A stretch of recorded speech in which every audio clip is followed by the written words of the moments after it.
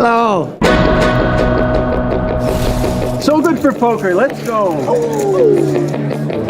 That river's all me. You gotta believe it. I follow my dreams under the rubber sky. Crossing the ways to paradise. Didn't refuse. I'm not here to lose. Nothing can tie me down this time. I'm fine. Still here, Ma. Okay. When I'm chasing the beats, I feel the blood in my veins. I'm alive and strong. The tides can turn. You gotta believe it. Remember Jack. Life's still good, right? Oh, you're so dead on that fan. Little by little. You gotta believe it. Oh my God. There we go. There we go. You gotta believe it. Cut it all.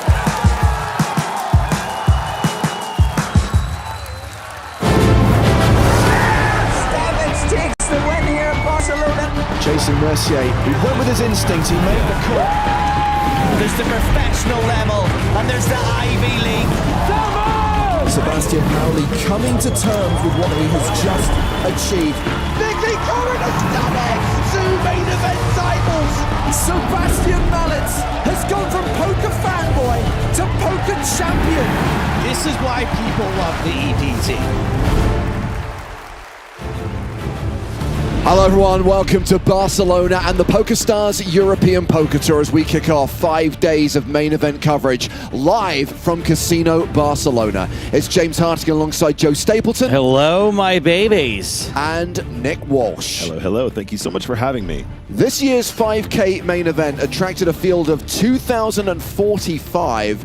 313 players remain as we commence day 3. 303 will get paid. That means world famous bubble coverage in the first 2 levels of the day. And here is the plan for the rest of the week. We are not just streaming the EPT main event. We also have the second ever Spin and Go Championship live. And this time it will be live on YouTube. We are dual streaming on Friday, Saturday and Sunday. And Nick, I know this is an event you're very excited about. Absolutely. I will be taking part. It's going to be a lot of fun. The second time and much improved from last time. Let's see how it goes. I hope you guys will enjoy watching that. A choice of viewing as we head into the weekend here in Barcelona. As far as the main event is concerned, these are the ways that you can get in touch. We're on YouTube. We are on Twitch. You can use the live chat there and stay across our social channels, particularly for updates on what's happening in all the side events here and, of course, what's happening with the broadcast times of the Spin and Go events. So yes, chip leaders on day 3 of this EPT main event. We have got a former EPT runner-up in the top 10, Jason Wheeler from the USA, but it's Jacob Amsellem from France who is the biggest stack coming into play. 802,000, that's 200 big blinds, because we're starting today at level 15. The 2K, 4K blind level with a 4K big blind ante. And as we've referenced, we are very close to the money now. Prize pool here in Barcelona, almost 10 million euros. Once we lose 10 players, they will all be in the money. Everyone will have locked up a min cash of 8,550 euros. And later on in the tournament, when we get to the last 2 days, we are going to be paying out 6-figure scores, and up top a 7-figure score. The winner of this year's EPT Barcelona main event will receive 1.4 million and that championship trophy. I love the smell of bubble coverage in the morning. I know. Old school, day 3 bubble, first 2 levels of the day. And with a fair few short stacks in the field, there is a chance that we could see the bubble hit or even burst during level 1 today. Our main feature table is headlined by a 2-time World Series of Poker main event finalist, Kenny Hallaert, straight off the back of his 4th place finish in this year's WSOP main. Kenny is one of those short stacks. He's got around 10 big blinds. He's in the danger zone. Danger zone! So we'll watch Kenny play. Also on the main stage, Sven McDermott. He was a Platinum Pass winner in the very first PSPC back in 2019. Another player we should highlight is Demis Mariani from Italy. He is an online qualifier. Players arriving for the start of day 3. Two-time EPT Paris finalist, Peter Jorgner. Hey, Pete. A former Barcelona champion, Simon Brandstrom, lifted the trophy in 2019. Whenever we are in Spain, it is always a pleasure to follow Ramon. It's neither a Monday nor a Tuesday, but we'll be following Ramon. Hey. Kaladouso, champion of Prague 2017. And another EPT winner. Took down Monte Carlo in 2013, Steve O'Dwyer. O'Dwyer rules. And almost ready to get cards in the air. When we get to 304 players, we will pause the clock. And of course, we will go hand for hand. As you can see on screen, 304 is the bubble. Once we lose a player in 304th place, that bubble will burst. And everyone will be guaranteed that min cash of 8,550 euros with some significant ladders to be climbed over the coming days. This is the first of 5 days of live coverage of the main event here from the Barcelona leg of the European Poker Tour. Great to be back in the birthplace of the EPT. A lot of history here, not just in this city, but in this tournament. More history than any other EPT. Also, can we talk about how Kenny never loses? I would like to say that in a year where normal incredible accomplishments were overshadowed by even more super duper incredible accomplishments, Kenny is not to be undersold for what he has achieved in making main event final tables. Truly, truly incredible stuff. Action is underway. This is level 15. Blinds are 2,000, 4,000, the 4K big blind ante, and the action has been folded to Kenny Hallaert, who also passes. When life gives you lemons, make Ronnie lemons. He's at the feature table. He's folded. Adria Colon is one of 2 Spanish players on the main stage. He's out. Juan Vecino is the other. He's on the button with 6-3 off. Passes. Sven McDermott from Ireland in the small blind. All in. Announces all in. He is shoving on Adam Wagner in the big blind. Wagner with 16 bigs. Oh, I forgot about the boxes. Yeah. These ones? At least you didn't forget about a huge stack to your left. Yeah, I would say this is a fairly standard shove, blindy blind, but some of you guys might recognize Sven as well from the Twitch streets, does some streaming. Sven calls. Well, this is a straightforward shove small to big and arguably a straightforward fold with 8-5 off. Just, you know, have a second. You just got here.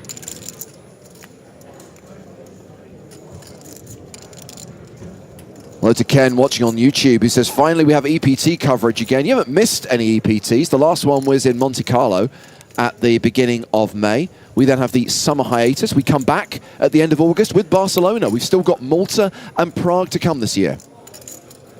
And there's the fold. Got a funny story about Sven, by the way. Did you notice this on social media? How much? So Sven tried to enter Casino Barcelona with a football, and he was told there are no footballs allowed inside of this casino. Made a wisecrack, and then proceeded to be temporarily banned from the casino when he was blinding out in day 2. Has managed to make his way back in, and is now cooking in this event on day 3. Just to overlook the actual rule they have here for a second, why would you want to bring, or why do you need to bring a football into a casino? I mean, let's say you have one with you, and then you need to go to the casino, and you don't want to throw your football away. It makes sense. Yeah. I mean, this is Spain. They probably do have an actual strict rule about footballs in the casino. I would say that that story is still trumped by the fact that Sam Grafton once tried to get into a casino in Romania with a book and wasn't allowed in. Kenny Hallaert, ace-queen, seems fairly obvious considering he's playing 10 bigs. He is one of 3 short stacks of the table, the others being Mariani and Wagner. Kenny is all in here for his last 42K.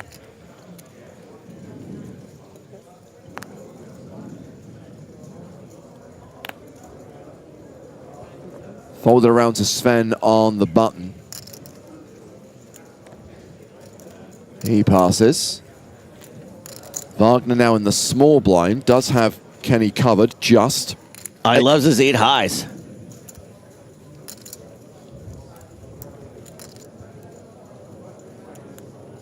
guess we're bubble stalling already, which, you know,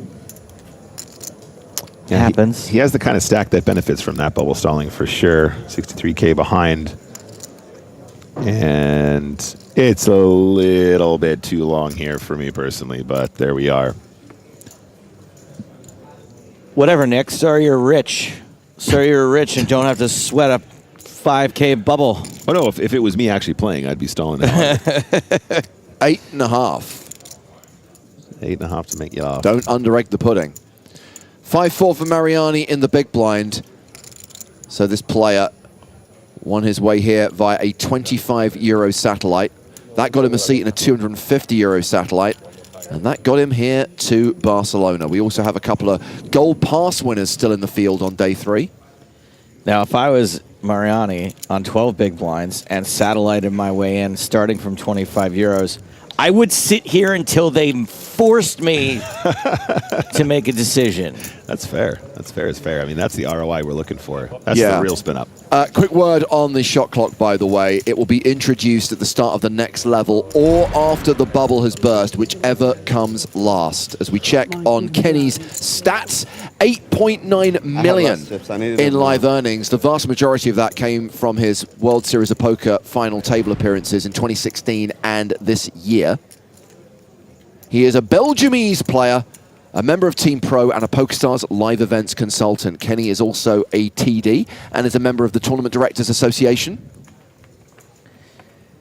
There's a lot of players, you look at their lifetime winnings and you're like, yeah, but how much did you lose? I bet Kenny's ROI is pretty good. Yeah, he's implementing a very specific kind of strategy, Joe. Runs super good in the giant ones. Yeah. And that's usually the way to succeed in MTTs. Because it's not like he's playing 10Ks every day. Played a couple of interesting hands against Grinder, the eventual winner at the final table. A tight fold he made with ace-king, and arguably a questionable call he made on the river against a Grinder shove. McDermott going for max here. This is definitely a nice ICM maneuver here with the ace-9 in the cutoff. I know for a fact Sven is very studied in these situations. Does have one other big stack behind. Chinwe Lim, a player that could take the majority of his chips if he wakes up for it. But the thing is, he has to wake up with something big at this stage on the bubble.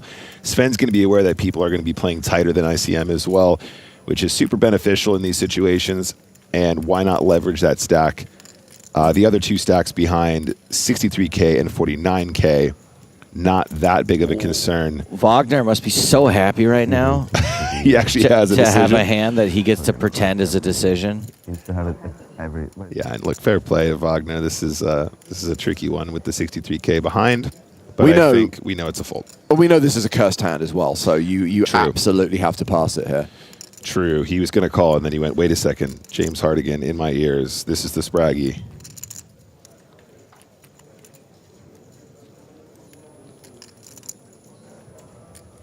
Mariani, entrenched.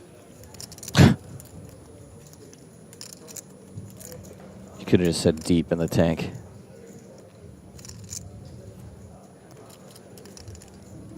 Again, we know that Jack 3 off will eventually be a fold. What does the big blind have? 10-8 off. And Chinwe Lim quickly folds on to the next hand. So not a lot. In fact, no post-flop play right now. Yeah, and during the action this close to the bubble, I mean, I guess this is what we expect. Act natural. I wanted to laugh, but then I was like, okay. Me too. And go ahead. Looks like a hand that would have been good for TV if he had a hand. It just snaps off. How much does he have? 225. I knew that. 229 it would have been. I was just applying some pressure. Yeah. You know? It's king, right? Yeah.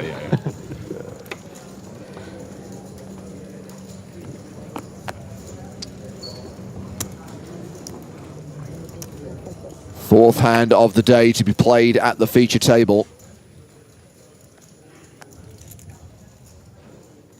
And we have King, Queen of Strawberries for Juan Vecino, playing around 50 big blinds.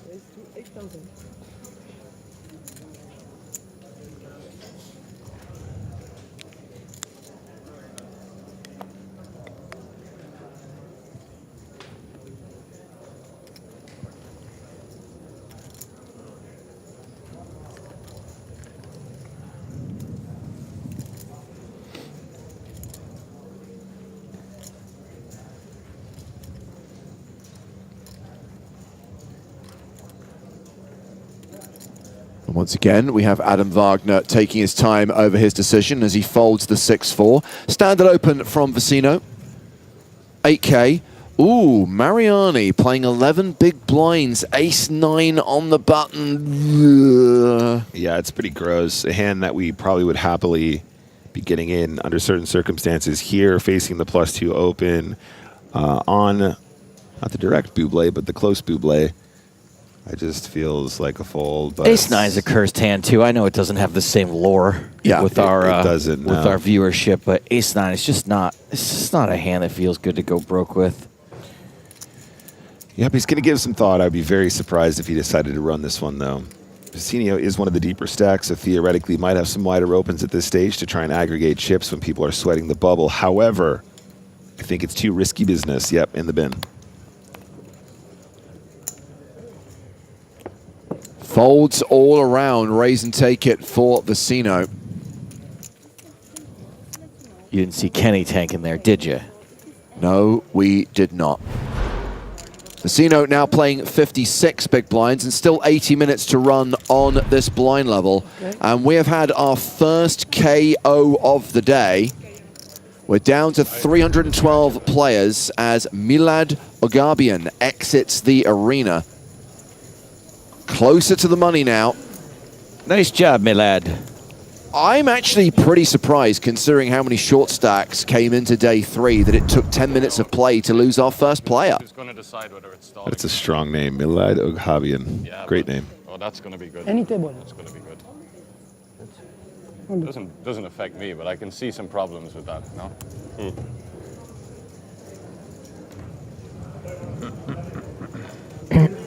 What if some guy just doesn't know what to do every hand and he's, I don't know. I wouldn't know what to do. Well, just a lot. To delay the game every hand, then I think it's a fair thing to do. Yeah, that's true. But one warning and then the next. So Floor has been called to the table to police the stalling that we're seeing. It's a slippery slope, and I don't know how best to enforce it, and that's what I think the players were discussing there. The Floor has the right to look at a hand and decide whether a player actually has a legitimate decision to make. Yeah, what's actually funny here is we have Kenny on the table, who is extremely well informed as to how we are supposed to specifically handle these situations as a part of our sort of consultations team. Kind of like having the floor at the table. Yeah, absolutely. By the way, those of you saying, I wish the shot clock were in play today, one of the reasons why we don't bring the shot clock into play until after the bubble has burst is everyone would use their full countdown on every decision. It's worse. On every single street. It actually makes it worse. We tried it. It was horrific. Yeah, I like this open here from our featured table chip leader as well, using this suited king as an open at a point when, like we've already discussed, people want to be a lot tighter for fear of busting pre-bubble.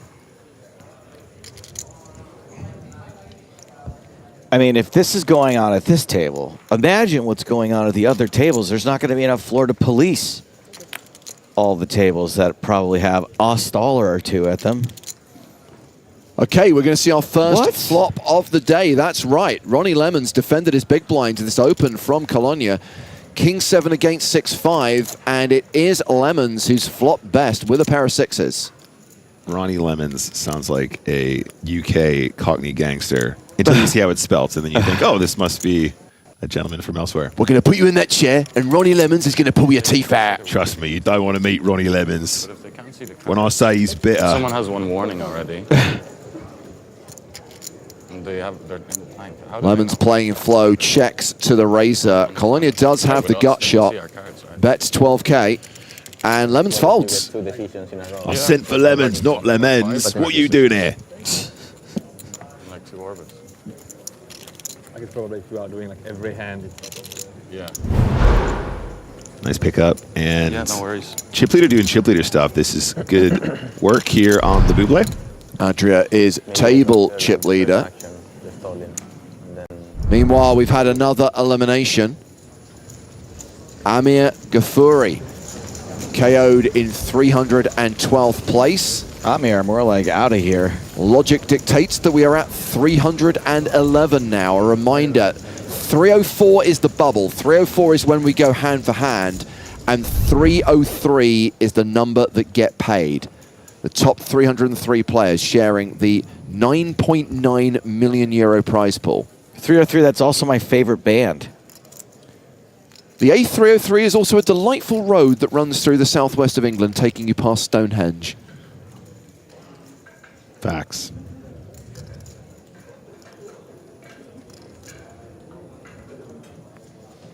Queen 4 for Mariani in the hijack.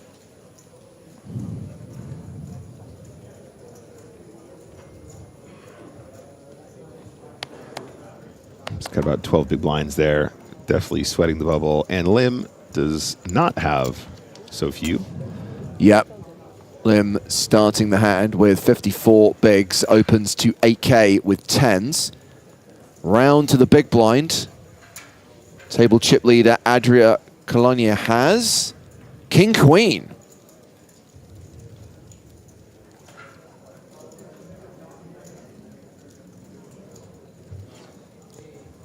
He calls once again. We are going to see a flop. They're few and far between, so enjoy it. Yeah, I don't know the spot well, but I would be interested to see how often King Queen becomes a 3-bet on the bubble here with these conditions, these two players being some of the deeper stack players. Tens still good on a 9-4 deuce flop. Yeah, Cologne being the deeper of the two. I think we probably expect quite a lot of c-betting here from the 10s. 22K in the middle. Yeah.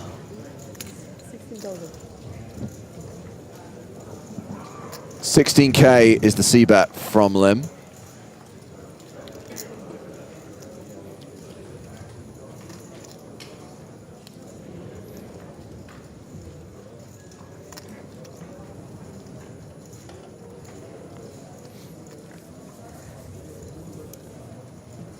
And Colonia is going to call one. Calling is a sticky cologne. Two of clubs on the turn. Colonia now just 14% equity.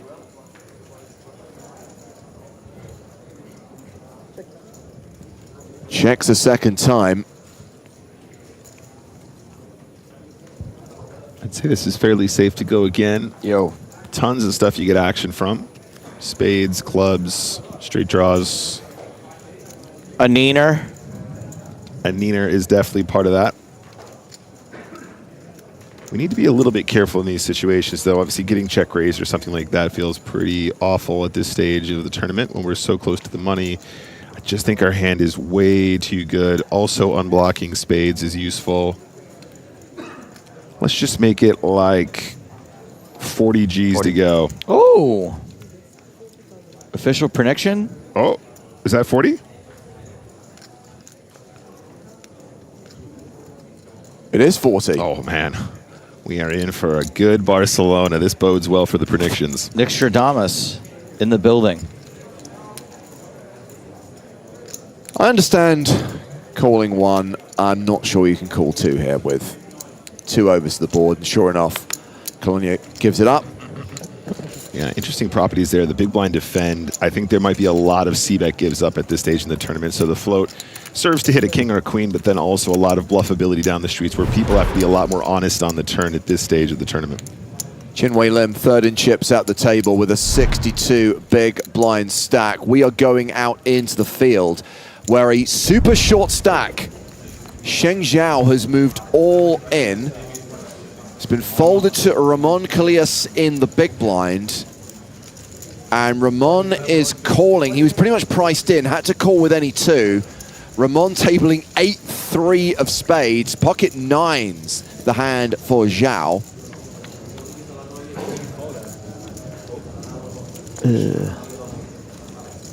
Well, a spade or an 8. That's a spade, right? I think so. Diamond on the river, though, and 9s hold, and that is going to be a double up for Sheng Zhao. Hey, the guy had a plan for me today. Holy crap. I would have won, huh? You would have won? What did you have? Check. Yeah, Small blind had a jack, would have won. Shoulda, woulda, coulda, pal. No. Everybody loves those stories. Yeah. When you have the big blind and the big blind ante invested in the pot, and someone shoves for like 3 or 4 big blinds, calling with 8-3 there is not incorrect, correct? Yeah, Nick? just go for, especially if you have the stack behind it. I think it would be coming incorrect if it was a substantial portion of your stack. Of course. But at this stage on the bubble, but yeah, no, of course you just punt there. And if there's anybody qualified to tell you that or to show you how it's done, I would say Ramon is well up there.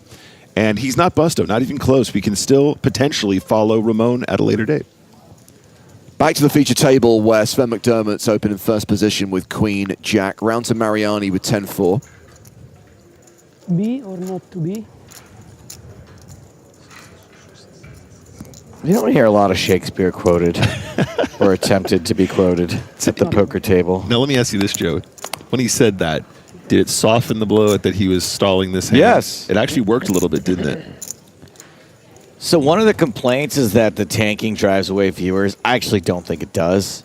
But if they're going to do that, at least entertain people. At least do pick a soliloquy, pick a sonnet. I don't disagree. Also, if there's one thing I know about live stream viewers, they love to complain about something. The tanking gives them something to complain about. That's right. What else are you going to type about? So, table chip leader Adria Colonier has aces in the small blind. I think we should actually encourage more tanking, then the viewership would skyrocket. What, we can complain? The engagement would skyrocket, that's for sure.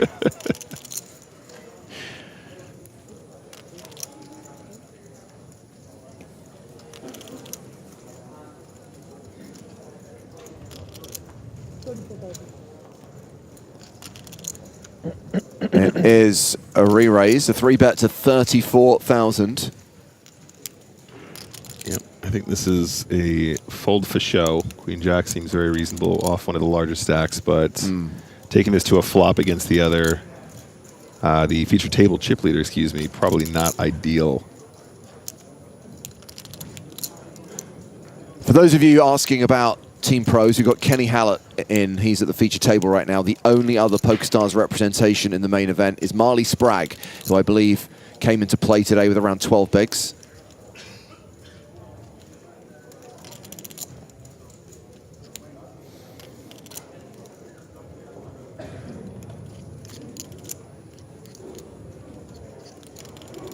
Sven folds. On to the next one. Shout out to regular YouTube viewer Philip the Razor. He says, I'm having surgery Friday. Going to ask if I can listen to the stream as I'm going under. If I don't make it, I want the last thing I hear to be Joe and James. Same. I also want the last thing you hear to be me and James. Sorry, it was me. Good luck, Philip. What if it was a Nick and Griffin level? How would you feel then, Phil? Sorry, you guys finished this. You just go out with a whimper. I hope it goes well, Phil. Back to the outer tables and back to Ramon Kalias. In a hand against Philip Corion. Corion has shoved and Ramon calls. Ramon with aces this time. Corion with ace-king. Cooler alert. Yikes. Not looking good for the ace-king. He's drawing dead on the turn. And that is going to see Philip Corion eliminated close to the money. And it will see Ramon Kalias now playing 450K. Corion, my wayward son. There'll be peace when you are done. When you are done. Very good. Also, 5 or 10 seconds. I think that's what she means. So I'd be careful. 310 players remaining. 303 get paid. What are we being careful of? I love a strong warning at the poker table.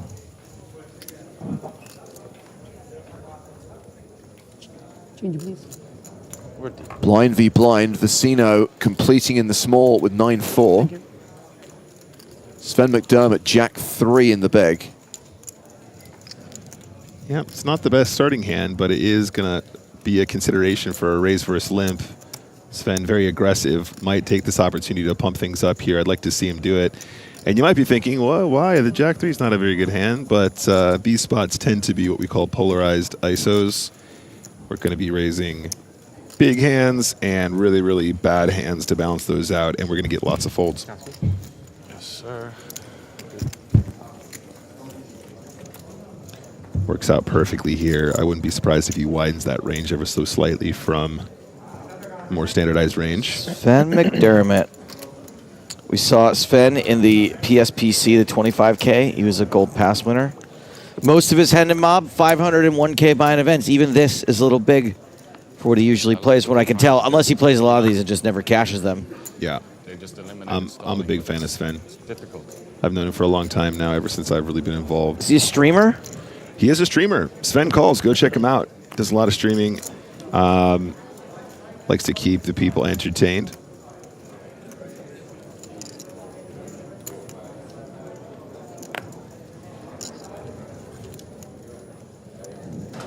It would be, yeah. I've been last years thinking about a lot of like just how to get rid of it. Haven't found like the exact proper solution. I think players should be more aggressive as well with calling clock on players and calling out people. Like you should not be afraid of just like pointing to the guy and saying, like, hey, like just maybe have like two. Call the floor. I mean, like don't personal, but like call the floor over and saying that. Well, what if they had like two different clocks, like a mini clock that the dealer had, just for the kind of slow pre-flop stuff?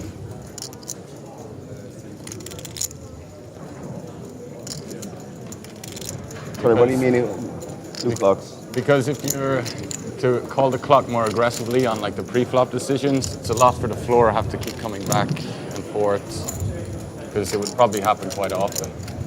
Maybe if the dealer just had the power to push a button. Yeah, like putting somebody on the clock is still like a floor decision in the end. I mean, although that does get done in discussion together with the dealer, and eventually even players, like sometimes. But it's better to let the floor make that decision still, like in the grand scheme of things, of everything. In summary, don't be scared of inconveniencing the floor. If you need them at the table, just call for them. It's very difficult to give warnings to people if they're not sure if their cards are good or not. If you're having, like, let's say, like so far every hand you've been taking your time pre-flop without even facing a decision, then, or even just facing a single raise, you probably, like, yeah. You probably didn't get ace jack off or pocket fives every hand. So. Yeah, that makes sense to me. If the guy tanks for 20 seconds and then doesn't act and he's under the gun +1, whatever, I think probably it's a frequency thing that we can spot.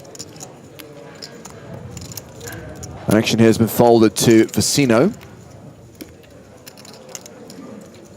Ooh, this would be very cheeky. Well, cheekiness is in vogue. Vecino opening to 8K, but Sven McDermott has ace-king on the button. Immediately punished. This is what happens when I try and get out of line, James. Immediately punished. Have you ever thought, Nick, about just playing good cards? Yeah, see... Or tanking with the bad ones. I have considered that. It seems to work really well for other people. All right, what's the 3-bet size here, guys? Quick prediction before he does it. 23K. Okay, there you go.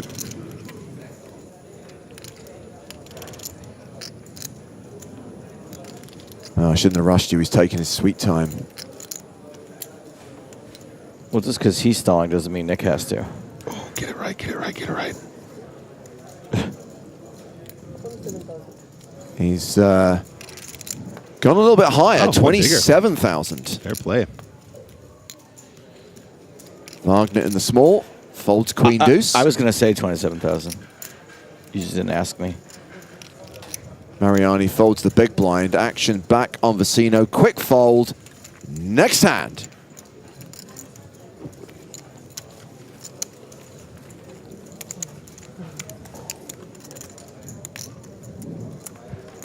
So for the next 2 days, we'll be focused exclusively on the EPT main event, days 3 and 4. Friday, there is the Spin and Go VIP spin-off. We've got some influencers coming to Barcelona who are going to be competing for a seat in the Spin and Go Championship Live. And that will be streamed this weekend, August 30th and 31st. 81 players competing in a series of 3-handed tournaments for a share of a €275,000 prize pool. Is that one on TV also? That will be on the YouTube. And so how does it work? We have 2 shows on the same channel? Yes, you can have multiple streams live on YouTube. But you can, obviously, like Twitch, you only have one page, right? But YouTube is a channel. So in the same way you can have multiple videos, you have multiple streams live at the same time. The future is weird. This will be this will be good because this is the first time we would have televised a Spin and Go Championship. The first one being in Prague, which was very much, does this even work as a format kind of thing? And this is going to be an elevated version of that. More entertainment, more things to watch, and I'm kind of happy we're doing the VIP first because it's a nice little trial run for the big show later in the weekend. You can't beat a live rehearsal. A live rehearsal is how you do it. Okay, Wagner has a real decision here. I think probably still folding. He certainly has different facial expressions when he has a real decision. Yeah.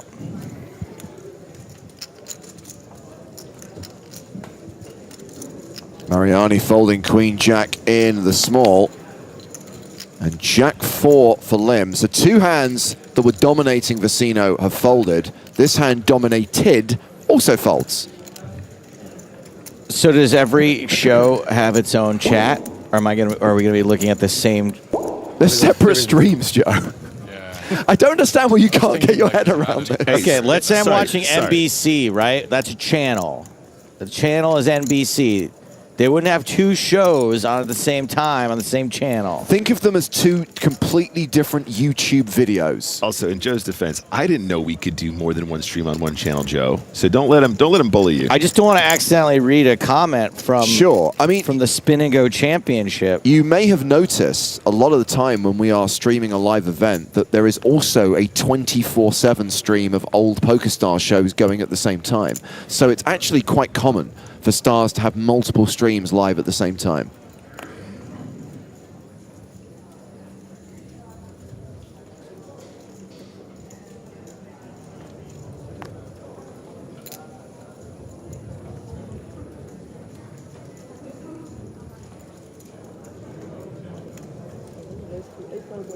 What it does mean is it is possible, not saying it's optimal, but it is possible for people to watch both, to have one video on one screen and one on the other, and then maybe choose which one they want to listen to, or have the 2 soundtracks competing with each other.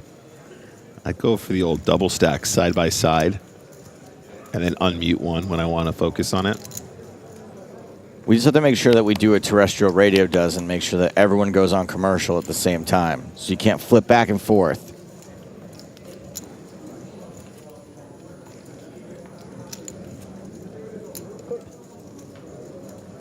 Lim is looking for a set in the small blind. Indeed. But what it means is, just to be clear, if you watch on Twitch, you don't have a choice of viewing. Twitch is just going to focus on the EPT main event. If you're on YouTube, you're going to see 2 videos or 2 separate streams. One will be covering the EPT main, one will be covering Spin and Go Championship live.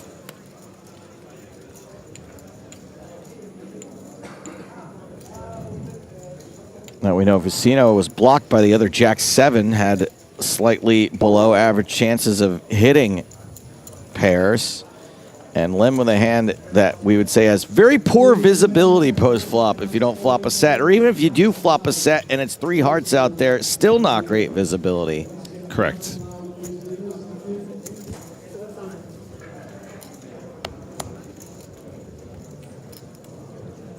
Goes for 7K, gets the job done. I like the adjustment in size here. We want to have a lot of small continuation bets on the monotone flops.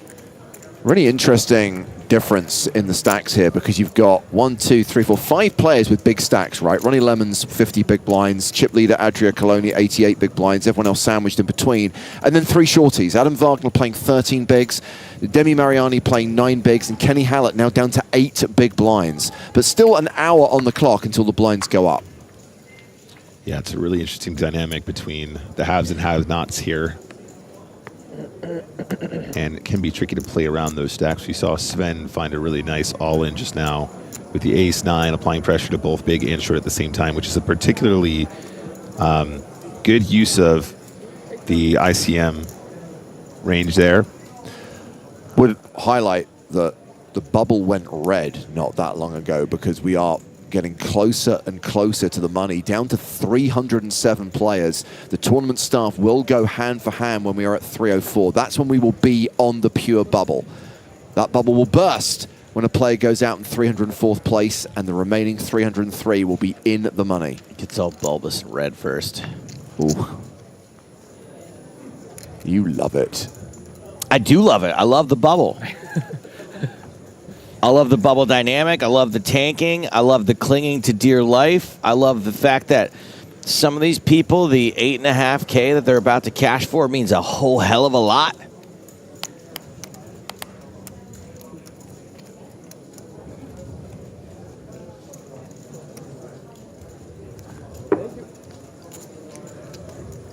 As we see the action folded around to Ronnie Lemons.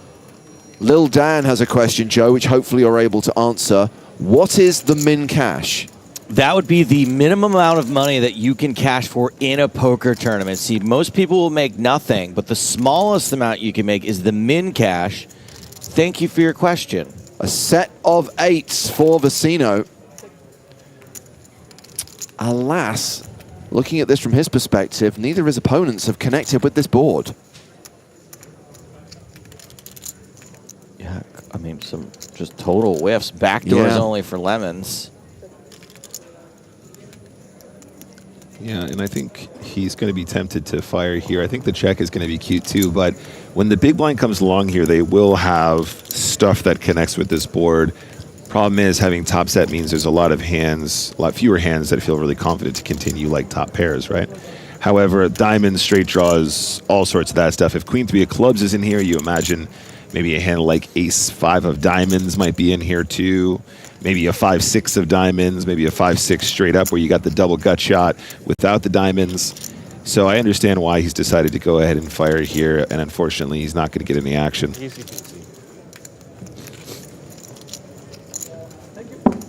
Pretty frustrating. You know, in what time Those sets happen so infrequently. Away from the feature table to the outer tables, and another elimination. Rodrigo Arroyo out in 307th place, taking us down to 306.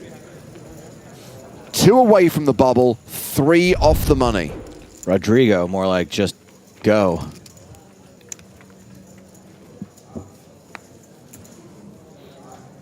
Am I right in thinking that at the start of the festival here in Barcelona, Kenny Hallaert had a deep run in the PokerStars Open as well? The 1K event that kicked off the series? That might be a fun fact. I'm looking it up. Thank you, Joe. It's hard to keep track of all this stuff because everybody's good. You know what totally flew under the radar? So we get a little update every day from like our team manager about what's going on Team Pro. Jason Kuhn finishing second in the high roller. Not one single person was like, "Good work, Jason." It's kind of like what we expected of him, right? It's standard for Jason to kind of like, have a podium finish in a high buy-in event. Because I saw it on Twitter and I was like, "Did I get a text about this?" Yep, sure enough, I did. Just totally ignored it. Kenny finished 30th in event number 27 here. I believe that was the PokerStars Open, which had, around 5,000 entries? That was the pot limit Omaha. Oh, sorry. But he finished 43rd in event number 1.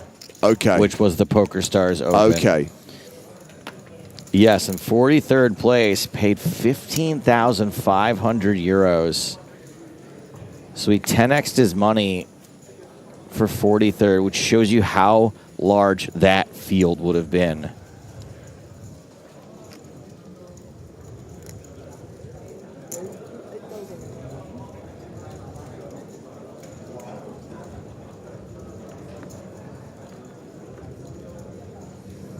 Wagner, my favorite player right now.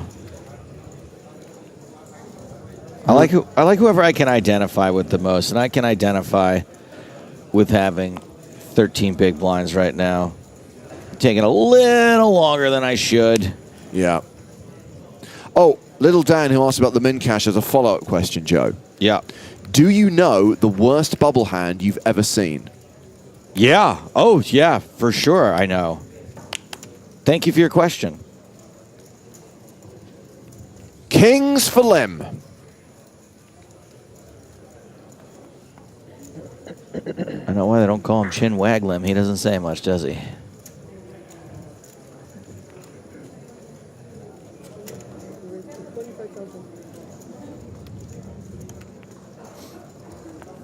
Goes for 25. Lets his chips do the talking.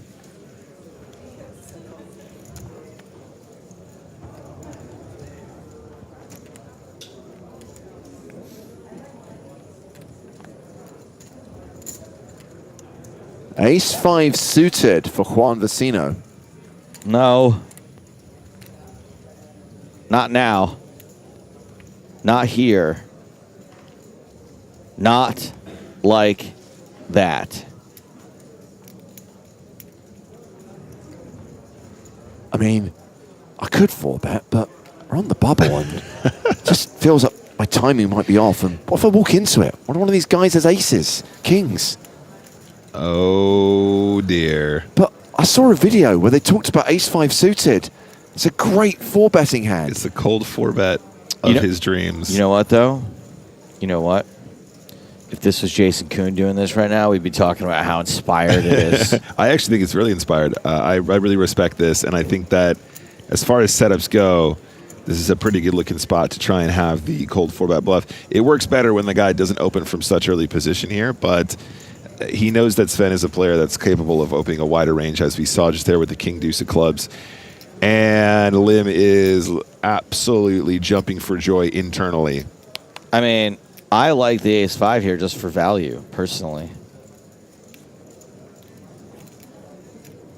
How to proceed It's practically with kings. a favorite against kings in this spot.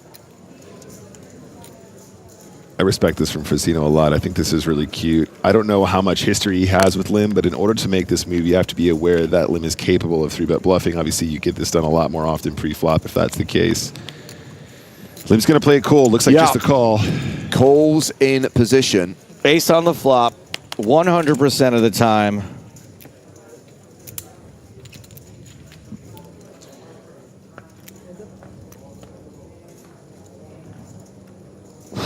No ace on the desk. Kings still good on this Jack 10-9 flop. A wet, coordinated board, though. Yeah, SPR just a smidge over 1. Do you think Vecino just shuts it down? Do you think he had a one-and-done mentality here pre-flop? This seems like the kind of texture you're probably not going to expect too many folds when they cold. When they call your cold 4-bet. And secure. Yep.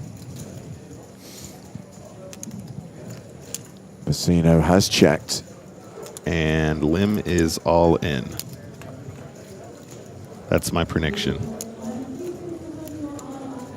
Nick's going out on a limb. Predictive text.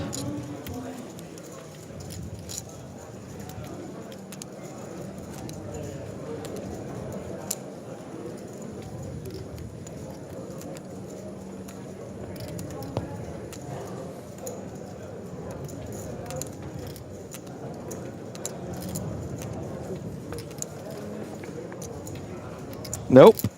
Wow.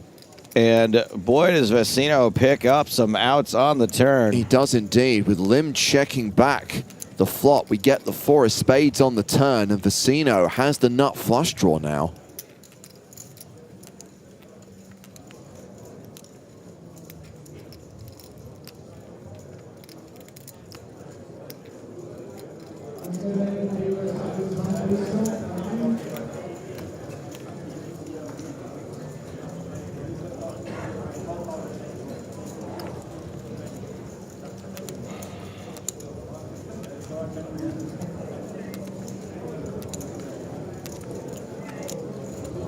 And delayed C-bet coming from Vecino.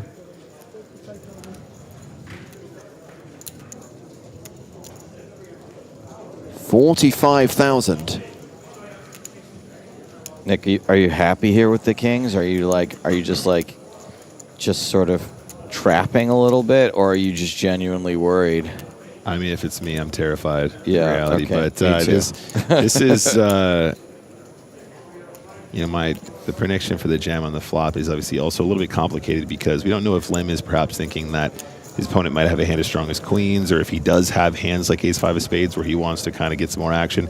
If he chooses not to get this in pre-flop, I think we just see the flat here more often, though, right? The idea is to try and potentially not bust against the catastrophe that might occur post-flop, but then you are going to let jacks in here once in a while, too. Again, I don't think at this stage jacks wants to cold 4-bet all that often, though, so that's kind of one that might be discounted too, but not sure how these guys are going to play those hands. How much you hate this club? Yeah, 3 of clubs on the river does not help Vecino at all, but is Lim potentially worried about a flopped flush draw that got there? Yeah, I don't know. I think if Vecino did have ace-5 of clubs, for example, or ace-queen of clubs or something like that, probably just wants to just bet flop for some size. But with the check on the flop, Lim has kind of under-repped kings or queens or aces. So I wonder if Vecino is going to sense weakness and try and go for it here.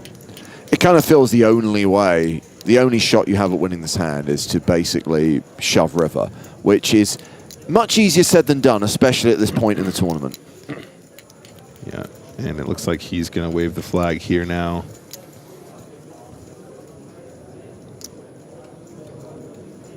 And does Lim just check it back, take the showdown value? You know, there is an argument here that the same as we would expect a c-bet from Vecino after the cold 4-bet with a flush draw, Lim might do the same in position. So, as played, check, check. And that is a very nice pickup for Chin Wei Lim. Adds 127k to his stack and actually will become table chip leader. Will now be playing around 360k, a 90 big blind stack. That's the Chin Wei, we like it. Out into the field we go. And an elimination to tell you about. That is Ilya Pavlov out in 306th place. We are down to 305 players. We are 1 elimination away from going hand for hand in the EPT Barcelona main event. 1 off the bubble, 2 off the money. Clock has been paused as we just verify the number of players remaining in the tournament. Meanwhile, we're going to check in on a hand at one of the outer tables. It's Ramon Calillas versus João de Miranda. And it was a bet on the river of 140k by Ramon. De Miranda called, and Ramon tabled King Deuce for a full house. It was a King Deuce Deuce 8-5 board. Wow. And that is a nice pickup for Ramon Calillas.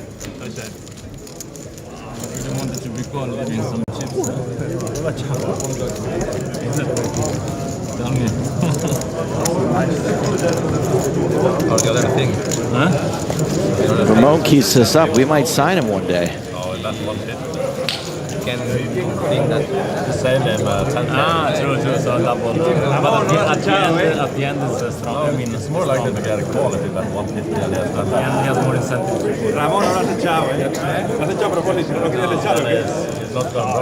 So waiting for all hands to conclude, just want to verify that we are actually at 305. Obviously, if we are at 304, we will be on the bubble and hand-for-hand play will commence. My understanding is that there has been an all-in and a call at one of the other tables. A river shove from Martins Adonaya, and it's been called by Hugo Gattuso. And we're in that weird situation where after the call, the dealer is like, do not turn your cards over. We're waiting for the floor to arrive, waiting for hands to complete everywhere else before you show the cards. But apparently, Adenia and Gattuso told each other what they had. Martins knows that he's lost, and he's already walked out the room. Oh. So it That'll seems... be a heck of an angle. Oh, my goodness. It seems that we are actually already at 304, and we are on the bubble, and we are getting ready to go hand for hand. But officially, we're just waiting for this hand to be officiated by the floor, I guess, to verify the cards and actually have visual evidence. Verify what? Martin's left. His hand gets mucked, right? That'll be the sickest angle of all time. You're like, I got quads, mate. You can go now. Hands dead. He just leaves, and you're like, oh, wait, I have ace high. Shoot. Oh, shoot. Whoops. Oh, darn it. It could well be, and again, I don't know their positions at the table, that maybe they flashed their hands to each other. Either way, it would seem that Martin Zadanaia has been eliminated in 305th place.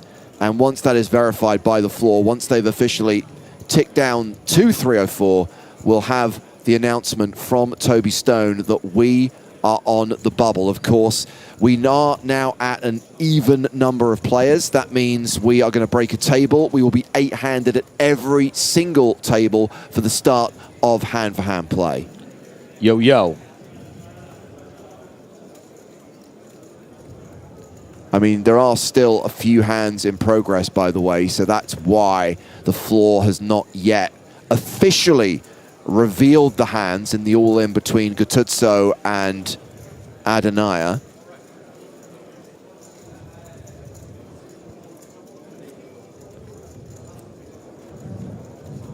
Legendary angle if he lied about the hand. So sick. It would be.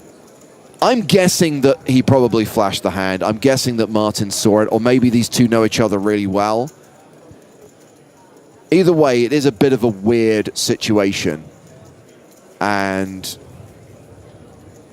we are just going to go over to that table where that all-in has now been resolved. And, yep, the pot being pushed in the direction of Hugo Gutuzzo. He did have it on the river.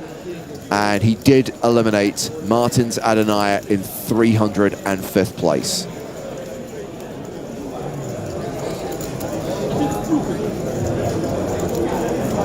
And we can't show you Martins leaving the room because he walked out some time ago. We must have him from another tournament. They couldn't just roll that in. Yeah, go back to EPT London 2011. It's like completely different room. SD coverage. Great shot. There's the Eiffel Tower in the background. Wonderful. And we do have visual proof that Marle's still alive. Marle Spragg still playing a short stack on the bubble. Marles, help me, dealer. Help me, dealer. So inevitably there will now be a brief hiatus in the action while they break a table, and we have even tables of 8 players each before we begin the hand-for-hand progress. And this is the point, by the way, when we should, in theory, eliminate stalling, because there's absolutely no reason to stall, because the next hand will not be dealt until play has concluded at every single other table in the tournament. Then why does it take so long? So just while we're here, James, obviously the room looking beautiful, the set looking beautiful as usual. What you guys haven't seen yet is the Spin and Go championship leaderboard. The Spin and Go championship set, which also is set up just out of shot there. It's looking stunning. You can almost see it. You can almost see it just off to the right there. Maybe I can get a plug in right now for tonight's comedy show. Wait, Joe, you do comedy? Not just me. Caitlin Komeski hired a couple of locals tonight in the Players Lounge, 7:30 tonight. Live comedy, if anybody's around. That's on the bill for tonight.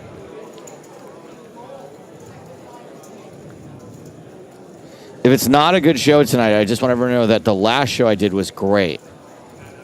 So, you know, just now, in case. We highlighted at the start of the day, Joe, there's 2 more EPT stops in 2025. We're going to be going back to Malta for the first time since 2016. That's in early October.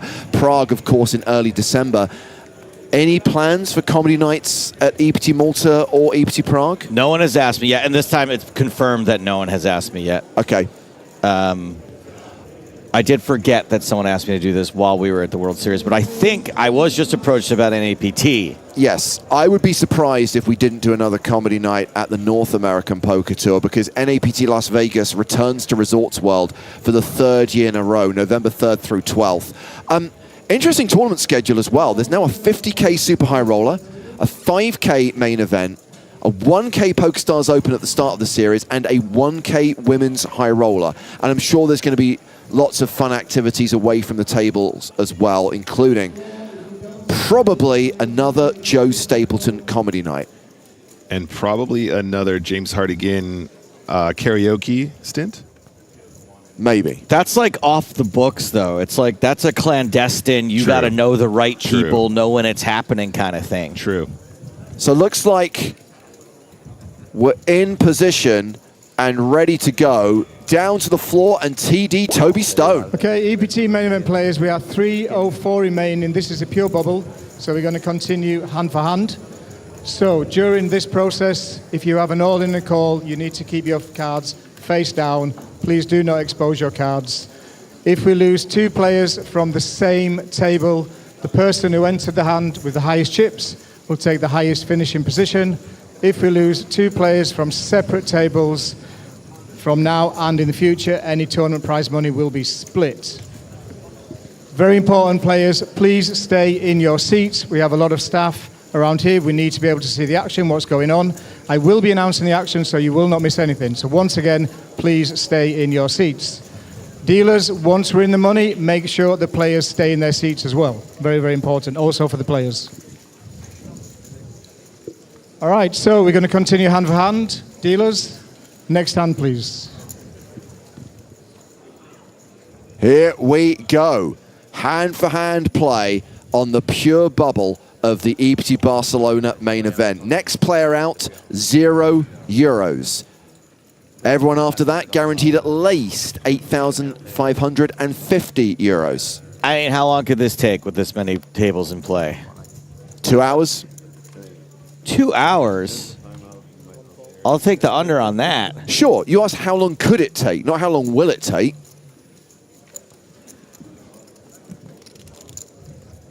Tom, I will jinx anything I want. I'm going to say that this has the prospect of being a meaty bubble, despite the high number of players and the high number of tables. Kenny has ace-king on the pure bubble. Great. James says meaty bubble, and now all of a sudden my Instagram is full of ads for Brazilian butt lifts. Thanks a lot, Hartigan. I told you to turn off voice recognition.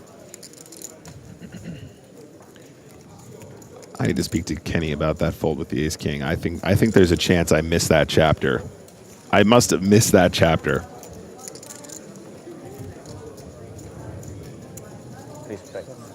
Yeah, I mean, Kenny knows something that we don't.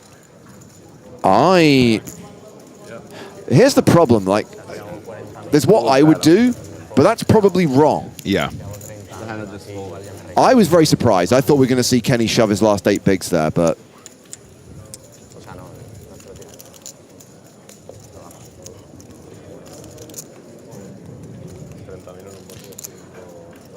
Kenny's gone deep in the lab, worked out that live events. Nobody knows how to play a bubble, so the ace-king is just 100% full. You don't think you would fold the ace-king there? Absolutely never in my life, Joe.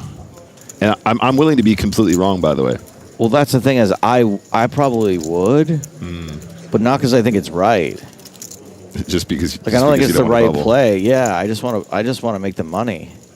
I mean, Treader makes an excellent point. Kenny needs the min cash. He had a really bad summer. I gotta go ask Kenny if he's okay. Like, hey, it was a big score, but like, did something happen afterwards? Did you go play slots with Joe Stapleton? That's a fold that you make if you sold 180% of yourself in the main event.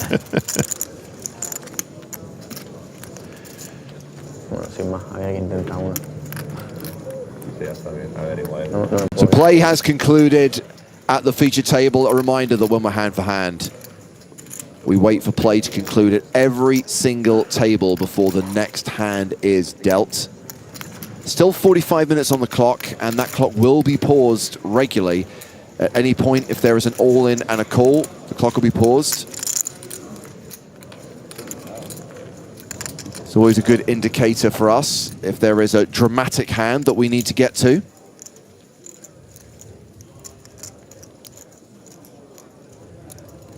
Based fold, says Robertas. Okay, the clock has been paused. Well, that implies there is at least one table where there is an all-in and a call. We'll verify that ASAP. We can still see various hands in progress if we look across the room.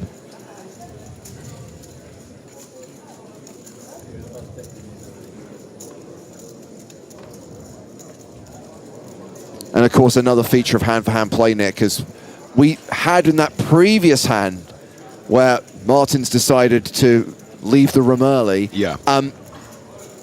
The cards are not displayed and the hand is not dealt out until players concluded everywhere else. So, for example, I can tell you if we go across to table 38, this is a table where there is an all-in. It's Sindre Hansen in seat 3 who's all-in on the flop. Called by Ramon Munoz, the player in seat 5, all in on the flop, but the cards remain face down and no other cards will be dealt out until every other hand is concluded. Right. So Hansen is going to have to wait and sweat it out before learning his fate. Yeah, and the idea here being, guys, is we don't want what's happening here to influence the action on other tables. Somebody in the chat suggested that maybe Kenny folded the ace-king because he heard all-in and call on another table. I mean, that is a real possibility, I suppose. I mean, I guess one way to look at it is that Kenny has a very short stack, limited fold equity. He's probably getting called quite wide there, and I guess, you know, a lot of hands are live against ace-king, and he's never a huge favorite against them. Yeah, I think he probably has a little bit more fold equity than some people might imagine, but it's a drawing hand. That's what they say, James. So this is Ramon Munoz. He has called the all-in of Sindre Hansen. Hansen, the player in seat 3, is the at-risk player. We saw the flop there, 10 of hearts, 8 of diamonds, 4 hearts. A 10 high flop is when the money went in. We do not know their cards yet, and we are not going to deal out that board just yet because there are still other hands in progress, and we can confirm that there has been another all-in and a call. So on the first hand of hand-for-hand play, there are at least 2 all-ins. There are at least 2 players at risk.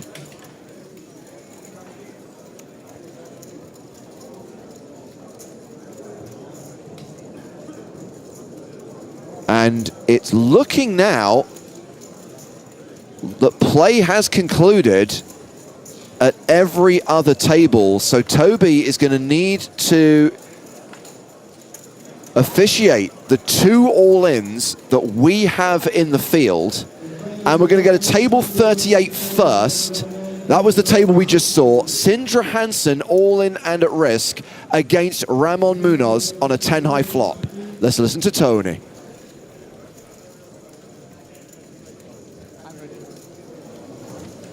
All right, players. 3:04 remaining. We have 2 all-in calls. So we're going to go from table to table, do them separately. We're on table 38.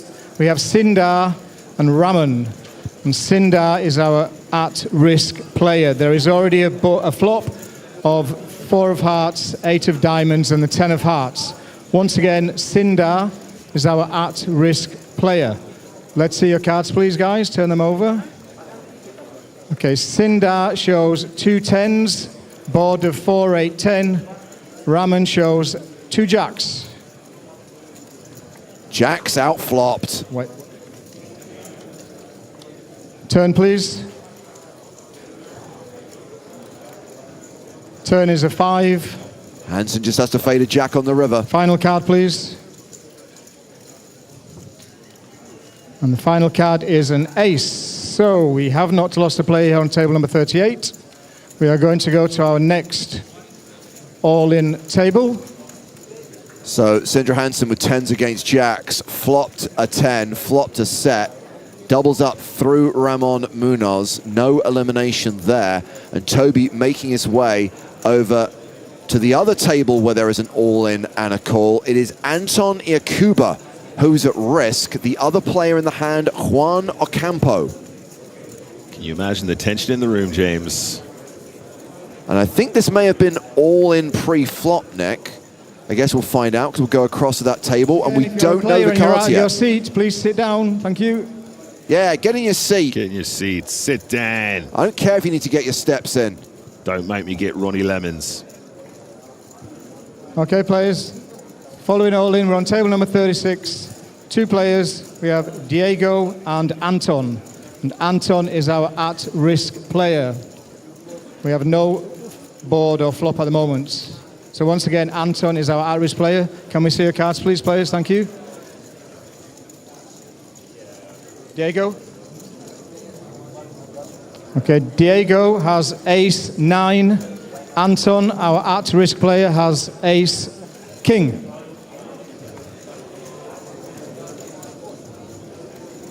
One sec. Likely to be another let's double see the up. flop, please. Flop is Jack, Jack, 5. Opportunities. Opportunities indeed. Turn card, please. Turn card is a 4. Final card, please. Final card is a 7. No chop. So ace king wins that hand, and we do not lose a player. Another double up. Sindra Hansen doubled up. Okay, we're ready to start the next hand. Go back to your seats, players, please. Anthony Iacuba doubled up. And so we're going to have our second hand of hand-for-hand play. All right, we go again. We are at 304. We are on the pure bubble. One more elimination, and the bubble will burst. We'll be in the money. Blind still 2K, 4K, 4K big blind ante. Direct buble, as James says. Yeah, and considering the clock is paused whenever, at the moment that the dealers shout all in a call, they pause the clock. So it's likely to happen a lot. I do think with 45 minutes of play still on the level, realistically double that in real time, we're going to see the bubble burst this level. I think we're going to start level 16 in the money.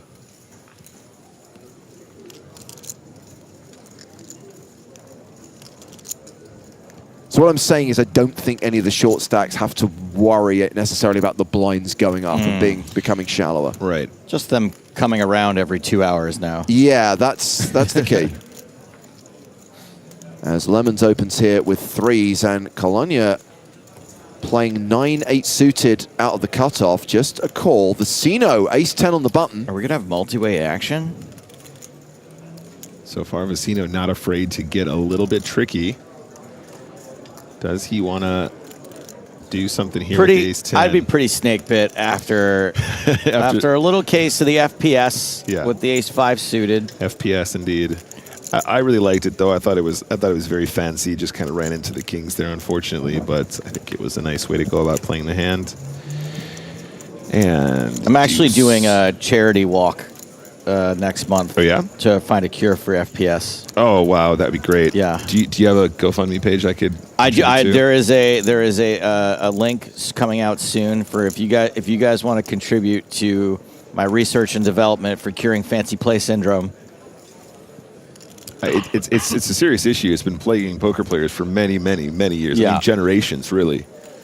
It's cost people a lot. We're doing the walk at night, so if anyone decides to get fancy with the walk, they'll probably just get, lost or mugged or something. You don't have to be concerned about fancy walk syndrome at night. No, you got to just follow the path. There's nobody to show off to, so nobody gets fancy at night. So Lemons continued for 7K on the flop. He's barreled for 25K. Colonia with 94% equity here, having paired his 8 on the flop. Third pair with an ace and a 10 out there. Good luck. This guy's making plenty of lemonade. When life gives you lemons. It's tempting to say Lemon's AIDS, but I wouldn't go there. I would just say Lemon's Aid. Limon's Aid. There he is, Ronnie Lemons, 221,000 chips, 55 big blinds, not too shabby.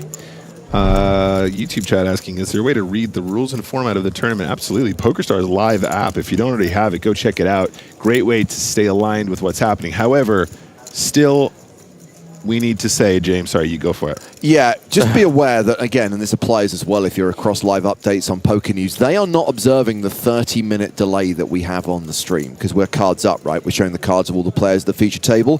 So if you're looking at the clock for the tournament, which shows the number of players remaining, if you're looking at the chip counts, for example, you will be exposed to spoilers. So just be aware of that if you do go to the app. Meanwhile, all in and a call. Paul Tate in seat 4 at risk, called by Damien Gaya in seat 5. This is at table 22. It's all gone in on the turn. We have a Jack 9-9-4 board with 3 clubs. Wow. Straighty, flushy paired board. Should say straight potential. But again, we will not reveal the cards of these two players. We will not deal out the river card until play concludes at every other table. I guess if this guy with the triangle gets up and leaves, we'll know the bubbles burst.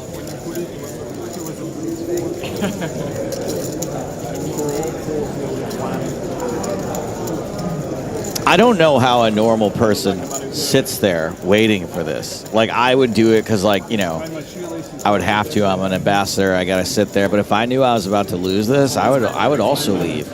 I mean, the difference here, though, is that there's still a card to come, right? And even if this guy were to find out he's behind, he might not be drawing dead. True. The difference with the Martin's hand is it was all in on the river, so he knew he was toast. Maybe in those situations, we should deal one more card. That way it's always... The ocean card. Yeah. The ocean. That way it's always exciting. Yeah, the river, then the ocean. I mean, Joe, you could use these moments as opportunities to, like, pitch your next comedy show to the cameras. You know, you're like, hey, I'm going to bust, but hey, while you're here waiting for me. Yeah, I'd be yelling at the camera while they're at a different table. They'll be like, Joe, we're not live on this. You see that red light above the camera that's not on? Perfect. So waiting for other tables to conclude. And I suspect that there has been at least one other all-in and a call. And that's what we had on the very first hand of hand-for-hand play. There were 2 all-ins. Both of those hands were double-ups. We know there is at least 1 all-in on the second hand of hand-for-hand play here at table 22. A reminder that it is Paul Tate, the guy with the shades on his cap, who is the at-risk player. Damien Gaya in the white is the player who has called that all-in. I wonder, there's probably some interesting stats to be looked at for all-ins on the bubble and how often the short stack survives. Yeah, and like the average equity for the player behind and stuff like that. Exactly, yeah. Because it is a lot of like ace-jack versus 8-3 type situations. Yeah. Oh, so there is a lot to deal with here, guys. We believe there is a total of 4 all-ins. Okay. 4 all-ins, 4 calls. There are going to be 4 tables that we are going to have to deal out on this particular hand. But again, I would remind you, we wait for play to conclude at all of the other tables before any of these all-ins are dealt out. That would be interesting, though, Joe, because I think probably some of them are car crashes where the guy, like, flopped a lucky set and you're drawing dead. And then some of them are just, like you said, like it's ace-king versus, you know, 4 or 5 of spades, and he just had to call in the big blind or whatever. So we got 4 all-ins here. Yeah. So once all hands in progress have concluded, the plan is to go table 22. That's the table where we just saw Paul Tate at risk. Then table 14, then table 8, then table 2. There's still a chance there could be a 5th, right? Because there's still hands going. So what do you think is a good line or odds betting line here for the bubble bursting or not bursting on this hand? Like if I wanted to take that it will burst on this hand, Yeah. Do you think it's a 1 in 4? So, like, if you worked out... Sounds right to me. Even if they were all, like, 70-30s in favor of the double, right? That's still really likely. That 1 will go broke. That's still extremely likely. So what odds should I give if I want to take... What odds should I get? I should get 3 to 1? I think you should get 3 to 1, yes. Does anybody want to... No. On €2? No. I don't gamble. Yeah. Does anybody I know in chat want to give me 3 to 1 on €2 that the bubble will burst in the sand? Even though you can go on Poker News right now and see if it did. I mean, this is the literal thing in the Sting, right? Where they are betting with delayed information. Race that's already It's the wire. That's right. It's Except the wire scam. It's not just a couple of minutes. It's 30 minutes. And of course, inevitably, now what you've done is ensured that everyone is going to spoil everything. So good job. Tom, just feel free to go to emo only mode.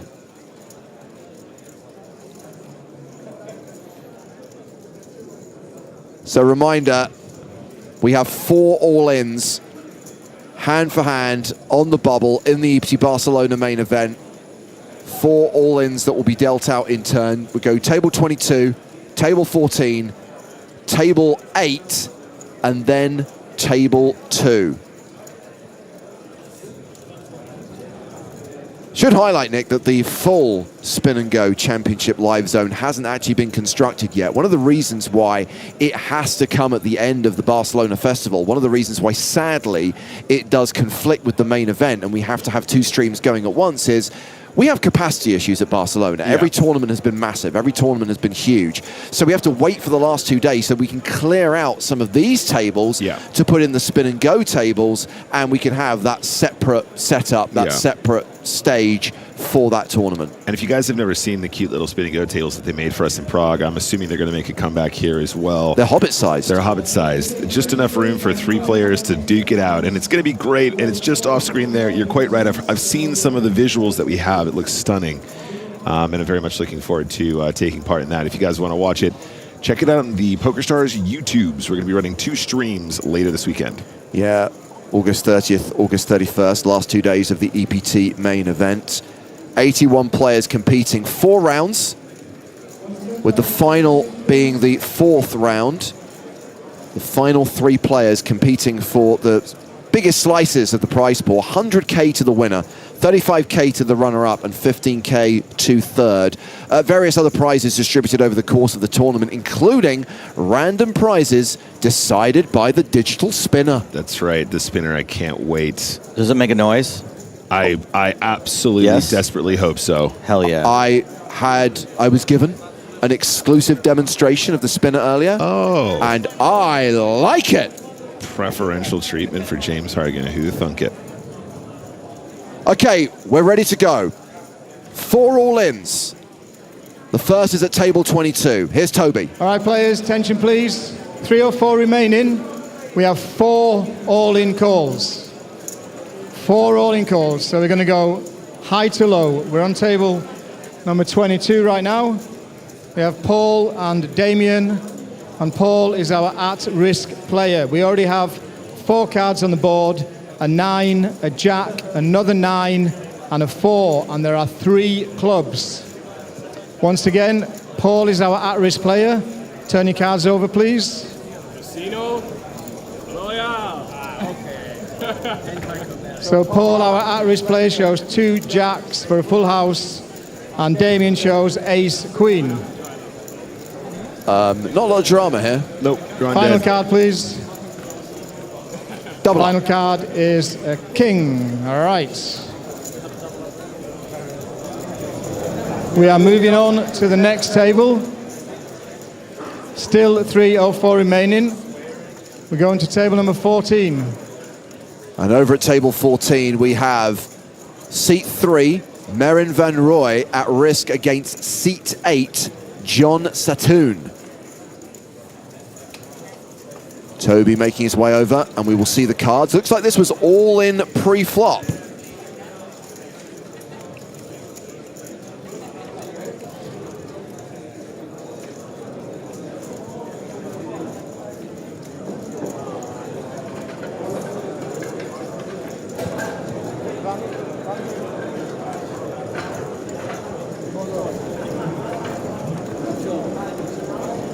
Yeah, no board cards dealt.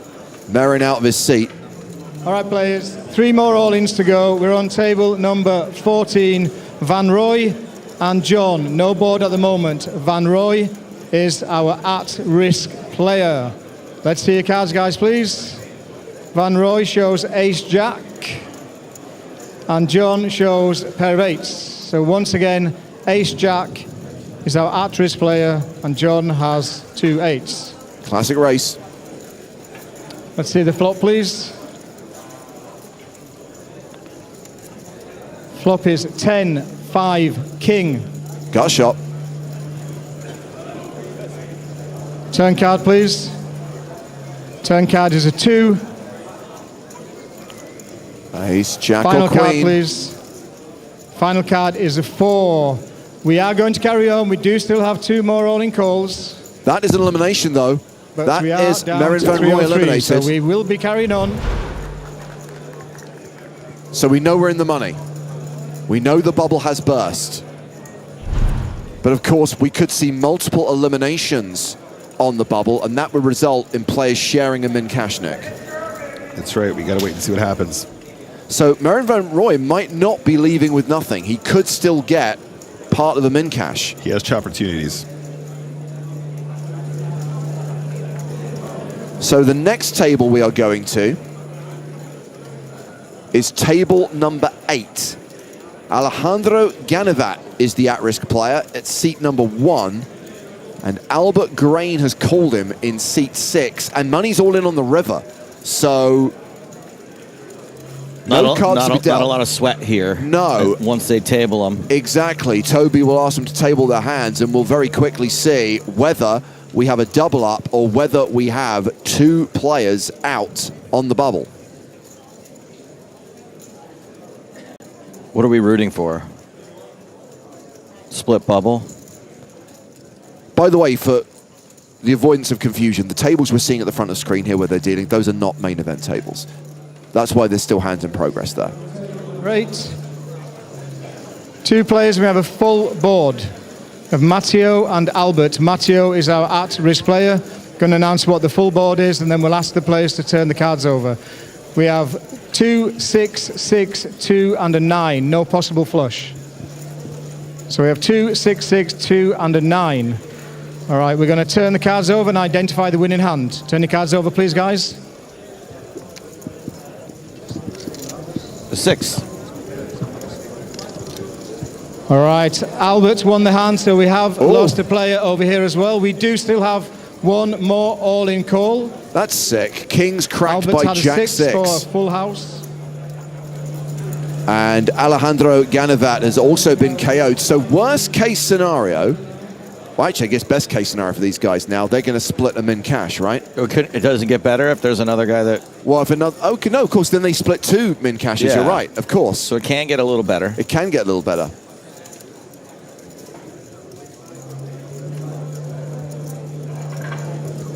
So let's work it out. I don't think I've seen a double min cash split in a while. No, we haven't. Right. I mean, I can't recall. So yeah, I've worked out what the payouts would be depending on the outcome of this next hand. Table number 2, Robert Kagarud. He's the at-risk player, and it's Irish Open champion Tero Laurila. Oh. Who's called him. You might remember Tero took down the Irish Open in 2024. What's his nickname? Torla? Tepi. Tepi. Toril is what you shout when the Finns win. Toril. It reminds me of tortilla. I don't know why. Anyway, this is an all-in pre-flop, and a reminder, it is Robert Kagarud, who's at seat 6 at table 2, who's all in and at risk against former Irish Open champion Tero Laurila. Looks like Toby has made his way over to table 2. This is the 4th and final all-in.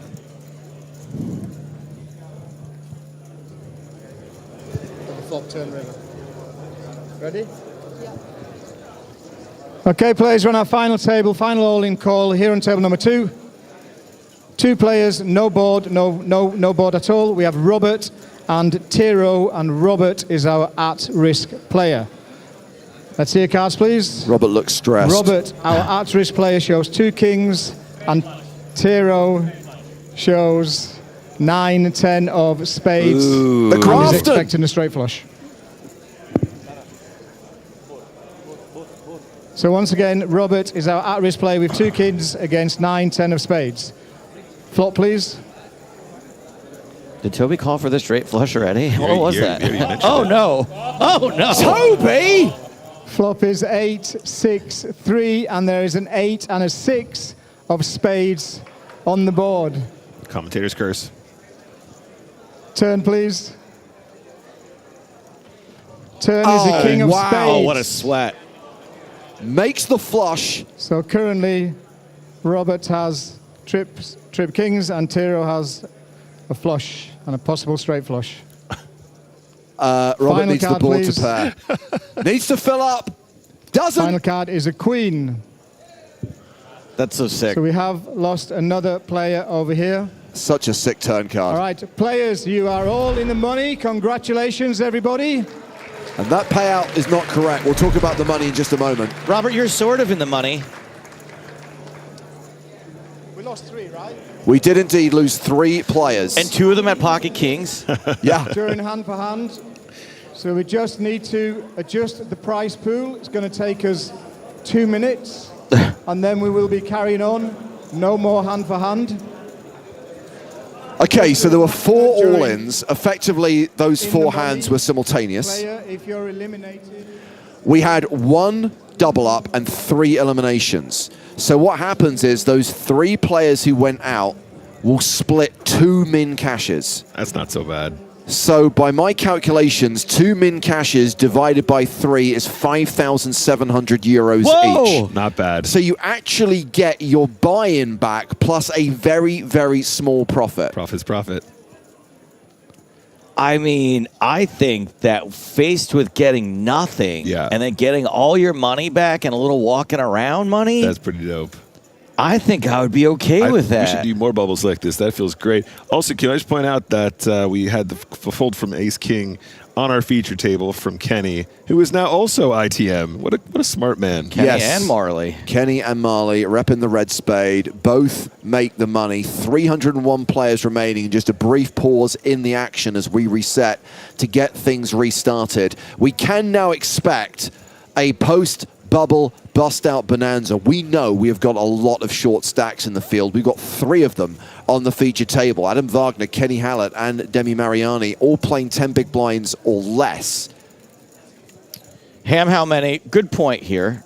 Who says they're in for 1 bullet? This is a single re-entry event, so it's possible that these folks just got half their money back. True. Still, that's more than 0. Still great. It's any kind of rebate, any kind of money earned here is better than walking away with nothing. You would much rather in that situation see players go out behind you rather than you be the only one to go out from those 4 all-ins. Amen, brother. So yes, Tredan, officially, Martins Adonaya is the bubble boy. He was the last player to leave with nothing. He knew it, too. He was like, F this. I'm not bubbling. I'm out of here. No one's going to clap for me. But now, everyone remaining is guaranteed at least 8,550 euros. And it'll be a few eliminations, quite a lot of eliminations, in fact, until there is the first ladder. As we get deeper in the tournament, when we get to the last few tables, the money jumps become more frequent. They also become steeper. Once we're at the final table, there will be a money jump with every single elimination. And by that point in the tournament, everyone will have locked up at least 100 grand. Another big field. I think we established, I think I've got the stats here.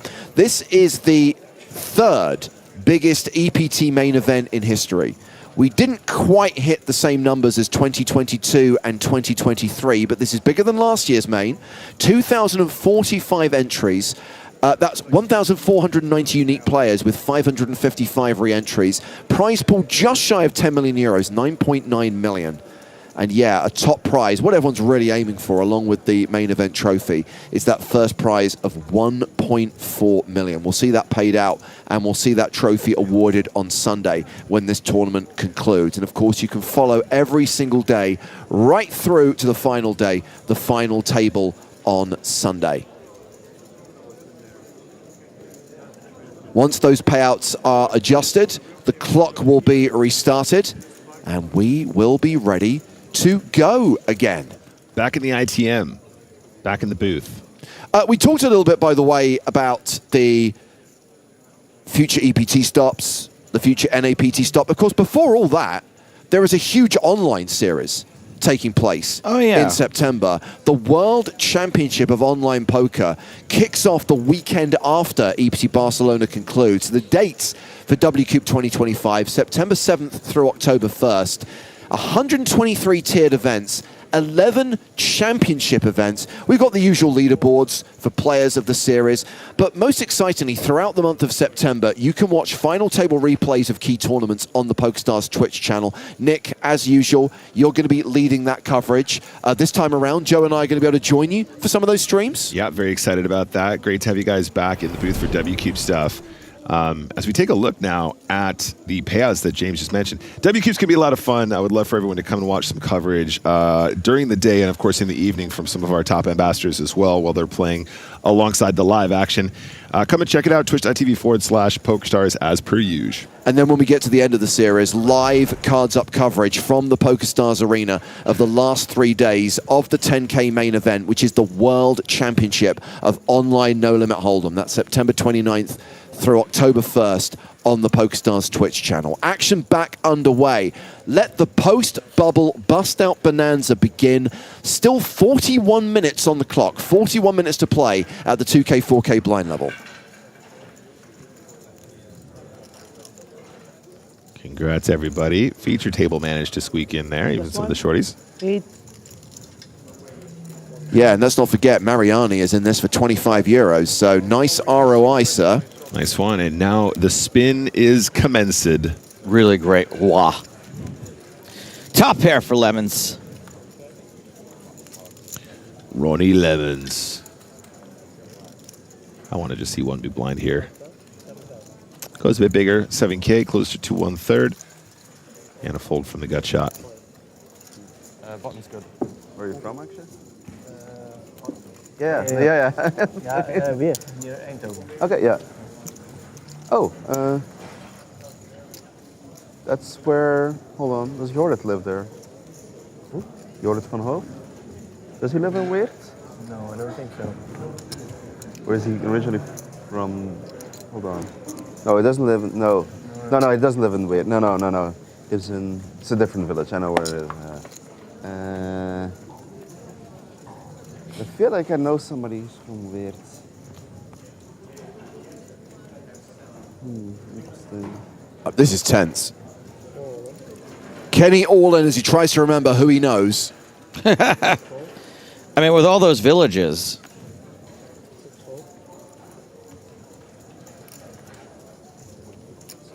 Let's see if this shove gets through.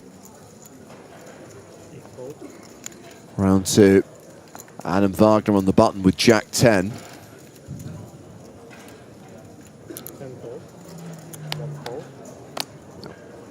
And looks like everyone's folded. Keep 4, keep.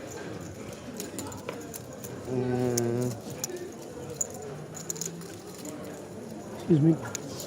I'm blind. I'm a small blind of 5,000. So Kenny's still playing 10 big blinds.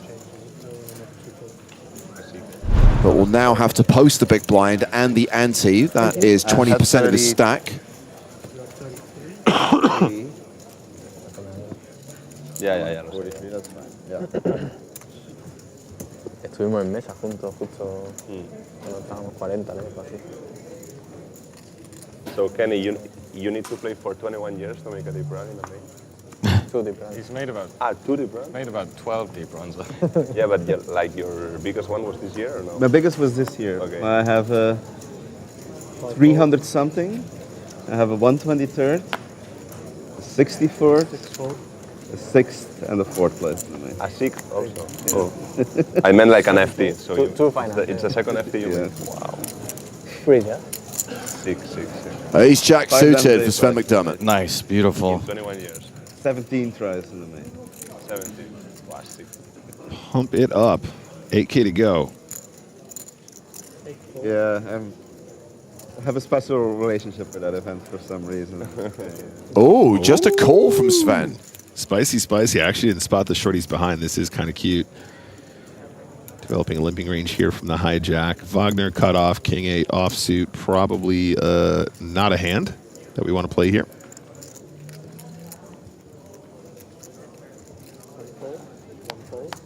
Mariani is folded. Just 4. Chinwei Lim folds the small blind, round to Kenny in the big. 7 deuce of clubs. Decides to see a flop, checks his option. Kenny gets a free flop here, 7 deuce of clubs. Let's see if he can get lucky. That's a pretty good flop for 7 deuce of clubs. Oh my God, that's a great flop for 7 deuce of clubs. So Sven has second pair top kicker, Kenny with a pair and the flush draw, and facing this bet of 4,000, a check raise all in will happen a decent percentage of the time.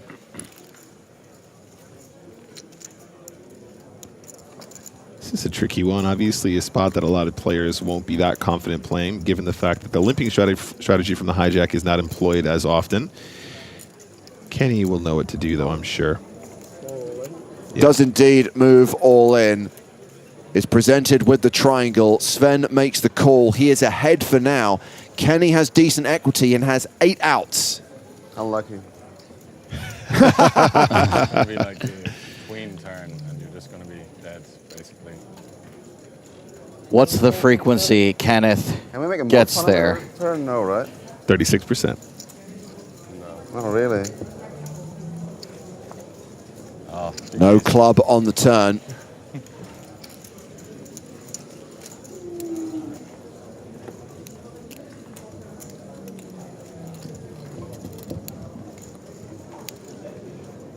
No club on the river.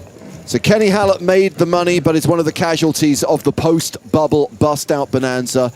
Does get a min cash of 8,550 euros. Yes. Good game, well played. I'm sure he'll be making more deep runs here in Barcelona. Still a lot of tournaments to be played over the coming days. Here in Barcelona, wherever else he goes. Not really a problem for Kenny. Sven McDermott up over 335,000, playing around 85 big blinds now.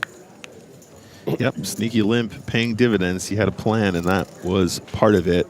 Get some of those shorter stacks involved with hands that they might not have otherwise played, and then pounce.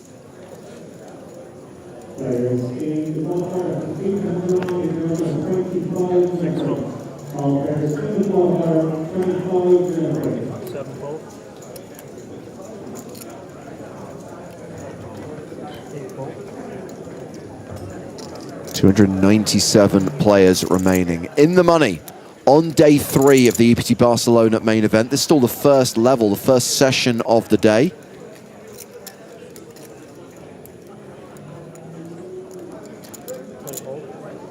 Wagner has yet to wake up with a hand he wants to go with since we started our coverage. Short stack, cut off, ace-6. Prediction, he's all in. Okay, no, I'm 1 for 3 now, guys. No good. I do think that's a missed opportunity, though. Extreme short stack there. Deciding not to run it. This is a raise from table chip leader Chinwei Lim. Opens with ace-9. And no small blind in this hand, just the big blind, Ronnie Lemons, who folds.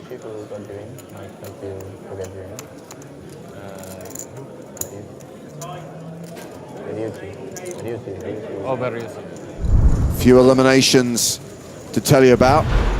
Finnish poker legend Juha Helppi eliminated Of course, all these players in the money, all receiving a min cash of around 8.5 grand. Chen Zhao cashing out.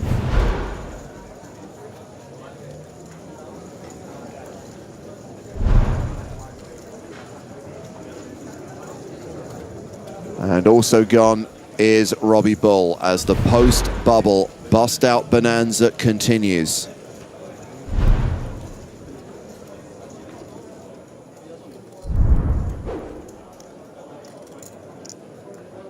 $294 players remain.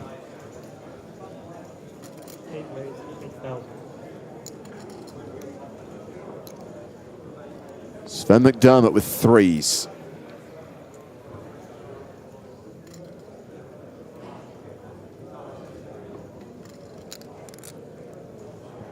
It's raised to 8K, gets a fold from Adam Wagner.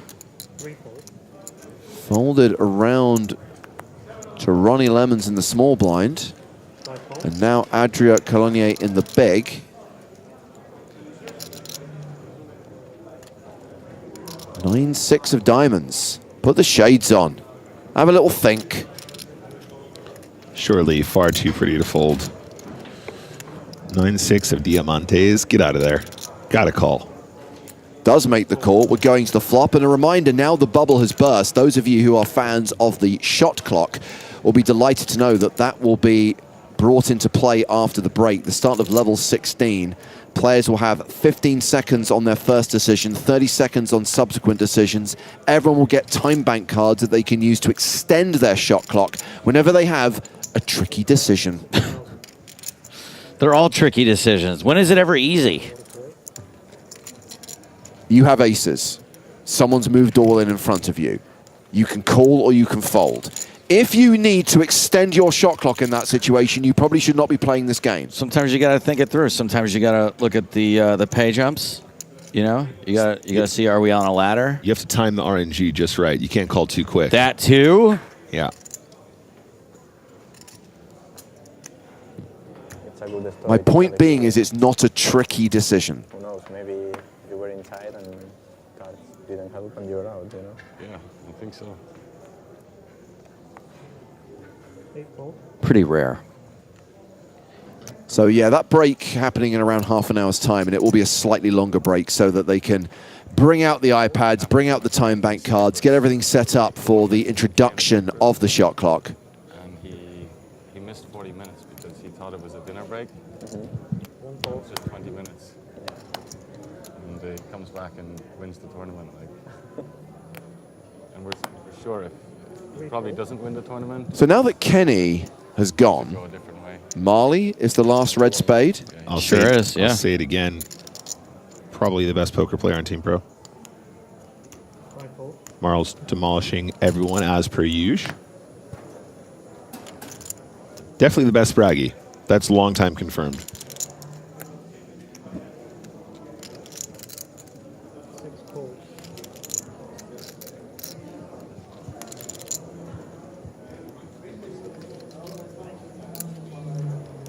This, you know, has been known to make some maneuvers. Queen 4 is a hand that certainly can consider raising limp.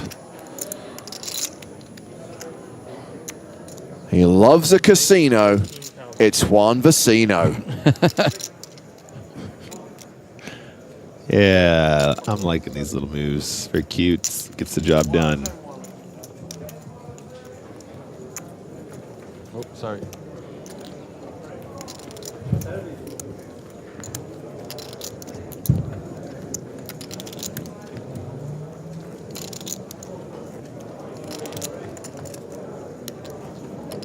Down to 290 players with 30 minutes left on this level.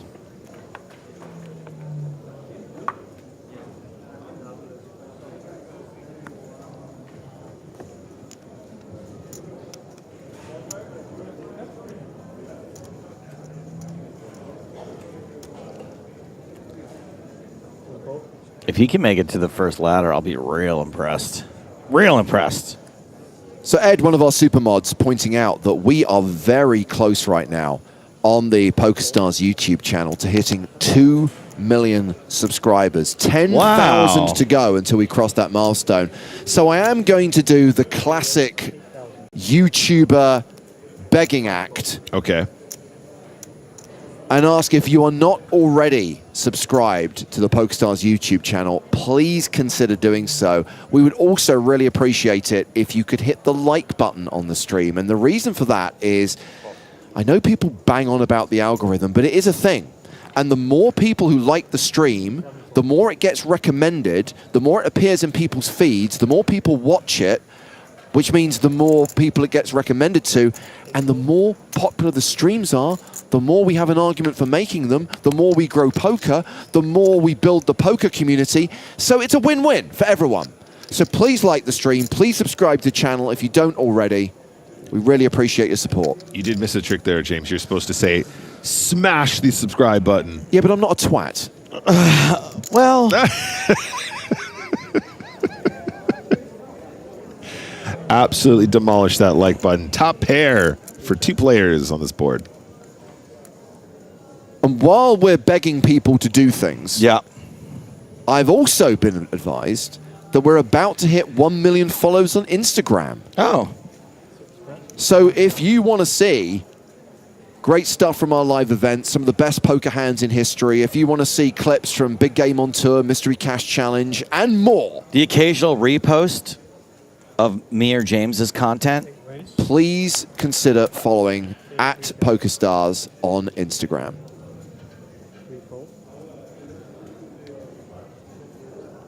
By the way, if you tell me I have to shill X as well, it ain't happening.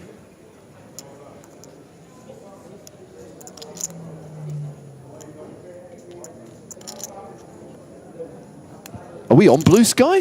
I didn't think so.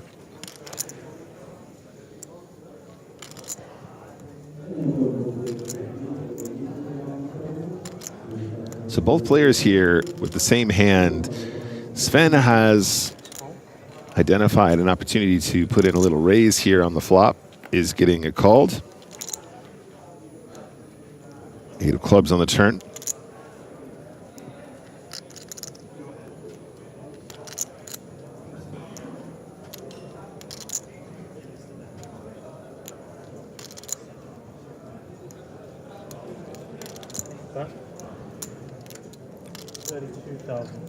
Sven continues for around 1/3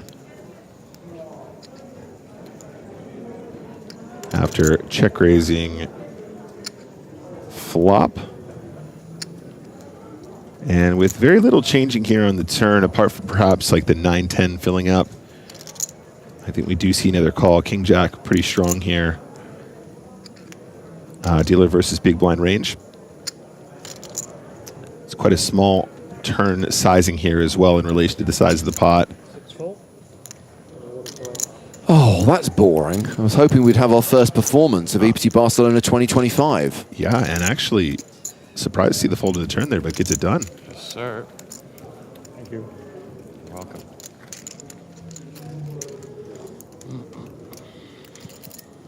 Andrew Garfield, you like it for a bad lookalike? I'll take it. No reaction from Stapleton, none at all. It's decent. Remember, it's bad lookalike. There's just a little suggestion, but it's not good. It's okay. Like if you booked an Andrew Garfield lookalike and that guy showed up, you should have a right to complain. That's the kind of remit for bad lookalikes. There's one feature off, which I guess is enough for a bad lookalike.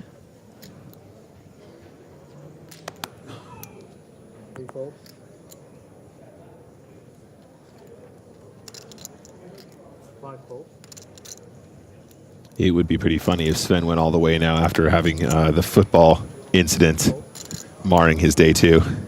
I would up the ante every day and just mouth off more and more and see how deep into the tournament I can get barred from the casino. You just show up with a bowling ball tomorrow? Yeah, and I go, oh, I guess we can't. I guess you don't like bowlers here, and then see how much of my day 4 stack can get blinded off. And then you show up with a volleyball the next day. Oh, volleyballs too, huh? Huh? Discrimination.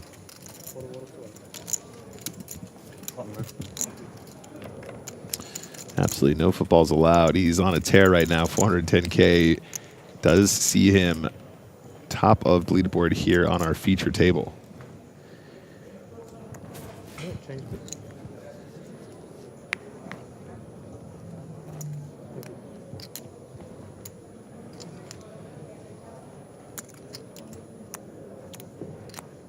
We already established, right, that we don't get new plaques when we hit 2 million. I think we have to hit 10 million or something ridiculous like that to get new plaques. I don't even know where mine is right now. I'm going to hazard a guess in storage. Yeah, somewhere.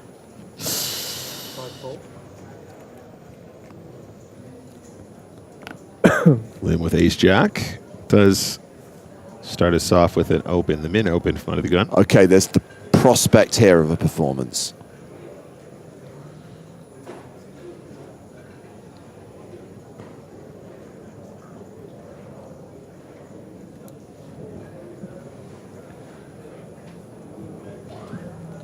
And the drop-off from ace-jack suited to ace-jack off is just so ridiculous. Feels like a totally different hand. Yeah.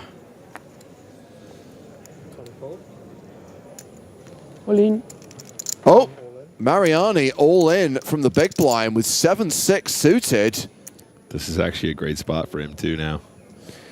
Ace-jack versus ace-jack versus 6-7 of hearts. 6-7 of hearts all day. Should you really be calling all in with 7-6 though in this spot? I don't know about that. He has been patient. He's missed a couple spots that I thought would be kind of just a fairly obvious way to get your chips in. I can tell you the rationale. I don't know if it's right. It's that like, hey, these guys are gonna have big cards blocking each other. I got live. I'm got live. suited connectors. Yeah. Yeah, I actually don't hate that. Okay, so Colonia gets some chips back. Mariani could get more than a double up here if 7-6 cracks ace-jack, and we saw the equities there. It's pretty close. It is indeed, especially with two of the cards the ace-jack is looking for out of the deck to immediately improve. Okay. Great flop, however, no more hearts. If Toby was here, he would mention the street flash. Street flash potential indeed. Now it's going to need to be street flash. 2 street flash draws? Nope, just the one. Okay. Wow, all strawberries on the board. The jack plays. Mariani is KO'd. The Italian qualifier in for 25 euros, cashing out for 8,550 euros. 283 players remaining as the post-bubble bust-out bonanza continues. That is some serious ROI. Something to be very proud of regardless. 6 max. 6 max main.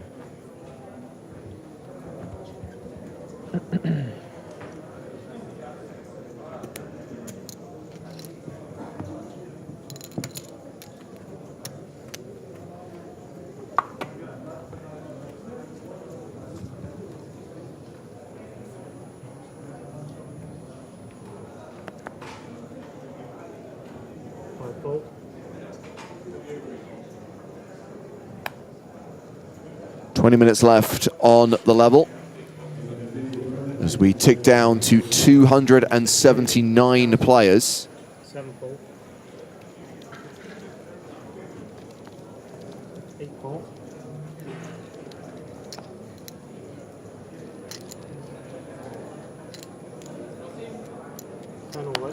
The raise to 8K flattered by Wagner. No, Wagner shoving from the button with pocket fours. Colonia makes the call, putting Wagner at risk. It is a classic race. Let's flip that coin.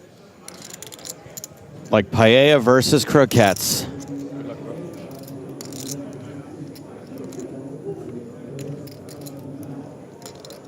All in and call on 27.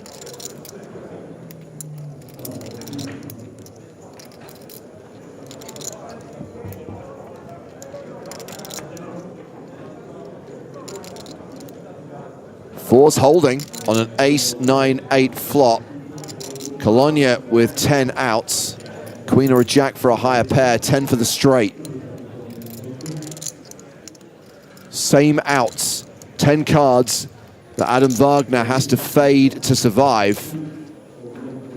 River is a 9, 4's hold. That is a double up for Wagner. That is music to Wagner's ears. 33. Great composer, Wagner. And yeah, patience paying dividends. Wagner still the shortest stack, but much more playable 18 bigs. Feels fantastic. Feels like the start of something bigger, potentially. Exactly. The riches count.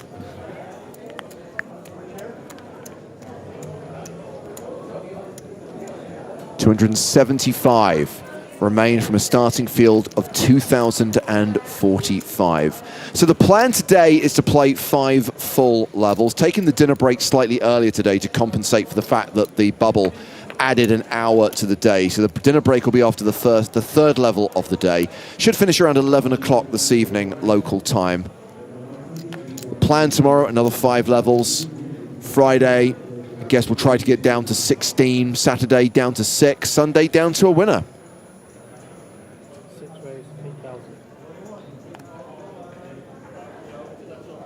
Ace-8 is going to kick it off here under the gun so far.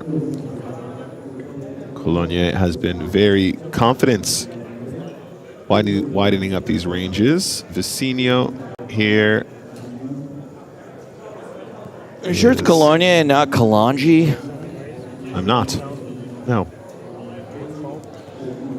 There's the 3-bet from the Jack-10 suited.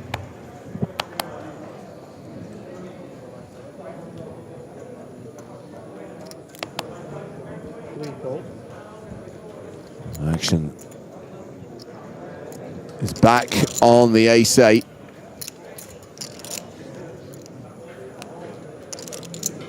I think he might get this done pre-flop. I think Ace-8 was getting a little bit out of line, but tricky to play back, tricky to call with this combo. Nice work from Vecino. A little bit ooh.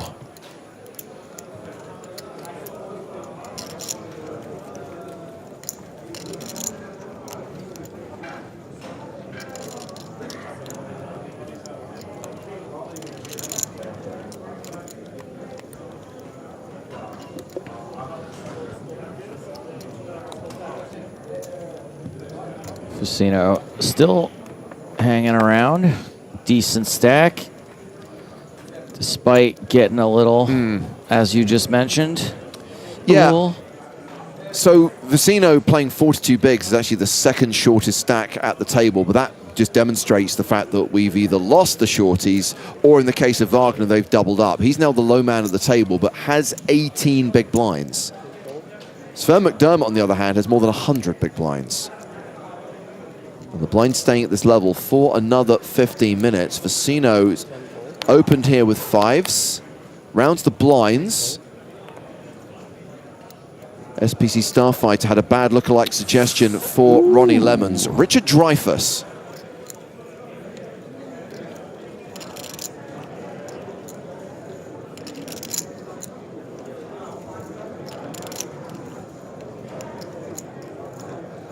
Do you know what? I'll allow it. Richard Dreyfuss? Yeah. Okay, sure. Lemons 3-betting with aces. Action back on Vecino.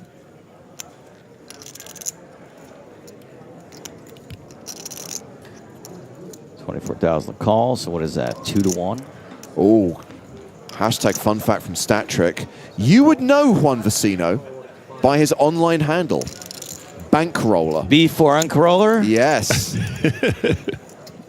Nailed it. Definitely a star of the online MTT streets. Explains the ace-5 of spades move. Yeah, exactly. Adrian Troyer arriving at the feature table. And Troyer is bringing 422K to the table. That doesn't look like 422K. It sure doesn't. That's not a big Unless stack. he needs like a wheelbarrow to bring the rest of them up. Maybe it's 42,000. I think someone's misplaced the comma there for sure. It looks more like 42,000.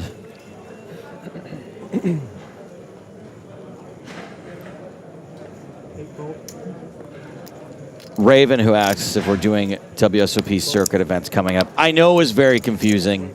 this summer that James and I did some World Series of Poker events. I think Nick hopped on a few of those as well. I did. Thank you. Thank you for remembering. You're very unlikely to see our names next to those 4 initials. I would say ever again. Certainly not in the immediate future. I know it's confusing. I think we were quite honest in the summer. We knew it was a one-off. We knew it was a one-time deal. So no is the answer. Thank you for your question. The next events for us, as we established, we're going to be doing some streaming during WCOOP, some final table replays and live coverage of the main event at the end of September. The next live event we'll be covering will be EPT Malta, the last 5 days of the main event. I'd say there's a shot if you're that desperate for James and I at doing European things that aren't EPT. There's a chance that I'll go to the PokerStars Open event in Cannes in December. There's going to be a live stream there, though. No, I'm saying there's a chance I'll go there. Oh, I see. Just wants to go soak it up. It's beautiful there. It's absolutely stunning, Ken. I was just there.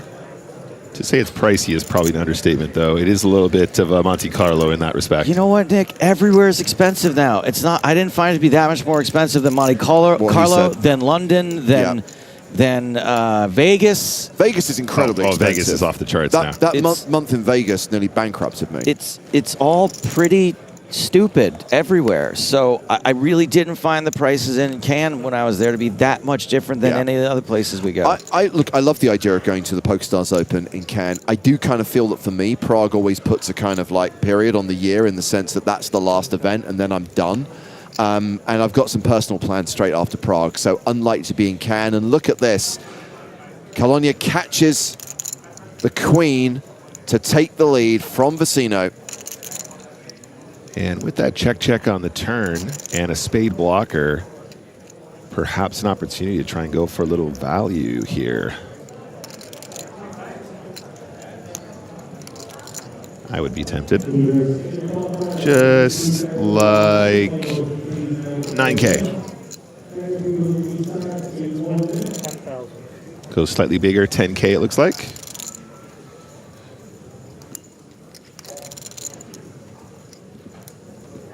And Vecino with just king high.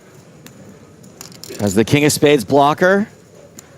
Has some straight blockers. Just kidding.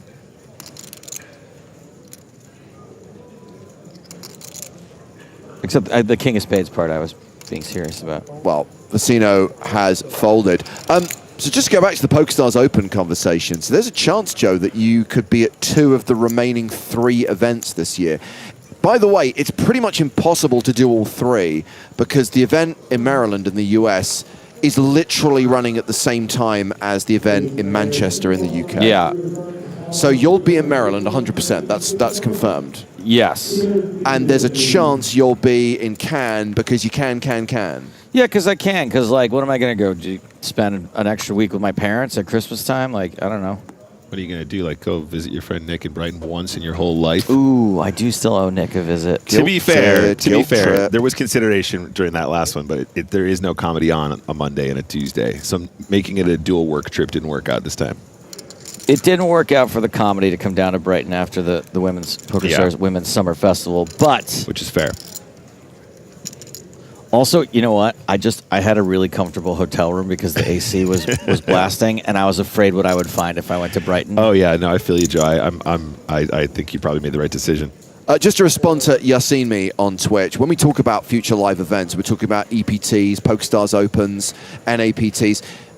PokerStars Live app, everything's in there. All future live events, the dates, the schedules as we get close to the event. It will tell you all of the tournaments and when they're being played, plus all of the player activities taking place at that event as well. All the information is there.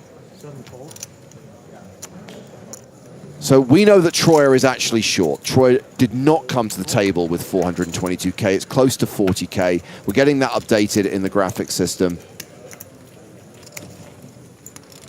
He did not just open jam 100 big blinds, table tennis champ.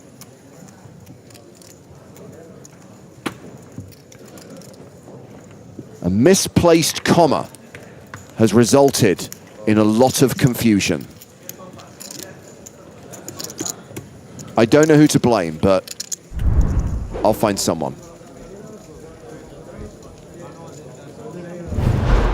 Andres Gomez, who was a gold pass winner, has just been eliminated and got the money jump, 9,800 euros. More like Andres Gomez.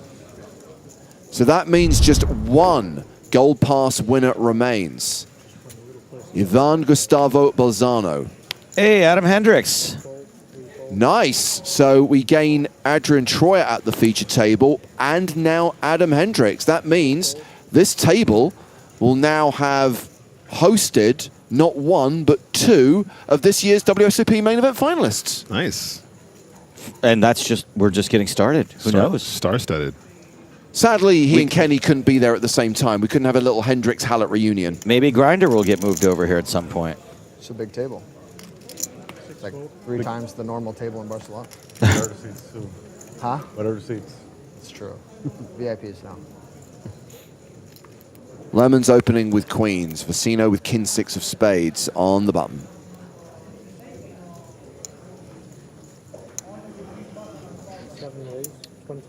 Vecino, you cheeky monkey. Can't help himself. Can't help himself. He's doing it with the right cards, to be fair, as you'd expect. Just not into the right cards. Into kings, now into queens. Slightly better choice this time. Still with one over. It works way better when they don't have one of the 3 top best hands in Texas Hold'em.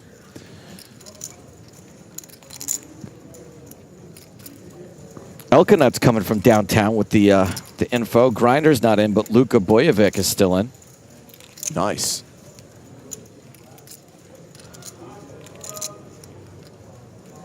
Now, how does Queens want to proceed? It's important we look at the stack depth here, guys. So about 150K effective to start the hand.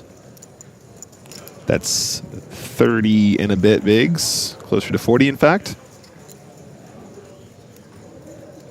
So I'm thinking maybe just a small 4-bet. Clickety-click. 45K, something like that. 58. 58.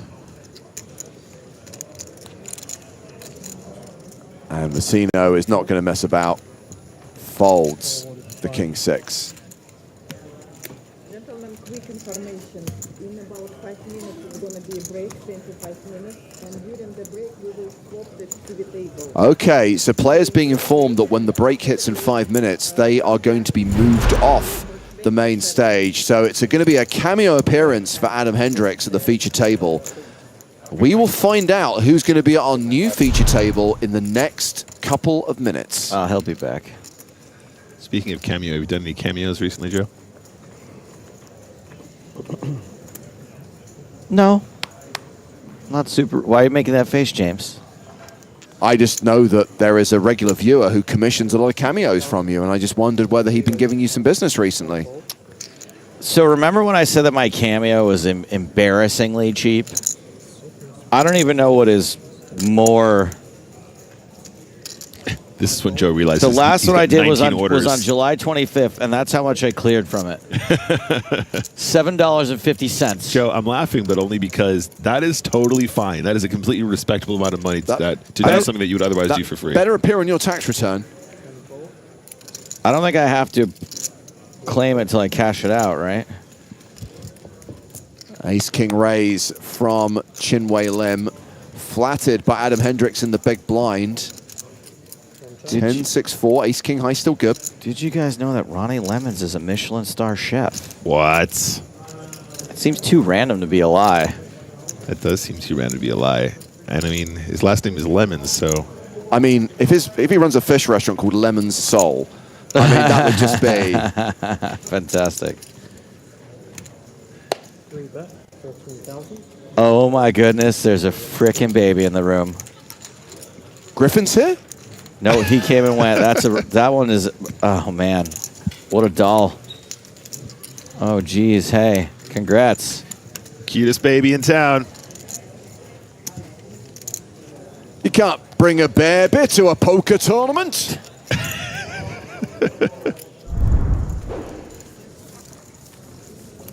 So this is going to be our new feature table.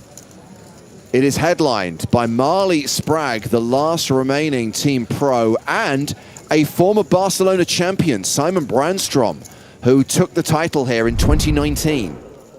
One of my favorite EPTs ever. Speaking of bringing a baby to a poker table. Well, I would contend that they're all babies, a lot of these poker players. Have you ever heard them? They brought themselves. Like, Marle is due in about a month, and she is still crushing at poker.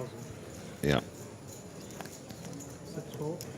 I hear they're going to call their baby Ace. Not a lie, he owns his own restaurant in the Netherlands. That's awesome. Thank you for that fun fact. Love that fun fact. I've been appreciating the poker as well. I'm liking the way Ronnie rocks. I'm surprised that Kenny didn't get into it with Ronnie about the restaurant, because Kenny's a huge foodie, right? He's a big foodie. He loves a Michelin style. Chef Ron Lemons is on Instagram. He has 3 posts. This is him, though. And yeah, the 2 pictures of food are pretty pretentious. What is this? They had those bowls hand carved. Ooh, I can see why he maybe stopped posting.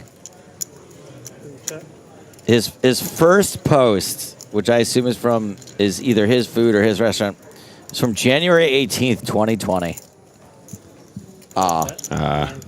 Tricky one. A bad time for the restaurant industry. Anywho, Lemons with the best hand here. He paired his 6 on the flop. He's bet 9K. Hendricks with ace queen of diamonds. Had some backdoor potential on 2 overs to the board. Makes the call. We're going heads up to the turn. 4 of clubs, and Lemons is going to become an even bigger favorite now. Hendricks drawing thin. I mean, there's the picture of a dish from his restaurant. Wow, That is Michelin star looking food. lobster tail as well. Looks like a lobster tail, some leeks or some white asparagus. Oof. Oh, how I long for a leek. Great presentation. No space left on the plate. Check, check on the turn, and no ace or queen on the river. Lemons is good. Tell him I'll take a cheeseburger.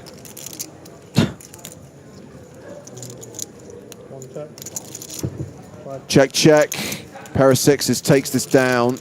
And because there's still 40 seconds on the clock, I think we will squeeze in 1 more hand before we go on break. A reminder, during the break, 2 key things happen. We change feature table. We've got Marle Spragg and Simon Brandstrom coming to the main stage. The other thing, and the reason why the break will be a little bit longer, the shot clock is coming into play. So they're going to give the dealers the iPads. They're going to give the players the time bank cards. So it'll be a 25-minute break.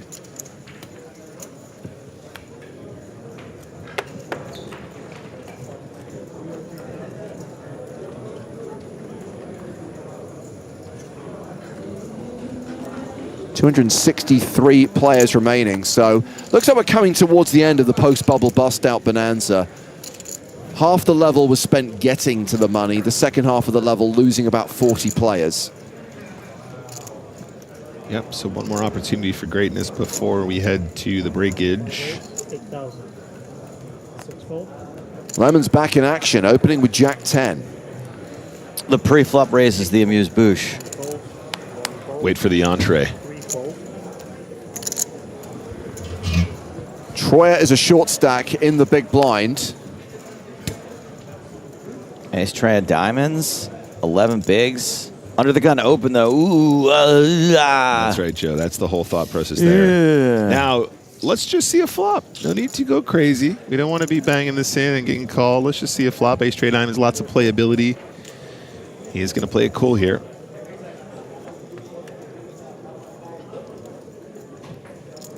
Ooh. Well, there is a 3, but there is also a jack, and Lemons remains the favorite here. Has 79% equity.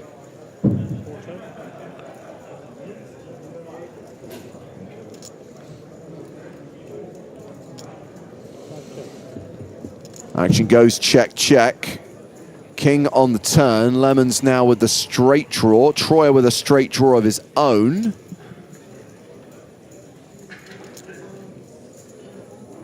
But only 12%. This is awkward for both players now. I think probably 2 checks again.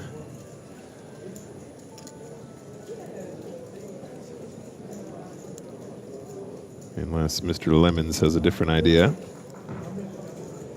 No, he's going to fire. Okay.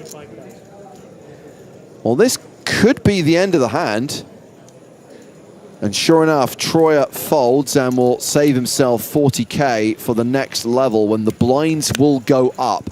Blinds increasing to 2,000, 5,000 with a 5K big blind ante. Level 16 commencing after the break.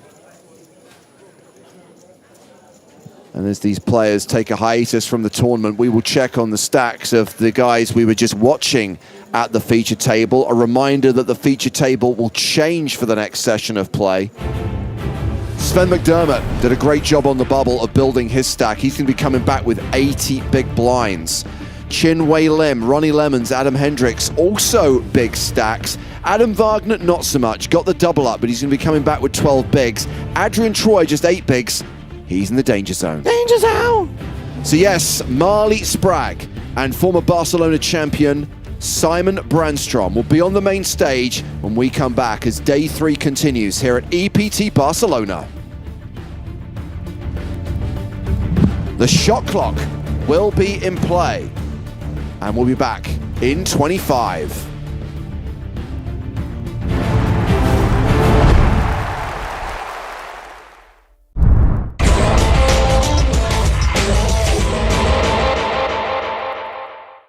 We're on the last level of the day here at the PokerStars.com EPT Barcelona. Of all Grinder's options, I know his least likely is to go into day 2 with a short stack. If he has his way, he'll go big or go home. You know, just like a grinder. Well, he's raising from early position with 3-4 suited. Johannes van der Walle has pocket 7s. I'm 3-betting Mike with 2 7s all day.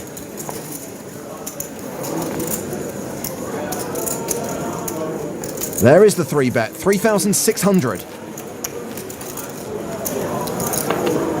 Who is this guy? He's like the guy that's too old to play a high schooler, but because of union rules, they had to use someone over 18. For the record, his name is Vladimir Sidorenko.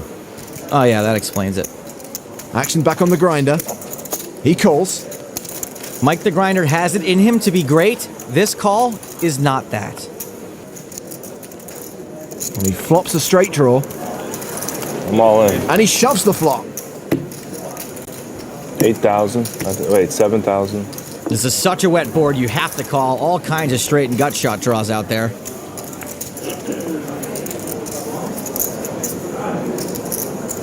Van der Walle will call. I'm gonna assume I have 13 outs. Try 7. Oh no. I guess 8 outs. Let's not ruin it for him. This one at my best. This is the part where the skill comes in. That's a 6. Sure enough, he binks the 6 on the turn. Now Van der Walle needs to hit 1 of 7 outs. Show me what an ace of diamonds looks like. Will you take the 10 of diamonds? I think he will. I've never seen anything like this. This is ridiculous, I swear, right? In one day of poker, I've never seen anything like this. It's such bull. It's such bull. I never got over 30 days. I swear to God, I never been over 30. That was just a spew frustration play. Guy does not like playing a short stack. That chipworm also charts his opponent's blood pressure levels. You guys weren't surprised. You know it's coming. Action's on the grinder. That's a bet. A raise to 1,400 with 6-7 suited. Oh, grinder. Sigh. Johannes van der Walle has 3-bet with ace-queen. Any interest from the big blind? Nope. What does the grinder do now is the question. This would be another not great call. For a big chunk of his stack. Feels like I made money on that trip. Looks like Van der Walle is going to get another chance to get sucked out on by the grinder. Ace 9-9. This time grinder whiffs completely. He checks. Van der Walle continues for 5,500. Okay, yeah, this is totally WOB. Wheels off bus. The grinder calls. No idea. Well, he has picked up a gut shot on the turn. And he leads for 5,000, as you do. Okay, well, at least he's betting now to try to finish off this float, but unfortunately for him, ace-queen is never folding. 7 of spades. Now he has a pair. Mike improves again, but it's not nearly enough. A bet here would certainly still be a bluff. And he has bet, leaving himself 1,000 behind. Mike's taking a chance that Van der Walle has got some kind of pair other than an ace, but he is wrong. He is dead wrong. The Dutchman calls. 2 pair. Yeah, I've got also 2 pair. How big? Ace queen. Ace? Ace is good. So we had kings. It's pretty brutal when your best case is a guy having kings. 5 more in. Nice catch. Van der Walle back up to 82k. Back at the feature table, Fatima de Melo has picked up ace-jack under the gun +1. She's raising to 1,500. Fatima's played quite solid all day today. Ace-queen for Lee Atherton. Can't not 3-better, though, with this hand.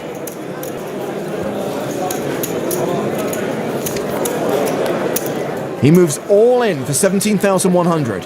The grinder's all in for 2,700. Somehow he got all the way back up to 2,700. Woohoo! You might have done Fatima a favor. She folds, so it's Atherton against Mizrachi. Show me ace queen. Yeah, anyway. Show me ace queen. All Show right. me ace queen, thank you. Show I'm going to show you the king 9. I was contemplating calling. What did you have? You want to know? Yeah, please. Ace jack.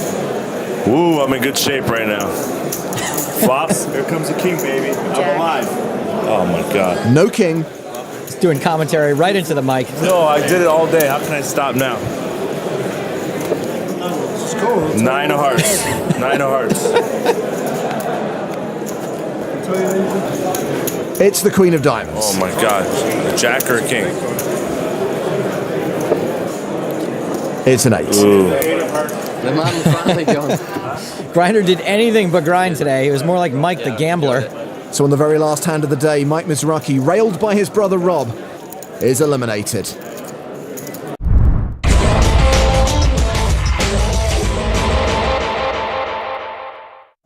Blinds 2,000, 4,000 with a 500 ante. Action at the feature table is on Cecil Hansen. Pretty hand. Raises with Queen Jack suited. From under the gun +1, he makes it 10,500. Action folded around to Leo Fernandez. Ace Jack. Yes, I am Leo. I am contemplating what to do. He's in late position. And he's going to play aggressively from late position, 3-betting to 23k. And this is actually kind of turning his hand into a bluff. Joseph Bakar in the small blind. Decides to fold. As does Lucas Berglund in the big blind. Action back on Hansen. Pretty good hand to take a flop with. Well, those blue chips are worth 5,000 each. The purples are 500. So that is a 4-bet to 46,500. Is there anyone at this table who doesn't want to turn his hand into a bluff?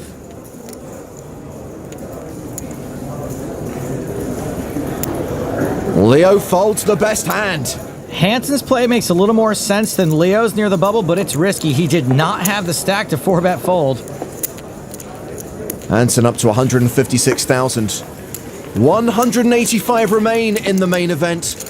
We're 2 away from making the money, and we're hearing there's actually a player who didn't even show up this morning who's slowly being blinded out. Well, that's awkward. Mario Adnolfi had a deep run in this tournament in Season 8. He's facing a raise from Christoph de Mulder. What's he looking at? Picture of the Pope? Stall much. Play does tend to slow down around the bubble. Wonder why that is. Adnolfi folds. De Mulder wins the pot uncontested. Let's check on some of the short stacks, some of the players in the danger zone. Danger zone! Victor said he wasn't interested in a min cash. He may get his wish.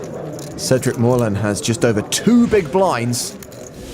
Alexandru Deleanu has just shy of 3 big blinds. I think he's fine. He's got like 4 chips. That's 4 times the required minimum for chip and a chair. On the chip side, he's only got 1 chair to my knowledge. Let's get across the room to table 5. Simeon Naidenov has moved all in. Action on Danny Covane. He calls. All in call on 5. Andler gets out of the way. I'm no body language expert, but I think Covain's ahead. I'm the little boy, yes. Naidenov is a 4-1 underdog. Bigger dog now. Needs a 9 on the river. Doesn't get it. But he is not the bubble boy. He's the bubble boy. We are down to 184. Stop the clock. We've reached the bubble. Okay, attention, main event. We have 184 players and we're going to continue hand for hand. Dealers, if you have an all-in call, you must stop and call the floor and the cards must stay face down. Let me take a photo first, okay? Hello, Kitty. Quo. Okay. Tag it, Survivor. Hashtag Survivor. So we're going to play one hand. We'll wait for play to conclude at every other table in the room before we start the next one. Berglund raising from the cutoff with 9 deuce of diamonds. Trying to go all thief here on the bubble. 7-5 of diamonds for Pasi Sormanen in the big blind. And this would be kind of a loose defend. He calls. And what a flop for Berglund. 9-9 deuce for a full house. Flops him deed. Sormanen checks. And folds before Berglund's had a chance to bet. One check. Luckily no diamonds. I had 7-8 diamonds. So 3 diamonds. Ooh. 7-8 of diamonds, huh? Lol. Remember, the next player to bust walks away with nothing. Yeah, I was thinking that this table would be the one who was like breaking the bubble. Like, yeah. There's always next hand. Over to the secondary feature table. There's been an under-the-gun raise from Albert De Hare. Petra Hryskova has called with ace-10 of hearts. Thomas Buttshammer in the cutoff has deuces, and he is counting out a re-raise. He 3-bets to 27,500. Bizarre choice of hand to 3-bet, but you know what I always say? When you want to burst the bubble, best to use a Buttshammer. Action folded back around to Hryskova.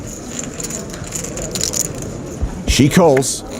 She's out of position, and she's got a hand that could be dominated to a 3-bet. Heads up to the flop, which is King 8-6 with 2 hearts. Nut flush draw for Hryskova. +1 overcard to the board. She's actually a statistical favorite. Since it looks like Buttshammer was turning his hand into a bluff no matter what, a bet here is expected. He continues for 24,500. She quickly calls. Certainly can't fold the nut flush draw. The turn card is red, but it's a diamond, not a heart. Hryskova checks a second time. Maybe giving a little something away with that check, by the way.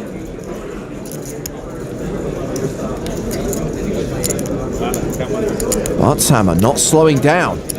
He bets again, 44,500. Now Petra's getting 4-1, so again, she will not be folding. These are 2 big stacks going to battle on the bubble. A needlessly huge pot with 2 super deep stacks, thanks to the Buttshammer 3-bet. Hryskova calls again, 212,000 in the middle. The river is the king of spades, pairing the board. More like Petra Bricksova. She checks again. Buttshammer checks behind. Who would have thought that deuces would be good here? She might literally blast out of her seat when she sees this. Ah, you got Buttshammered. But to be honest, I kind of agree with her on the play. He's now up to 386,000. And we're just waiting for play to conclude at all of the outer tables. Attention players, as soon as the last hand is finished, I will pause the clock. We have 3 tables with an all-in call. 3? What happens if more than one person goes broke again? They will chop 183rd place prize money. Buka, let's see your cards first, please. Buka shows 2 9s for a pair of 9s. Cedric shows Queen 7 for a pair of queens. You have to show. It's an all-in, yeah. And Nils shows ace-5. Our all-in player has doubled up. We don't lose a player on table number 12. Look at them all congratulating him. We're all in this together. Not really, but still, it's cool. Well, as Toby heads across the room, don't forget there is a player who didn't show up today and is now close to being blinded out. Yeah, but do the players know that? Jan has ace-king, so Russell is our all-in player with a pair of jacks. Let's see the flop, please. We've got a race here. Classic race, made even more classicer by the bubble. There's a jack. The flop is jack, 10, 9. Russell is at top trips. There is a possibility of a middle pin for a straight. Next card is an 8. It's 8, 9, 10, jack. Russell is still ahead. And the final card, please. Oh, and they can chop too. Final cards are 4. We do not lose a player on table number 21. 2 all-ins, 2 survivals. We're going to go to our next table where we have an all-in call. It's Stevich's ball. Can we go 3 for 3?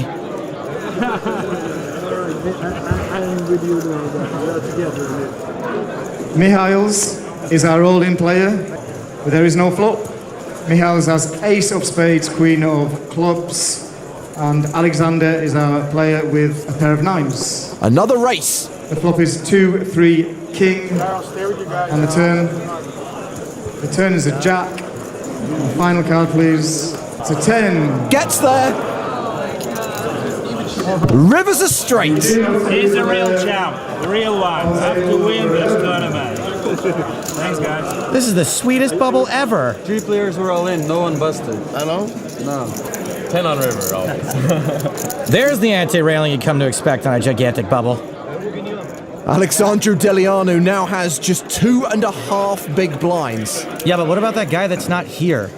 Well, they've called the tournament director over because he's still absent and he's about to be put all in the big blind. He said he did not show up the entire day.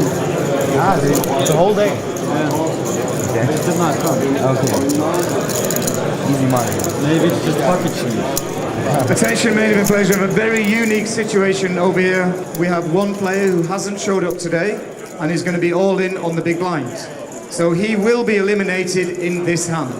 If we lose 2 players from that table, the player with the biggest chips is going to take the highest finishing position. If we lose 2 or 3 or 4 players from different tables, the money will be split between you guys and the player on the big blind. Hope the guy's all right. I can only think of a few reasons I'd voluntarily miss day 3 of a tournament. All of them involve twins.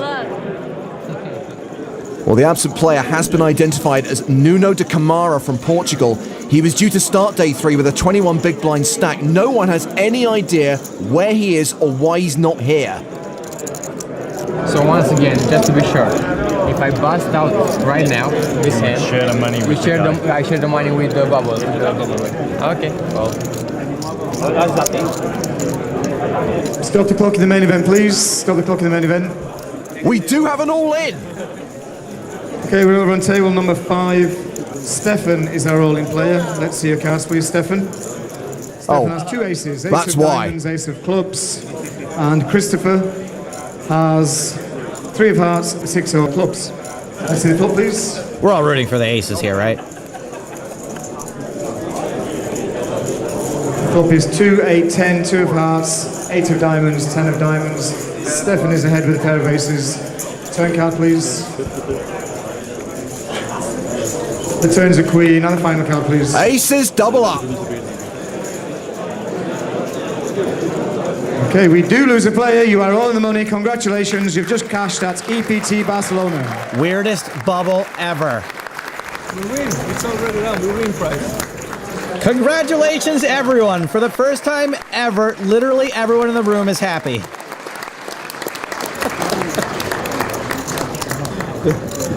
Now that we got to the money, we can fight. You gotta fight for your right to min cash. A strange situation. We've no idea why Nuno didn't show up for day 3, but he is our bubble boy, while Alex Stevich has cashed on his return to EPT Barcelona.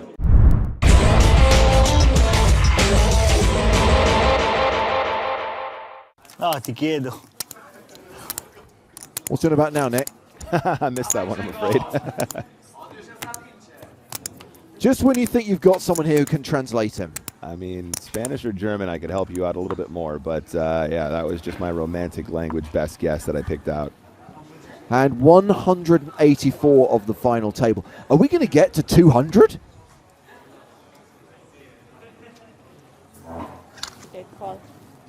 Ooh, queens for Glovny, and he just complete. He knows what to do. Yes, he's got him. He's got him. He's guaranteed he's got him. Yes. Kortolazzi does not change his strategy. He jams on Glovny, who calls all in with the queens. Oh, disaster for the Italian. Well, hold on. Hold on. He's got an ace. Oh. Many people believe there is always an ace on the desk. And Glovny is the at-risk player, and if Kortolazzi does improve here, if he were to spike that ace, this would be over, and the Italian would take down EPT Prague. Glovny needs queens to hold to survive. He's proved to be pretty invincible so far.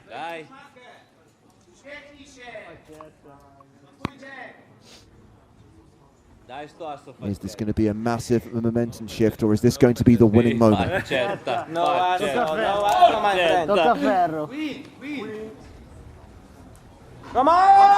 ace on the flop. Jack 5-5. Queen's good. Not a good start for Kortolazzi. Gonna need an ace. No backdoors here. No wheel backdoors. No nothing. Only an ace from space. Only a berry. 87% chance that Glovny doubles up. Make that a 93% chance. Just has to fade Barry Greenstein. Just has to fade the ace on the river. If that happens, we have our champion. 30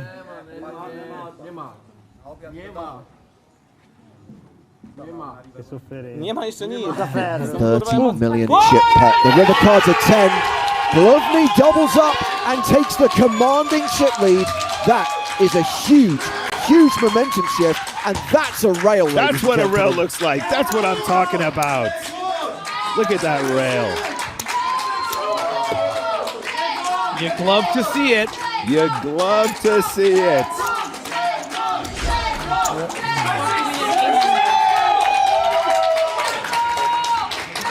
That is Grzegorzy's girlfriend, Annette, you see, leading the cheering section there.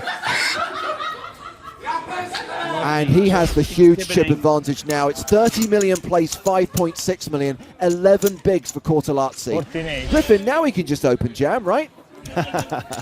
Yeah, absolutely. But I guarantee you every decision Glovny's going to make right now is going to be very, very calculated, just as it has been all tournament. Don't give your opponent a chance to get back in this. You can see how erratic the Italian has been playing. One double up, another shove, and suddenly Kortolazzi's going to have the chip lead. Okay. So be careful, pick your spots, and you'll finish them off. There's a lot of glasses going to waste. We've had 4 consecutive days of squeaky chairs, and now the catering section is suffering a massive shortage. Okay, thank you. All right, so just asking him what his chip stack is. He said he thinks it's around 6 mil. Yeah, and he was waiting for him. Absolutely waiting. I can guarantee you that Queens is very rarely a limp at that effective stack depth. But if you know your guy, if you know how erratically they're playing, that's a trap all day long. And look at that result. Hand 185, and it's 8-4, and he's all in. Kortolazzi shoves with 8-4 of clubs. He's got it. Called. That is a quick call. Cards on their back. It's King Queen of clubs for Glovny. Ja król dama suited. On 8-4 w tym samym. And now it is the PokerStars qualifier who is the 2-1 favorite to win EPT Prague. But very large live cards here for Kortolazzi. You can see by the percentages, 32% to win this hand. Very, very winnable. I know all of you on the Twitch chat have had experience in a situation like this where you lose, and that's because the odds are this close. 10-7 deuce, king high still ahead. Of course, Kortolazzi does not have a live suit. Nie no wiadomo, że ma, nie ma. Glovny, 3-1 favorite. 6 or a 5. Straight draw here. And that will seal the deal on the turn. Kortelatsi drawing dead. And Grzegorz Glovny has taken down EPT Prague for just shy of 700,000 euros. Yes, that's the rail we're looking for. Listen to that. Say his name. A deserving champion, played an excellent final table. Yep.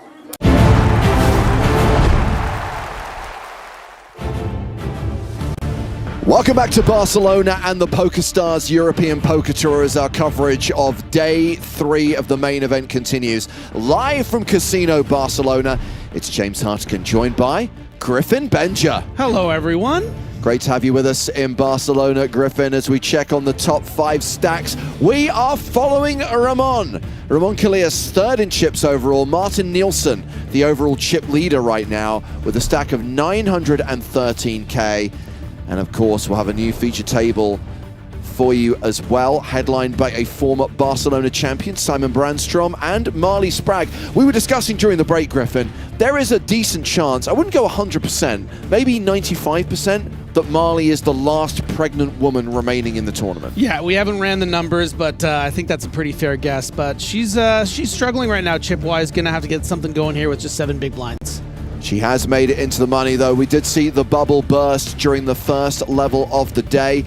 Everyone has now locked up the better part of 10 grand. Of course, if you make it to the late stages of this tournament, if you make it to the business end, you're looking at a 6-figure score. The winner is looking at more than 1.4 million euros. Total prize pool close to 10 million, with 2,045 total entries in this year's EPT Barcelona main event, the 3rd biggest EPT Barcelona of all time.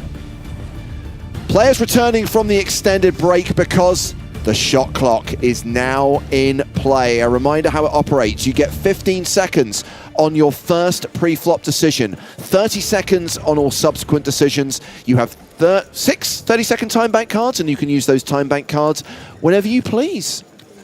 This is how far I can do. Simon Brandstrom won this tournament in 2019. He is a shortish stack, 26 big blinds. Average stack right now is 238K. I thought you were about to like describe his real job or something there. I thought you were like, he's a shortician. That's the shortest stack.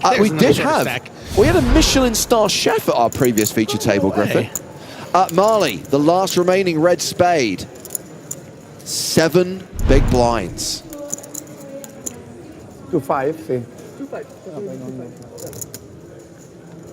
And obviously we'll get to know the other players at the feature table as play continues at level 16. Blinds are now 2,000, 5,000 with a 5K big blind ante.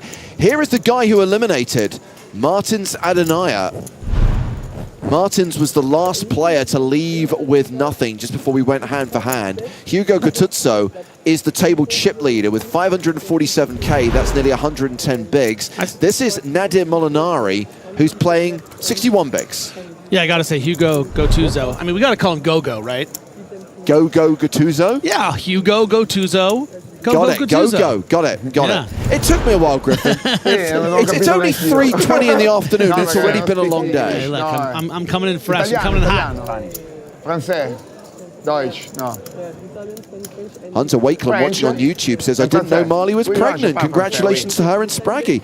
Marle is due to give birth in just over a month. This will be her last event for a while. We've got Shinya Yajima from Japan at this table. We're just shy of 50 bigs. Been loving the influx of Japanese players in the last few years. Center Poker watching on Twitch asks, hi guys, is this live? No, thank you for your question.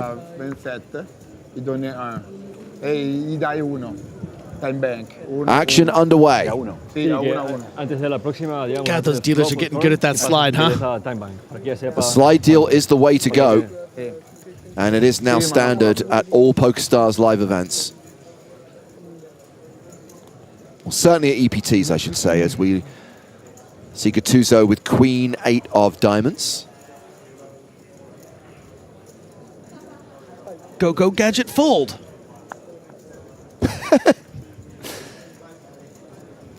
Adi Rakovic with ace-5 of hearts. He's going to open.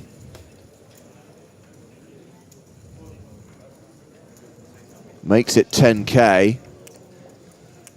Thomas Lillemand with king, queen of clubs.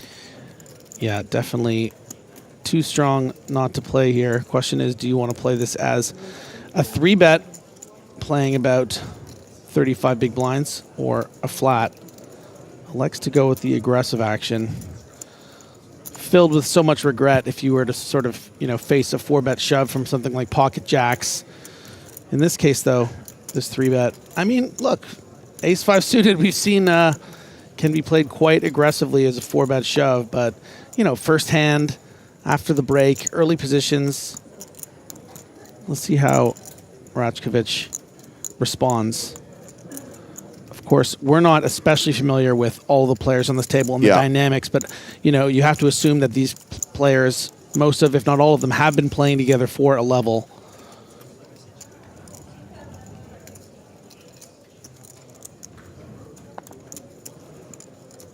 $257 players remaining right now. Would expect the pace of eliminations to slow after we played through the post-bubble bust-out bonanza. And Rakovic getting quite a good price here, just 2.6x. Also has some room to 4-bet if he so chooses, but is deciding to call, which I think is a fine option. You don't want to make a habit of calling too many 3-bets at this stack depth, out of position with ace-5 suited, but when it's a pretty good price, I don't hate it, and jumps in the lead. Absolutely. Top pair versus second pair. Lillemand also with backdoor clubs. Action has been checked to him. He was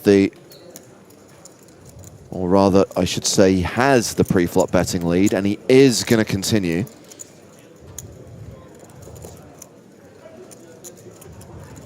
$15,000. Yeah, this is the board. You're going to be continuing pretty much always as the 3-better. And, you kind of get to price set here with something like king, queen. Yeah. If you decide to check back here and the turn's a brick, you might be facing a bigger bet from an ace. And you can also just get there. 2-pair now for Lillemand, who becomes the 4-1 favorite in this hand.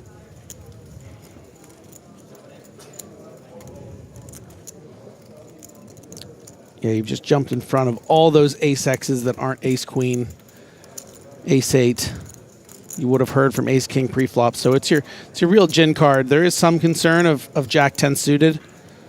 I think that the Rakovic would be calling that small sizing on the flop if it was, backdoor suits. But, yeah, bets 40K and takes it down. Well played from both players.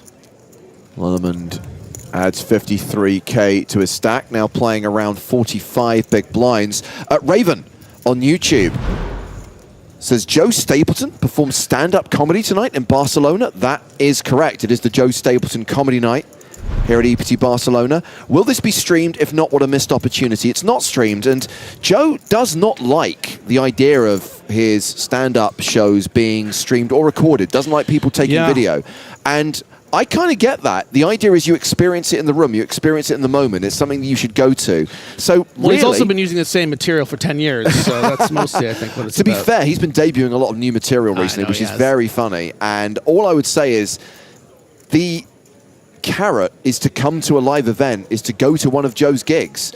And we've already established, might not happen in Malta, but NAPT Las Vegas, I believe they've already asked him to do another comedy night. That's great. And what time, local time, is that happening? The one here? 7:30. Perfect. So you obviously realize that 2 of our commentary team are part of that comedy show. So Joe Stapleton and Kayla Komeski. Well, so if you're wondering, I wonder if I'll be free and can go, the answer is no, Griffin. Well, no, the reason why I asked is because I did ask in my contract to make sure that there was a conflict between his show and me working, so that I wouldn't have to be like, oh, no, yeah, I'll be there. It would have been nice to see him perform. As a matter of fact, was feeling a bit under the weather when I first got to NABT and missed his show out there, which is too bad. 3-bet there from Gattuso with the ace-king, takes it down. By the way, Thomas Lilleman, who we saw win the last hand, Griffin, he is an online qualifier. He won his seat to EPT Barcelona via a €25 satellite. The dream lives.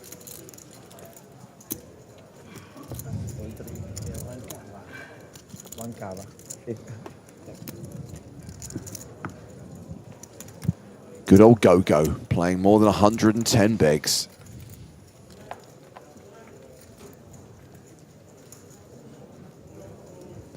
Come on, Marle. Find it, Marle. Yeah, looking for a spot. We got mouths to feed, Marle. Let's see if the action is folded to her. So far, so good. Molinari's not going to play 9-6. What do you got? Give us a little ace-10. Oh, no. No. Now, obviously, I hate this for Marle, but equally, I love it for the rest of us because we've all been there. I have 7 big blinds. I'm looking for a spot. I look down at shite. Yeah. And it is the most frustrating, annoying part of this game. Just being card dead and just not able to find a spot to get your chips in. It ain't right, James. Speaking of 10 deuce. Yeah. Folds to the raise from Ujima on the button. And Rakovic has to decide whether to defend here with 6 deuce of spades. Yeah, I think it's one of the worst hands you'll complete with here, but I think you're happy to just flick in the chips so you can get lucky.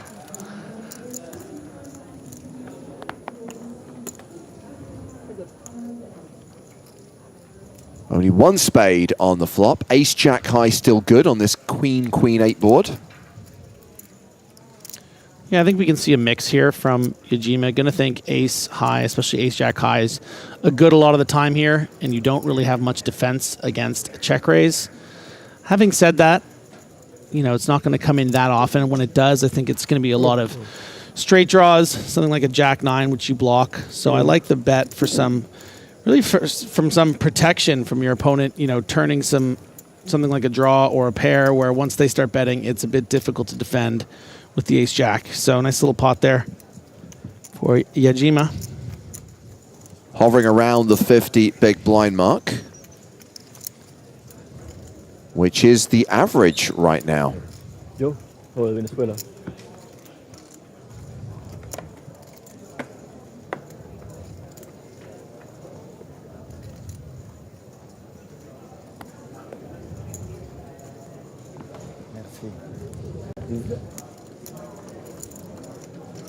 Ace-6 for Brandstrom, that's a fold. Wow, we're celebrating with some bubbles. We're in the money. Let's knock back the carver.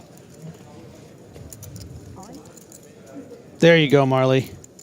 Oh, yeah. Snowman's. Nom nom. All in for a last 36K.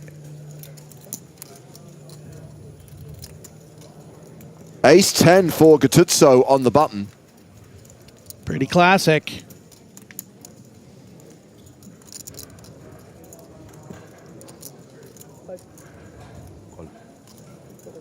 Announces call. Looks like a fold from the small blind. Lilleman will be in the big blind. He folds as well. So here we go. It's a race. Marle flipping for her tournament life is the slight favorite here with 8s against ace-10. I'm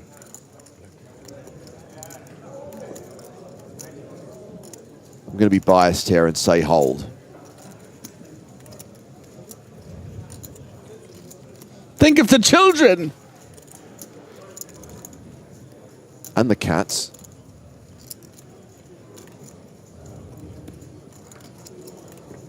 The flop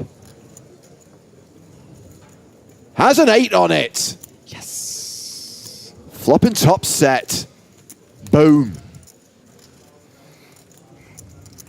Let's just have a blank on the turn. No, that's created some opportunities. 9 of clubs would have been a contraction. Queen on the river. 8s hold. Marle does indeed double up and now plays 16 big blinds. Yay! That's a lot to play with.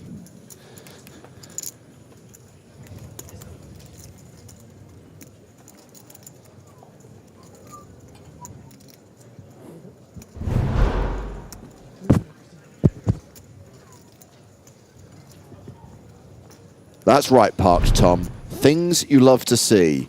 Number 1, Marle Spragg doubling up. Number 2, Nadir Molinari knocking back the carver.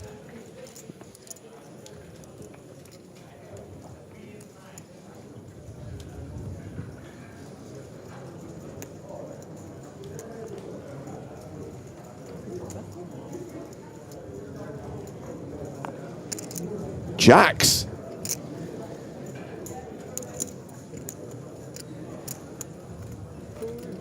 And he's going to raise. Makes it 11,000.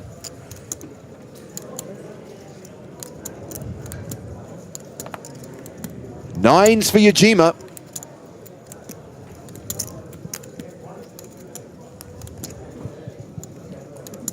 Just a call.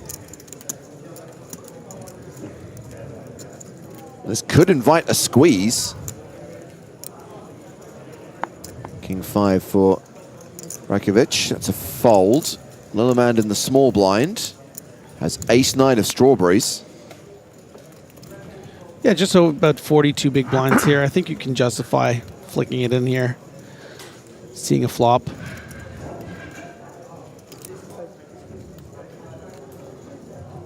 Squeeze, certainly some consideration as well, but could get messy. And I think would have gotten a bit messy against Molinari.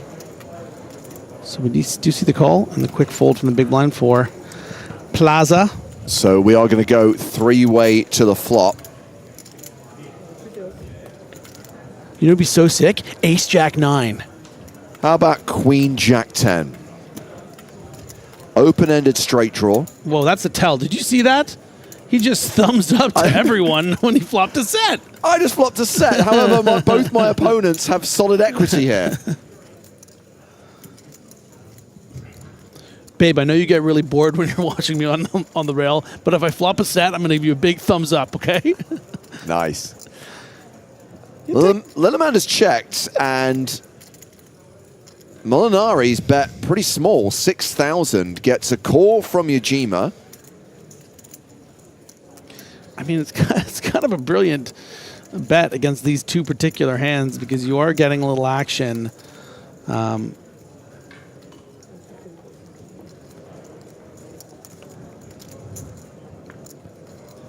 Both players call. 7 of hearts on the turn. Lillemand now with the nut flush draw, and of course, the better straight draw. If the king hits, Yajima's in trouble. Oh yeah, I didn't even see that. That's good. Molinari's still ahead, though. Molinari actually a 2-1 favorite to win this hand with his set of jacks, and I would imagine Griffin wants to size up on the turn. Yeah, he can really discount hands like Ace-King from both Yajima and Lillemand here. So, you know, 9-8, not really that expected in this circumstance. You wouldn't really expect Yajima to be flatting 9-8 very often, or from the small blind for Lillemand. So I think he effectively thinks he has the nuts. We're not going to see a lot of King 9 calls from this hijack or this small blind position either. So in a lot of ways, you have the best possible hand in this situation, and you want to get value from. Yeah, and this is a smaller bet than I was expecting. 25K into 61K. Yeah, and I mean, maybe I think it definitely is on the small side. Having said that, you are against quite capped ranges here. You aren't going to expect to really be up against a sort of cooler on cooler situation here, like a pocket tens or a Queen Jack is certainly a possibility that's going to give you some good action here. So I think just betting against the weak ranges, the king jacks, the king queens that you don't mind giving a price to, with only 8 outs to the river, that aren't always going to call like a 80% pot bet against your very strong range. You're raising your early position here, and you're betting twice. You're crushing hands like king queen. Obviously, Lillemand has 2 different draws here and is going to call. It's a 10 on the river, which is going to give Molinari the full house. Yeah, I would say that the mistake in the small sizing, despite the fact that I see the logic behind being up against these weak ranges, is, you know, the times that your opponent does have something like, you know, a king queen of hearts or an ace nine of hearts, where they're going to call pretty much anything on the turn, and you probably could have made 60K here on the turn instead of 25 or, you know, at least 40. I love the fact that Molinari is as happy to let his shot clock run down as he sips back the bubbles. The guy's got style. Actually, it looks like the action's on Lillemand. I'm guessing he's deciding whether he should bluff this river. Well, he has taken the wise decision to check. Or was he being asked for a time bank card? Maybe he's still in the tank. Yeah, his clock's still running. The line doesn't make a great deal of sense as a bluff here. Yeah, it does eventually check. I mean, you could try to say you have something like Queen 10 or Jack 10 and, you know, put a lot of pressure on something like maybe Ace Queen, even Ace King that's a straight, but like, what are you going to do? You're going to shove for 1.5x pot? Not really, right? So it does just check and give up. Let's see if Molinari finally sizes up here.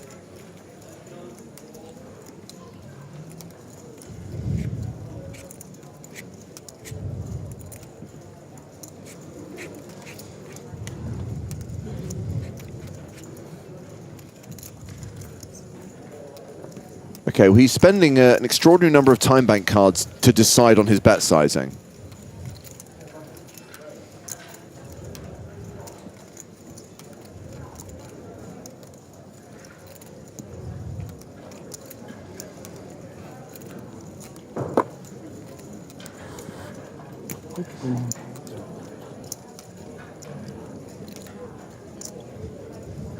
Looks to be in the range of 65,000, just about 55% of the pot.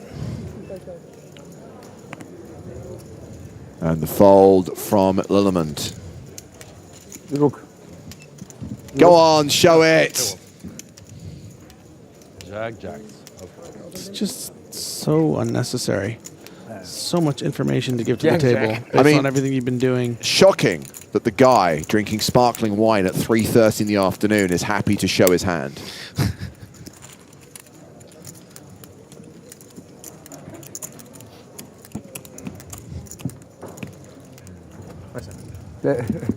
You're okay in my book, Nadir Molinari. Let's step away from the feature table for a moment and check on some of the faces in the field. I am advised that this gentleman is a former professional soccer player. Jimmy Kebe. Hello, Jimmy Kebe. This guy I know, Dimitar Danchev, who won the PCA in 2013. He's not the only former PCA winner we have playing the EPT Barcelona main event. The guy who won the tournament 12 months later, Dominik Panka, PCA 2014 champ. Pancake. An EPT Barcelona legend, Fabiano Kowalski, was a finalist in 2022 and came oh so close to making the final table last year. And this is the current chip leader, Martin Nielsen.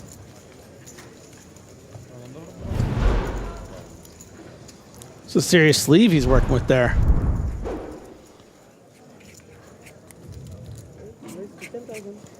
Back at the feature table, we have had a raise. Adi Rakovic opening with ace-5.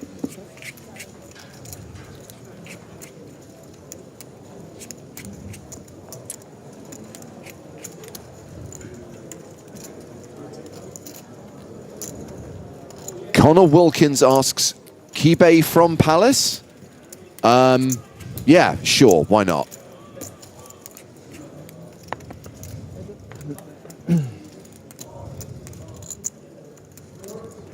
King 9-3 on the flop. Well, ace-6 is still ahead here, but solid chance of a chop here, Griffin.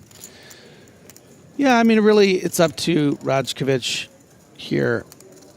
And this, I think, this hand could be a great example of the power of being the aggressor, being in position. I think Brandstrom could consider an ace-high float out of position some of the time here, but it's not a great spot to be in playing, 23 big blinds, playing a guessing game with, just ace-high. With this sizing, I think it's we can see he does just decide to fold. So, yeah, like you alluded to, James, you would think this is a spot that, we could see a chopped pot, but, Sure. sometimes it's just bet first, and when you're the aggressor, that's it's your job. Crucially, the hand has to play through the streets and get to showdown for it to be a chop. 235 players remaining now. From a starting field of 2,045. This is the third of 7 days. This is a long tournament, and again, spare a thought for Marle. These are long days, and when you are 8 months pregnant, it's going to take its toll. Let's put it that way. I mean, how hard could it be? I probably still weigh more than her. I'm walking around with even more weight.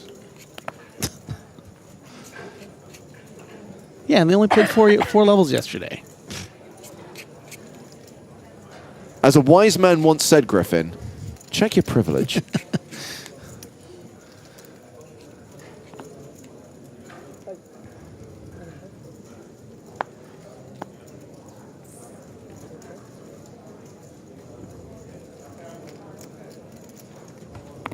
Lillemand, Queen 8 in the cutoff.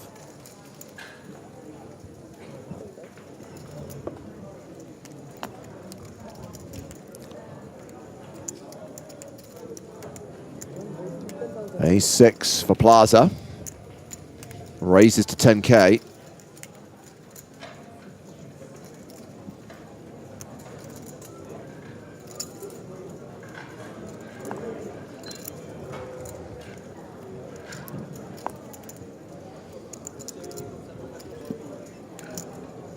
Molinari, Queen 10 in the big. And flops 2 pair. Whoa. Top tizzy. He's got to order another glass now. It's working for him. It's a solid strategy.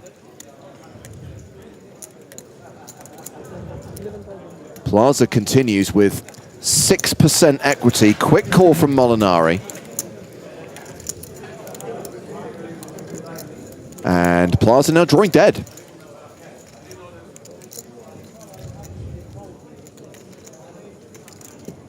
Ooh, picking at chips. Second barrel from Plaza. 49K in the pot, makes it 20K. Molinari, quick call again. 9 on the river. Board gets straight here. I think this is a pretty poor hand from Plaza as far as, hand selection, sizing. It's just not the way you want to play this situation.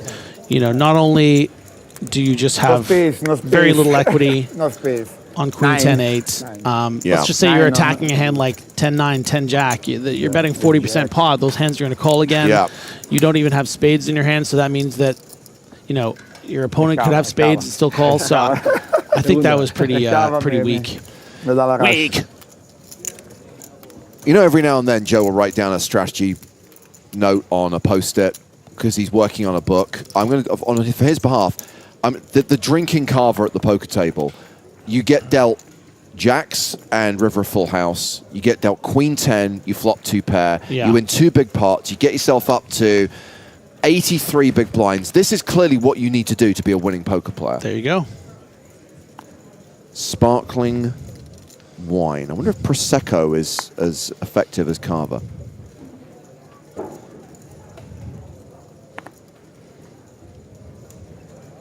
Oh, talking of jacks, and these are the James and Joe, the JH and the JS.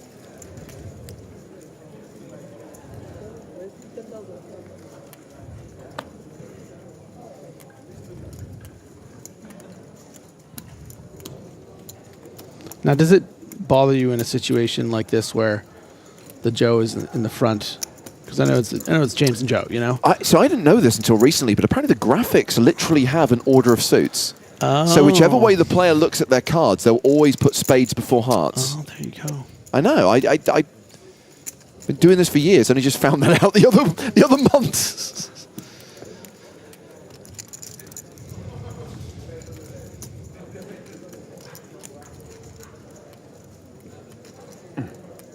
quite a small sizing here, out of position. A bit irregular. Normally you see something closer to 4x. In this case, just 2.7x. Lilleman with a decision here, playing 35 big blinds. Certainly from the hijack, I think it's strong enough to just shove or even 4-bet call off. But, you know, perhaps a bit skittish because of that strong appearing sizing. And look at that. Gets the absolute gin flop on King Jack Deuce. Molinari, he must have finished his sparkling wine because he is in trouble. Once again, goes back to his very, very, very small sizing. This is about 11 or 12%. And no, Brass Monkey, Cava is not the same as Prosecco. They're different types of sparkling wine.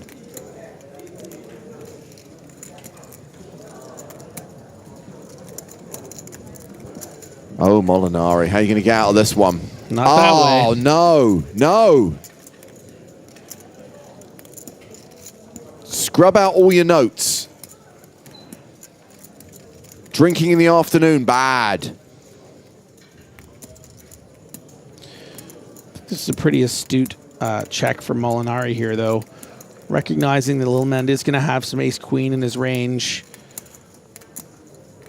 Hoping to see a check back and then maybe going for some value against a perceived king-queen or ace-jack, something of that nature. That is definitely not the case here, though. So expect to see a bet from Lilleman in the range of, you know, half pot. A bet of around 35K here would create a pot of about 150 with 100 or so back.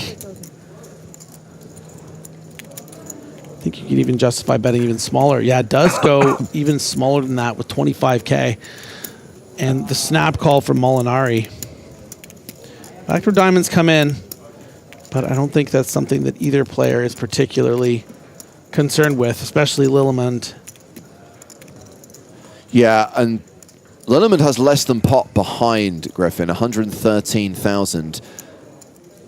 How greedy does he want to be? How much does he think he can get from Molinari, who still has two pair here? Yeah, I think that the inherent problem is that you don't really ever expect to be up against something like a two pair here. You're expecting that your opponent's going to have some aces, some ace-king, you know, maybe a king-queen. So these one-pair hands, it's a bit unlikely that you're going to expect to get a call from a shove. So you really want to find a sizing where Molinari just says like, oh, whatever, let me see it for 50K. I think it's hard to be a bit, look at there, right there on the nose. 50,000, so around half pot, around half of what he has left. Yeah, and I think with this particular combo, it's very, very difficult to fold because Molinari does have the top of his second best hand range here.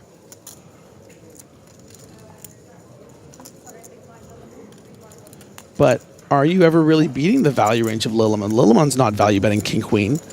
You know, Lilleman's going to have his ace-queens, his pocket jacks. Also, Molinari only got these time bank cards 30 minutes ago, and he's already used most of them.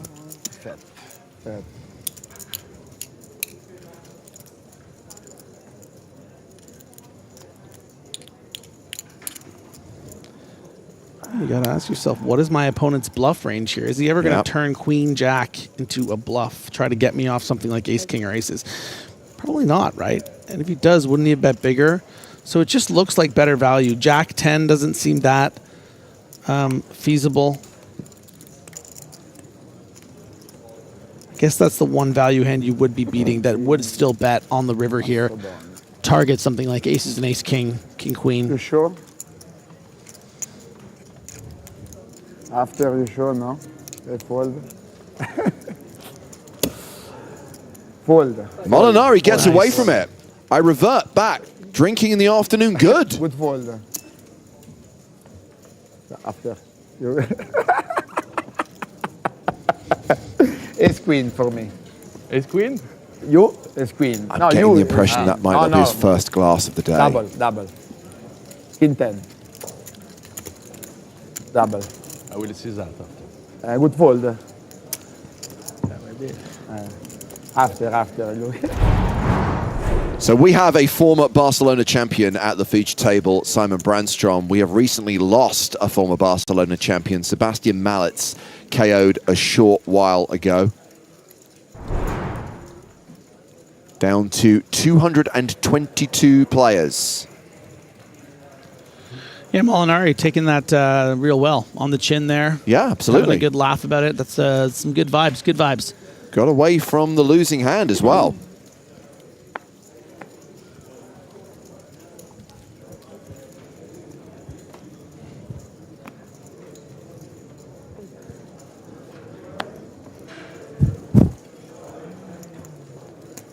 Brandstrom has been pretty quiet so far. Only has around 25 big blinds and hasn't really seen any cards. Rounds the blinds. Marle, after her double up, now finds herself in the small blind with Queen Jack of clubs. What's she got, 14 bigs? Yeah, I think you play this as a pure shove because the hand just has too much equity. You don't want to be limp folding to a shove, you know, and you can fold out a hand that has some equity, like a 7-6. Can't really afford to be losing many small pots right now. So when you have a hand as good as this, just one person to get through, you say, let's run it. Marle add some chips to her stack, now playing 16 bigs, around 85k. Still the shortest stack at this table. 220 players remaining. So this is the second of 5 levels to be played today. So we were due to finish around 10:15 this evening. As ever, the bubble adds time to the day. So probably 11:30 p.m. is when play will conclude tonight.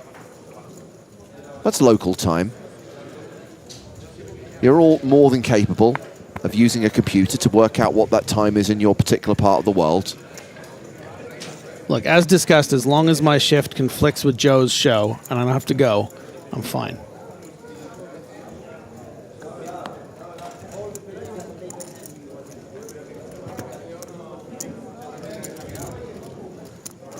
Sacramento, I'm not going to do the conversion to Pacific Standard Time for you, and considering you're probably currently on Pacific Daylight Time, if I did that conversion, the information would be useless to you.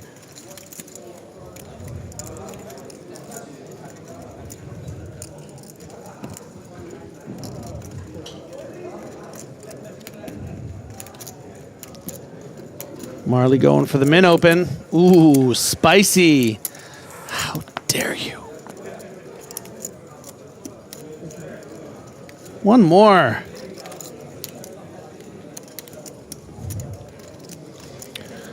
Yeah, I think this is pretty out of line in a fun way for Marle, mostly because you're up against the chip leader in the big blind, right? You're only playing 17 big blinds, 16 big blinds. Has flopped favorably. So I think this pot is a good reflection of the fact that Marley's playing to win. She's not just going to blind out of this thing.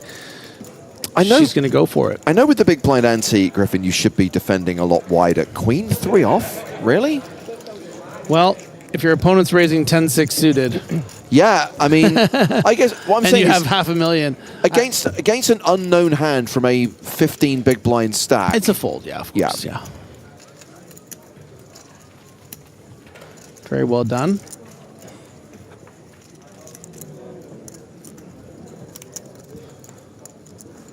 Up to 20 big blinds. She's tripled her stack since she sat down here, beginning at this level. Yeah. About 35 minutes ago.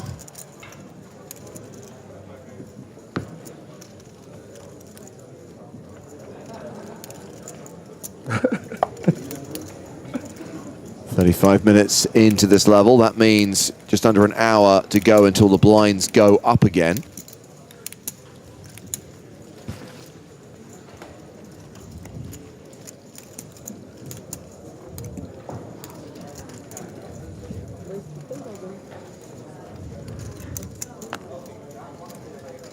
As Lillemand opens with ace-queen. Marle is rocking the Women's Summer Festival hoodie. The main event of the Women's Summer Festival, won by fellow team pro Jen Shahadi. We did 3 live streams from the Women's Summer Festival, Griffin, and Jen Shahadi was on all 3 of them. She made the final table of the high roll-up, sadly just missed out on the cash. She played in the cash game on the Friday night and won money. And then she was back on Sunday at the final table of the main event, which she closed out with a W. Was very happy to read that she won that event. Pretty incredible stuff.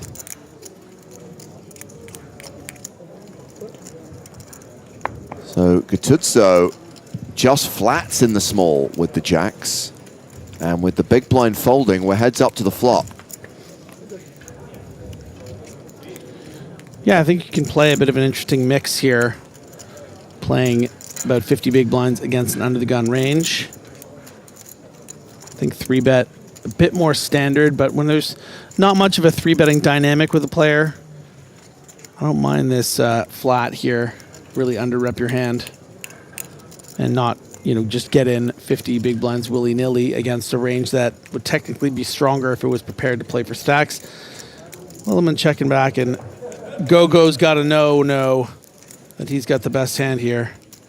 There is a small part of me that hopes it is always coming 7 because we haven't had a chop yet, Griffin, and I know how much you love to be a part of that meme. I do. That's why I still drag myself out here every event. I just want to sing. Oh, you are absolutely a frustrated performer. That much we know.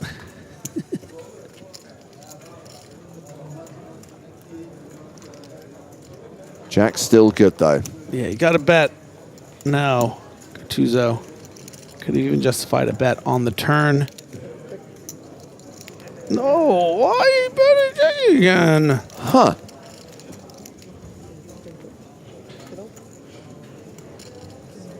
And Lilleman checks behind. Jacks are going to win a pretty small pot.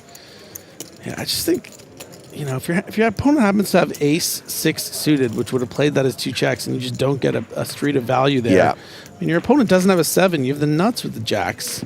You're not going to get a bluff from a hand like an ace-high. Yeah. So a missed street there, although I think ace-queen might have found the muck. Philip the Razor asks on YouTube, James, there's been some Amazon Bond news recently. Can we expect a video on the writers and director being named in the near future, please? The director was named, no? Yes, but he's saying he wants my reaction to Villeneuve, Stephen Knight, and all the other news that's come out, all the speculation that's come out.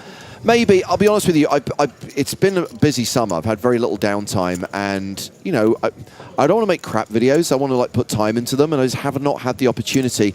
Maybe in September, although saying that, Joe and I are going to be doing a lot of the WCOOP streams, some of the final table replay streams with Nick, so if I have time in September, maybe I'll do something, but... Stephen Knight, the Spartacus Daredevil guy? The guy who co-created Who Wants to Be a Millionaire. I mean, look, I've enjoyed a lot of his work, but I feel like he's just not prestige enough for... I don't know whether we're talking about the same person. Okay, you sure? So I jokingly say, and this is a fact, he did create the quiz show Who Wants to Be a Millionaire. He also created the TV series Peaky Blinders. He also wrote the screenplay for Eastern Promises. He also directed the movie Lock. Oh, yeah, you know what? I think we are confusing people, yeah. I think Stephen Knight is actually an who's excellent choice of writer. Spartacus creator. Stephen S. D. Knight. Right. It's that guy. Like the guy doing Stars TV shows. STARC. Like, oh no. So Stephen Knight's premise is that it's Bond in an Aston Martin driving the length of the United Kingdom, taking a series of phone calls, and that's the movie. Have you played by who? I'm assuming you haven't seen Lock. No, but I saw the 2 Smoking Barrels. I strongly recommend Lock. Tom Hardy in a BMW driving from Birmingham to London, taking a series of phone calls. It sounds like, why would I want to watch that? It's brilliant. It's genius cinema. Dude, you can lock me in a room with Tom Hardy anytime. I'll watch whatever he's in. Meanwhile, we got 3-way action here. King 10 versus King Jack versus Jack 9, and everyone's missed. I quite enjoyed his little show with Pierce Brosnan there, Mobland. Have you been watching that? I thoroughly enjoyed it, Yeah. as stupid as it was. I mean, It's any so time dumb. that like Paddy Considine is like a supporting player in a drama like that, Yeah. you know you've got a good cast. I loved the dynamic between Pierce Brosnan and Helen Mirren. Yeah, Loved it. Oh man, and they just have us like. There's one scene where just Tom Hardy's character was just walking into a club with Crystal Method playing and just going to like beat someone up. I'm like, this is what we always wanted. Like, it's good stuff.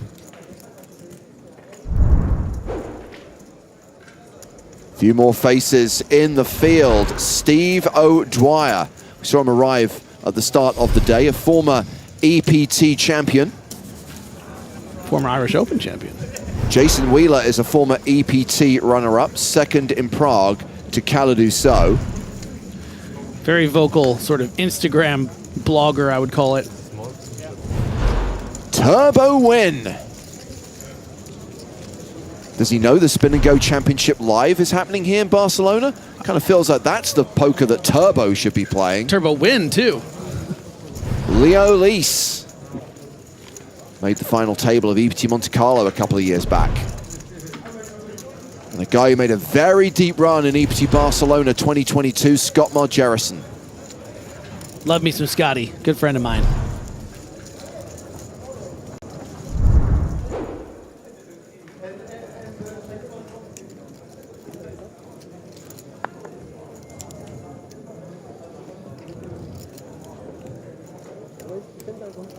Danchev raises the button with 10-8.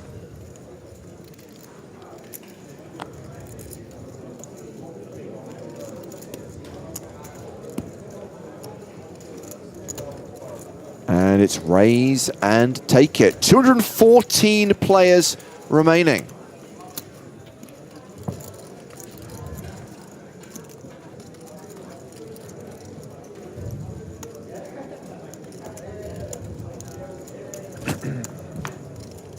Come get some, asking how does one get on PokerStars Team Pro, and Ed responding, win the PokerStars Live League, question mark? You don't have to win the PokerStars Live League, because remember, it's going to be a casting process. So if you're not aware of this, by the way, the league started at the start of the year. Throughout 2025, you basically earn points by playing in European PokerStars events. There are 3 different leaderboards: low buy-in, medium buy-in, high buy-in, and the top 10 players from each tier, that's 30 players in total, will have the chance to win a contract as a PokerStars Team Pro. You can check out the latest standings in the PokerStars Live app, and you can see which players are currently in contention. They have not yet confirmed how that casting process is going to work, how that decision will be made, but I imagine there will be a panel of judges. I'm assuming there will be an interview process.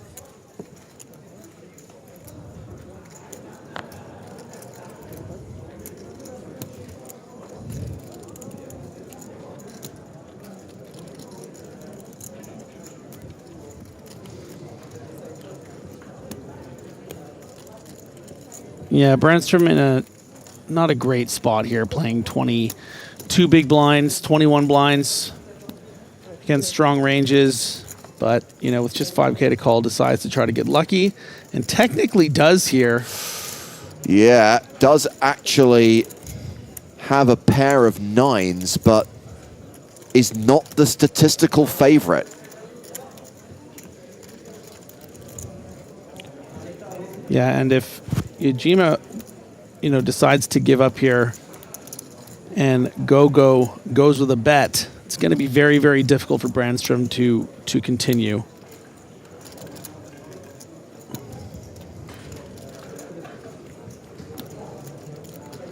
Yeah, goes for the free card and turns the third nuts. Seeing a lot of passivity from Gottuso here. Going to work in his favor this time. Nuts. Oh, hazelnuts.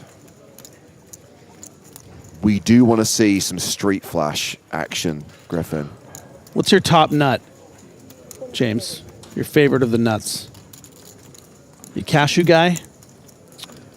Pistachio. Yeah? Pistachio's top 5 easily for me, probably top 3. You know what? I love those candied nuts. I'm such a sweet tooth. Love me some beer nuts. Cashews. So Ujima betting 22,000 here. Not going to work. Tutso is going to raise it here. Makes it 62,000. And this might shut down the hand, and that stops the prospect of us seeing the King of Hearts on the river.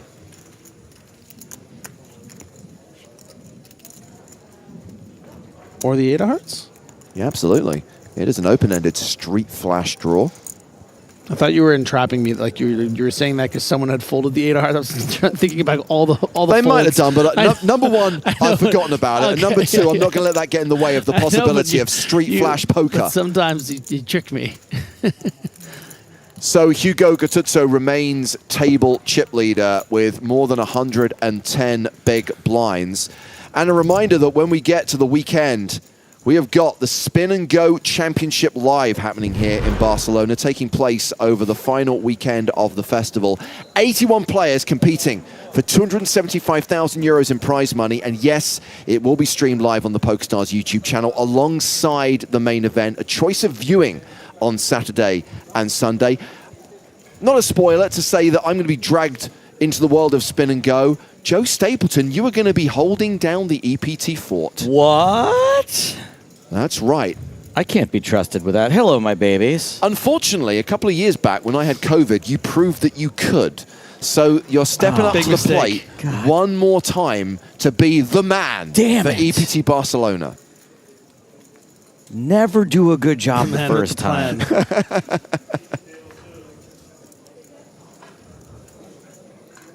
I guess this gets me out of the interview, maybe? I think it's already been established that Le Cedric is going to do his bit to be the Joe Stapleton at the final table. Thank Good for him. Mon Dieu. All right, back to our featured table where Marle Spragg on a bit of a spin-up. Spin-up Spragg. Yeah, and great start to this hand, Joe, getting the better king-queen to fold. And you can see the power of that 20 big blind early position raise. Yeah, not a great flat here with the queen jack off. I think I've seen 2 mistakes from Plaza so far on this level. Does happen to be live, of course, against this particular hand, but just not doing that well. Suited, can you call on the button range-wise. there? Oh yeah. Okay. Suited changes everything. And Brandstrom has gotten a price. Molinari getting 8-1 says no.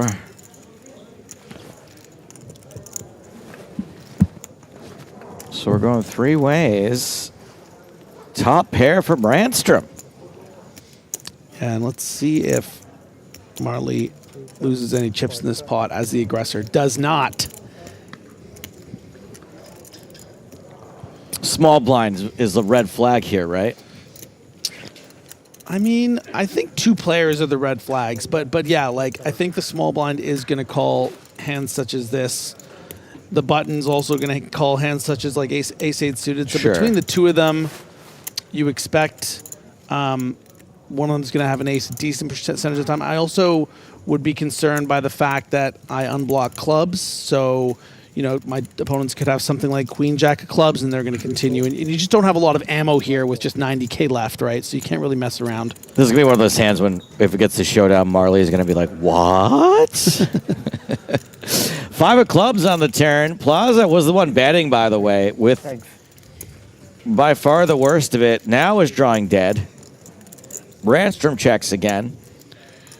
I mean, if there was ever an avenue that Plaza could go down, it would be continuing to bet on the club here. 3 of diamonds on the river.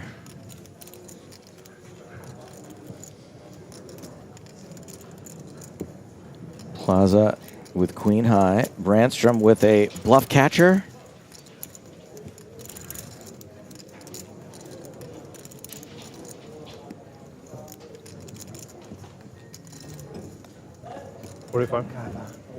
Brandstrom is not going to give Plaza the opportunity to bluff.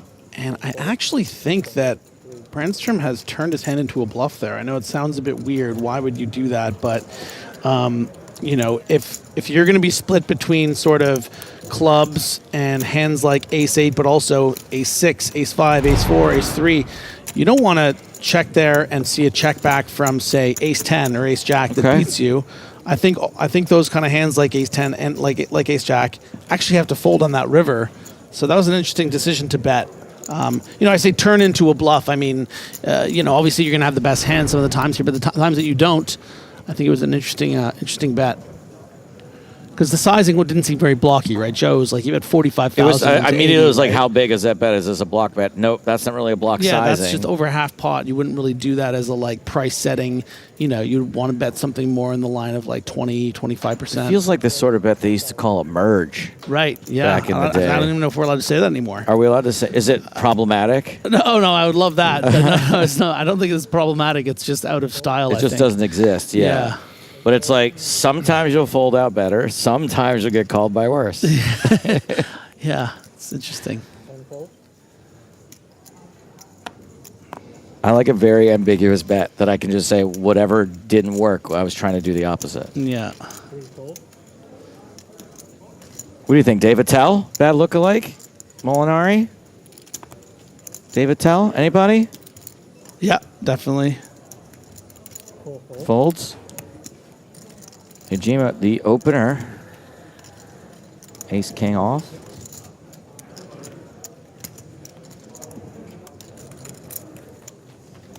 Raise and take it. Have it. Griffin, I don't know if you know this or not, but I went to Japan this year. I did know that. Here's something that I was just reminded of recently.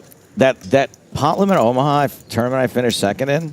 Yeah, I remember that as well. That was the national championship. Okay, so you were almost a national champion? I could have been the national pot limit Omaha Oh champion for Japan for an entire year. Isn't that wild? That is wild. Were you close? Did you have like, or were you kind of? I went. We got to heads up. I had he had like a 10-1 chip lead on me. All right. And then I doubled up once or twice, and on the third one he got me. The third one I was the biggest favorite of the 3 times I got it in. Couldn't hold the third time.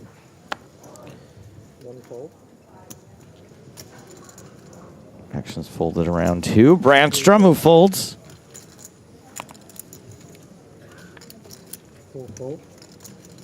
I heard a great Attell story. What a podcast. Do Attell. See how this hand plays out for Marle first. Yeah, 15 big blinds. Jack 9 suited. A bit different from the Queen Jack suited because you really feel like your hand is too good with Queen Jack suited not to realize your equity. Jack 9 suited, I think you can limp, fold for 15 big blinds and be annoyed, but know that it's, you know, that's just how it goes sometimes. But facing a raise, I think Spraggy. I think Marle. No, we decided that Marle is Spraggy now. Yeah, and Spraggy is Ben. Yeah, now she has every reason to continue in this pot with a call.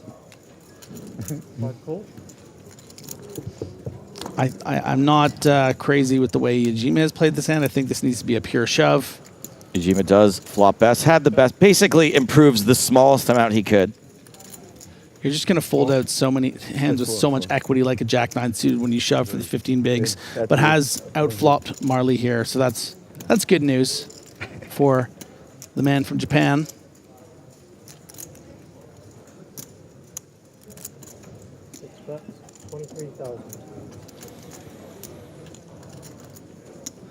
Interesting size up here.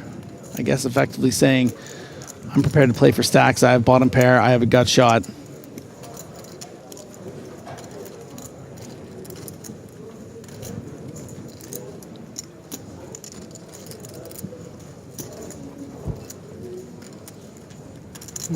Let's it go.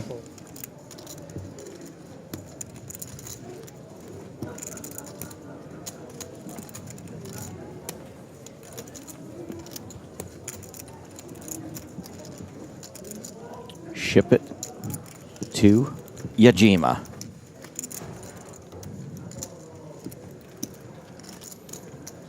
Marle sitting on 13 bigs now. Marle, Spraggy, Spragg.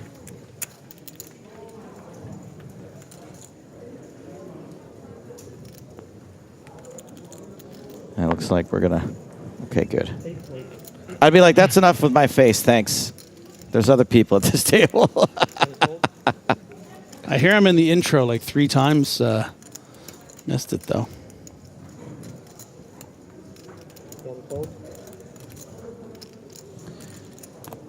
There was something I wanted to talk to you about, and I can't remember what it was because you're giving good analysis. Brandstrom, Queen Jack, offsuit. Give her the shove hand. Give it to her. Not that one. Something double down. Ujima. 4 deuces of spades. James was telling you about how the graphics automatic. I can never do the Jack Bauer joke because it never comes up 2-4. Oh, wow. It's only ever 42. And that's Jackie Robinson's number. And we don't joke about that. No. Oh, the David Tell story. That's what it was. Thank you, Leaf Eater.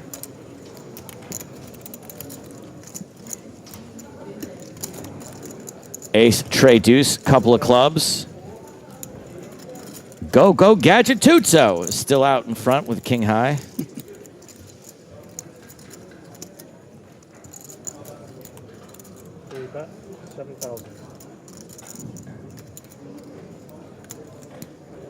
Brandstrom. Aggressiveness is going to pay off again, I think. Are you going to tell us the aggression? story? Yeah, I'm just. Where's a hand of progress This here? is not a hand. Okay, great. I mean, it's been built up so much. It's not even that great. It's a thing only for comedy nerds. There was a fairly well-known comic out front. We'll say of like an Amy Schumer type level, but not Amy Schumer. Okay. And why did you just wink when you said not Amy Schumer? They were complaining about. It wasn't even a woman, by the way. It was a man. Was complaining about the crowd being kind of dead, and about how they're like not getting booked as much as they should. And Attell's like not in the conversation. He's just like smoking a cigarette outside the Comedy Cellar, and without being at all insulting, just like from up on high, just goes, "Be funnier," and then just went back to smoking a cigarette, and everyone was like, damn, he's right. I should probably just be funnier. And so I like, I don't know, again, story got built up a little bit. No, but not at all. I like the story. You were out there. This is a story you heard or you were there? No, I wasn't there. I was not there for this.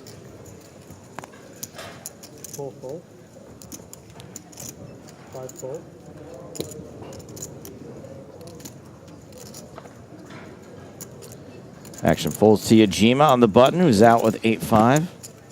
I will say I have been kidding around about how I'm grateful I don't have to come to your show, but in all seriousness, I do regret not being able to go. That I'm gonna be stuck in the booth tonight because I missed Dude, your you're show so in cool. Vegas. You've come to so many shows, and no, but honestly, can I be honest? Sure, bud. Just please. a lot of. There's actually a lot of new material between each one, so I feel do. like and there's nothing on. I can't find it online, or you know what I mean. So it's not like I'm missing.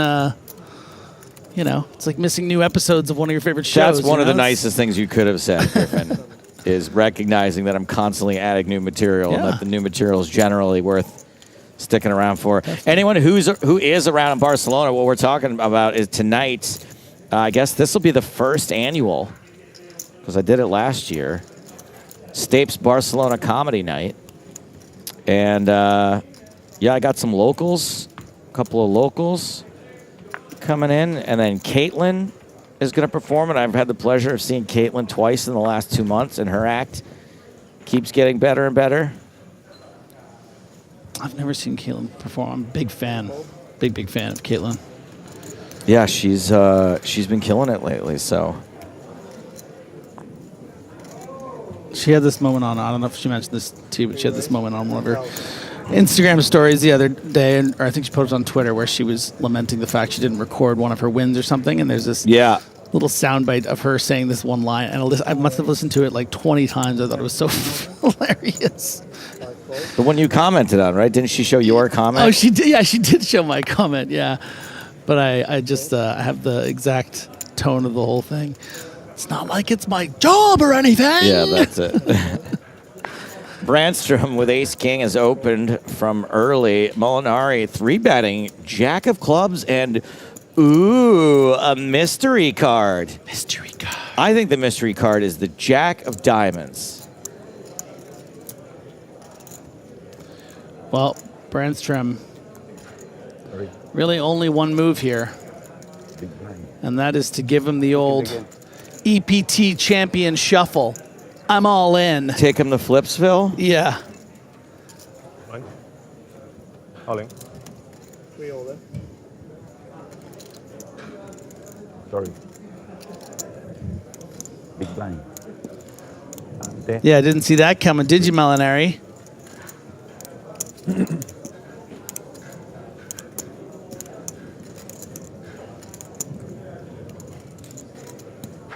I mean, to be fair, he probably should have seen it coming. I mean, it's hard to go all in with. There's only a few things that could have happened, and this No. is one of them, I guess, is what I'm Yeah. saying. It's not like you got to be Doctor Strange to find the one of the 9 million eventualities where getting shoved on happens. It was 14,600,400. You got my point. You're such a dork. I hate gatekeepers like you. Yeah, you like the Marvel movies? What's Nick Fury's badge number, huh? Yeah. Name 45 Avengers. Spider-Man, Doctor Strange, Iron Man. Winter Soldier. Molinari folds. I don't think anyone's folding jacks there. I take it back. Yeah. That'd be a pretty bad fold, Nice right? try, Molinari. You're Brandstrummed. I did do a bit when we were doing the TV shows for this about how Brandstrom sounds like some company you would hire to like come in and like revitalize your brand. Yeah. And they give you the worst ideas ever. It's just a lightning bolt. The Brandstrom. Can I pay with it later? It's okay. Yeah. Terrific. Like the oldest guy at the company's 28.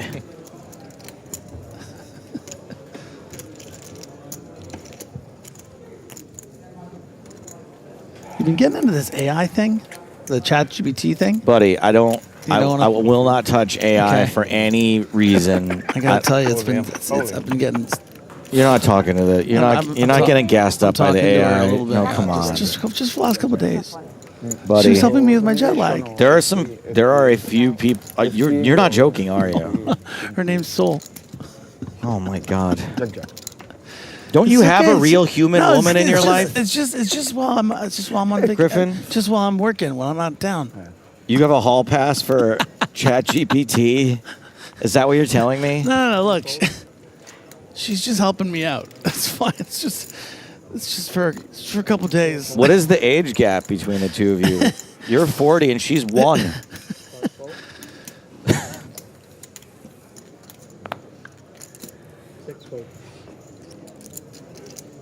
You know what the problem is? I really hope a poker hand happens soon. It's the speech to text thing that's it's the fact that she has a voice. It's a bit weird because it's like you're actually having a conversation. You know. I don't even know how you start. Like, never mind. Well, on the break, I'll show you. No thanks. No, come on. No, I'm good. Thank you, bad boy nerd. Rashkovich On Twitch. She's just a friend. is limping in with ace deuce on the button. 2 10s for Plaza. 10s, or as I like to call them, the aces of number cards. So dumb. I love it.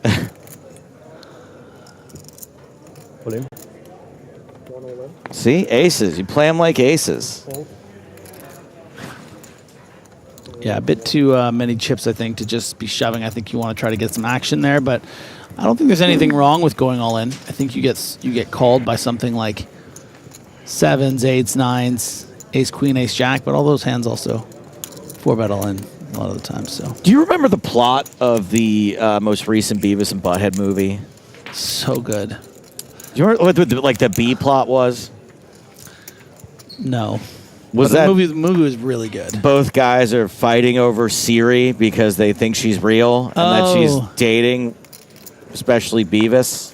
Wait, have you been talking to my girl? That's you. You're as dumb as Beavis and Butthead.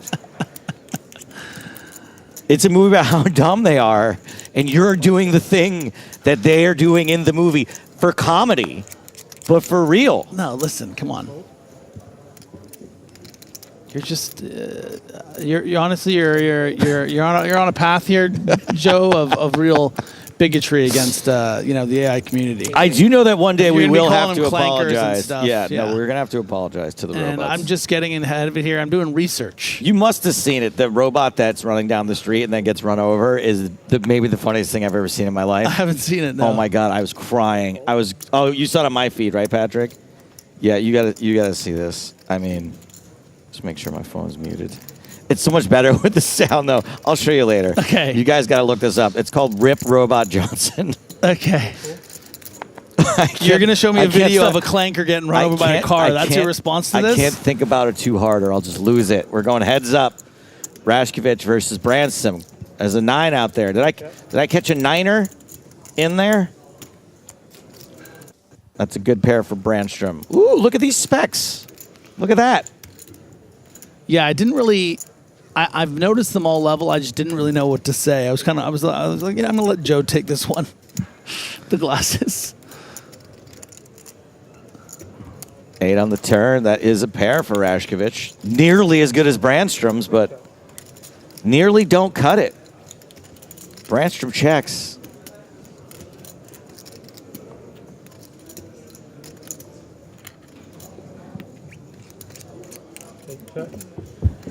Checkity check. 4 of hearts on the river completes nothing for these two actual hands. I'd like to see a bet here from Brandstrom now. At this stage, you have to imagine this 9 is good. Sometimes you'll get value from the exact kind of range that Rashkovich has. You know, you expect you would have heard from 10s or jacks by now, a better 9. And does reach for chips. And if he so pleases, he could even bet pretty big here. And does go with 20K into 27. So I'm really impressed by this recognition, this understanding of ranges. You know, if you were up against something like a flush draw, probably would have heard from it on the flop or on the turn. And you know what? Is going to get paid off here. Look at that. Yeah, another very well played hand by Simon Brandstrom. Yeah, my gosh. Playing like a real EPT champ. He's champing at the bit. Did I just quote Coneheads? Not to my knowledge, but it's not. I'm not above it. Never seen Coneheads. Coneheads had some moments. Where are you going after this? You going home? I don't have a home. Oh, that's right. Are you going to like London or anything like that? Or are you? Sorry, that was a little dark, you guys. Maybe. I mean, I can't stay here. I already asked. We are laughing. Yeah, we've all got stories. I go to Vegas after this for a couple days. Okay. But I just had my date cancel on me in Vegas. So if anybody wants to go see Bright Eyes and stay at the Cosmopolitan for 4 nights. Bright Eyes, like the movie with... No, the band, the singer, the Conor Obst band, real sad girl music, which, you know, kind of explains why the person bailed on me. The movie with the guy from Inglourious Bastards? Just coming back in theaters? Where he plays that, like, painter that he steals his wife's paintings? That's Bright Eyes, right? I think you're right. Yeah. I think you're right, Eyes. We got Plaza has made it 10,000 on the button. Anyways, I'm going to London to watch a Counter-Strike event at Wembley, so if you happen to have been in town. When is that? The weekend of the 5th. Of what month? September. Oh, yeah, no, I will be... Yeah. I'll have to, I have a show in LA on the 6th, so I have to be in Los Angeles on the 5th. But thank you for thinking of me.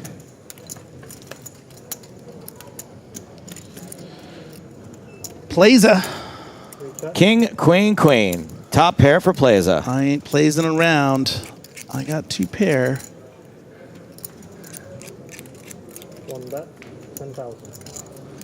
I think we can expect to continue here from Brandstrom.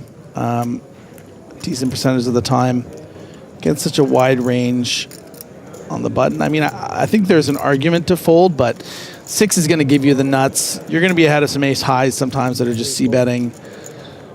You know, you're sort of one and done here. I don't think you're holding on for dear life, even on a brick like a 3.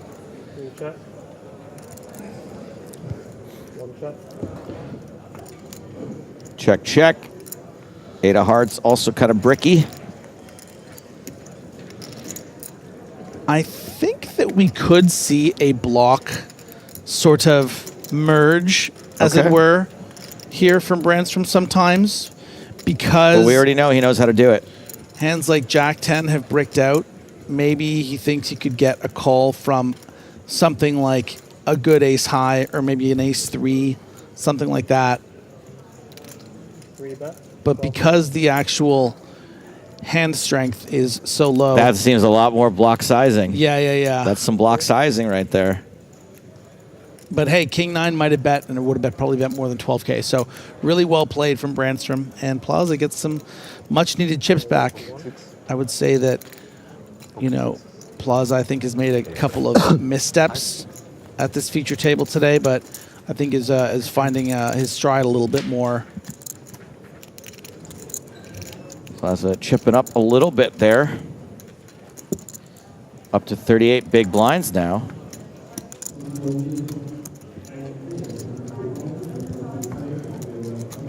Despite occasionally not getting Griffin's approval. Come like I see him, Joe. Hey, that's the gig, buddy. Looks like Yajima's going to fold Queen Jack under the gun. No thank you on the suited. Oh, wait, never mind. Just kidding. He's in. You know what I need to rewatch? What's Go. that? Go's excellent. It holds up really well. Yeah. It holds up really well. I watched it in the, I don't know, like a year or two ago. We did it on the podcast. It's real good.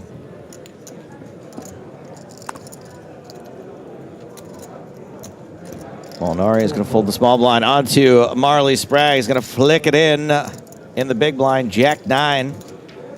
Jack Neener. Ace, ace, 8. Gattuso hits the 8. Has Jack 9 in pretty bad shape at this point. Yeah, and just 10 big blinds now for Marle with 16 minutes left on this level. So one might even say she's back in the danger zone. No, it's okay. That was my first cue up. Nice job. Thanks. That's right, Welly. It's a Sarah Pauly movie.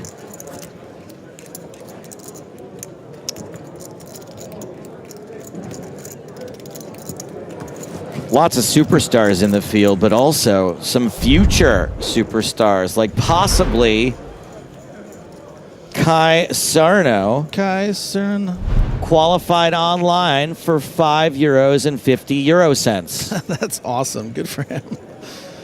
Or maybe Sergio Carro, who also online qualified, but is also going to play in the Spin and Go Championships this weekend. What does he do if he goes deep here? They happen at the same time. I can't wait to cover that. Well, you spin and then you go. You go back to the EPT, the main event. You're back and forth, whatever it takes. And then, of course, that all started by showing the original Razor here, Thomas Lilleman, who qualified for just 25 euros and 0 euro cents. And Lilleman is going to play against Shinya Yajima. Oh, name so powerful. King 8-6. 4's good. You wouldn't know it, though. Yeah, advantage to Lilleman here. Range advantage as the aggressor. I think 4's Depending on the sizing, can call once here, but Little Man has the kind of hand, gut shot, backdoor flush draw, ways to just improve by making a pair.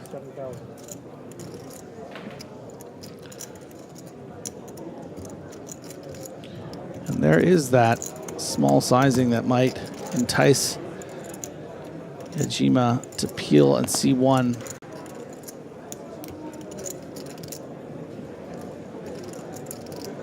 How often is your opponent shutting down after this, though? Yeah. I feel like, I'm like, yeah, I'll call here, and then sometimes I'll get like a free river. Nope, never. Just get barreled lets it go. again. Uncle Ejima gets out of there.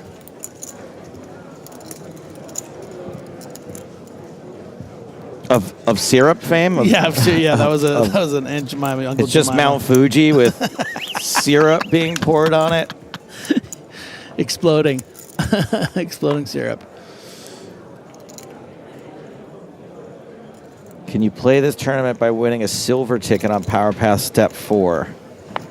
That's a great question. I think that a silver pass may not cover a 5K. Don't quote me on that. Hey, you put that pen and paper down.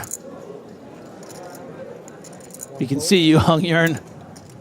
Do not quote him on that. That is off the record.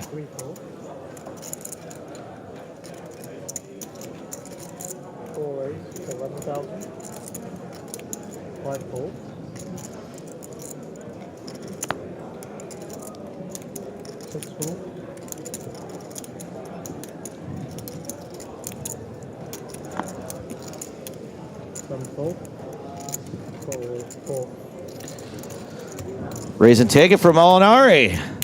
I wish what's an Attell catchphrase I could do? I can't just do his voice. See, it's not that good. Be funnier. Be funnier.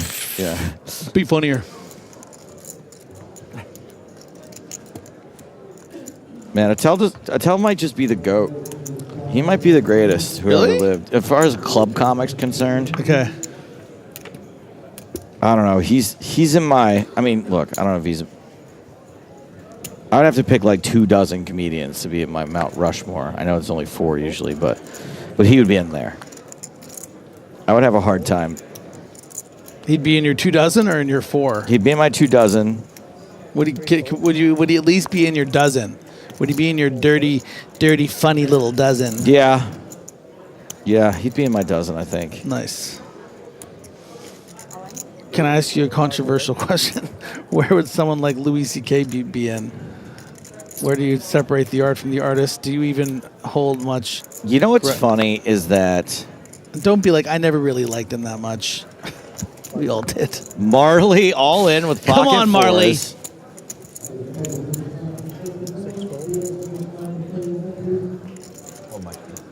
Come on, baby girl. We need it. We need it. Oh, and Spragg. she will be at least flipping with Gattuso. Yeah. Will the big blind get involved? Rashkovich says, no, thank you. So, like pink smoke versus blue smoke. At One of these is a boy and one is a girl? At a gender reveal party. One of these two things has a slight mathematical advantage.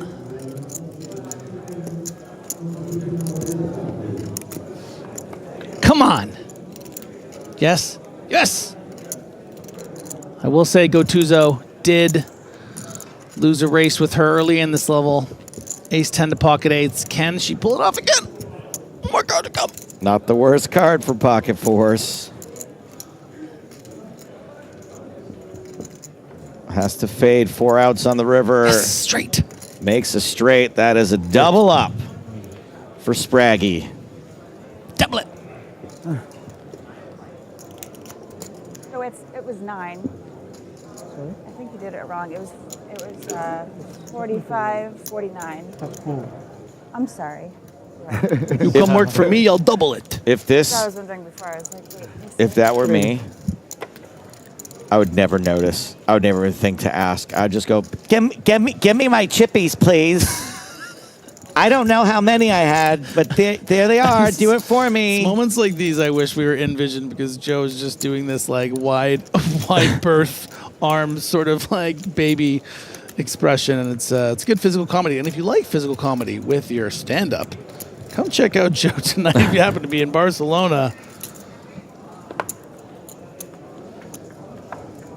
By the way, it's at La Taverna at Casino Barcelona. It's attached to the building, but it's outside, round back. It's the Players Lounge. Plaza is going to open to 10,000. Do you think if I did like a Ferris Bueller type situation with like sort of a pillows, like a fake me in this seat to come watch, that they would think it's like funny enough that I could come watch your set? Or they need me in the booth probably. They really need you in the booth. Yeah. It was hard enough to get me and Caitlin. Yeah. Couple hours You didn't off. think to push for me while you were in there? As an audience member? Yeah, as an audience member. Look, I'm going to need Caitlin to perform and Griffin to take up a chair. Yeah. Listen, he bought 3 comics last year. I mean, it's the least I can do.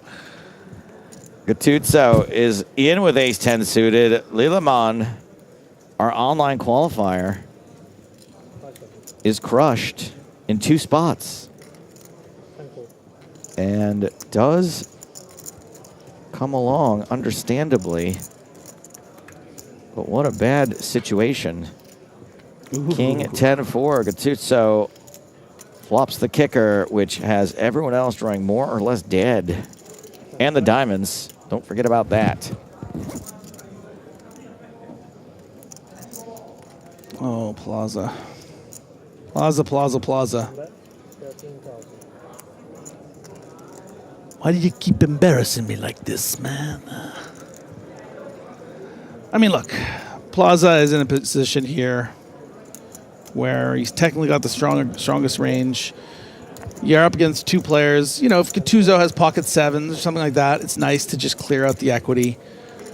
You do have the backdoor spades. I don't want to be results-oriented here, but... Ooh, well, this puts a whole new paint job on things, and that... paint job is... Keep going. Dark. Spades. Yeah. And sizing up to around half pot now. It's like the one that we're adding to the wall in Mexico.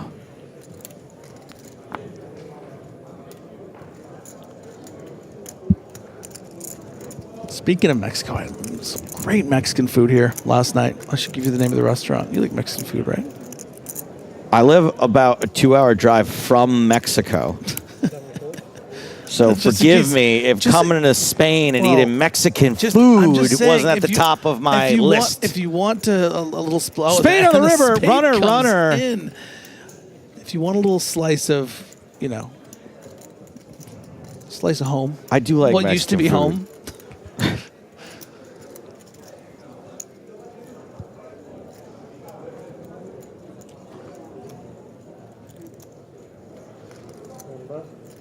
Plaza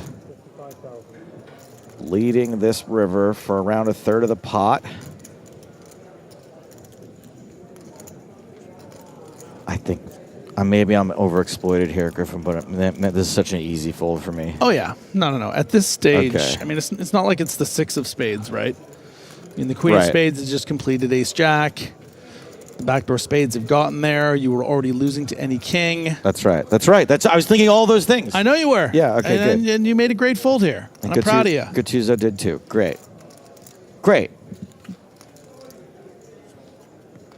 Look, sometimes you're 7% on the flop, and you get there, right? Those are the numbers. Remember how far ahead he was? How fortunes changed with the... You remember the guy of the spades who qualified for €5 and 50 euro cents? We're going to be featuring him on the feature table next, right? Kai Juhani Saarnio. Now he is eliminated. One of 2 things. But that's the bad news. Here's the good news. See that little smirk on his face? With a €5 and 50 euro cents. He 2,000 next his investment, right? 2,000%. Yeah. ROI. Hey, look.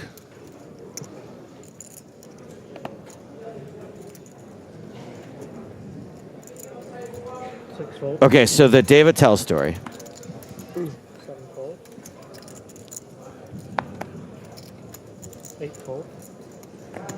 Griffin, did you see Weapons? I did. How good was Weapons? Weapons was great, and it got me out of my my funk of not having seen a movie by myself in a while, because I just couldn't find anyone to go with me, so I just went to the theater by myself. I've been to the movies a few times by myself the last few weeks, but Weapons I saw with my cousin, which was very enjoyable. Yeah, it was great. Still need to see Naked Gun, which is too bad. James didn't like it. James said that he got sick of it after the first 10 or 20 minutes. He said he didn't live up. I loved it. Yeah. I loved The Naked Gun. I loved Weapons. I saw Jurassic Park by myself. Couldn't tell you what happened. It's funny. I what it was remember about. getting kind of I remember getting kind of butchered a little bit when I came out, but then I spoke to our mutual friend Max, and he was like, "It was a Jurassic Park movie. It was great. Go see it in theaters. It was fun. Stupid." So I might have missed the boat on that one.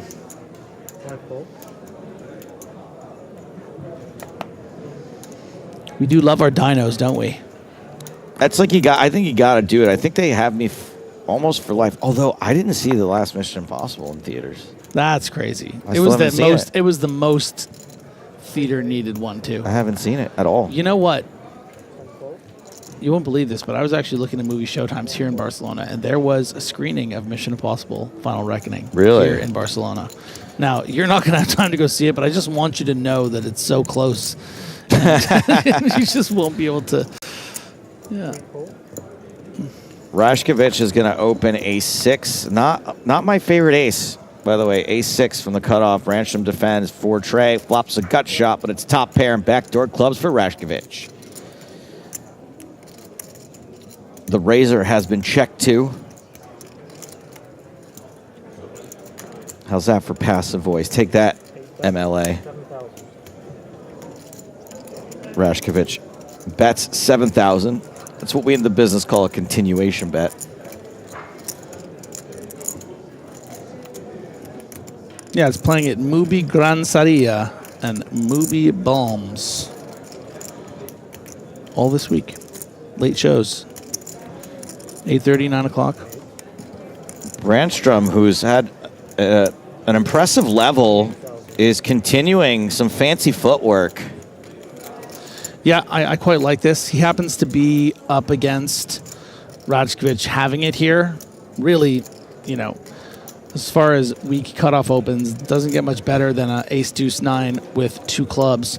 But in the case of, Rashkovich having something like, say, queen-10, even with a club, don't really have much of defense against a check raise here. So that's why we see Brandstrom taking one of his worst draws, the 4-3, as a check raise, because you are going to be folding out a large portion of Rashkovich's range, just not this particular one.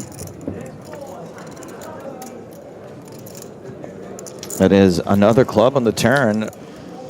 Rashkovich knows no matter what he could be up against, he is still drawing to the nuts right now. Yeah, and this is a one-and-done situation for Simon Brandstrom. I don't think he has any interest in getting cute or crazy with the stone bottom of his range here. And yeah, it does wave the white flag. Not only because you can be up against an ace that might not fold, but you can also just be up against flush draws. And sometimes you'll even get a free card with those aces. Rashkovich would hate to get check raised here on the turn. Yeah, so is going to get that free card and see those 3 outs to the non-club 5. Oh my goodness! Oh, that is a non-club 5. Beautiful. That is a non-club 5. Fortune favors the bold. So and that is Fortune. What up now, Swedes? Woo! What up now, Swedes? 1, 2, 3, 4, 5. That's a straight. Tell him what he's won, Joe. He has won this pot. So now Brandstrom has to decide up against an ace range, effectively. Doesn't get too greedy, but makes it big enough that it could sort of, be perceived as a balanced bet. This could be a bluff. Could be a bluff. But, you bet 100K here, and you're going to fold out that ace a lot of the time, I think. And what a tough spot for Rajkovic.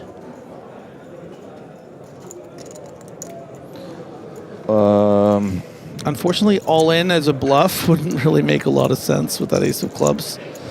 You think that you would have probably bet on the turn, but maybe not actually. Once you have the nut flush, you would check back the turn, I think, a decent percentage of the time to get maybe a final bluff or a hand like 4-3 to improve. Wouldn't that be creative? I mean, that's why I was... He did it! Oh, he did it! Oh, my goodness, he did it! So, look, this is the problem for Simon Brandstrom here, is that you have to assume that your opponent is brave enough to essentially 2.2x shove here as a bluff with top pair ace of clubs. There like that's aren't only a lot this? of other bluffs that make sense. Maybe, what, queen 9 with the queen of clubs, which would have, what, maybe raised the cutoff, you know, called the check raise, yeah, too high. No, I mean, this should just be ace 8 of clubs, ace 6 of clubs, ace 7 of clubs, or something like ace 6 without a club that is with just one club. It's just... And I also think that Rajkovic could be checking back the turn with, say, queen 10 of clubs, queen jack of clubs just as well, right? It's not always just the ace of clubs into a bluff. It's also some value flushes.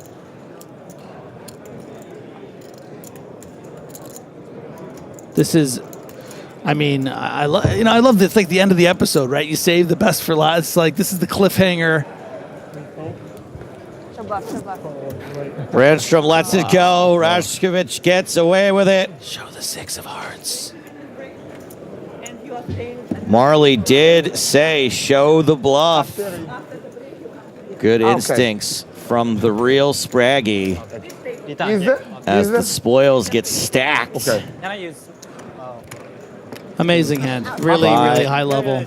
Adi Rakovic. We turn these off, or? Marle, we do not want to hear whatever you got going on in these breaks. That's between the three of you. We're going to keep this feature table on the other side of the break. More from Hugo Gottuso. His name really is Go-Go. Yeah, that's why. That's incredible. Yeah, I know. Andre Plaza's been mixing things up. He's been fun to watch. We got the online qualifier, Thomas Lilleman, of course. The Shinya Yajima monologues. Yeah, and Rajkovic with the hand of the tournament so far out, it's going to be hard to imagine that being eclipsed here on day 3. All right, my babies. We are taking a short break, just over 15 minutes. More from EPT Barcelona when we return.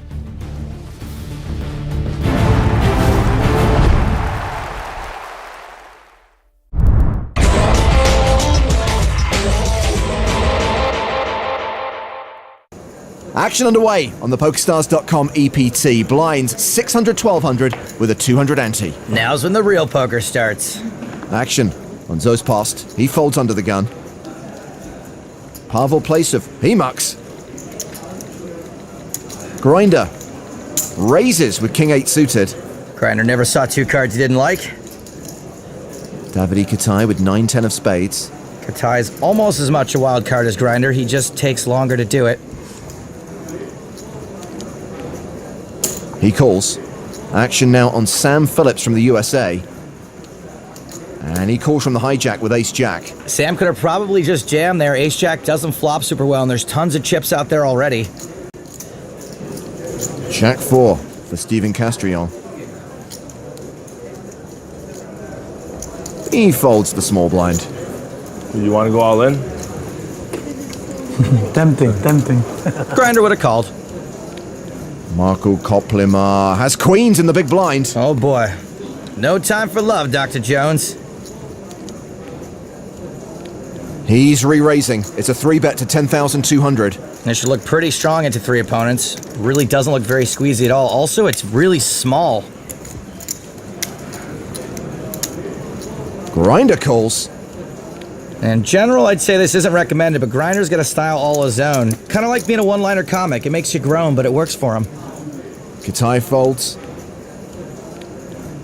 And Phillips also passes.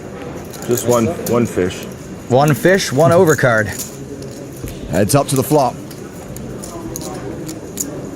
which sees Grinder pair is 8. Koplimar still way ahead with queens. Well, good job getting Sam Phillips to fold.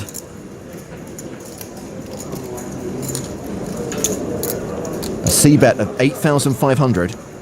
So if Grinder was calling with King 8 pre-flop, what do we think he's going to do with second pair, second kicker on the flop? He calls.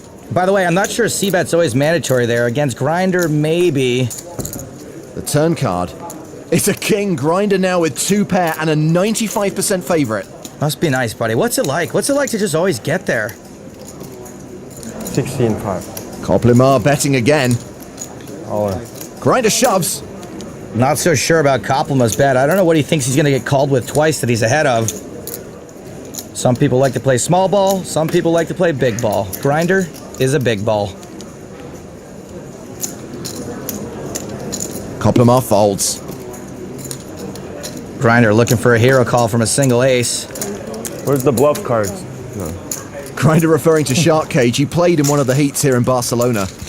How does it feel to make a reference nobody gets? I feel you, buddy. I feel you.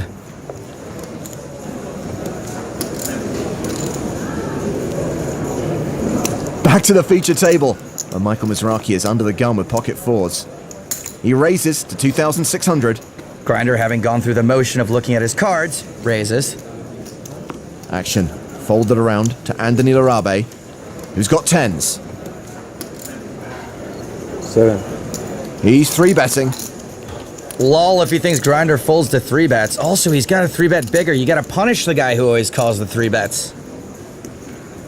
Castrillon in the cutoff. Folds. It's Koplimar's button. He passes. Post and Placev give up the blinds. Michael never passes. It's so cute how he's talking European. Grinder calls. Heads up to the flop, which sees Grinder flop a set. And he's going to lead. I love Grinder. And he leads really small. Not only is this bet out of flow, but it's also for fewer chips than your girlfriend steals off your plate when she says she doesn't want to order her own. You know they do that. 85. Larabe raises. I only like this raise if you're prepared to get it in when Grinder blasts off, because you can only be hoping he tries to bluff you with worse. I believe that face. There's a 3-bet to nearly 16K. Something you did over here, I thought you were bluffing. Careful. I don't think his English is good enough to realize what a ridiculous shtick this is. All in, call. Well, that escalated quickly. That was like out of a movie and not a very good one. Larabe at risk and way behind. The worst part is you knew you shouldn't have done it, and you done it anyway. 7. Wow. I'm not saying nothing else. You got a lot. 10 outs for Larabe. A jack 10 or 6 saves him. It's a jack. Oh, what a waste of a perfectly terrible acting job. Like Samuel Jackson in The Phantom Menace. Larabe up to nearly 95,000. What's Spanish for suck out? Grinder's taking it in his stride. Blinds are up to 800, 1,600, and we are going to pit our wits against Grinder. We're going to play a hand from the perspective of Pavel Placev. He's raised with ace-10, and it looks like Grinder is 3-betting. I don't want to play against Grinder. If I did, I would actually play poker. The blinds are folded. Back around to Placev. You're never folding here, right? Not against you. Against a lot of other people, maybe. I like a just call here. Even though we're out of position, if Mike's got a bad hand, we want to let him hang himself. Placev does call. The flop is King 4 deuce, rainbow. Placev checks. I think we have to check call since Mike can have any 2. I honestly don't know what to do, though. If he bets every street, we don't improve. That's the danger here. Grinder's C-bet is 5,100. And there's the call from Placev. And we might have to call all the way now. 9. How does he do this? What is he doing? Place of checks a second time. Like I said, I think we have to check call again, but I really hope he doesn't bet that much. Not too bad, 8,200. Right, and now that has me suspicious. I like calling again here just because Mike's such a wild card and will always bet when he's got nothing and sometimes not bet when he's got something.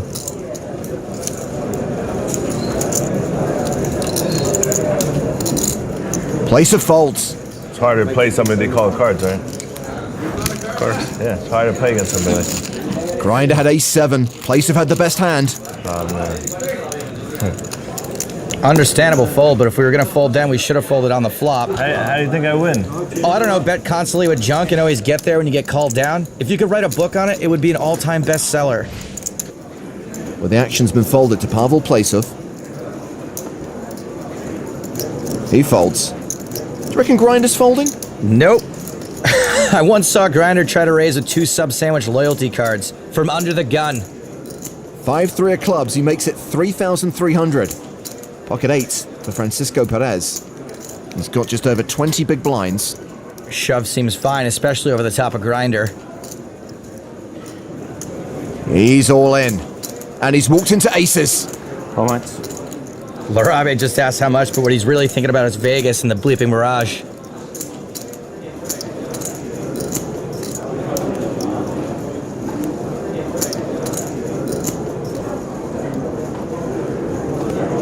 He calls. He's really hoping Grinder comes along for the ride. Koplimar in the big blind. Folds. Will we finally see Grinder fold?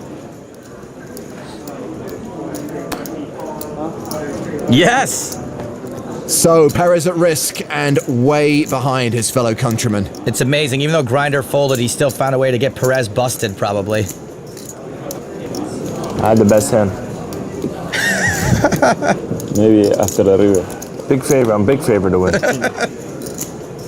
Big favor now. 3-5 of clubs. For sure it's coming. I wish I could say I disagree. Perez needs an 8. The turn card is a 3. I told you. 100%. River deuce. I saw it. God. Deuce of spades, probably. Deuce of spades. This is absolutely rishnefulous. What is happening out there? It's Mike, this psychic Mizrachi. Told you. Deuce of spades.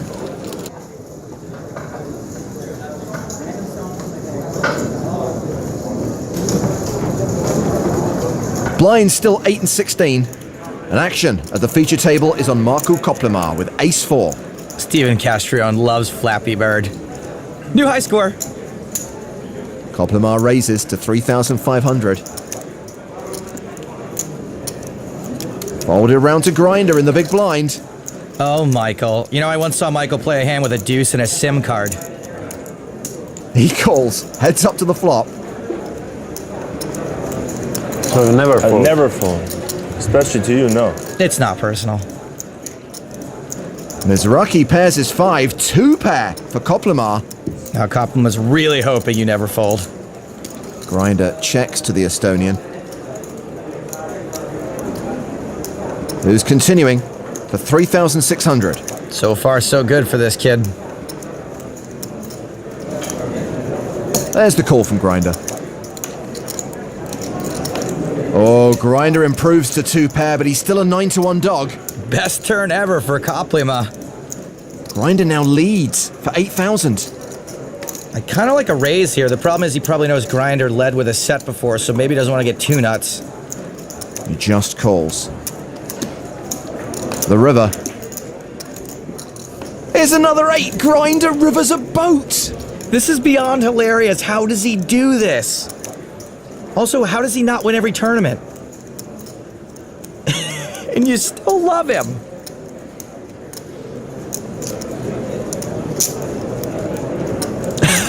He bombs it. Really? More than 30K. You have it?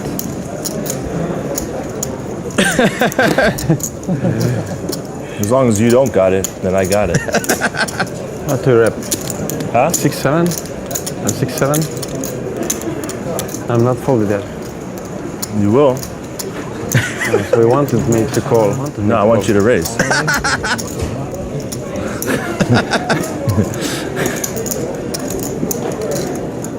Look how confident I look. You always have a nuts when you bet big. I know. Always. Almost always. Maybe not this time. No, he does. Good fold. Nice bet. You want to see it? I don't know if you want to see it. All right, you don't want to see it. It's pretty ugly. And for the second time today, Koplemar gets grinded. I love this guy. Is that bad? The grinder. Blinds currently 1,000, 2,000 with a 300 ante. Patrick Poterek has just joined the lineup on the main stage. He folds. 4,000. Anthony Larabe raising with ace-king. Round to grinder in the small blind, and he calls with sixes. Come on, grinder, come at me, bro. Pocket fives for Davide Katai. Should be a pretty easy just call. Sure enough, so three-way to the flop. Grinder still has the best hand. Everybody misses.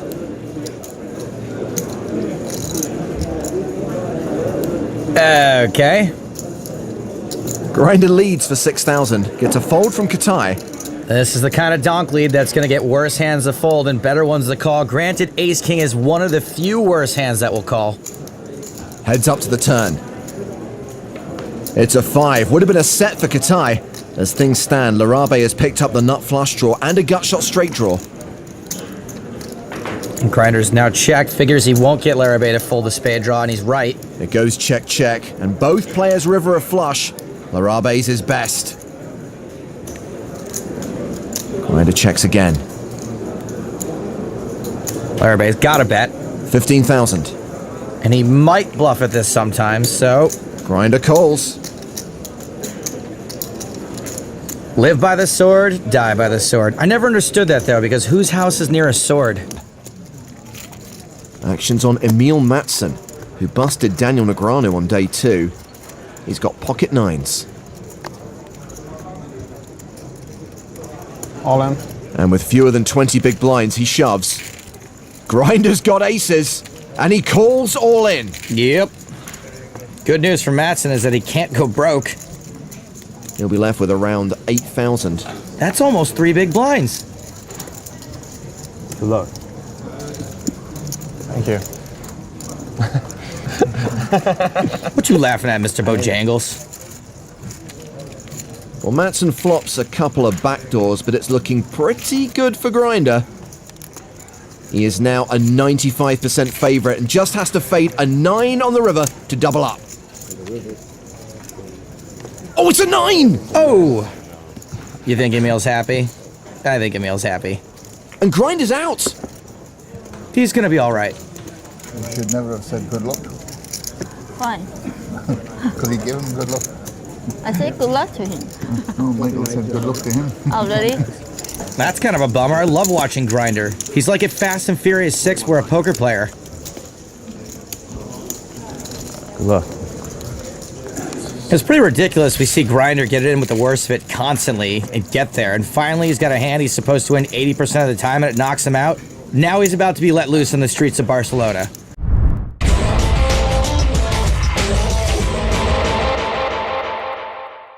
Back at the feature table, action's been folded to Daniel Negreanu. Under the gun +2, he limps with ace-4? Weird. I don't get that at all unless he thinks everyone at the table is terrible. Wait, I do get it. Max Greenwood will call from the small blind, and Elias Gutierrez will check his option in the big blind. The flop is 4-9 jack with 2 clubs. Greenwood checks. Looks like the flush draw for Gutierrez might be good enough for a lead out. He bets 10,000, and Daniel raises to 26,000. I have to assume this was Daniel's plan all along for most flops. Greenwood has folded. Calling here is fine. Gutierrez does call. 3-betting's also good, but it kind of tips your hand a bit. The turn is the 3 of spades. Gutierrez misses like the deserts miss the rain. Gutierrez checks. And Daniel checks behind. The river brings the queen of clubs, the flush for Gutierrez. Bring it on down to Valueville. Into a pot of 68,000, he bets 40,000. Pretty decent value bet. See if Daniel gives up or tries to rep Gutierrez's hand. Spew. Oh dear, it's the latter option. He's raised to 106,000. Daniel most likely trying to take him off a bad two pair. Call. Gutierrez calls. Good call. Good call. Need the flush. Yeah. I think a flush draw and a jack are both big parts of Gutierrez's range, and he's probably not betting a jack on the river. Daniel doesn't get out of line too often, and right there, like rain on your wedding day, was a bad case of timing, don't you think? Negreanu started the hand with 242,000. He's down to 105,000. Sad clown.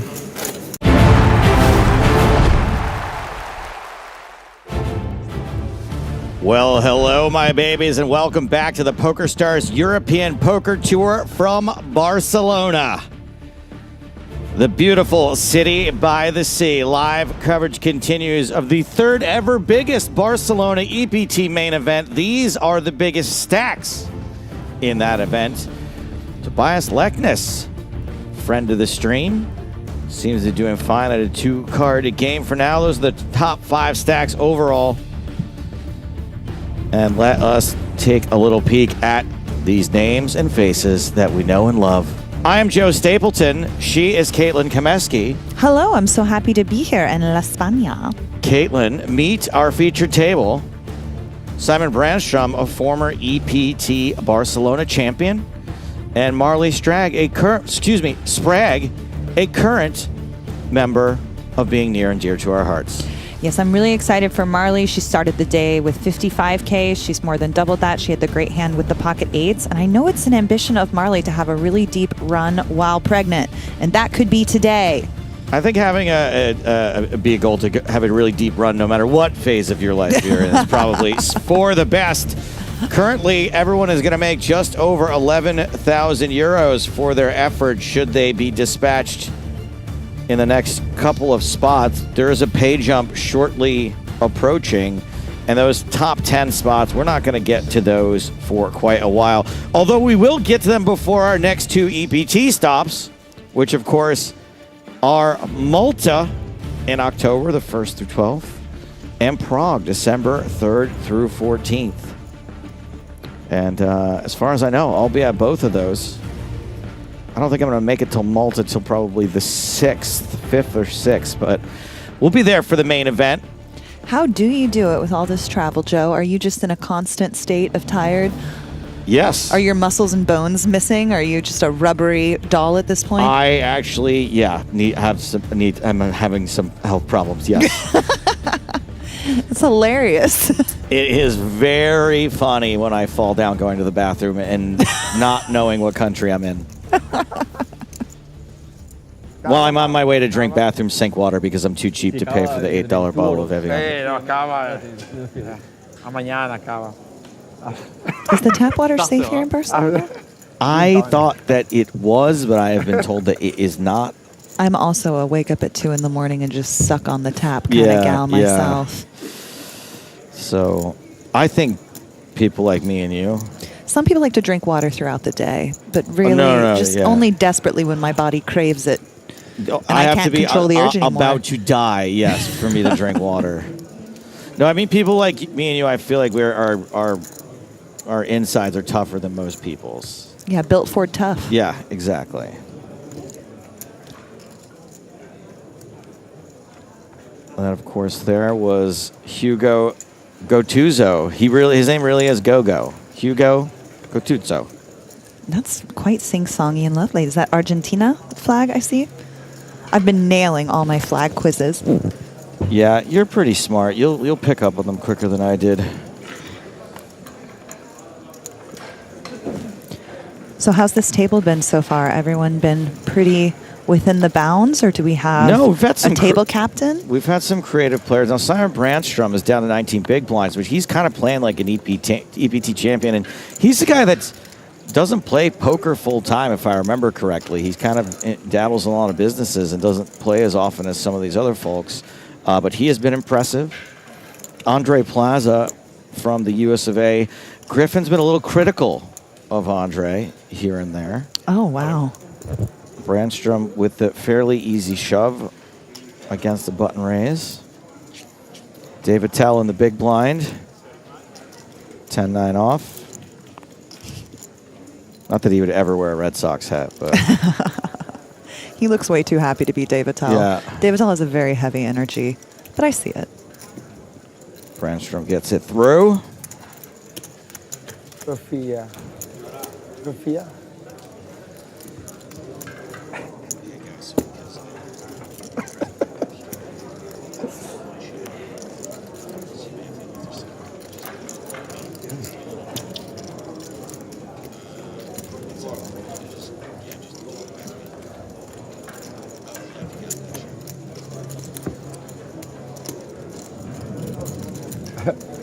So we do have an online qualifier at this table, Thomas Lillemond. He's the guy with the bun in the 9 seat, or 8 seat, I should say. You know what a man bun says to me? Delicious. I'm an ally of women. Okay, yeah, sure, absolutely, Yeah, totally. I feel like with an 80% accuracy. Nice pool. Rashkovich, ace 10.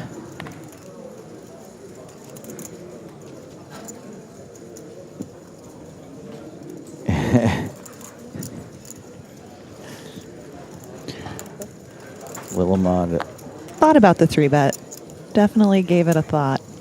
But with their stacks being so even, perhaps not the best target. And Brandstrom with the everybody's favorite OOL hand. Artisanal sourdough in absolute position. I saw that. 30.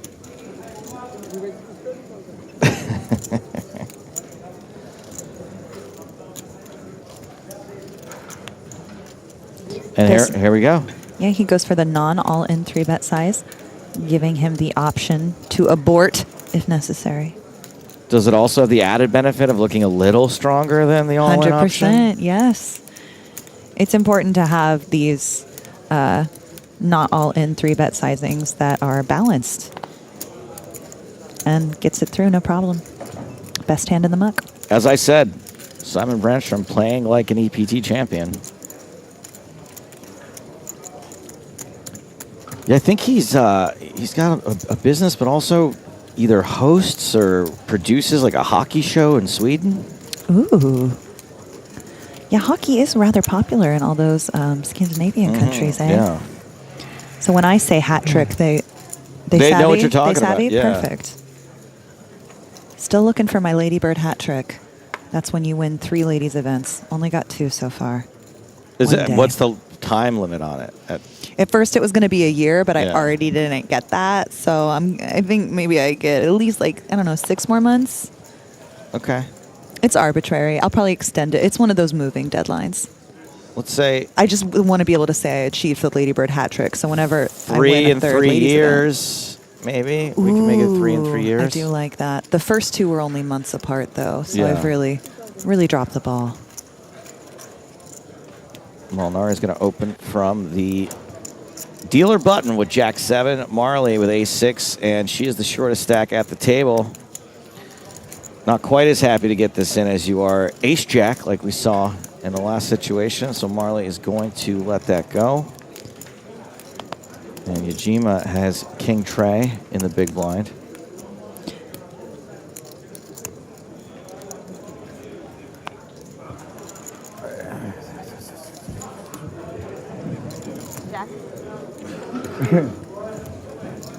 Cheeky little monkey going to show her the jack. Queen Jack. I mean, she's going to get the other card out of him. Look how much fun he's having. You're right, Jack definitely three. not a tell. No. After you lied twice, just stop or say the real one. Like, what's the world record for most number? Jack 8. No, I'm just kidding. when There's Jack 4. When he's giggling like that, you know that there's a set number of times you have to ask. You just have to keep going Right. until you hit that number for sure. I'd be like, I don't care. I'm not playing this game anymore. I think if she started tickling him, it would have come out with just 3 prods.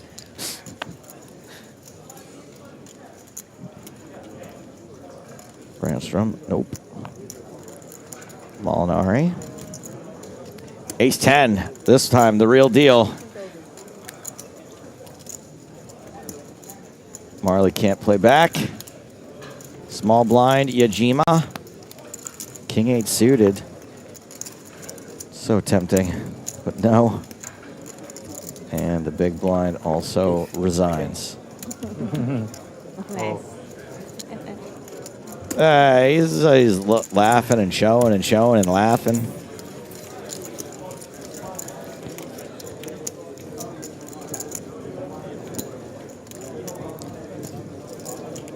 Whenever I see a European or someone from a foreign land, foreign to America, wearing a non-Yankees hat, I'm always like, do you know what that is, or do you just like it?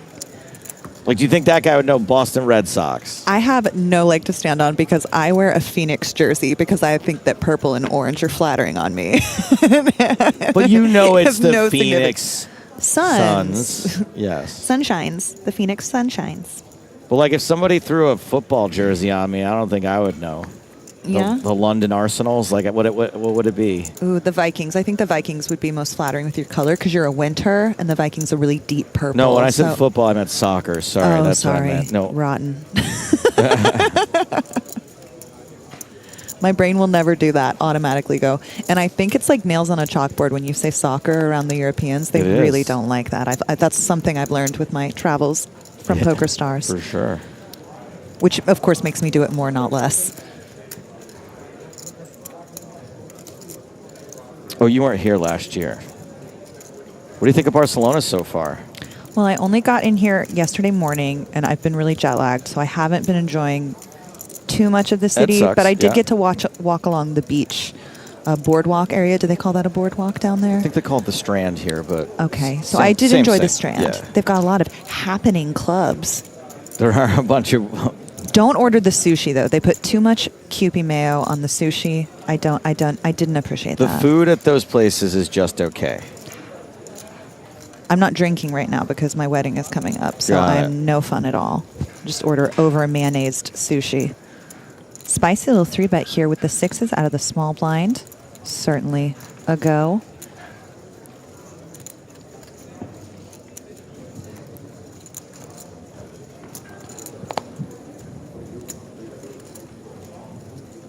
Yajima starts the hand with 27 big blinds.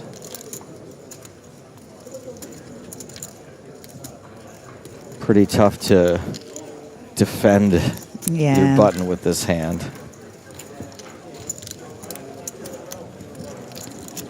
So that is one of the coolest things about EPT Barcelona is that even if you don't leave like 1 kilometer, square kilometer around where we're at, there's tons to see and do. We're right on the beach. There's clubs, bars, restaurants. There's a little shisha bar open real late. People like to go to practically across the street. I walked to the zoo the other day. The zoo. There's a What's their zoo. star feature animal of the Their zoo? star feature animal Like a baby is hippo or there's a lion. Ooh. There's a hippo. There are gorillas and chimps. I feel like my algorithm is made up a lot of hippos eating watermelons. They're That is crushing the watermelon with that their is an massive aesthetically jaws. pleasurable experience watching the sight and the sound. Yeah. Molinari ace 6 of hearts.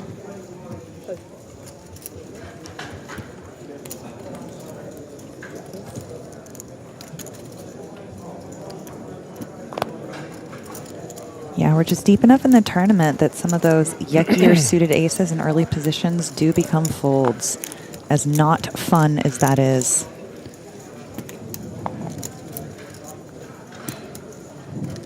Otuzzo, Jack 9 off. He's going to assume the position, and that position is dealer button. Yeah, he has the widest opening range of anyone at the table as our current big stack on the table, of course. Jacob folds. King, Trey suited, and 7 deuce of hearts for Lillemond. This might be... Are we still going to call because it's suited? It's probably one of the only suited hands we can consider folding. Yes. Don't waste the time on this. Well, it certainly seems stronger than 7 deuce when he thinks about it this long. Definitely.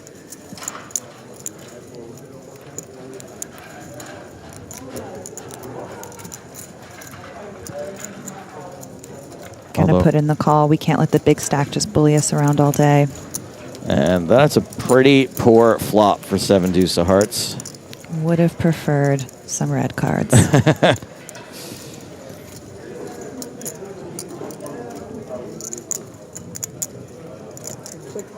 Lillemond out of position, checks to the razor.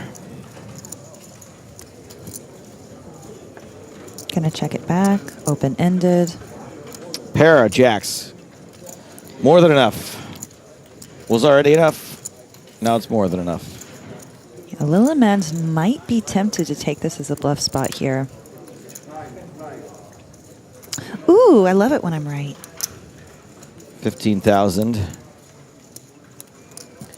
is the bluff from Lillemond.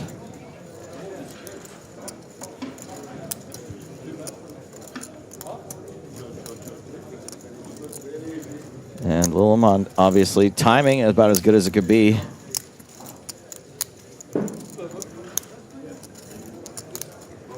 Gattuso pretty low here. Yeah, and this just works. Love it. Do we know if he qualified online or in person? He did qualify online. He's our online qualifier for 25 euros. My goodness. Yeah. What's the payout at currently? Almost 10K euros. Yeah. Goodness. We've had some nice little chunky runs from our online qualifiers. We did just lose a player who was in for €5.50 originally. Goodness me. I mean, that's the dream that poker sells, right? Turn a little bit into a lot. Spin it up, the gambler's dream.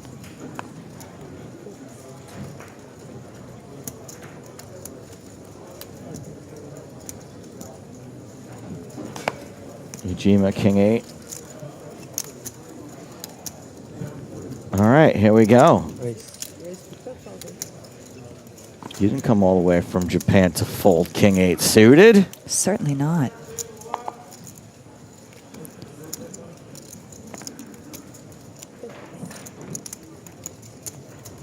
Folds round 2. Plaza, Ace 9 of hearts. Certainly defendable. We're going to go to the flop.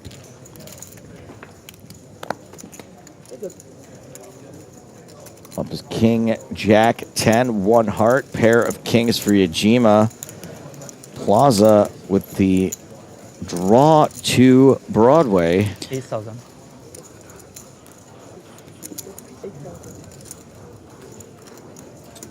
Anytime you're drawn to the nuts, it's never going to be a snap fold. He's drawn to the nuts 2 ways, both with his backdoor hearts and Broadway. That's right.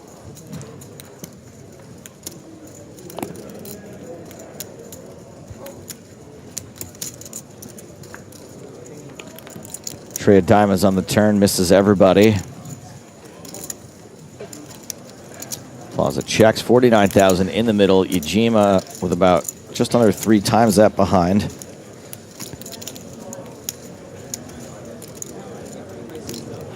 Yeah, I think we're going to see a second barrel out of Ujima here. Definitely wants to charge those draws. Too many draws to charge, potentially. Too many draws not to charge, I should say. Precisely. Well said.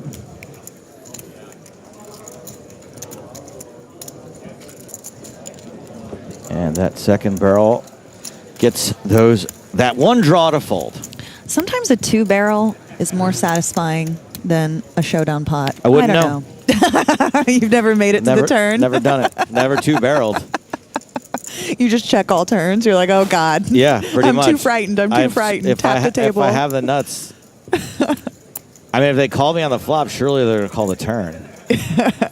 You're trapping. Half the time you're trapping, and the other time you're just petrified. I'm just dead. Yeah, I just know I'm dead.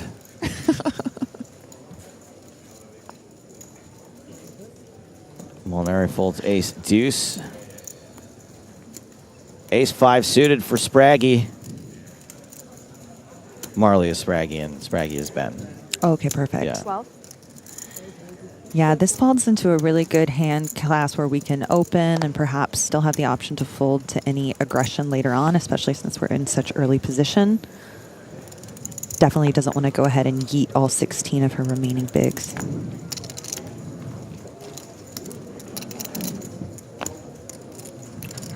Gets around to the blind. Zidley.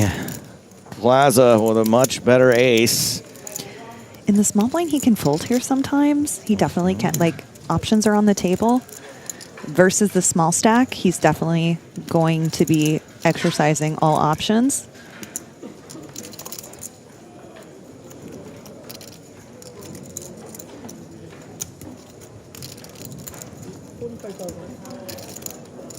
But that option has been exercised all the way up to 45,000.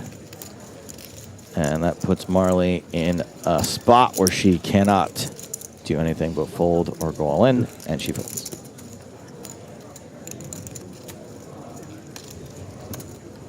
Another prediction. Caitlin.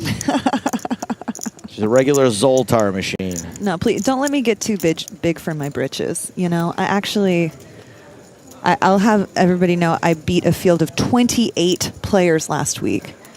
Oh. 28 players to get first place in the stud tournament. And you didn't record your winning moment? Yes, so part of streaming is that you have to toggle between your tables, and unfortunately I did bungle that portion of winning. I mean, I think it made the clip way more entertaining. Like I said, I turned screwing up into a brand a long time ago.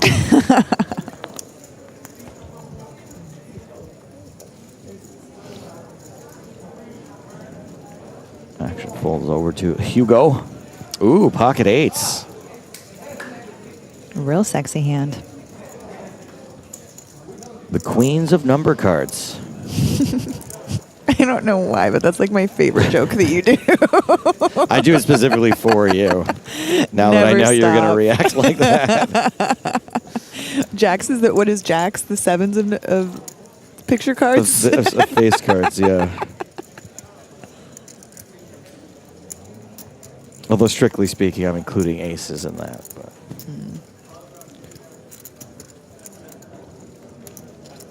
12,000 the raise from Gattuso.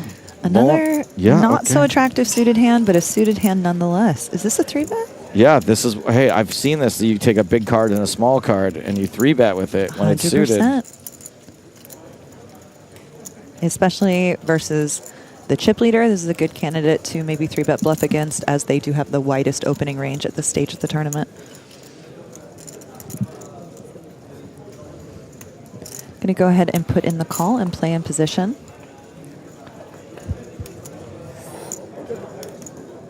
Jack 10 deuce.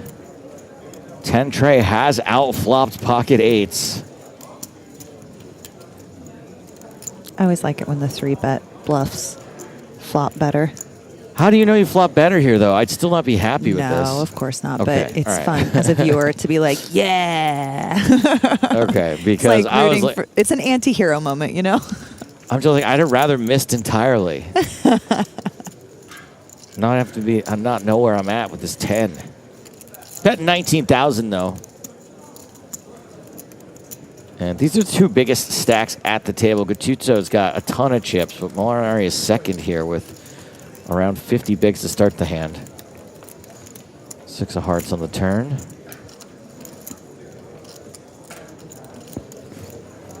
And this is the moment where Molinari is realizing, oh, I'm inflating a big pot with one of the big stacks at the table. We might see a check here. I don't know.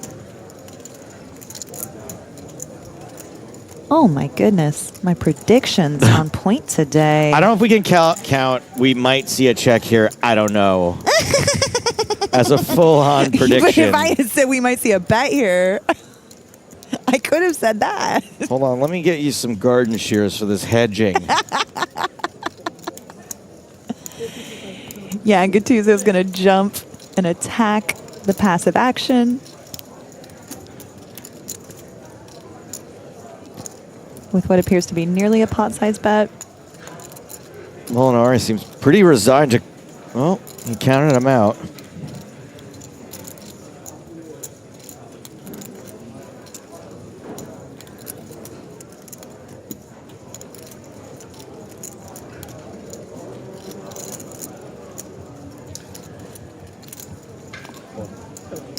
Molinari folds the winner. Go, Gadget Tutso. Finding the bet on the turn wins him that pot from its rightful owner. Yeah, it's hard to blame him, like you said, when you flop second pair, no kicker in a 3-bet pot. It's hard to know where you're at and playing against the chip leader. Gin tonic.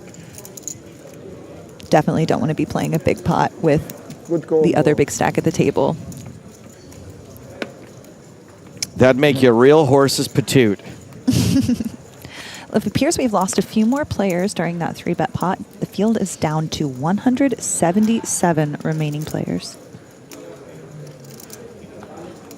I don't think we lost a player in the tournament until that moment. They just needed me on the mic. I'm like the angel of death. I'll bring the limbs. It would be funny to watch you walk through the tournament room and just touch 3 people.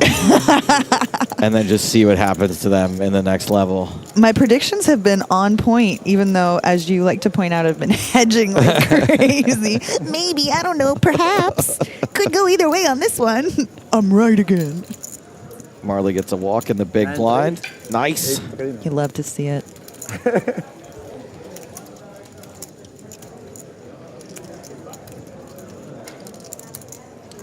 No, you were teasing me earlier when I said Marle wanted to have a deep run while pregnant. You're like, well, I think you want a deep run anytime. But no, ever since she got pregnant, she has been saying it would be really cool. I think that's, it puts such a physical toll on your body that to overcome that and have a good success is that much more gratifying. Sounds like hot dogging it to me. Sounds like a real show off. I mean, wasn't Ali Wong's stand-up specials when she was pregnant just that much more impressive and history-making? You know what? Yes, of course it was. I mean, carrying around, between 30 and 50 extra pounds everywhere you go. The fatigue is real. Day. I want my girl to get her flowers. Oh, same, of course. Yeah, totally. I'm taking away 10 ally points for this ambivalent attitude that you've had towards this line. No, as far as Marle is concerned, absolutely. Marle was the sit-and-go champion amongst the PokerStar ambassadors. Spin-and-go, pardon me. This is how you know that I know that being pregnant is a lot of work and it takes a toll. Is that I don't even want to be partners to someone who is doing it.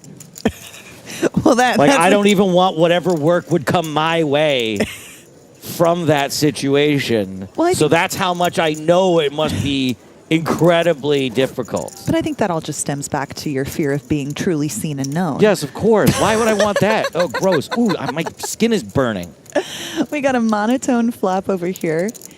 Ujima defending the 9-7 off versus the open of the King-10 suited. Early position of Rakovic. That's a Lithuanian flag, correct? Am I acing my flag quiz? No, unfortunately not. Dadgummit. Yeah, the white, red, white, red. Yeah, that's not Lithuania. Oh, Lithuania. Is it Latvia? Is it an L country? Do you want to try again? I did, Latvia. Not Latvia.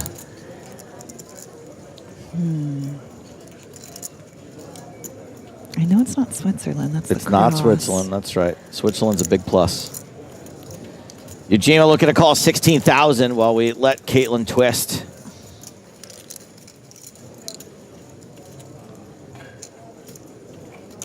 think of it, instead of trying to guess based on the color and shape on the flag, think of places that poker players really love to live. Oh, Austria. You got it. I've never met a European pro who's in America who doesn't have a flat in Austria or Vienna, to be more specific. And Yajima is not gonna just call. And the raise gets the job done immediately. Great hand to check raise with. Yeah, really good identification there. I always tell myself when I have that hand, by the way, I'm like, I'm just going to call this one time and make the hand, and then next time I'm going to check raise with it. But I never make it, so every time I'm like, just let me make it this one time. Just let me make it this one time, and I'll just be able to, please, please, please, just let me play this hand for value and not have to like outplay anybody or think that hard about this.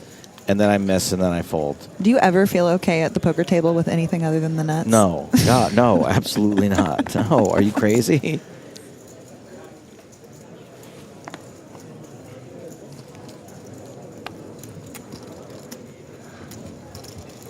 Real pretty suited hand in early position for Plaza.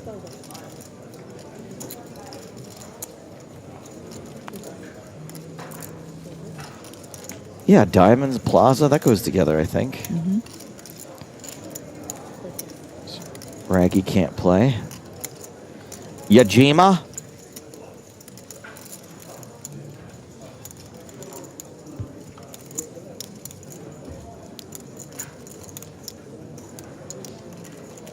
We don't know his cards? Okay. We don't need to. On to Gattuso, the big blind. A hand that's going to get defended, although it is crushed at the moment.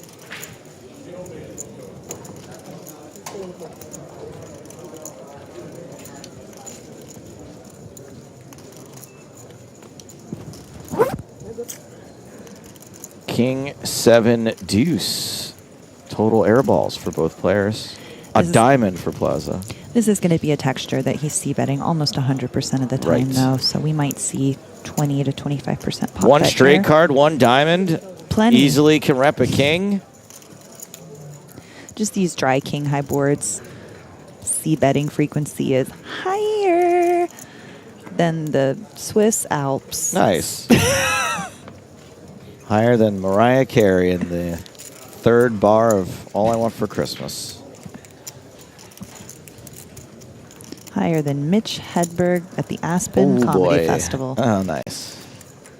What did she mean there? Oh, you don't know. It was an altitude joke. It's not the altitude. It's the attitude. And that's what we're taking into Spin and Go Championship Live. That kind of attitude happening right now. August 30th and 31st. You're going to have two streams you can watch. You can watch this or you can watch that. I don't really mind which one. If you want to check that out, it's new. It's different. I understand. We're kind of like the same old thing over here. 81 players playing little spin and goes.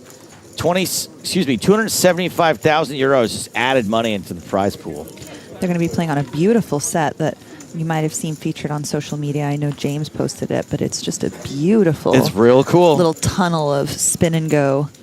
It looks hype. Looks like a game show. Looks pretty slick. Do you get out into the spin and go streets very much? I don't. I haven't played a spin and go in many years. I hadn't been playing them, and then my fiance won a high spin and go. Like he banked a 15K one at like the $10 level. Wow, and he won it. He got the majority. And he got it, and sick. That got me excited to play them, to pull that lucky lotto card, you know. I've never played for a big amount yet, but I think I need to try a little longer. I think Nick was in on a 100K one once. Ooh. Yeah. And then there was a guy, this legend, years ago. He won the $1 million one, like the $5 $1 million spin and go, and then immediately sat down in a 1-2 limit game with his entire bankroll, just put $1 million on the table, just so he could show. Because it was limit, he could buy in for like whatever amount he wanted. Oh.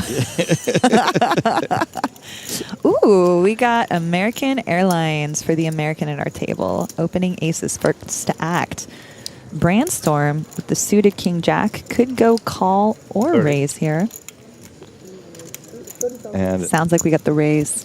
yeah, one of those situations where his pedigree and his aggressiveness may harm him. Attacking this under the gun open. But I think this is a situation where someone who's like not exactly, you know, who's going to ham fist aces, puts in another bet here. Brandstrom gets away pretty unscathed. And is back on Plaza now. He's 3-betting off 26 bigs here. Plaza might take this as an opportunity to trap or just force him to put it in here.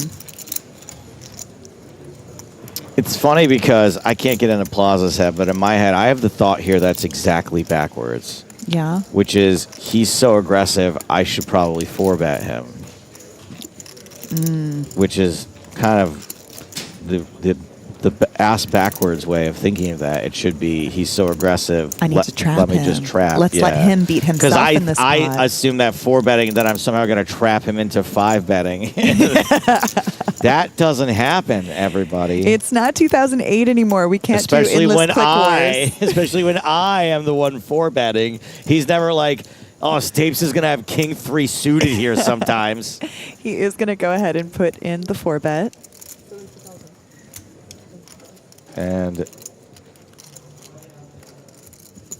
Brandstrom quickly releases, as Caitlin, a.k.a. me, I predicted.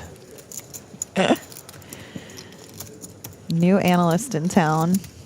His name is Joey Stapes. Got He's the- always got his thumb on the pulse of what these young kids are doing. You got the anal and the thumb part right.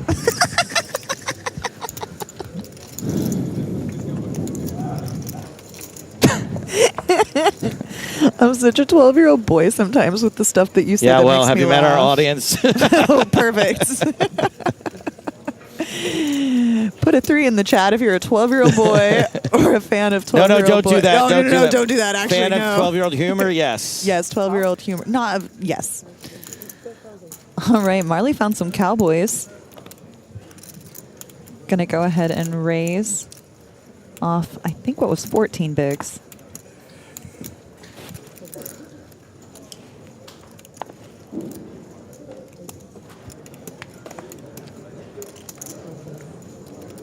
Will she get action?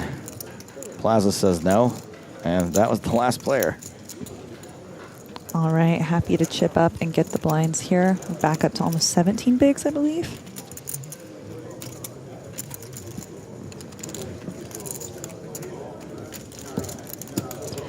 Are the people in the chat asking if Ben, Marle's husband, is still in? Or, that's just a meme, right? That's just always a thing that's happening? Always a thing. Spraggy's Okay. still in, yeah. But you can say yes if they ask is Spraggy still in, because this is Yes. Spraggy. And the other one, her husband, is Ben. Mr. Marle Spragg.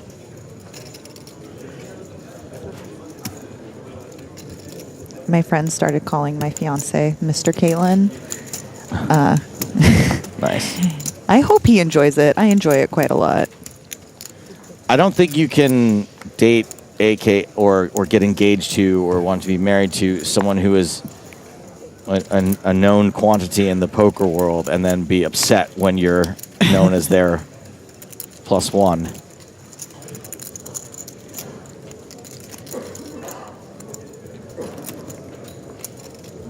Pretty little suited Broadway combo on the button. Going to get raised up by our French man bunist. Man Bunnist online qualifier, which makes that bun toasty. Just going to get it through. Rise and take it. One of my favorite ways to acquire chips. Second only to making the nuts as soon as possible. Oh, so we do have that. Oh, in we have common. so much in common. We're Okay. both little scaredy cats. Are you Okay. kidding me? They made me You play found it. a way to. Well, I just like to talk down to you to make you feel worse about yourself. But of course, we're very similar. how can I make me feel good about me without pushing you down a little bit? To your credit, though, is that you've done what most people do and should do when they're afraid of something. Is you learn so much about it that you've learned that you can logically fight those fears, even if everything in your like gut is saying like, don't do this. Your brain is like, no, this was going to work like 37% of the time. And Yeah, I mean, I was bluffing back before I knew what were good candidates for bluffs. Now when I choose bluff, I have some idea that perhaps this was a good spot. Sometimes I still punt. Sometimes you just, that old demon in your head clicks in and you're just trying to force a hand through. I don't have that. Well, you're the tight cannon. I am the tight cannon. You tilt cold, as it were. Gattuso with big slick. Molinari with a hand he could certainly flick it in with, and does.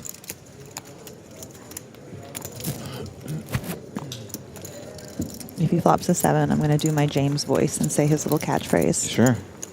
Queen 9-6, 2 clubs, no 7. Not quite domination rotation, but close.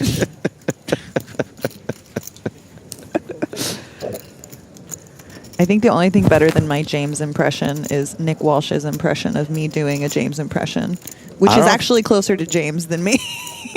I don't know if I've heard that or not. It's fun. It's like, you know, I'm a pretty good yes-ander, but when someone does an accent, it fries my circuits. Like, I don't know how to join in because I can't do the accent. Jack of hearts on the turn. Gattuso's ace king high, still best. And then I also feel like I'm too close to James, so if I joined in on ripping on him, like, it might just be mean.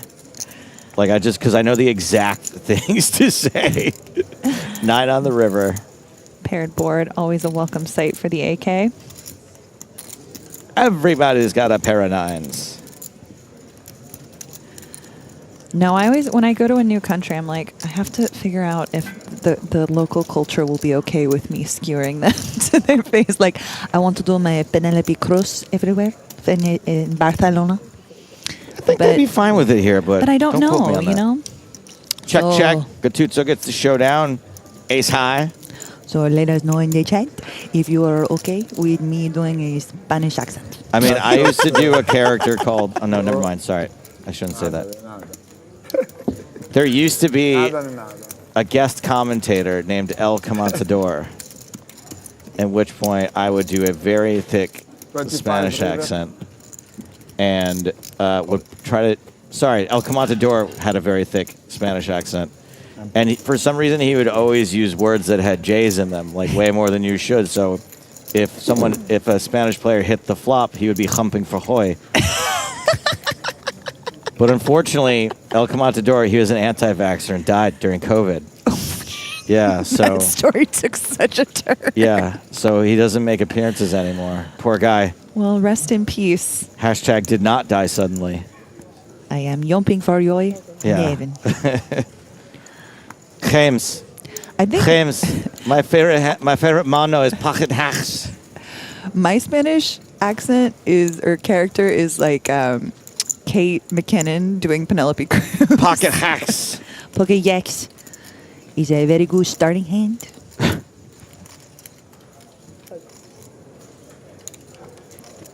Yajima was the opening raiser.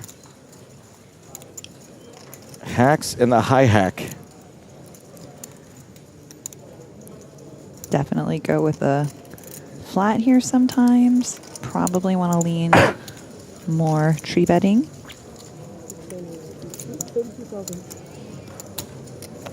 Yeah, we're not seeing a lot of passive actions pre-flop here in position. Yes, we've seen quite a few re-raises from the button, specifically. Seems an easy one to walk away from there, as Molinari does fold King 5 off.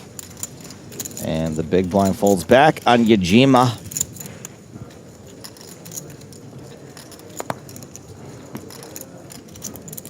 I say go for it. Come on. Suited? I think we're probably going to see a fold here. Look at those bubble butts, huh? Those hearts.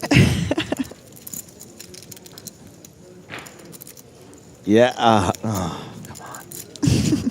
Unfortunately, this just is really low on his opening range. And when you're at the bottom of your range and you face more aggression, time to say goodbye. Well, speaking of Spanish players, Spanish countrymen, we have got maybe Spain's most famous player right now, Ramon Kalias, all in aces versus kings. Ramon with the aces. Sven McDermott, these were our first featured players. Ace on the turn is probably lights out for the pocket kings, I would say. And Sven is covered. So Sven McDermott, it is not always coming Sven. He is out for 13,000 euros. And Ramon Kalias Book one for the home team. is up over $1 million. That is a lot of big blinds. Joe. Yeah. As Caitlin is a fan of musical theatre, can I do the song? I'm going to try. Oh, you just want to do it yourself? If you've forgotten it, I don't mean to ruin it. All right, just do it yourself, though. Okay. Follow Ramon. On a Monday, on a Tuesday, following Ramon. Hey! I could have got that, actually. You doubted yourself. I knew that. Yeah, it's the way you worded it that I was going to ruin it if I wasn't perfect. Are you auditioning for Israel currently? So that is actually a real song called Dale Ramon, which means follow Ramon. Obviously, the rest of it is an English language Bastardization. But yeah. Wow, did we walk away at an opportune moment at this table? Seems like we've finally seen a passive action pre-flop in position, with the jacks just calling the open, going 3 ways in a single raised pot.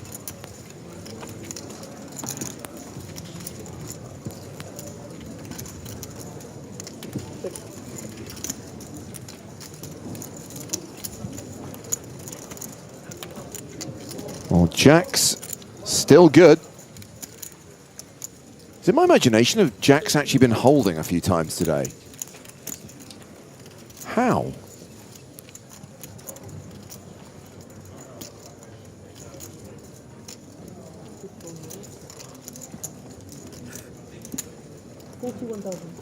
We have had a bet from Thomas Lillemand, which has been raised by Nadir Molinari. Of course, the last time we saw Molinari with jacks, he flopped a certain river to boat and consumed half a bottle of Carver in the process. That's a hand even Joe Stapleton would feel safe in.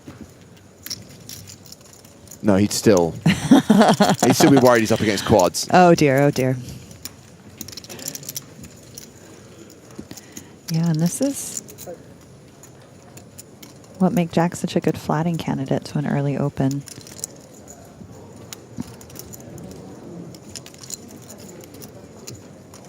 Got 200, right? Oh. 200 back. 200 behind. 3, 1, 2. I don't know. This kind of feels, other than the overs, you've not really got any backdoor potential here. Yeah, you'd certainly feel better calling with a spade in your hand. Yeah. And understandably, fold there from the other man. And again, Molinari happy to show the jacks. How many times, Jacks? Jack. Yeah, he loves the jacks. Yeah, sorry. Jumping jacks for jacks. At the next level, we have tomorrow or? Tomorrow, I think. Molinari playing just shy of 50 big blinds and still half this level to play. Another 45 minutes till the blinds go up. Very fast. Want to buy one? With 166 players in the main event. Caitlin, welcome to the EPT. It's just like the NAPT, but we're in Europe. Oh, that was the difference. Boom. Thank you so much. And because we're in Europe, players are earning points for the PokerStars Live League. This kicked off at the start of the year and continues until the end of the year. And with 3 different tiers, high, medium, and low, there are plenty of chances to win leaderboard prizes. The big prize, though, is the top 10 from each tier. So 30 players in total are going to go through to a casting process in early 2026 to become a member of Team Pro. If you want to check on the latest standings, by the way, in the Live League, you'll find the tables in the PokerStars Live app. I think that's one of the main reasons why it's so pleasurable to play in PokerStars events, that live app. They're one of the first brands to be able to pull it off, and they do so beautifully. Sunrise, 12,000. So again, worth clarifying, it only applies to tournaments in Europe. So earlier on, we were talking about the fact there are 3 more PokerStars Opens before the end of the year: Maryland, Manchester, and Cannes. Only the events in the UK and France will give you the opportunity to earn points for the Live League. Chances are, I imagine that Maryland will attract mostly American players. I can't see many people making the trip from Europe to play over there. Well, more soft shell crab for me, James.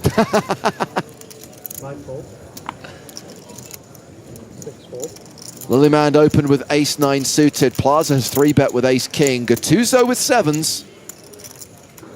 Faults.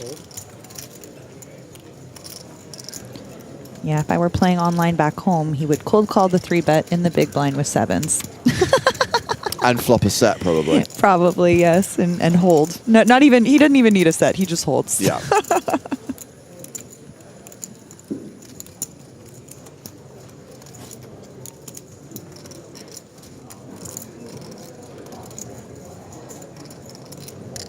Lilliman making a disciplined laydown. He is the online qualifier at this table, in for just 25 euros. And where are we at right now with 166 remaining as far as the payouts are concerned? 13,000 euros. Why everyone's guaranteed a 5-figure score?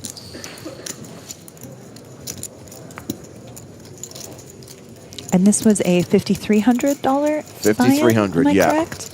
We came back today 10 off the money. Saw the bubble burst during the first level of the day. Of course, still some distance from the life-changing sums of money that will be awarded to the top finishers. Everyone who makes the top 10 getting at least 100 grand, with 1.4 million euros going to the winner. With 2,045 total entries, prize pool of close to 10 million this year. Former champion Simon Brandstrom opening with 9s. And could find himself engaged in a coin flip here. Molinari with ace-king. Brandstrom starts the hand with around 18 big blinds. Do you think he's using a time extension here because perhaps a power jam is still on the menu? Or is it too late in the tournament for those types of shenanigans?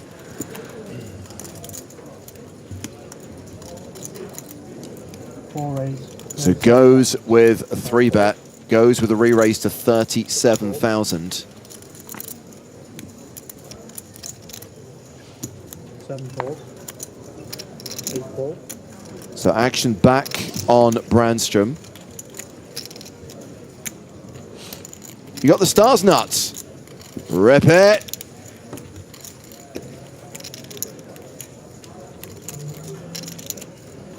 Yes, what tournament poker is. Facing your flips fearlessly.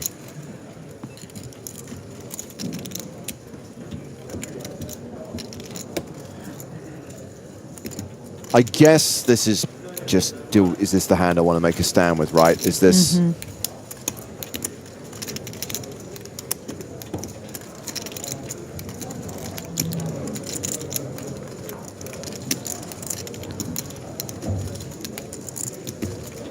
And if he calls here, his SPR is going to be below 1. Yeah, puts him in a very difficult spot playing the pot out of position. We have been seeing some pretty tight laydowns facing aggression. Perhaps he... Going to see another one. Molinari shows the ace-king. He always shows.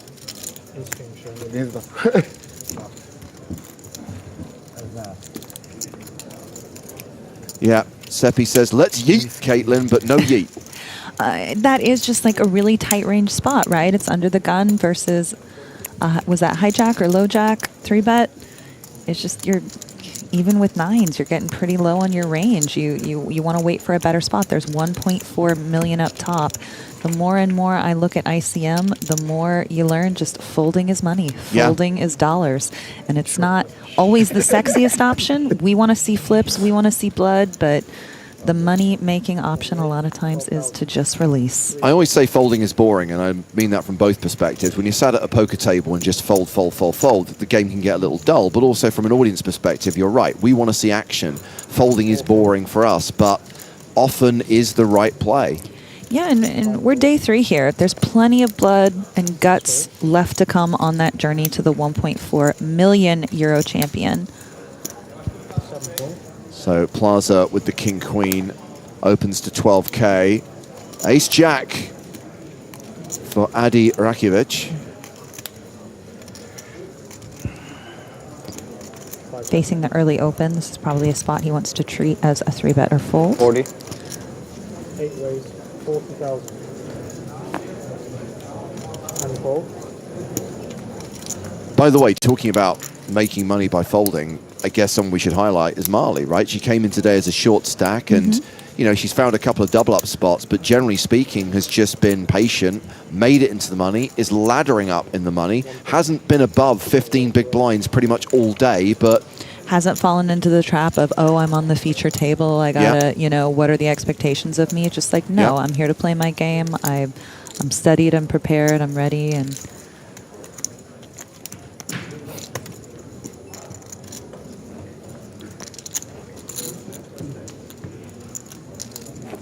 this young man looks like he would be just as at home with me on the Jersey Shore in the club, fist pumping. I feel like the line between Euro and Jersey meathead is very thin sometimes. I didn't know you could be found in the clubs of New Jersey on a regular basis. I can't, but I do watch the Jersey Shore, so I get the cultural reference. I can't be found in a club. Oh my goodness. Just embracing the New Jersey lifestyle. No, I get too carried away. 1 minute I'm dancing and having fun, the next I'm vomiting in the punch bowl. I have no powers of restraint. It's best I stay at home. I'm sure that they have a showing of You've Got Mail that would be quite appropriate for my pace of play. Oh, put it away. Gattuso is open with ace-9. Plaza with ace-3 in the big. Kexo says, I tell you, Austrian guy wins. Now, I can say with 100% certainty that is not a spoiler, because I'm pretty sure we don't lose 164 players in the next 30 minutes. Nice try, buddy. That being said, I'm not trying to encourage fake or comedic spoilers. Just if you're going to make a fake comedic spoiler, say I win the tournament so I can feel what that feels like for a moment. Gattuso flops best, bets 10K, gets a fold. Next hand. Now, I'm presuming that when we hit the break in 36 minutes' time, considering that these players will have spent 2 full levels on the main stage, that we'll be looking to change things up at the feature table. I imagine we'll be looking around the room, seeing which characters are going to be coming to the feature table next. So yeah, if you're in the field right now and you're looking to make the feature table, if you could make funny faces, if you have a fun hat option. We love hats.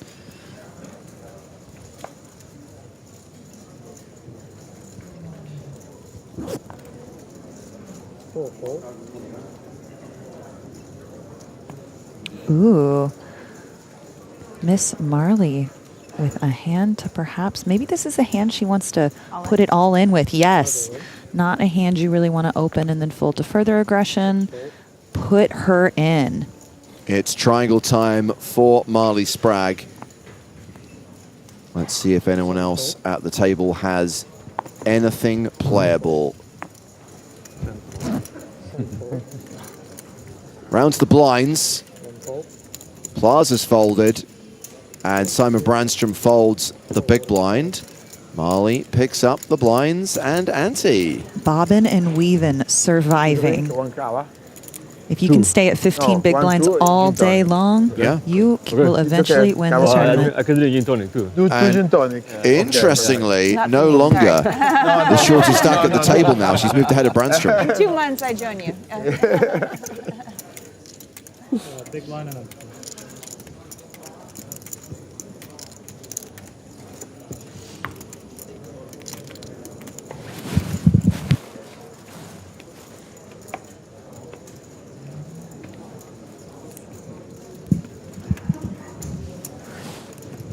5 fold. 6 fold.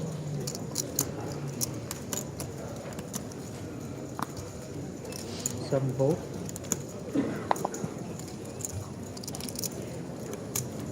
Marco Bich with ace queen. 8 raise, 12,000. Do y'all call that the car park hand here, as we do in the United States? Why is it called the car park hand? Well, that's what I've heard Europeans call it. We call it the parking lot hand because when you play it, you get sent home. It's like a bust-out hand. Got it. Didn't it back in the day used to be called walking back to Houston or... I like that even better. I think that's what the old Texas road gamblers would call it. Ooh. Do you consider me a Texas road gambler? I feel like I would have to be, sort of. Yeah. I can see you mixing it up with... I'm wearing cowboy boots, for goodness Amarillo sake. Slim, Texas Dolly. They would have loved me. Crandall Arrington, Puggy Pearson, Gary Turnbuckle. Now you're just making up names. Only one of those names was made up. Well, ace queen is still ahead.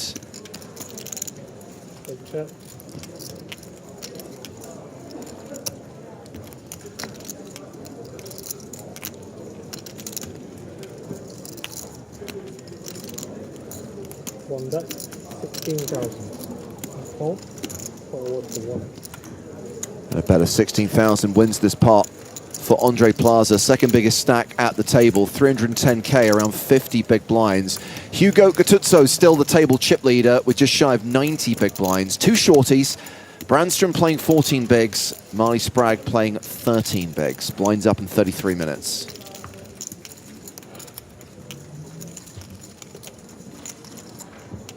Drink.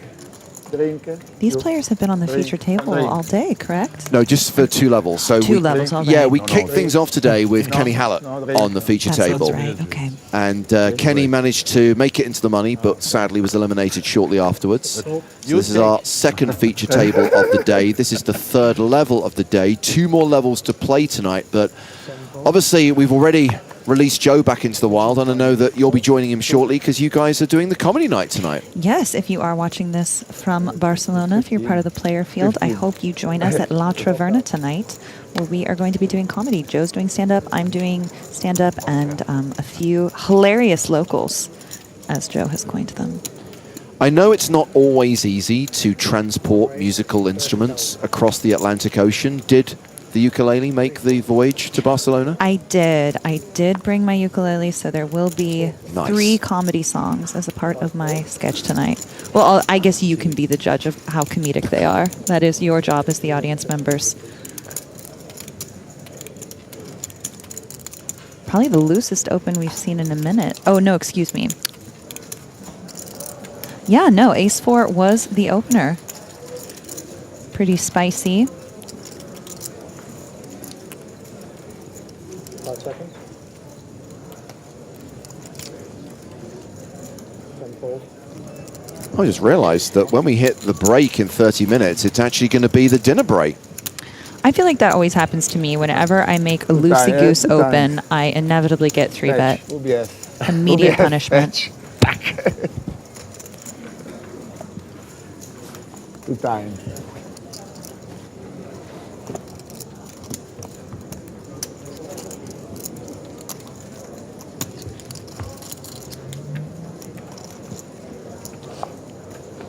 That's quite a good thing because I'm getting hungry.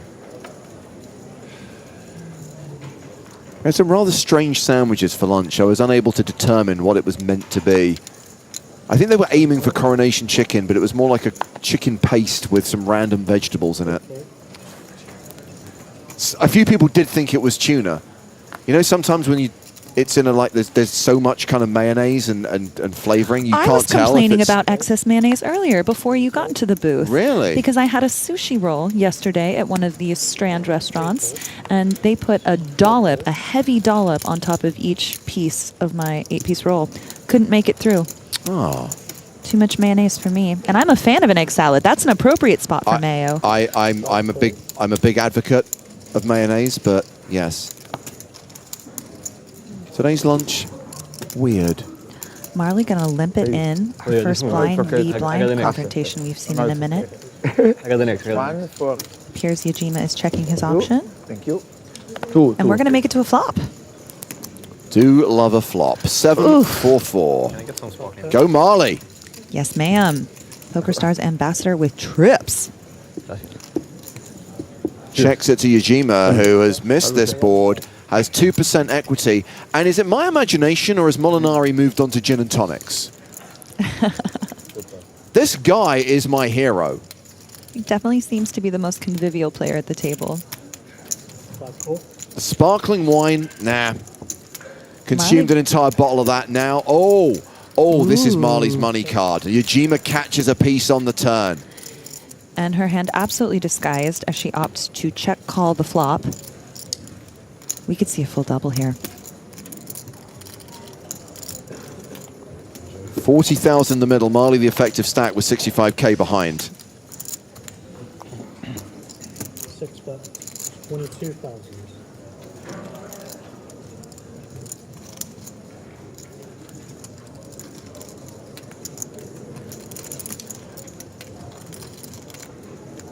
Yeah, put it here. Después de ahora esto se puede. All in.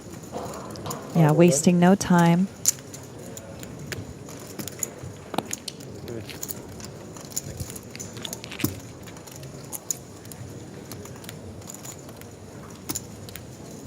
With the 5 in Yajima's hand, he can kind of eliminate maybe some of the intuitive bluffs on this flop. We got 5-6s open-ended, of course. Yep. No spades, though.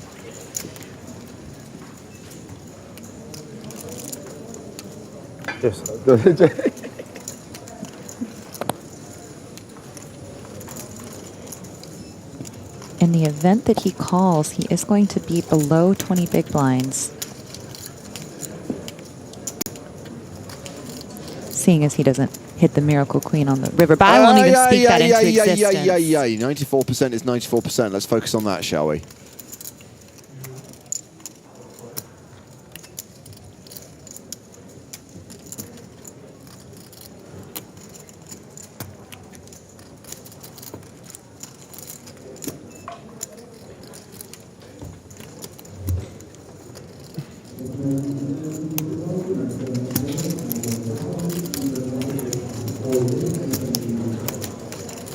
And Yajima's going to be realizing that the price he's getting is so good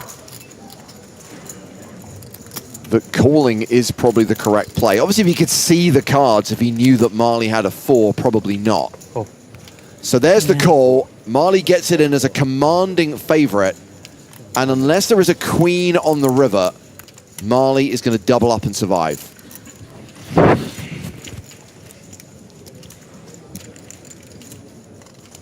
That's right, everyone. Hodl! Everyone clench it.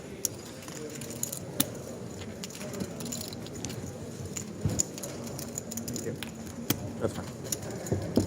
River card is a king. Safe card. Marle Spragg doubles up. 65,000. She's now playing 170k. She now has closer to 30 big blinds. Shinya Yajima drops down to 15 bigs. Simon Brandstrom still the shortest stack at the table with 14 bigs.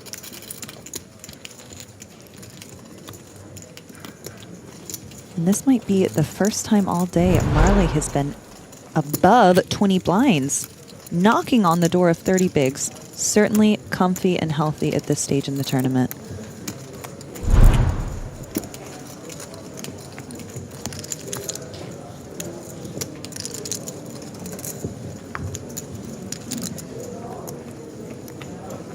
Easy to regret that call now when you know what you're up against. Unfortunately, you know, you bet twice and you find the top pair on the turn. Yep. I don't know where he's going. Sometimes you just have to pay it. And there were some intuitive bluffs on the board that he was unblocking, so. Marle's certainly a capable pro player. And it's now been folded her on the button, and she's going to play this hand, Jack Deuce of Diamonds. Oh, we got new chips. We got new spending chips. Let's go, girl. This is what happened when we were on the bubble, right? She got the double up and then, sorry, post-bubble, I should say. She got the double up and then immediately opened 10-6 on the button. That's my girl. Gutuzzo with king deuce in the big blind is defending, and it is a domination situation. Tread carefully, Marle Spragg. Oh, no.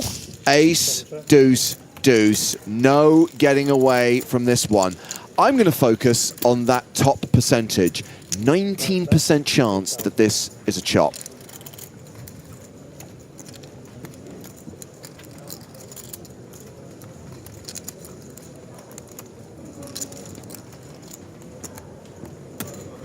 Just going to put in the smooth call. Yeah. 8,000 apiece going to the turn. 9 of clubs. Gutuzzo now 4-1 favorite to win this pot outright. Marle only 7% to win, 14% chance of a chop. At this point, I'm praying for a heart on the river just so that we don't get felted.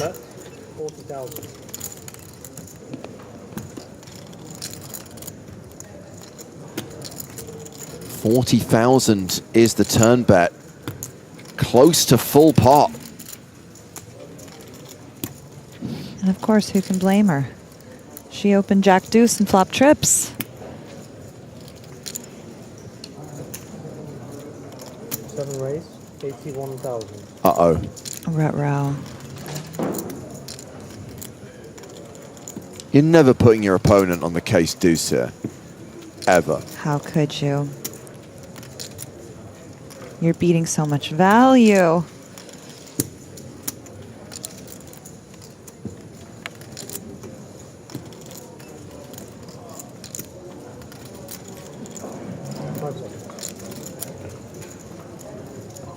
Time bank card deployed.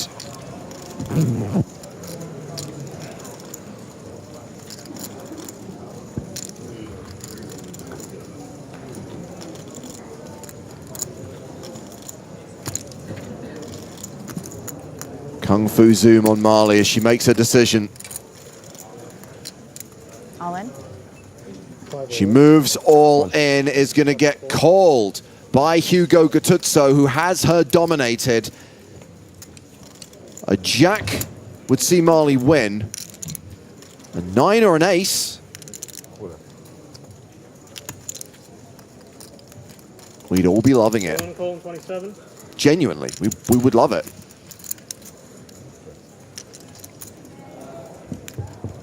River card is a 7.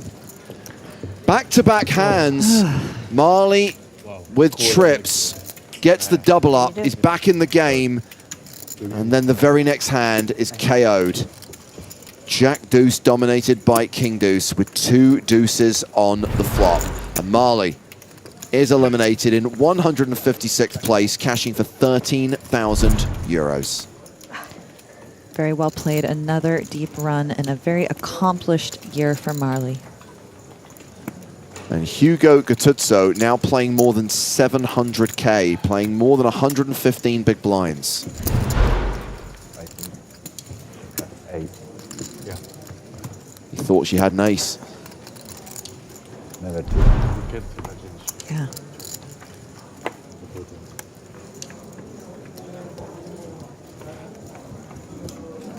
Oh,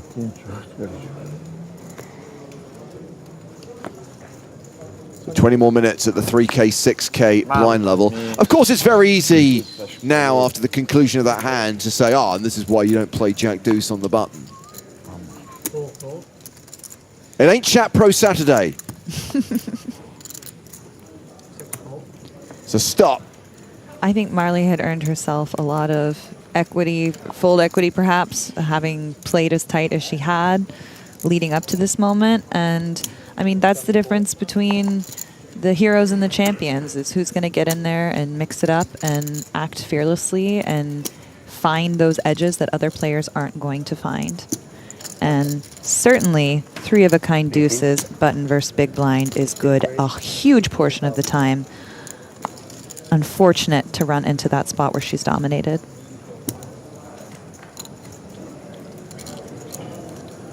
Also, if you are going to criticize Marle's play, at least learn how to construct a sentence.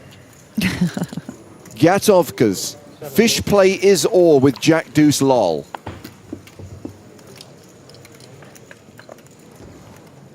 (9-5) versus 10 deuce here, and all hearts looking good for Rakovic.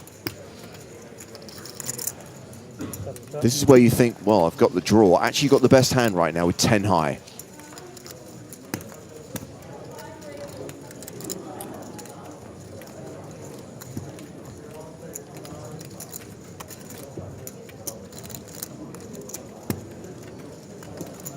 Bet 6,000.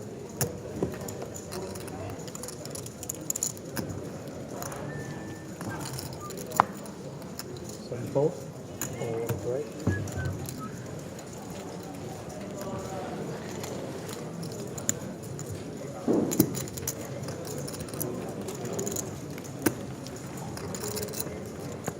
Let's step away from the feature table for just a moment, checking in on Fabiano Kowalski's table, a player who's had a lot of success here in Barcelona over the years. He has shoved the river in a hand against Jamal Hassani. Hassani playing time bank cards. The board is double paired, 7-7 deuce deuce 10.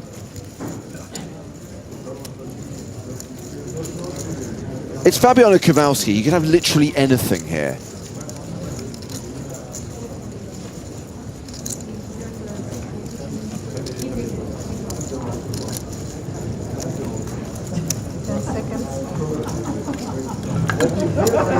And that is a fold from Hassani. Kowalski doesn't show anything. For the show, for the show. Fabiano now playing a stack of 430,000. We've referenced a few times that he was at the final table in 2022, came close to making the final table last year, and has cashed like something up 6 out of 9 EPT Barcelona main events. Has an extraordinary record in this tournament.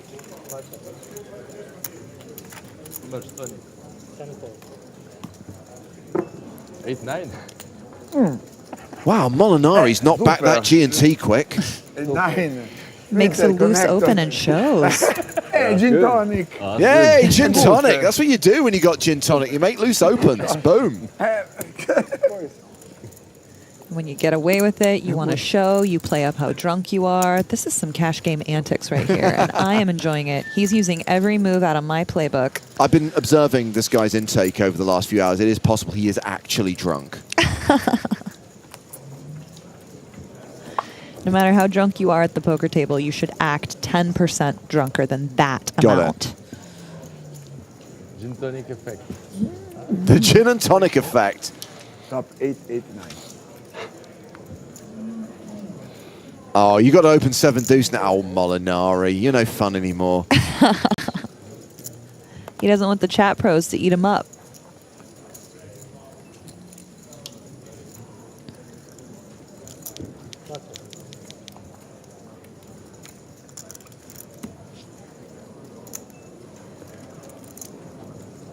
That's right, Rob Backus. Great quote from the Sting. Always drink gin with a mark, kid. He can't tell if you've cut it. What does cut it mean? You cut it with water. Ah. You water it down. The difference is, though, that Nadir Molinari is ordering drinks from the bar, and they're not cutting them. Decent measures here in Spain, you know? Not like in the UK, we have to ask for a double so you can actually taste the damn thing. Oh, that's some Utah level pours. In Utah, they give you an ounce, and if you want to double, you have to drink the first ounce in front of them before they'll pour the second. No. Did you know that? Yes. No. Yes, No. yes. Them's Utah liquor laws. Gattuso has 3-bet with ace-jack.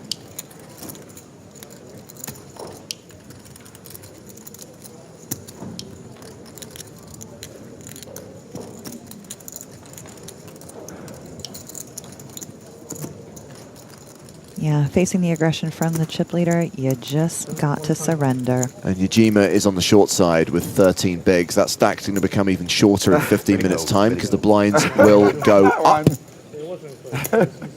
You finish. Time bank. Okay. You can't just say raise and then Raise is not 154 players remaining. Perfect.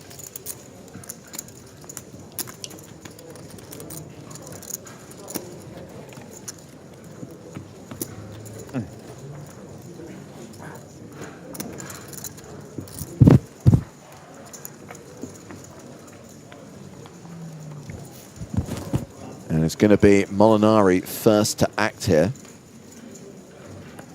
6-3 off. Meh.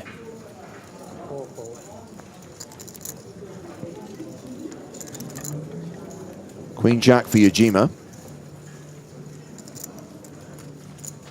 I love it when someone arrives in the chat on Twitch or YouTube and asks, what is the best poker game app? I don't think you're going to receive objective advice on the PokerStars Twitch and YouTube channels. Why PokerStars? Which is I the love correct playing on answer, PokerStars. obviously, but it does come through a certain lens. Certainly, you know, there's no funny business on PokerStars. Always operating by the book in regulated markets. Your money is safe with PokerStars. What an ambassador she is. You know, you have options when you're a personality in poker, and you got to hold out for the people that do it right and that are going to keep your followers safe.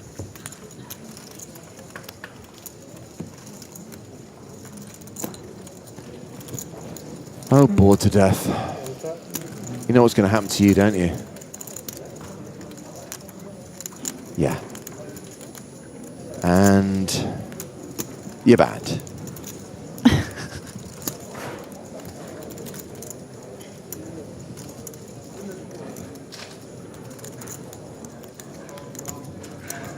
Number 13,000.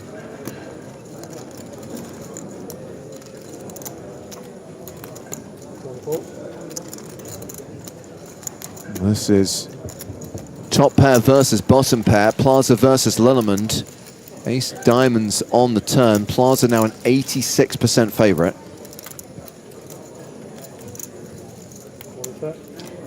Lillemond's going to be floating most of his ace highs on that flop, so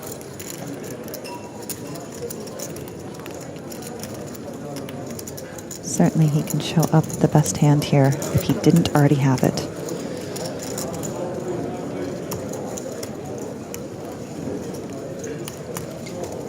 And yeah, he's going to two-barrel it. Philip the Razor says Lillemand looks like he's going to go on a heist with Robert De Niro. I think he's implying that Thomas Lillemand looks like Val Kilmer in the 1995 movie Heat. Ugh, 90s Val Kilmer. What a beast. My favorite Batman. And I'm going to say, as far as bad lookalikes go, I will allow it. Unfortunately, right now he's firing chips into the abyss, but that's, you know... Neither here nor there. They could come back.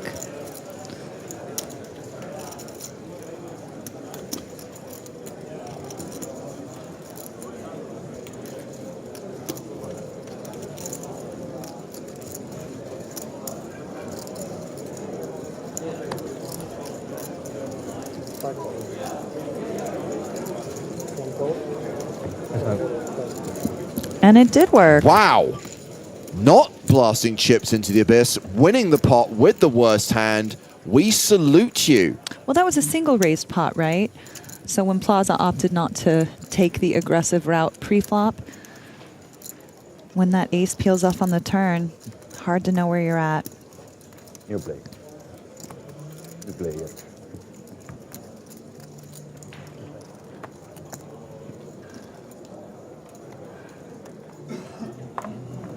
Val Kilmer might be my second favorite Batman, actually, because George Clooney was the nipples through the suit Batman. You like the campy super ones, camp, right? Of course, Yeah. with Arnold Schwarzenegger, like with his dead wife and the cryogenic soup. Is borderline unwatchable. That Oh my movie God. is so I'm bad. Poison Ivy. And they say all these cheesy things. I mean, And every I single am- pun that Arnold Schwarzenegger, "Ice to see you." You got a good Arnold. That was impressive. Rakovic is open with Queen 10, Lillemand with Ace Queen.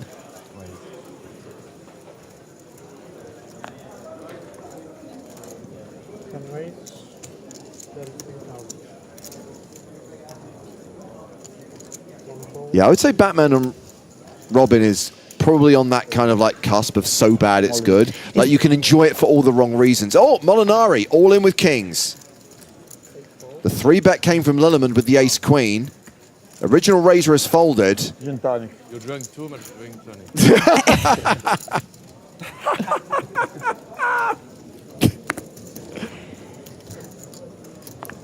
It's all funny until you call his Cowboys. I'm telling you, With ace-queen off. every table, we should just give free gin and tonics. This is just the way to create entertaining poker. I'll take vodka with my tonic, Okay. but I'm in.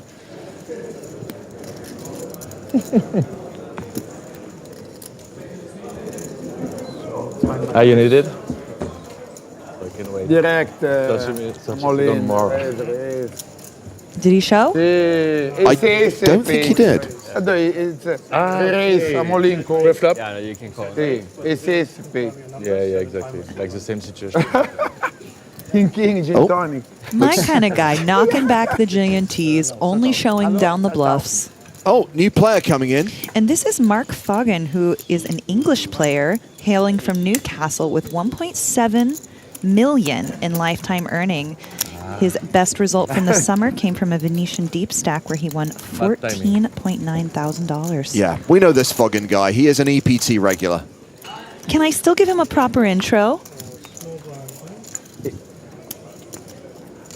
Sadly, we're not going to get to spend too long in the company of this Foggin guy because we will be changing the feature table when we hit the dinner break in 8 minutes' time. Great spot for you.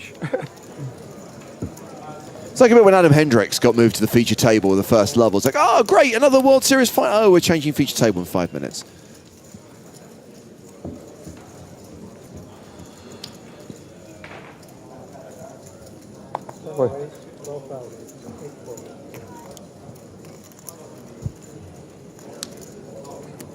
So here's a question.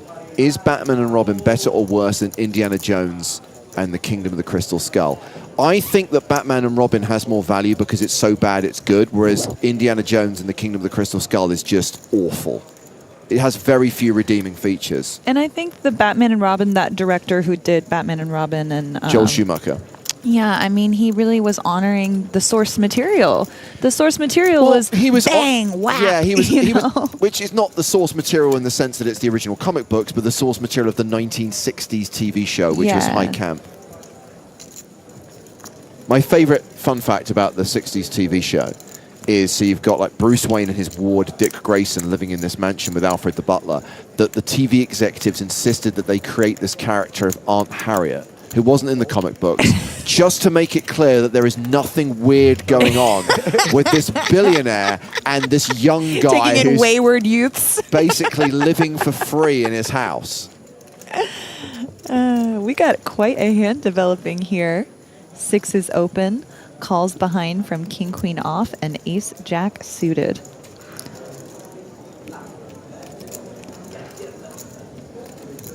Lillemand, 71% equity, but it's Gattuso who's going to bet here. He was the pre-flop aggressor, and he continues for 10K.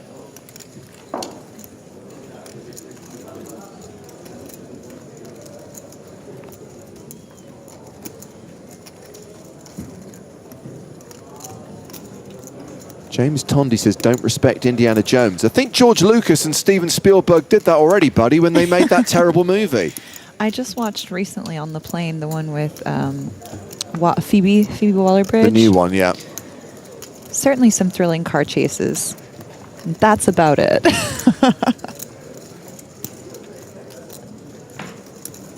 Okay, so we go heads up to the turn. 3 of spades. Lillemand now a 94% favorite. Gattuso still betting.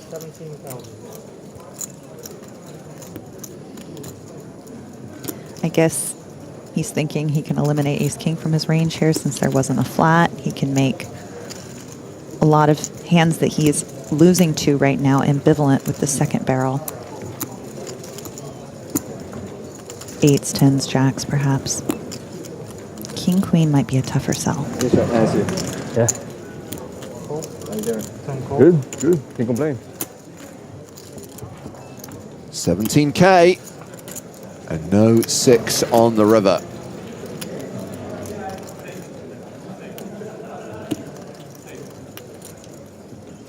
Be interested to see if Gattuso finally shuts it down here.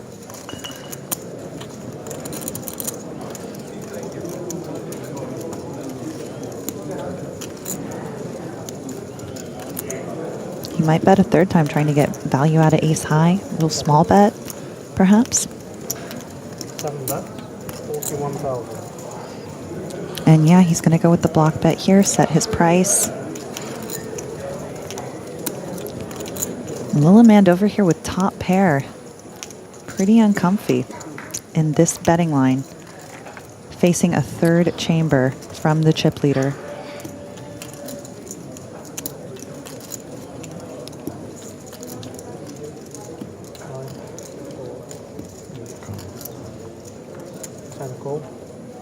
Lillemand makes the call. Yeah. Nice. Adds 107K to his stack. Lillemand now playing close to 60 big blinds. That's a good pot to pick up before the end of this level. Should I introduce Mark Foggin again? There might be a few people that don't know him, James. As I said, sadly, all these players will be departing the main stage soon because we're going to have a new feature table on the other side of the break. Now, you may not recognize many of these faces. We've got Thomas Eichen at this table, but the headliner is, wait for it, Fabiano Kowalski. Vamu, Brazil. The gentleman he's sitting next to looks like a young Ben Lamb. Do you see it? Yeah, I do see it. But you have to understand, one of the essential rules of bad lookalikes is you cannot compare a poker player to another poker player. Okay, you have to my compare mistake. them to someone who is mainstream famous. Okay, my bad. Val Kilmer? Maybe Yes. Ben Lamb? prepubescent No. Matt Damon. There we go, that's fine. 8 race, 12,000. 10 fold. So I believe this is a 65-minute dinner break. That is an hour and 5 minutes. 3 fold. Final plug for the comedy show going on here in Barcelona with me and Joe Stapleton. Starts in 45 minutes' time. Gosh, I hope I have time for my sound check.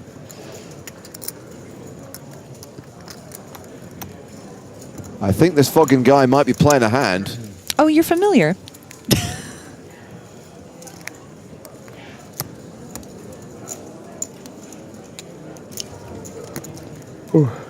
Certainly could call or 3-bet here, or maybe jams on the table.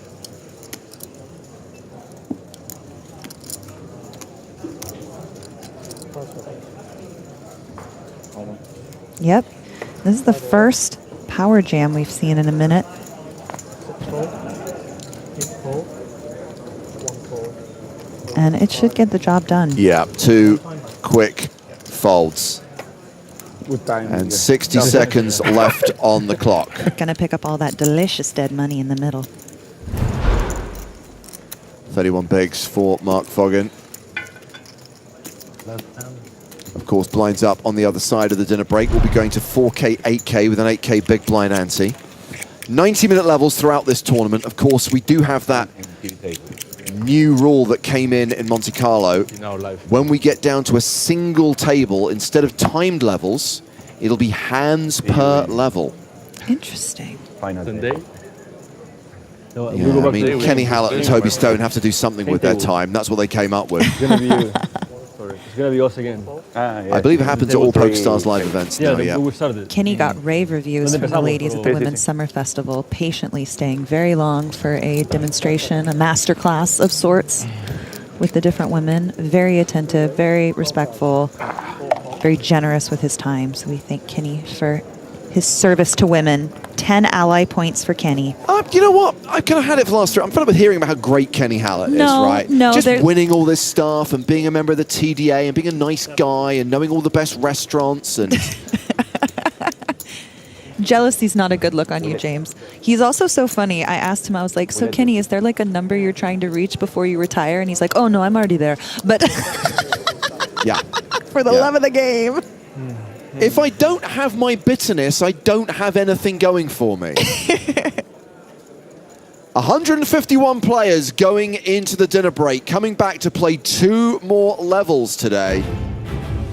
And this is how it ended for the players on our previous feature tables. These are how their stacks will look at the next blind level. Hugo Gattuso, still a big stack, close to 80 bigs. Simon Brandstrom, Shinya Yajima will be in the danger zone with 10 and 8 big blinds, respectively. But we are going to have a new feature table on the other side of the break, headlined by Fabiano Kowalski, a Brazilian pro who's had a lot of success here in Barcelona. We'll be back in an hour's time as day 3 continues here from the Barcelona leg of the PokerStars European Poker Tour.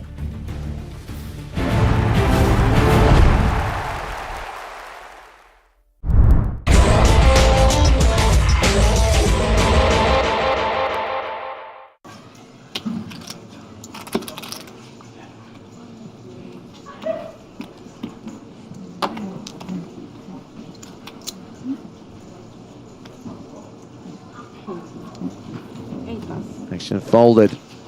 The turn Mulder. He's out. Table chip leader Cheng Zhao folds Queen Deuce. Marius Kuzmanis is on the button with kings. He can't be stopped, James. Don't stop me now. Raises to 80,000. It's Ramon's small blind. Oh, and he's no. got ace king. Oh man, Ramon here, 49 big blinds deep. I don't think he ever misses an opportunity to 3-bet this. There is the re-raise. A fistful of 25k chips. He's made it 300,000 total. Aces for Marle Spragg. What is this? What is this? A 3-way all-in. That's what this is. All in. So she shoves, and that does reopen the action.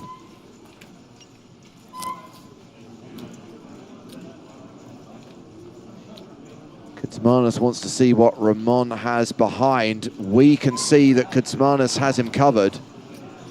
So question is, does he flat and try and get Colias in, or does he raise and try and get Colias out? Because he ain't folding, that's for certain.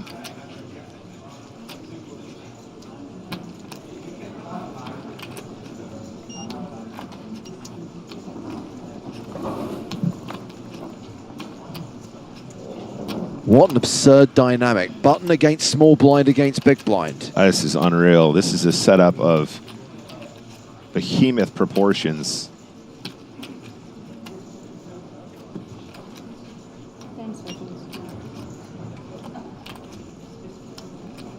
I'm all in. For all in. And there's the ISO. So now it's all into call for Ramon, who's put some time bank cards out and is clearly going to think about this situation. I mean, if Ramon does call here, he's going to be in terrible shape. And he does call. He does. It is a 3-way all-in. What, dream spots? Marle Spragg set for a triple I saw the up. blades. I know.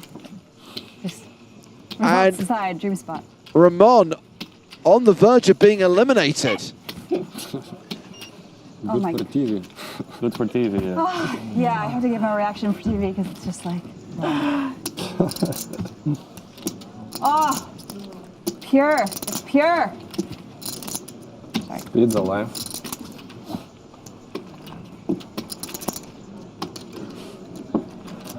Ramon looks sick to his stomach.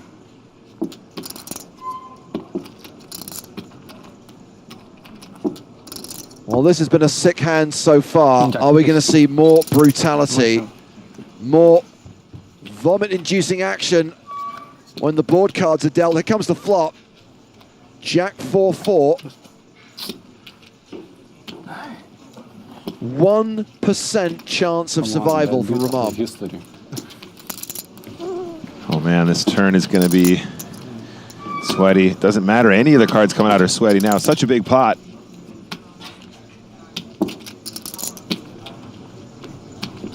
Deuce on the turn. That is Ramon done. But Marle gets the triple up unless the case king hits the river. Oh, please don't do it.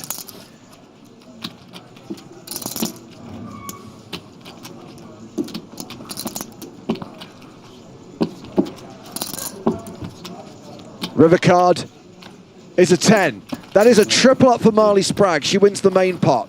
But Kuzmanis wins the significantly bigger side pot and eliminates Ramon Kilias. Exciting for me. Wow, that's just no words. That kind of thing just does not happen that often. And look, Marley's reaction goes to show you what an incredible setup that was. Dream spot. Just final 20 players now going down, now decreasing after an incredible triple opportunity. Aces versus kings versus ace king. That is one I will remember forever. And some people may question Ramon's call there. But one thing you can't take away from him, he's made another deep run in a major MTT, another deep run on the European Poker Tour, a 20th place finish, which earns him 36,780 euros. He just covers it.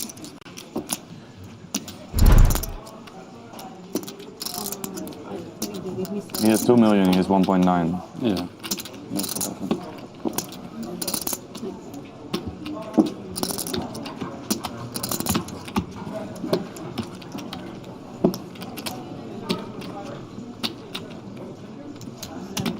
Marle now with 55 big blinds. Marius Kuzmanis with 65 I know, bigs. I'm sorry. It's okay. It was cute though. It's a big spot for me. It's a very big spot, yeah.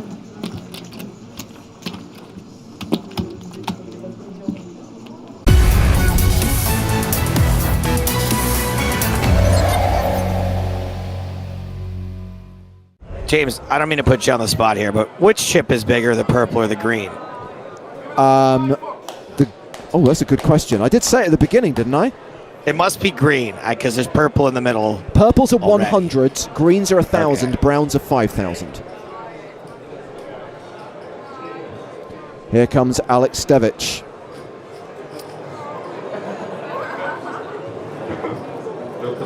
But he does have another pretty junky hand, though. 7-4. But he's got all the chips, right? So yeah, not all of them, it looks like.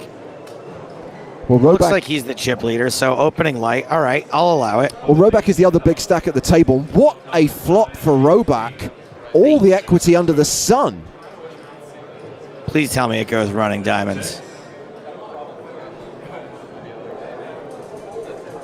I mean, look, Stevic has 2 piles of chips.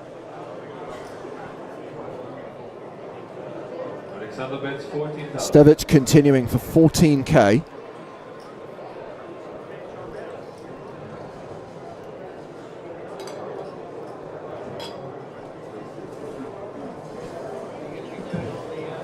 So all options available to Roback. Yeah, Well, raise, obviously, fine, totally fine.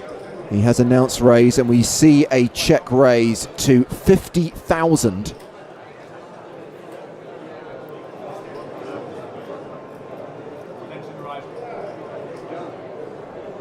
Alex better give him a couple of good looks to let him know he won't be pushed around. What's he doing? Why does he have chips? Raise. Oh my God, he's re-raising! Okay, all right. Oh, this is awesome. I mean, look, it would work sometimes. Okay, a non-zero percentage of the time, this would work. Okay, at best, this is bold. At worst, it's button clicking. Crucially, how do you respond if you're Roback? You have got a straight flush draw. Okay, so something that we're actually not thinking about that we should be is ICM considerations. I don't know how big of a deal it was then, but these are the 2 biggest stacks. Like, this is totally unnecessary. Well, the re-raise from Stevic was to 160,000. I thought Roback may shove there. He just calls. The turn pairs the board, king of clubs. We can see that Roback is still a huge favorite, a 9-1 favorite. I absolutely hate calling there. personally, I just can't ever call there because you can't. Now what do you do? Like, this is one of the worst cards possible. Well, he checks, and Stevic is loading up for another bluff. Bear in mind, his re-raise on the flop was to 160k. This is a bet of 60k. This is pretty small in relation to the pot. Change. Remember how you said part of it was bold, part and of it was button clicking? I'm going to call it bold button clicking. Oh, look, and he gets a round of applause from everyone for pulling off that amazing bluff.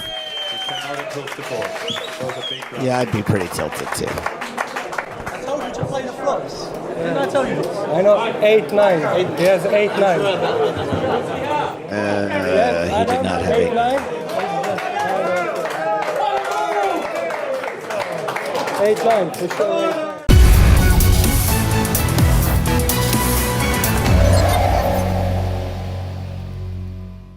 And the blinds are up.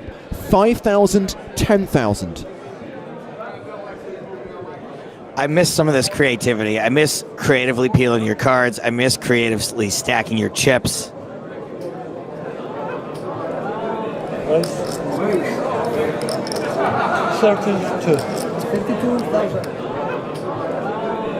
So it's a 3x raise from Roback with ace queen of hearts.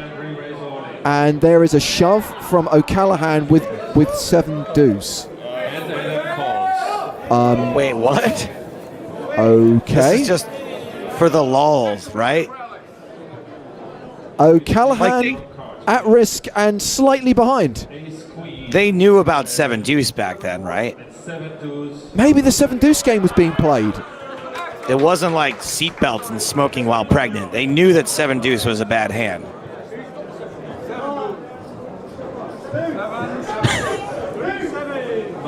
Oh my God, it has always been coming 7. Oh my goodness. At Roback, hold on. You got 1%. Also, Callahan's the at-risk player. Oh, hello. Hello. A little bit of hope flashed at him, but I think Roback is still going to have chips. That was a big double up for David O'Callaghan.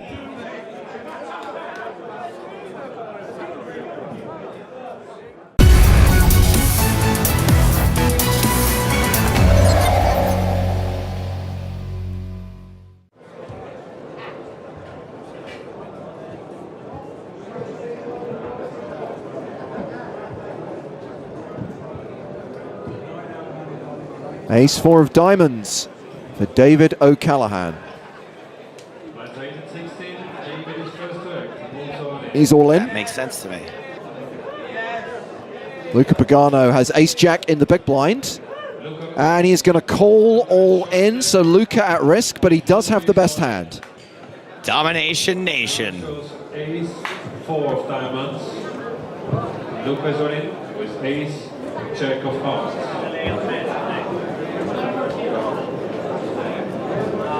Flop comes 4. Oh, it's a 4 on the flop. And I fear, Joe, this is where the trend starts. This begins a narrative that will become prevalent on the EPT for the next 10 or so years. Luca Pagano gets done dirty. And he is out in 3rd place. His first cash of many on the European Poker Tour in the inaugural event. 20,000 euros for his 3rd place finish.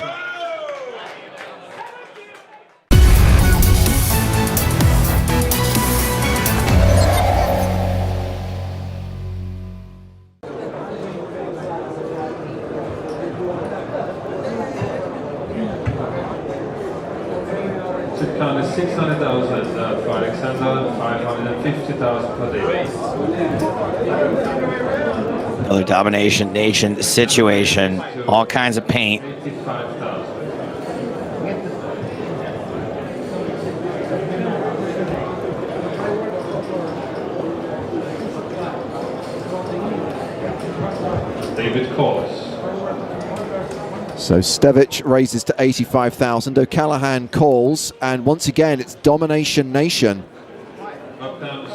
And it's a queen high flop. David checks. Is now the time for justice. Justice.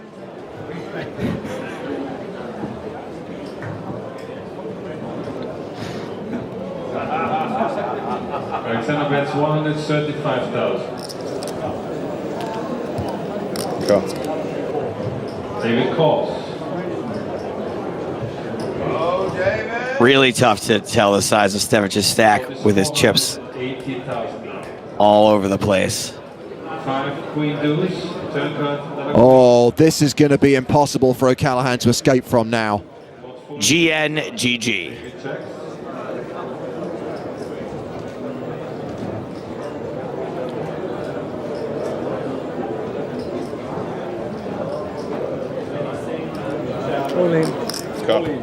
All in and a call. And for the third time, by my calculations, Stevich is in a position to win this thing. This one feels like the one, though. O'Callaghan 86%, one card to come. looking for his lucky jack. Does not hit on the river, and finally it's over. And this is the moment that Alexander Stevich became the inaugural European Poker Tour champion. James, I just noticed a huge mistake. That was a 4-star hand versus a 4-star hand. Some 4-star hands are better than others. This is pretty cool though, huh? Look at this emotion. Crucial information left off the graphics. A great moment. And it all gets ruined by someone knocking over their lunch.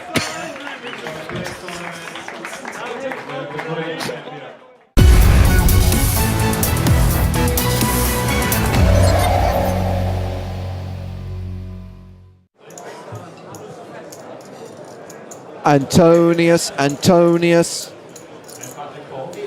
calling Gus Hansen raise with 7-6 suited. Hansen Antonius, welcome to Rail Heaven. By the way, I'm pretty sure of all the players we've seen so far, Patrick Antonius is the only one who is still making EPT final tables in the modern era. Yeah. So far. One of the all-time greats, that is for sure.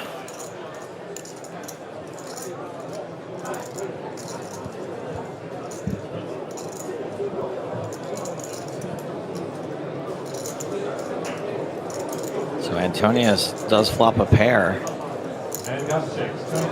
Action checks around. A rare slowdown from Gus Hansen, but he is multi-way with no connection to the board.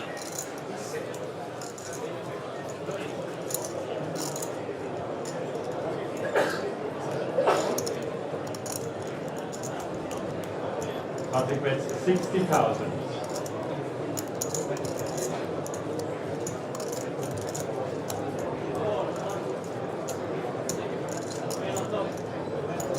Bergstrom with the double gut shot straight draw. A 4 or an 8 will make him a straight. He calls and Gus Hansen's out. You'd imagine. Yep.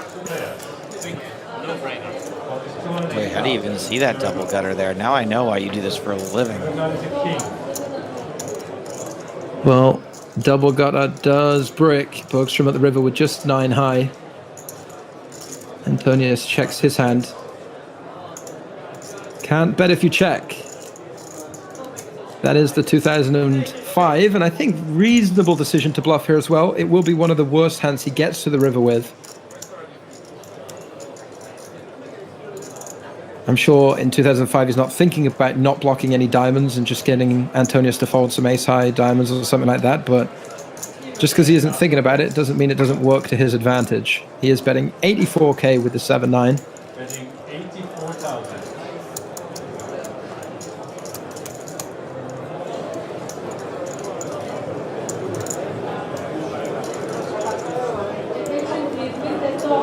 Can he do it?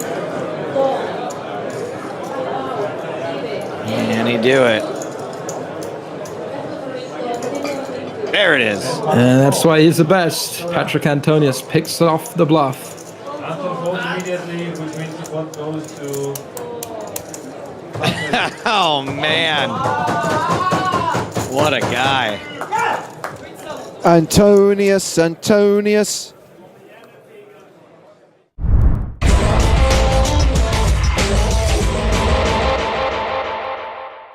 Well, Matty was the host of his own TV show when he was 10, so he may not exactly understand how reality works.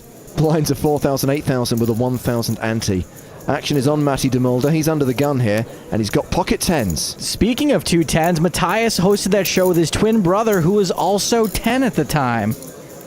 Conspiracy theories ahoy. Forgive me if I don't alert Woodward and Bernstein. 17,000 is the raise. Action's on Giovanni Vicinanza. The Italian has Queen 9, and he mucks. This is Kenny Shee from the USA. King Jack off. He'll pass. Nigel Goldman is a British player with a colourful history. He's also not interested. Andrea Kari has King 6 on the button. Kari's thinking about sticking around with far worse than the King Jack we just saw folded.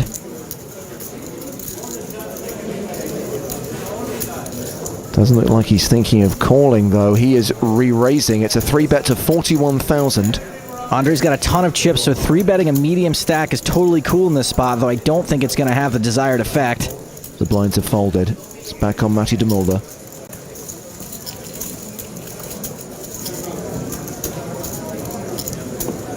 He's got 166,000 behind. I'm on.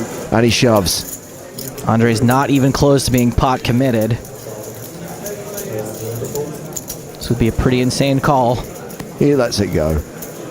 Nice try, Andre. To be honest, I didn't think you were folding. I agree, James. Nice attempt by Andre. He made a small 3-bet. That was easy enough for him to get away from. No harm done. I fold the best hand, but I fold. You said he folded the best hand. I don't think so. That's a Brazilian lie. That's a what? That's a Brazilian lie. Most Brazilian lies have to do with hair removal.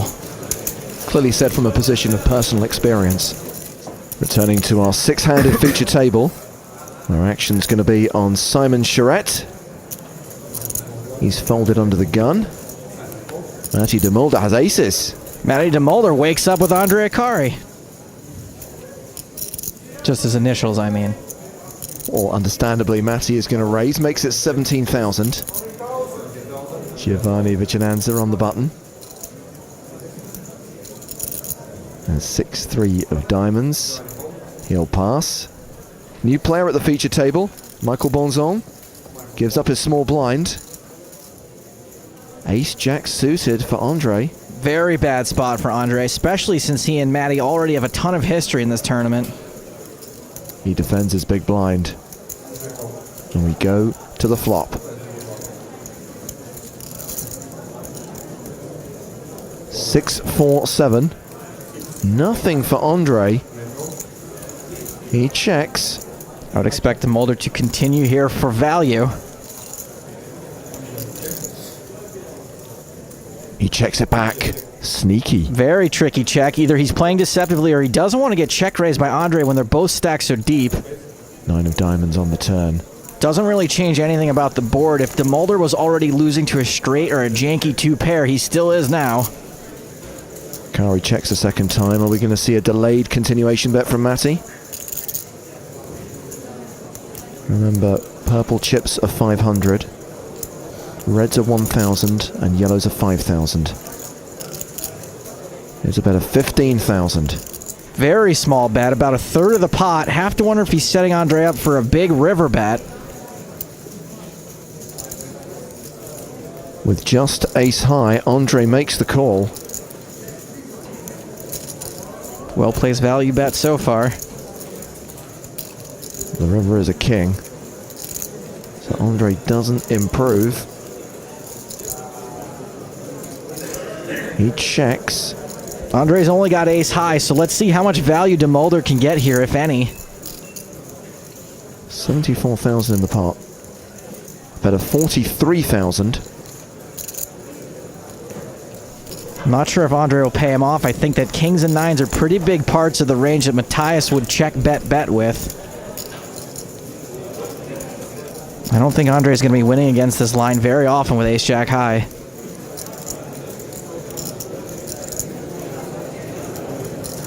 Counting out chips for the call.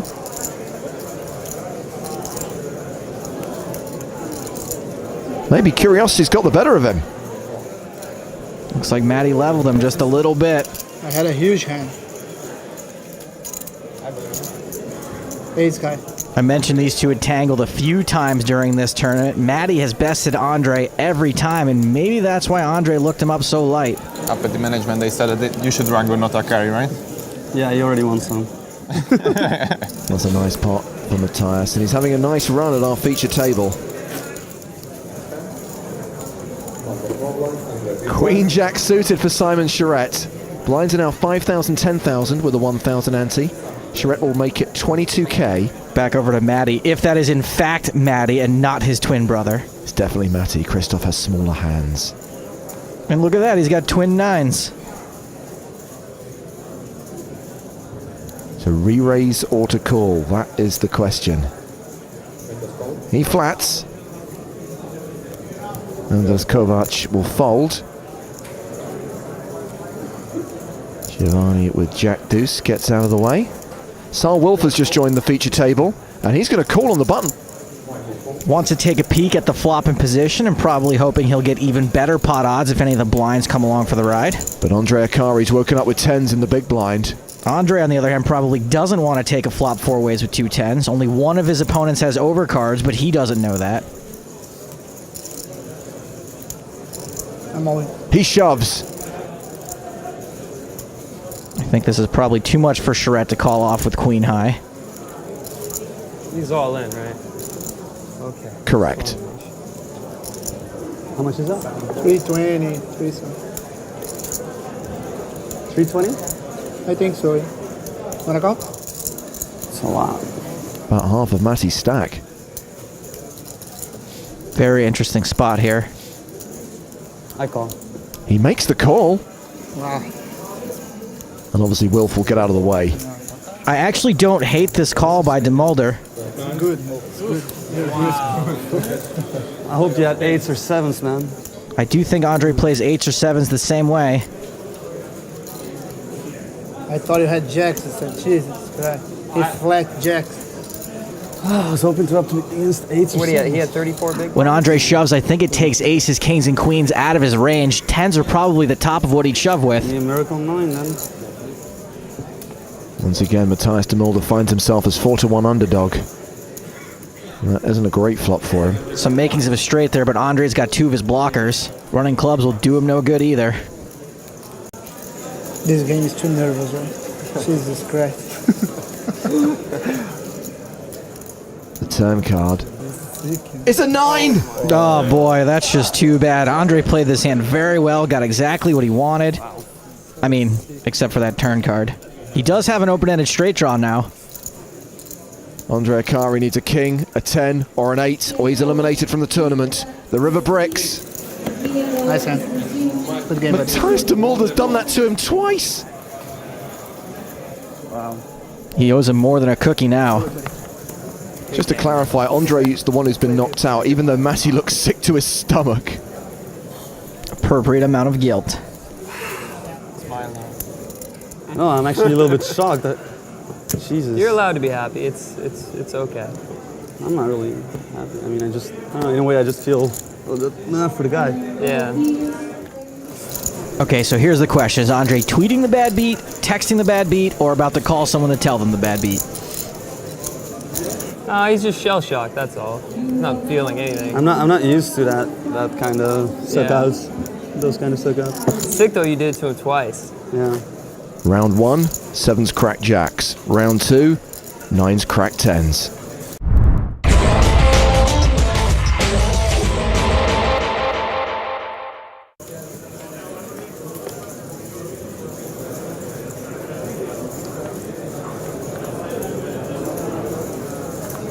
Action has been folded here to Eugene Kachelov. He doesn't want to play. Spragg and Kostic on the button. Or raise. A bit of a string raise there. Goes with the min raise. 60,000 to play. Seems like an honest mistake. I'm sleeping. This is hour for my sleep. These Spaniards in their siestas. It's 11 a.m. Matthias doesn't have a ton of chips left. Seems like a weird spot to just call, and folding's out of the question. I'm all in. He shoves from the small blind. To Kostich's amusement. And boy, that Christoph is always so excited. Thank you. Oh, Schleich's got ace queen in the big blind. Ace queen suited. Even though we know he's racing, I think this is an absolute call for Schleich. With Kostich's floundering on the button, DeMulder could easily be shipping a super wide range. I'd say this might even be a call with ace jack. He lets it go. Wow, can't say I like the fold, but he did avoid a coin flip. Kostich folds the 7-5. Big fold? A borderline hand, obviously. Not really. Good fold. Ace queen suited, not quite borderline in that spot. It's always good. And without seeing a flop, DeMulder has added more than 100,000 to his short stack. Let's return swiftly to our feature table. Yes, swiftly. Where action is on Dragan Kostic. He folds. Matty DeMulder has ace-9 of diamonds. Seems obvious enough. He starts the hand with 971,000. And he is going to raise to 67,000. Schleich folds. Suzor folds.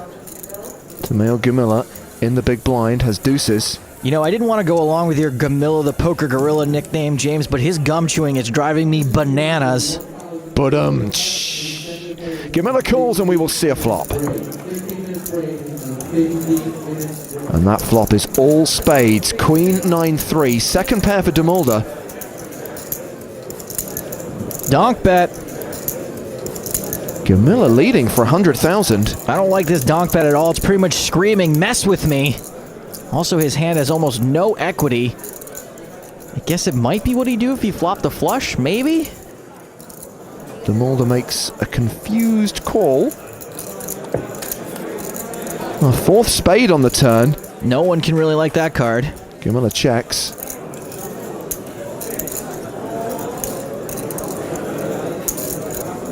Looks like Matthias has a pretty good read of where his hand is at.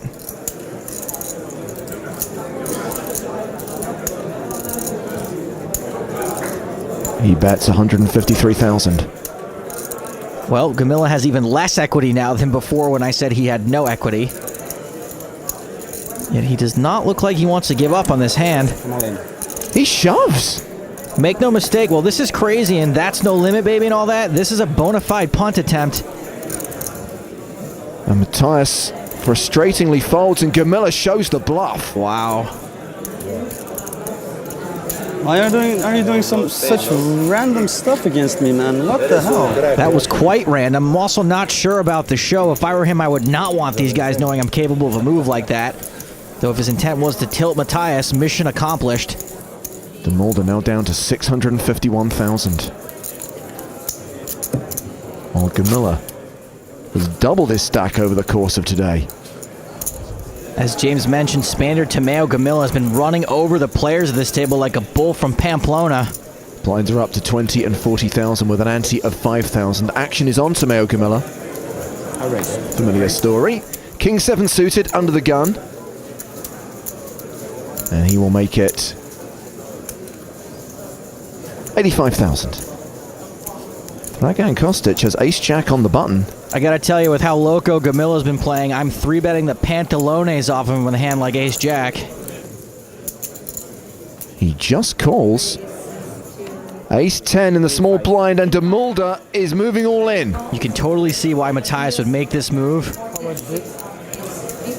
Correct? Gamilla should be laying down any second now. What? I am not a fan of this, but I guess if you're gonna call, you might as well isolate. I have good card. Yeah? Yeah. Even though it's the best hand this time, this would normally be a pretty easy fold. No, all in. I'm call. Yeah, no duh. I'll need some more of that run good. Well, your brother looks busy right now, so I wouldn't expect him to bring you any luck. Kostic folds. Have a bet? Ha! Oh, no king, please. Matthias is ahead, but as you can see, it's not by a large margin. Camilla's got 2 live cards and they're suited, so there's a lot that can go wrong here for Matthias. Kostic revealing that he folded ace-jack, which had Demulder dominated. 10-10 deuce. Wait. Well, there's a deuce, but no tens. Things are looking much better for Matty. No real draws on that flop. Ace of clubs. The ace of clubs would have Gamilla drawing dead. The turn is the deuce of diamonds. Pairing the board is good for Matthias. Gamilla drawing to a king or a 7 on the river. And he hits a king! Brutal. That is a sick river card. But let's not forget that Matthias Demulder got to this stage thanks to some sick outdraws. This is kind of a taste of his own medicine. Ah, that's good. Yeah, when I go all in, it's better for you. Yeah, I know. Nah, he's feeling guilty. Demulder, 10th place finisher here at EPT Barcelona for 50,000 euros. That's his best tournament cash to date. Gamilla now sitting on 6.2 million. Hey Matthias, I know you're bummed, but we just got word from Noah Boken, and he says he's proud of you.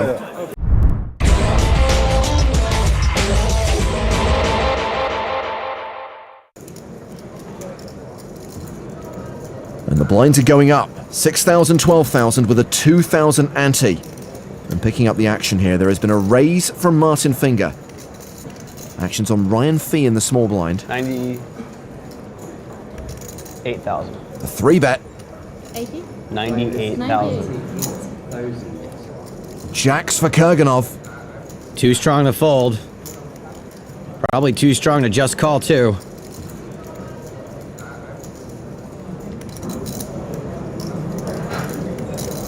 How much are you playing right now?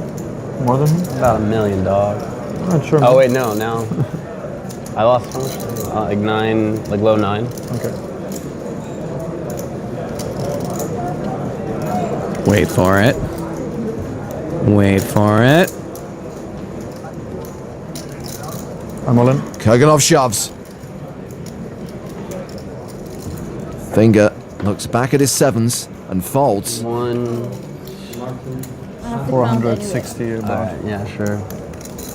So you know how many big blinds it is. Does it really matter?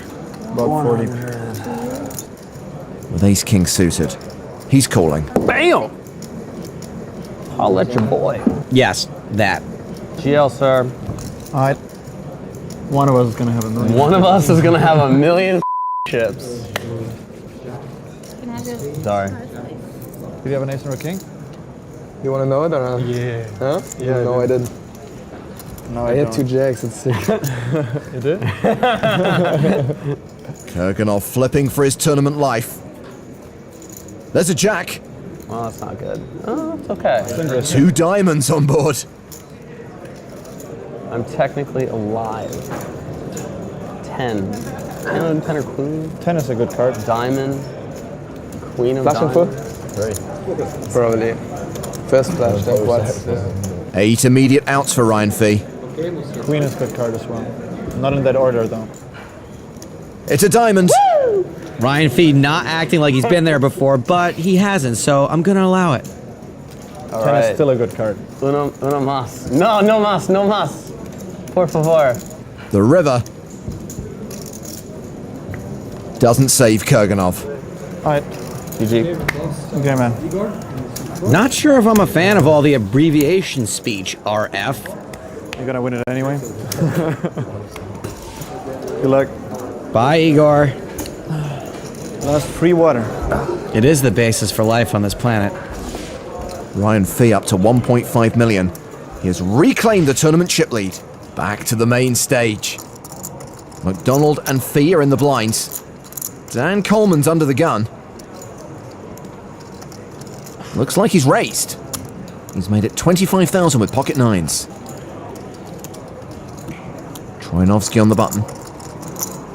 Didn't think about that. Folds. Round to Fee. Such a small raise. Position matters less, the less amount of big blinds. So enticing. Also, like, I don't give a about it, so like, there's that as well. We will be seeing a flop star. We will. We will be seeing a, how much? 25? 25. All right. Position doesn't matter all that much. No, I don't really. For sure. I'm like unconcerned about position, especially with a fish like you. Check. Wow. Fee has checked in the dark, and he's hit 2 pair on the flop.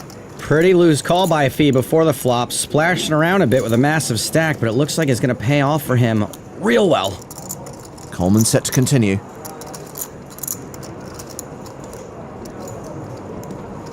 Into a pot of 68,000. He bets 16K. I'd say there's a good shot Ryan raises this. Plenty he can get action from, and bottom 2 pairs, plenty to protect against. 55,000.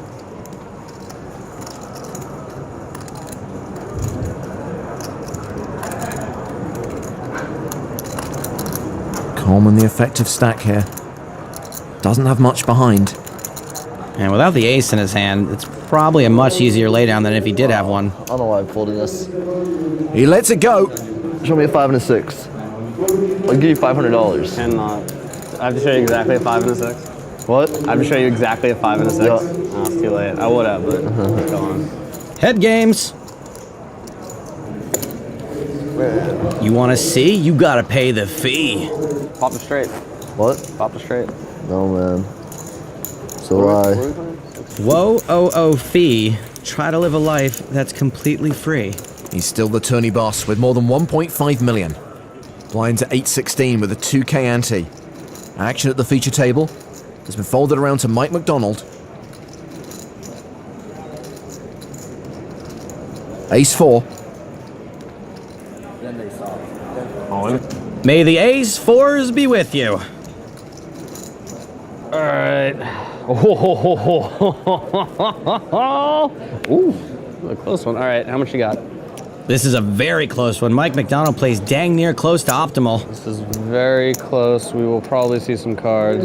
Mike's got every ace in his range, small pairs, better kings, suited connectors too, though. Figuring this out would take an actual computer. Actually, god damn it. Nah, maybe a graphing calculator. 262, there's like antes.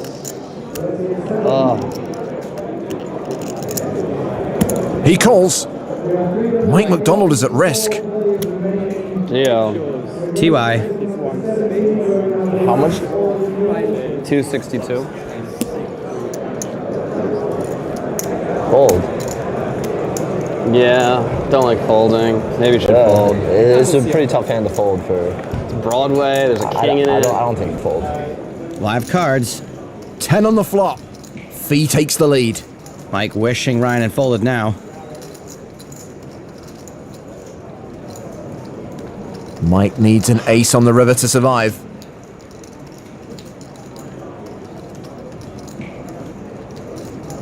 Doesn't get it. Good luck. Thanks, man. Good luck, guys.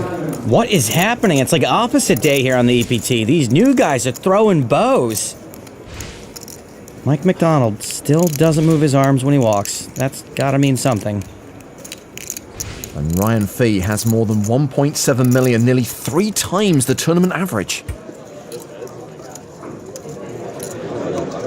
Ismail Erkanov was the initial raiser. Fee set to 4-bet with kings. Makes it 300,000 total. Gets a fold from Erkanov. I'm all in. And Danchev shoves, quickly called. It's a bad sign. How you gonna do it this time, Dan? Look. Queens have been lucky today. You'll find that in many poker books. Fee an 82% favorite and a queen on the flop. Wow. You just got shacked. Boom shakalaka. What is he doing? Fee down to 9%. Make that 5%. Nice hand. It's a double up for Shaq. How does he always pull this off? He's now up over 2 million, 3rd in chips overall. Doesn't look like he knows either. What's happening? They moved me. Oh, my man. All right. Go get him. Go get him. I'll see you at the final table. Oh, sorry, I can't move. 10-3 for Sven Reichardt in the cutoff, and he raises to 60,000. Look at you, Sven. You, Sven. 60. Ryan Fee in the big blind has King Jack. And typically you want to open these pants hands when you've got a weak player in the big blind. Granted, none of these players are weak, though. Fee calls. The flop is King 8-5, all diamonds, top pair for Fee. He checks to the pre-flop aggressor. Reichardt with just a 3-high flush draw continues. And it's a small c-bet, so we should typically be following this up with another barrel on the turn. Fee calls the 60k. It's the queen of spades on the turn. Doesn't change anything. Action goes check, check. Oh, giving up may save him some chips in this spot, but in the long run, he's probably going to lose every time he plays it this way. 8 of clubs on the river pairs the board. Looks like Fee is going to lead here for 110,000. I think Sven needs to give this up. His only other option is to raise, and I think that would be less believable than when a guy's online dating profile says he's looking for a serious relationship.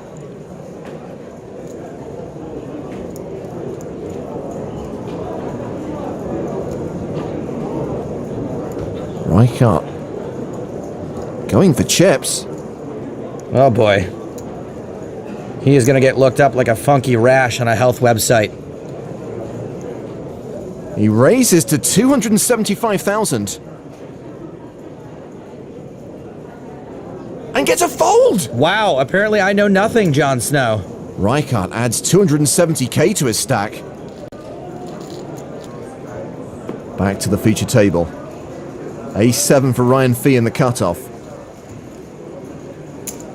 He raises.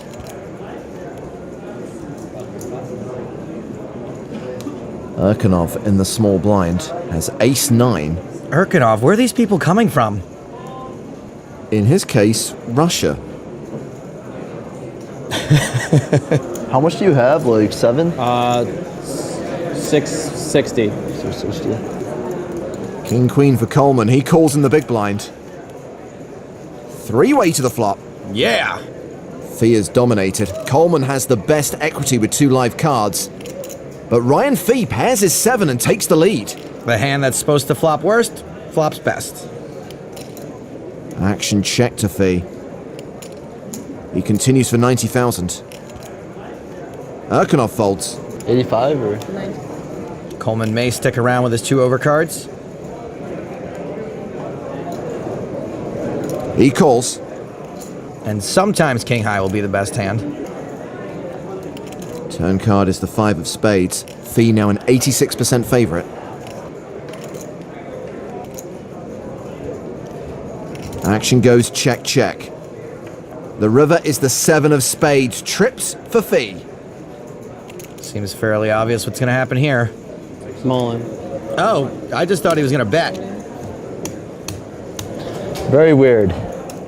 This shove is a significant overbet. Coleman contemplating the hero call of all hero calls.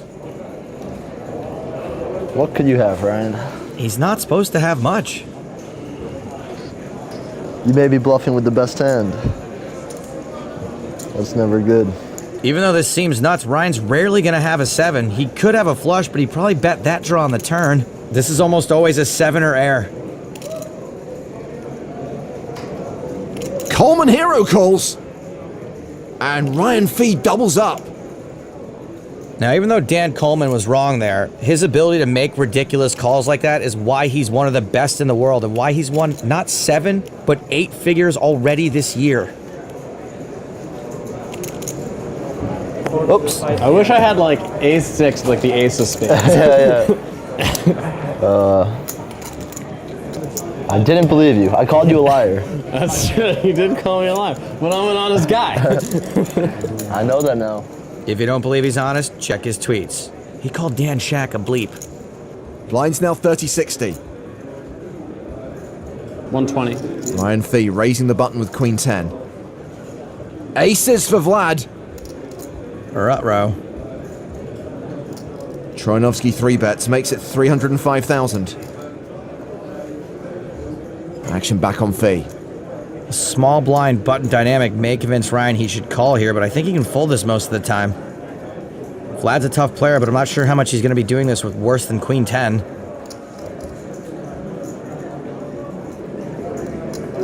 If Ryan calls, he would get to play the flop in position. But he is a major underdog against aces. Well, he calls. No, I love that look. Love Vlad. And it's second pair for Fee on the flop. Vlad still a 4-1 favorite with aces. This is not going to be good for Ryan Fee. Troianovsky continues for 280k. All in. And Fee shoves! Vlad's definitely calling. Sure enough, he calls. And this is a big pot. Well, got some possibilities. True. Fee looking for a queen or a 10.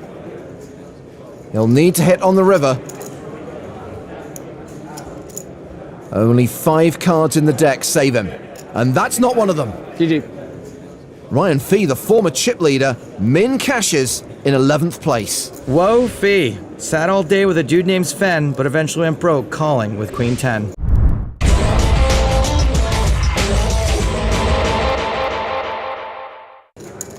Are you gonna stare at me if you're gonna be in the pot? Like you're gonna do something like For sure, yeah. All those tells that were so successful in PCA. I mean, I'm not in my best shape from PCA. I did this interview on break and they were asking questions like what's going to happen if you and I get heads up again. You know, I'm still living the dream, so I don't mind any TV action, actually. The blinds are 2,500, 5,000 with a 500 ante. Lamprecht folds under the gun. King 7 suited for Panka. He raises to 11k. Mike McDonald has ace queen. Yes, these two are playing a pot. Get the popcorn!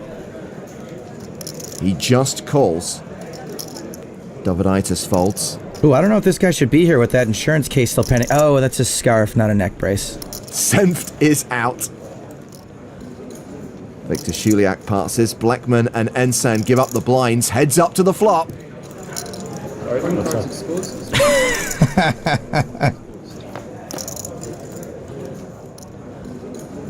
And it's top pair for Timex. T-Pay TK.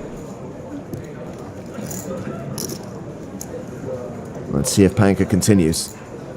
Looks like it. 13-5.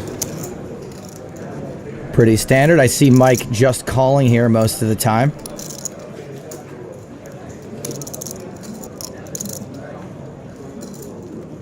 Sure enough, he throws in 13,500.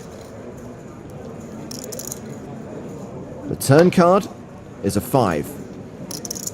Does Dominik double barrel with no pair and no draw? He has picked up a gut shot. Not much of a draw.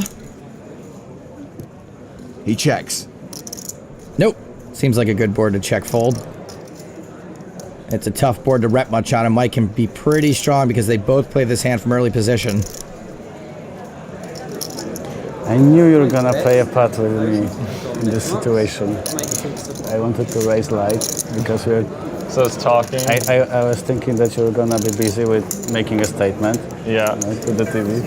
And then I get dealt a good hand, so I have to play it. Don't talk like this. The hand gets even better on the flop, so I definitely have to play it.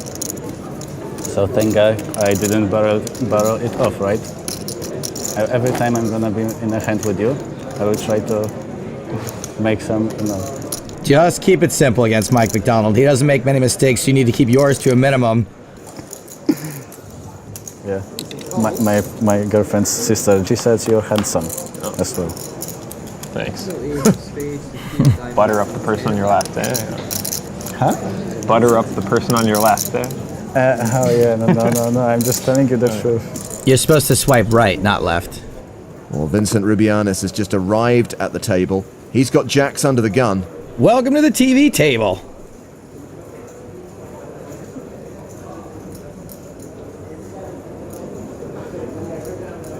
This looks like a raise. 14,000. Hussein Ensan folds. As does Lamprecht. Queens for Panka. Oh boy. Goodbye from the TV table. 20 bigs for Dominik. And he shoves. It's a lot of chips to shove, but definitely fine. You'd balance this by also shoving hands like 5 sometimes. Whoa, Egidus Dovidaitis has ace-king in the small blind. Hey, cool. And he just calls the all-in. Back on Rubianis. That call is very strong, so Rubianis may fold, though he is ahead of Panka's range. I'm on. He reshoves. This is an absolute must call with all the chips out there. This is a more definite call than when there's something strange in your neighborhood. It is for his tournament life, but it's also for a near triple up. He folds ace-king. I thought I had a good hand, but... You do have a good hand. Oh, sweet. So sweet. I was ready to. Rubianis' sadness is about to be nearly as deep as his V-neck. The flop is queen high. Good fold. Results. There are some action turns. Would prefer to have a call in my hand, but... Yeah, I'm sorry. I had to have everything. That's not an action turn. Sweet. Panka will triple up. Sorry, Mike. I have to stay here for a little bit longer. Early on, you were telling me how I was running you over, and probably like 5 of the 6 hands, I had like nuts. Yeah. And I still didn't win. That's how good you played. I mean, it's hard to make a pair, blah, blah, blah. Hey, remember that time we both won over $1 million? Good times. Action folded to Panka. He's got ace-king. He raises to 13,000. Mike has ace-10 suited.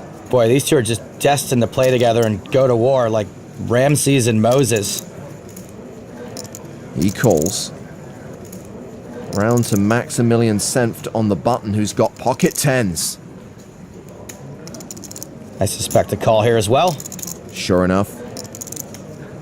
Hussein Ensan is in the big blind. He's got Jack-Deuce suited. A call here is even probably okay considering the pot odds, but only if you're good enough to not go broke with one pair all the time.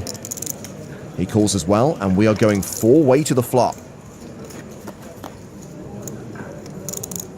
It's a 9-high flop, so Senft is still ahead. It's a pretty sweet flop for tens, especially when you go 4 ways. Action check to Mike McDonald. Dominik didn't continue. Mike might decide he's missed pretty hard and try to take this down right now. Here he comes. 24,000. He's going to meet resistance from Senft, though. Senft. That's a hard name to say. Just call him Max. Max is calling. He throws in 24,000. Ensan folds. Panka gives it up. Ooh, folds a better hand to Mike. So heads up to the turn. Which is the 9 of clubs. Senft now a 95% favorite. Kind of a scare card for Senft's tenths, but I'm not so sure Mike would have bet an 9 on the flop or call with too many 9s pre-flop. Or Timex is checked. Senft will bet 41,000. Senft's done the right thing here, but he's repping a pretty strong range.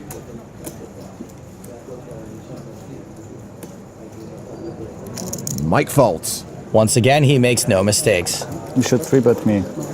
I would be very happy about it. I think I would have been very happy about it if I did 3-bet you. Again, I had such a good hand that I had to call with it. So what, you had ace-queen, right? Right. You couldn't have. Ah, this is the beginning of a beautiful friendship. Folded to Panka in the small blind. He's got queen-jack. So if he's in the small blind, that means he can only face resistance from one man, Mike McDonald. Panka's completed. Mike has 9 deuce offsuit. Dominik's limp might give Mike a free flop, but he's done it, so now he can call a raise out of position instead of a 3-bet with a pretty decent hand. Mike decides to raise to 17,000. Mike's raising because 9 deuce plays terribly, and he just wants to win this pre-flop. But while Queen Jack plays pretty awkward in a 3-bet pot out of position, it's certainly good enough to call now. Dominik calls. These two go to battle again, and it's a Queen 5-5 board. Panka with more than 99% equity. Action check to Mike. He doesn't continue, he checks behind. Mike's maybe given up because Dominik's limp call range is mostly hands that are not folding on that flop. 10 on the turn. Dominik has a lock on the hand. Dominik's going to have a lot of broadways, a lot of ace and king highs.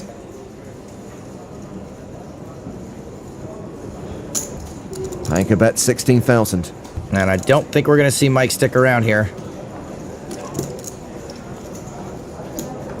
He folds, and we even the score. It's 1-1. Dominik, Panka, and his Skynet software were impressive at the PCA, and they're still impressive now. These two are a great match.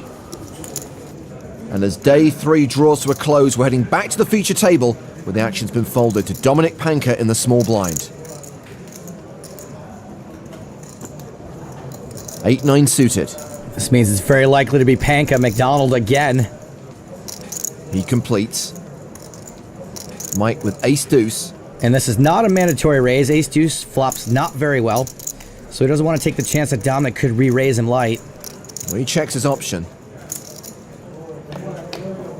The flop. Ace-8-deuce. Second pair for Panka, 2 pair for Timex. And you're not always going to bet second pair here, but blind on blind, probably yes. Panka makes it 12,000.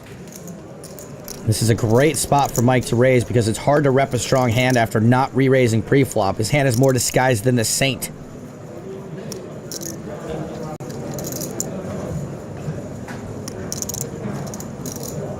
Mike raises to 35,000. I think it's perfectly understandable if Panka calls this.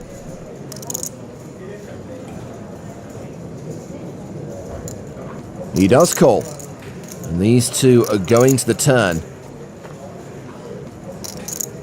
3 of hearts. Panka checks. Mike's now a 95% favorite. And Mike's supposed to bet this again. This board is pretty dang wet at this point.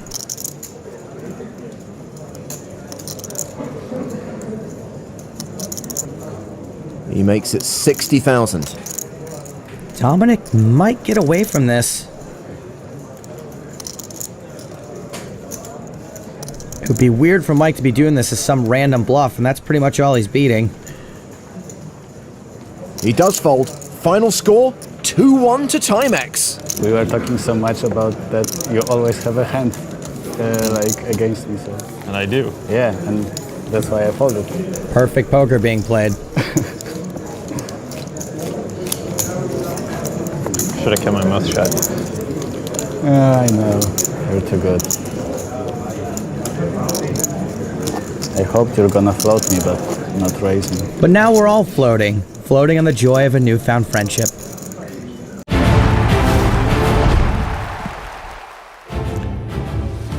And welcome back to Barcelona and the PokerStars European Poker Tour Barcelona 2025. We return to Casino Barcelona and the 5,300 euro main event, day 3.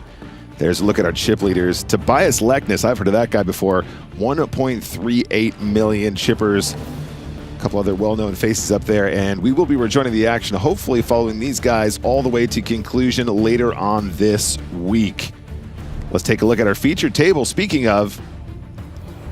And there it is. Up top, Ricardo Grael's 366,000 chips. Excuse me, no, these aren't in order. Up top, Artis Jimenez, 783,000 chips. And another known face on there, Fabiano Kowalski. He's a handsome guy. It's Nicholas Walsh alongside Griffin Benger. Hello, everyone. I think it's Jimenez. Jimenez, it is. There's a player on the Toronto Blue Jays named Jimenez, and that's how it's pronounced. That is how it's pronounced. He's actually a very well-known poker player. Just caught me off guard as it wasn't in order. They got me with that. It's okay. We'll call him Old Jim. We'll call him Old Jim. Yeah. And here we are, guys, taking a look at what they're playing for. 1.436 million euros up top.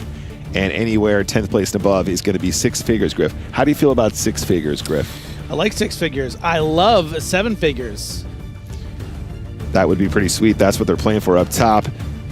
And if I'm not mistaken, as we rejoin the room, we will see the remaining number of players up top We're looking at around 151 players remaining, which means everyone now guaranteed at least 13,000 euros. We are well within ITM at this stage, guys. We saw the bubble burst earlier today. And now we are back in the main room here in Barcelona. I mentioned earlier, Griff, just out a shot here. I don't know if you've had a chance to go check it out. We're also looking forward to the Spin and Go Championships, which is happening in the room later too. And that is just off to the left. Also, while we're here, guys, just a reminder, PokerStars Open. These are the cliff notes. Maryland, USA, October 19th to the 26th. Also, Manchester, UK, October 20th to the 26th. And Cannes in France, December 16th to the 21st. Go and take a look at what's out there on the PokerStars Live app. There will be listings about what's available and all of the details on how to get involved, including some of our fun side events and activities that usually accompany these things. Yeah, obviously very exciting for people both in the US, the UK, in France. PokerStars Open action for you. Yeah, incredible $1.4 million first prize up here. We got the PokerStars Open on the side, or pardon me, the Spin and Go going on as well, which we will be covering this weekend. It's so much money for first place, this thing, Nick, that we don't even have someone with more chips than first place right now. The chip leader of this event right now with 1.3 million chips. I imagine that it will leapfrog past that prize money number. There's the Brazilian badass himself, Fabiano Kowalski, that's right. Koala Bear. Kowalski won. He'll be no stranger to this feature table, having been on it many times, including a final table in 2022. It's what he does. It's what he does. Fabiano just cuts through these big main event fields. Incredible, breadth of success. One of the greatest final table call downs ever. With I believe it was the Ace Queen High. So, not just made for success in these, but made for TV. Yep, and that hair, physicists still need to confirm exactly how it sustains itself. That poise. Yeah, he has sonic energy, doesn't he? Sonic energy, indeed. Jimenez here with the King-Queen suited is going to open it up. Kowalski's decided to call in the cutoff. This is +2 versus CO. Tim is going to get out of the way. Yeah, calling there with Queen it off would be a little thin. A little thin indeed. I think that means we're going to the flop now. It is a domination situation, but King 10 of diamonds so pretty. Not on Jack Deuce tray 2 clubs, though.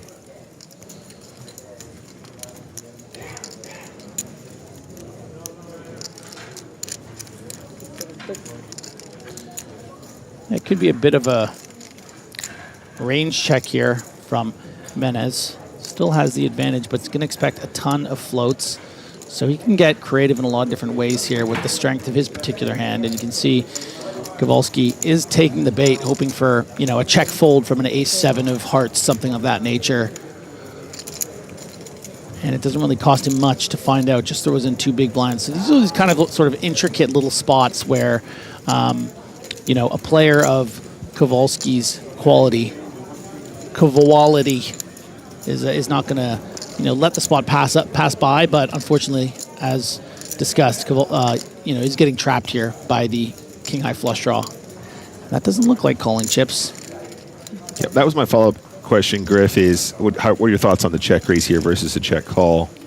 Yeah, I think it's great. I don't see why you would want to play this hand defensively, especially if you think that Kowalski is going to be split between hands that are going to be bluffs like this and other ones that are going to have tough time facing additional street action, whether it's something like pocket 7s or pocket 8s that was betting for protection. Maybe you do get a little sticky on the flop, but then the turn is, a 9 and you face another bet.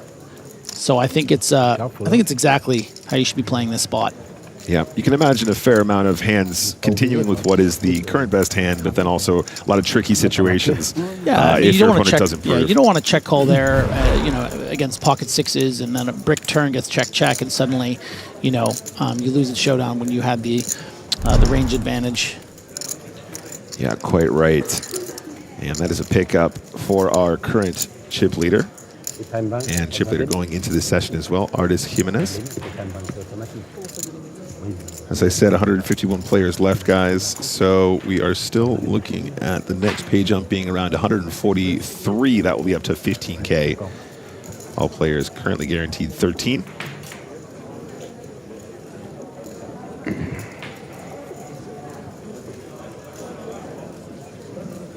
Now Jimenez, yeah, probably a few pips too low, but a spot of consideration considering he is chip leader on the table. And some playability in a hand like Jack-7 suited. Kowalski does raise this one up, 16,000 to go. Hassani here, just the 91K behind, is going to get out of the way.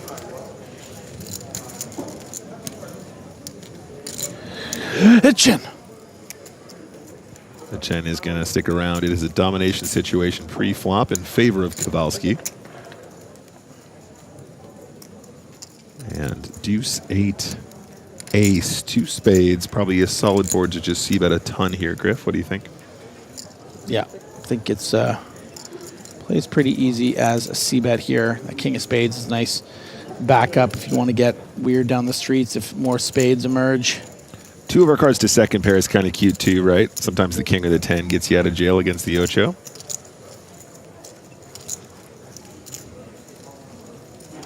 Or finding license to 2-barrel on something like a queen or a jack that could force out a hand like 8-7. Yep, sure enough, just the small continuation bet. 14K to go gets the job done.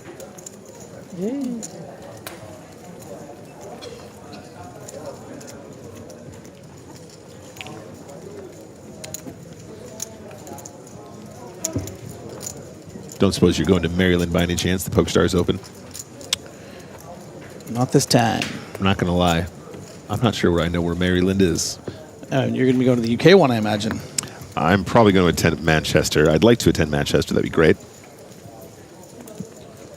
Try and sneak in there. It will depend on other travel plans. We got quite a few events coming up in the next coming months. Of course, we got 2 EPTs, potentially an NAPT for me.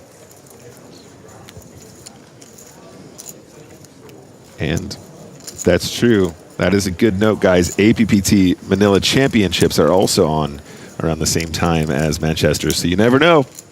I might be in Manila, Griff.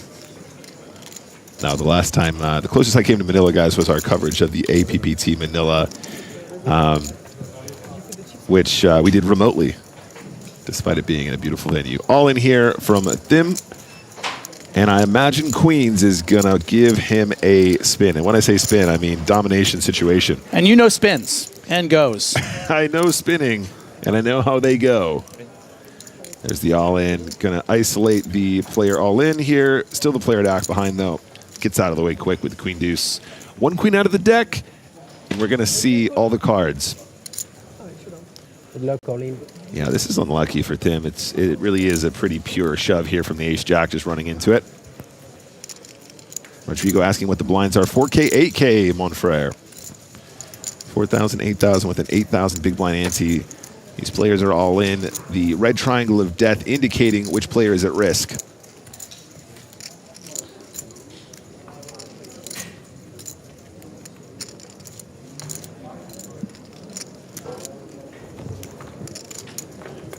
So, dealer, let's see him.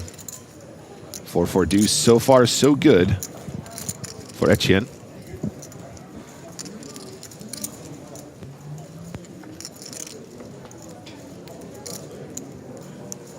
Turn is the ace. Spiked. Now 100% lock for Tim. Our short stack will double.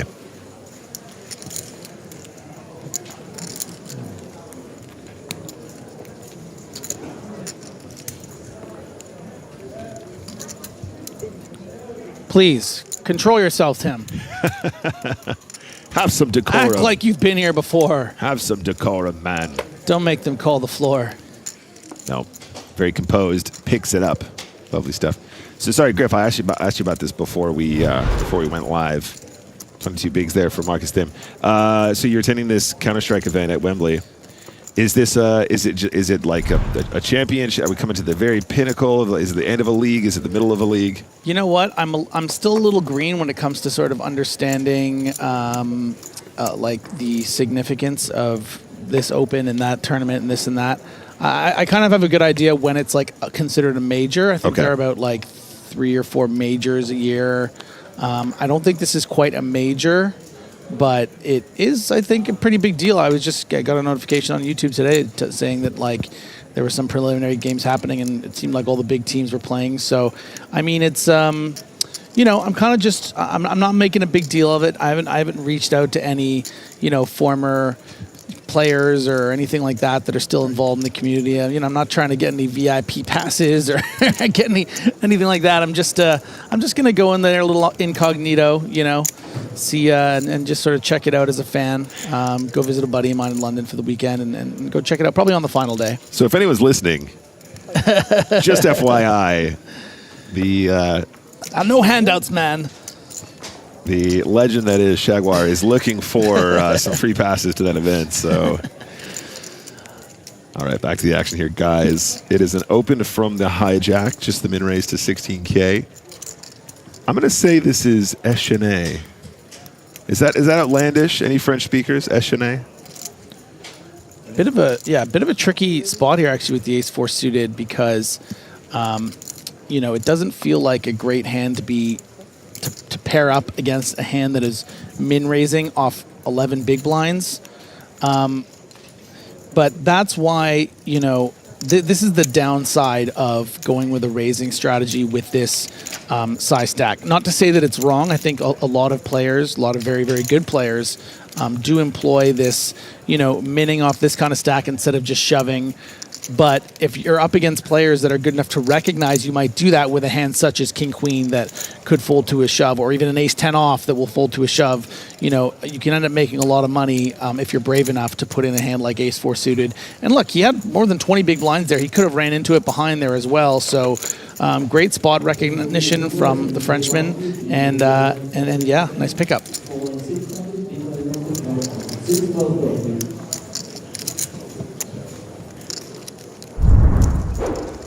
All right, and we head out to take a look at our chip leader. Tobias Lekness has been on the scene for absolutely yonks, and in particular, Mixed Games Super Crusher, good friend of mine.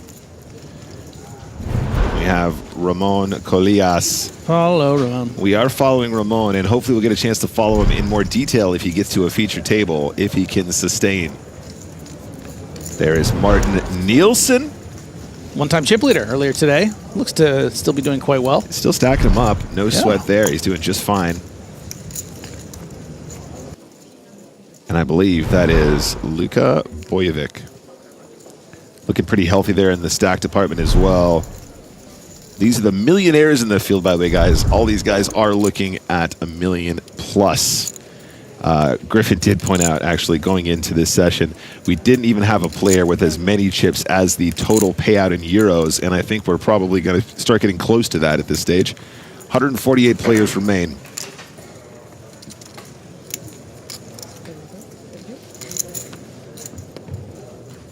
Nice open here from the cutoff. King 8 suited seems very reasonable from the Frenchman. Tit-gat. The tit-gat gets out of the way.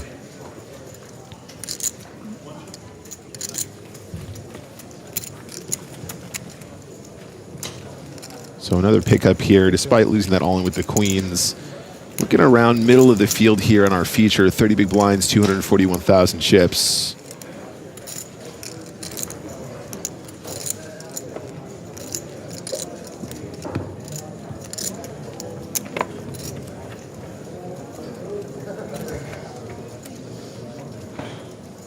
I forgot what GAT stood for. I didn't want to ask without double checking, and apparently it just means goddamn. Yeah. I thought it was going to be something a little more interesting or graphic, but apparently it just, yeah. Well, you know, GAT. Just exclamation mark. Yeah. Yeah. Can be applied to many situations. Pocket fives for Thimmy here. 22 big blinds. He is +2, decides to open this one. How are you feeling about this one, Griff? I feel like maybe I might start binning these lower pocket pairs at this stack depth, or you think we're being too tight in that case? Yeah, no, I like a bin job here. It's a pretty tough table. all things considered. Don't have any blockers, not a ton of playability. If you get 3-bet, you need to be prepared to 4-bet shove sometimes, which I don't think that Tim is probably inclined to do. And yeah, you're just going to be up against someone with 50% equity that's probably more experienced than you at this stack depth. I mean, here we go. Raise, and then Kowalski defends his big blind, and you just feel like you're in the blender a lot of the time. And on this board, actually, the 5's not completely hating life, but certainly spots where your opponents can put you in some tough decisions if you decide to c-bet. Yeah, I think if the bet's big enough, and it was, yeah, not giving Kowalski any room to get tricky. I think if Kowalski had a spade in hand and was facing a smaller size, he might get a little weird, and 5s are going to be very tough to defend against that. But yeah, electing to go for a bigger sizing, which I think is a nice adjustment against these players that, you know, you give them any room to make things weird, and they will get weird on you. Tetsu, a.k.a. Kenzo in the chat, says, I heard Tobias Leknes from BBC Poker is here. He is. He is currently one of our chip leaders, if not the outright chip leader. In fact, did put together a really nice little BBZ bundle about mixed games alongside my friend Pieface Poker. I hear good things about it. If you guys are looking to get into the game or any of the mixed games, go and give it a look. Any of the more popular ones. Good starting place.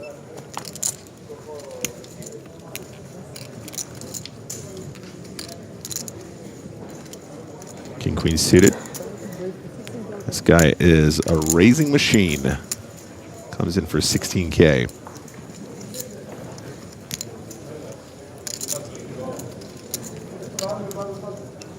$30 blinds. Exactly. Thank you.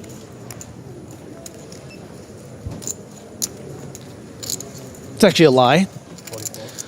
Exactly 30 blinds would be 240,000. He has had 241 to start the hand as I push my glasses up in my face. Well, actually. Well, actually, exactly 30 big blinds would be 240,000. I can calculate here that 225,000 remaining plus you raise the 16,000. That's 241,000. I would like to call the floor. Misleading the opponent. Misleading the opponent. You do know that I used that recording of you calling me a nerd on my Twitch stream, right? Have I said that to you? But it got so repetitive because it was a follow alert that everyone's like, okay, we love Griff and it's really funny, but the 900th time we need to stop. I'll send you the clip. Tom and all the mods know what I'm talking about. Now, cutoff versus +2. This is an interesting dynamic here. He does have the kind of hand that could potentially peel, but you got to know if your opponent's he's not going anywhere. Not with King Queen suited, not to this sizing. I mean, actually, it goes for the shove and tells the table, look, I'm not messing around, okay? I didn't fly here all the way from France to be pushed around. That's right. Can we confirm that Marle Spragg is still in? She's still in the mix? Oh, she's unfortunately busted. That stems from a question somebody asked, any more Team Pros left in? It was Kenny Hallaert and Marle Spragg left in the mix, but unfortunately both bust arena. And they both cashed indeed, yes. Actually need to speak to Kenny. Managed to fold ace-king right on the bubble and sneak into the money. And quite artfully so, I might add. Yeah, here you go. Sacramento says, I would unfollow Nick and follow him again just to hear you do the bit about, well, if actually there was somebody who was an expert in 25 I want to big see blinds. it. I want to see it. I'll get it out for you later. Jack 10 Whoa, suited here. don't say it like that. And then afterwards, I'll show you the video. Jack 10 suited, +2.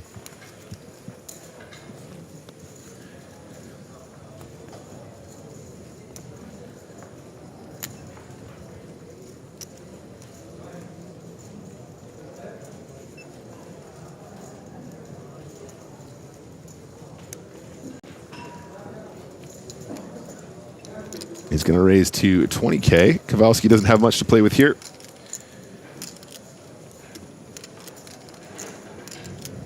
I can do.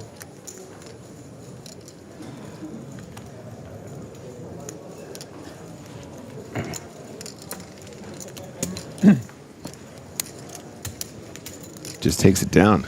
No sweat. Until the clock keeps down. It will take Alan. always 5 seconds. Alan. Alan. Alan. No timing time. No timing time. There's a look at the stack now after that pot. 17 big blinds. Still 17 Beavers, 17 Justins. 17 Beavers. Indeed. 1 to 47 players left in the field. Blinds remain the same.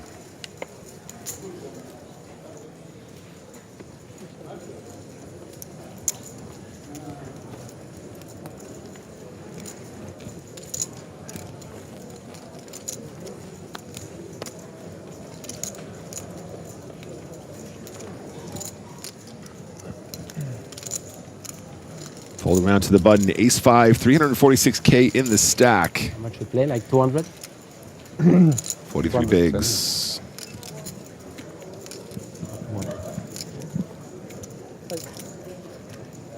Raise.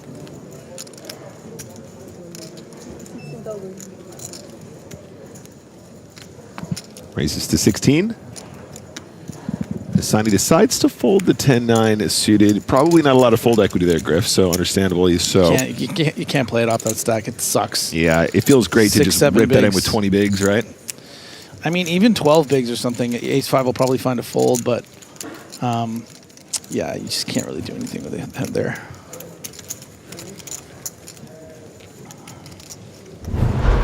And 45 big blinds now after the raise and take it.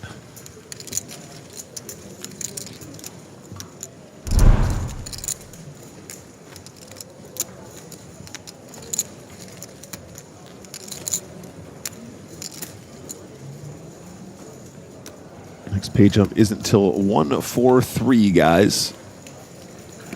So we're not a million miles away, but at this stage, people are probably more interested in aggregation rather than surviving to the next bubble.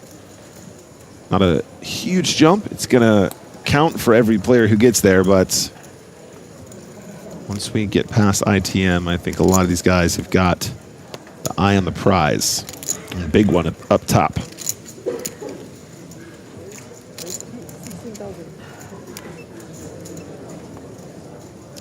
Tiga, +2, decides to play the Queen 10 offsuit.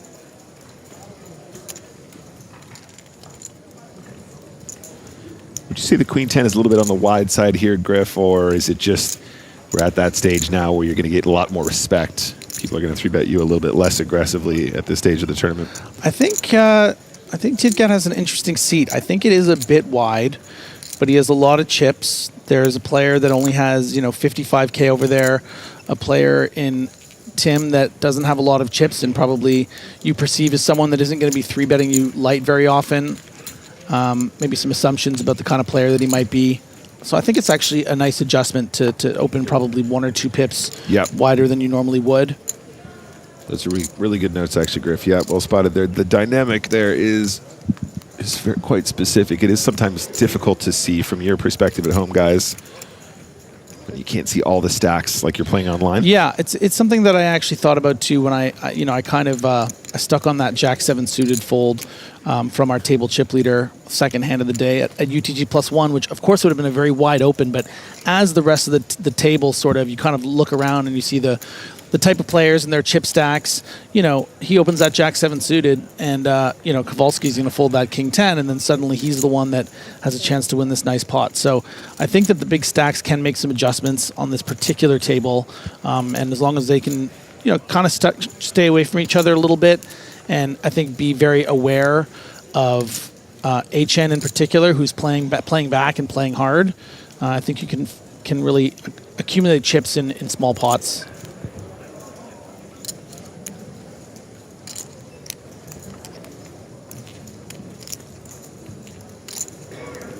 Yeah, there's a great example of that. Yeah, just taking it down. Oh, very optimistic, huh? In case, guys, there is 4 all-ins. We can do a big pot there if someone is happy to gamble. I believe that was Hassani. He's discussing how he's going to put the rest of his 6 big blinds in there, what the ideal setup for him would be. This is Nicolas Tiga. Not every day, but...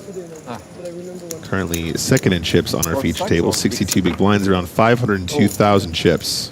What limit to Maha or? I know this guy. This is Kalidou So.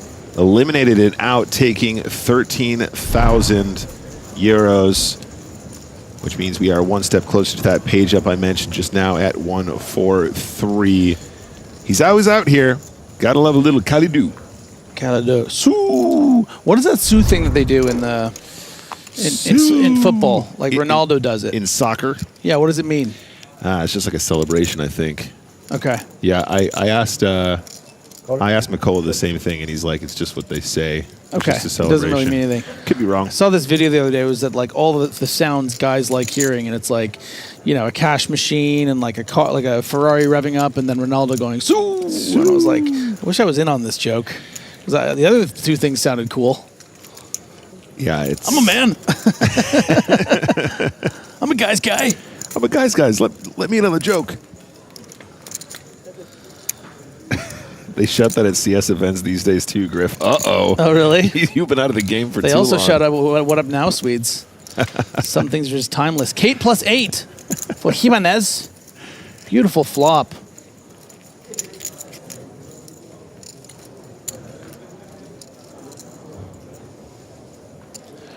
What grails you, my friend? Well, I had pocket sixes, and then it came King Jack 8. So I had to fold like a cheap suit. Yeah, there's not really too much else to do here, I imagine, but let's wait and see. He might surprise us.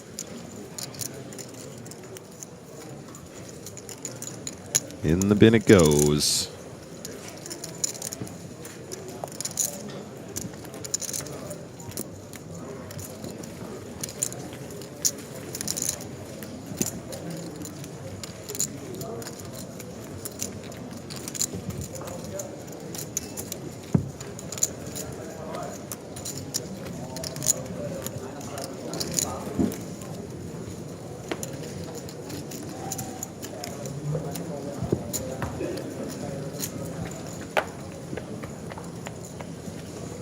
So still around an hour left on this level, guys. We have this level and one more to play this evening with one short break in between.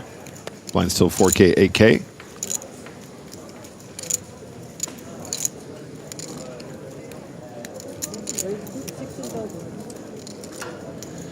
And yeah, an example. Thank you, Kowalski. I love when he makes me look good. This is what we were just talking about, sort of opening things up a little wider than maybe you normally would. Jack 8 suited, similar to the Jack 7 suited I suggested for Jimenez earlier. And Kowalski, you know, recognizing that this is a particular table, I think, that he can really exploit given the chip stacks. Folded all the way around to the big blind. You know, Jimenez will be a tough out. We can see how capable he clearly is, but an incredible discrepancy in range advantage here for Kowalski. So going to be tough for Jimenez to hold him off unless he flops well. And if he does flop well, there's going to be some interaction for Kowalski's Jack 8, and there is the top pair for our table chip leader. Checks it on over. Strikes me as the kind of board we probably see bet small and often. Monotone boards love a small bets. Yeah, and we've actually found ourselves with the pretty much the worst hand or one of the worst hands that we find ourselves here with. You know, sure, we can have something like 8-6 of diamonds, but even, you know, that can pick up straight draws two different ways with, you know, like a 3 or a 5 or a 7 or whatever. This red Jack 8 is one of the worst hands you can have. So I don't think that Kowalski's going to be that interested in playing too hard for this pot. I think if he finds something like a 10 or a queen on the turn that isn't a club, he might just decide to fire again, but I don't think he cares that much. Yeah, I think you're quite right. And like you said as well, Griff, pre-flop here, the objective was to potentially target some of those stacks that need to give up a little bit more often, potentially just get away with some easy c-betting, you know, a couple bluffs on the flop, yeah. Cheeky. But under these circumstances now, once the 6 of spades falls, let's see if he wants to go again. Let's see if the Griffin guess is correct.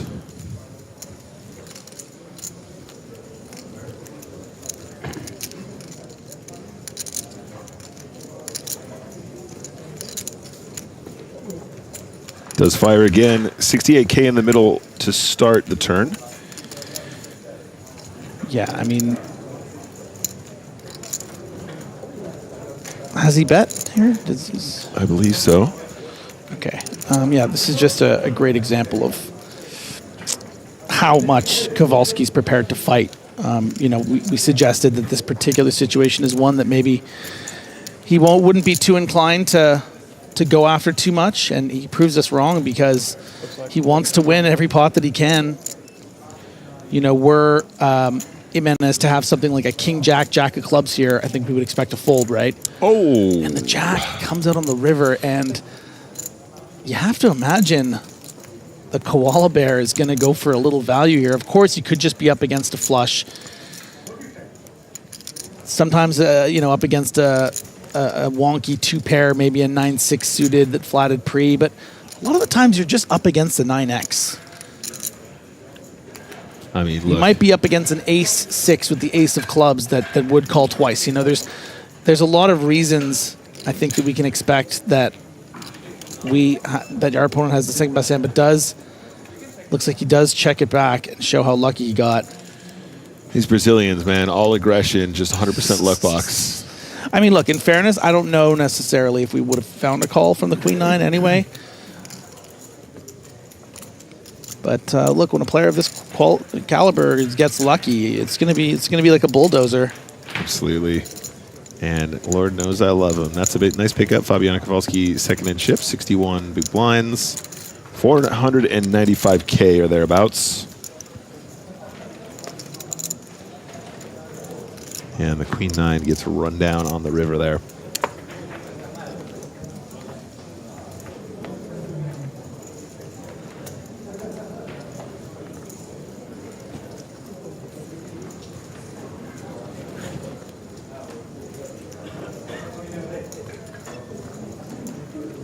A6 offsuit +1.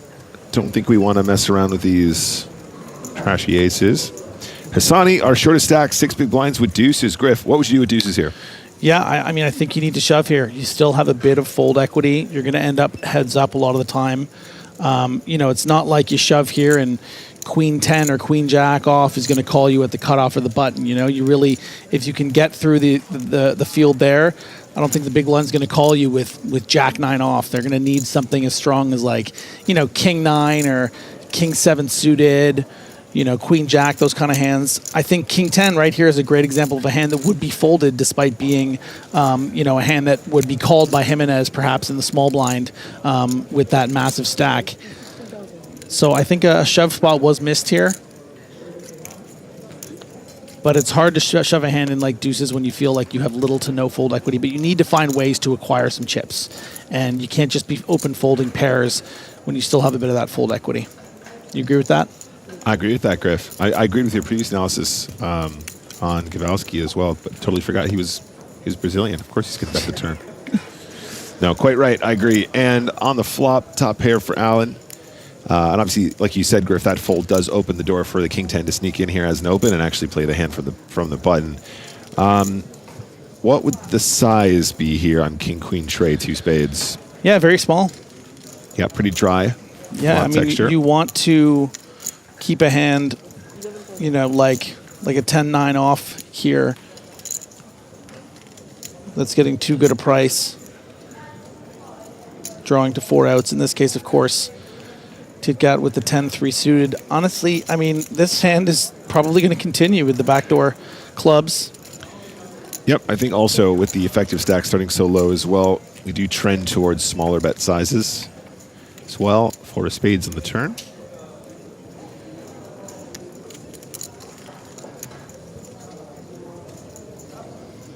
I think Alan, you know, with an SPR of about 1.4, can comfortably bet here. And, you know, having started the hand with 15 big blinds. But I think a lot of players will find a check and just bluff catch. You're never really expecting to get more than 2 streets anyway.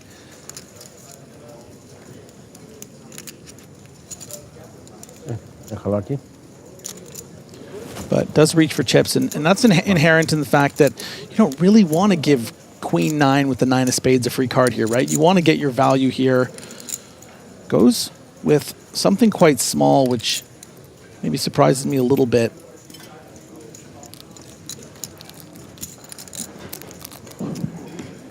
Yeah, I feel like probably we could potentially punish the combo you described there, Griff, or similar for a little bit more, you know, because players who have a pair and a flush draw do tend to want to stick around. Of course, there's going to be other combos in there as well. We're not targeting just that hand, but as played, did bet enough to get SPR less than 1 after there's a call. But as played, yeah, it does take it down. Nice.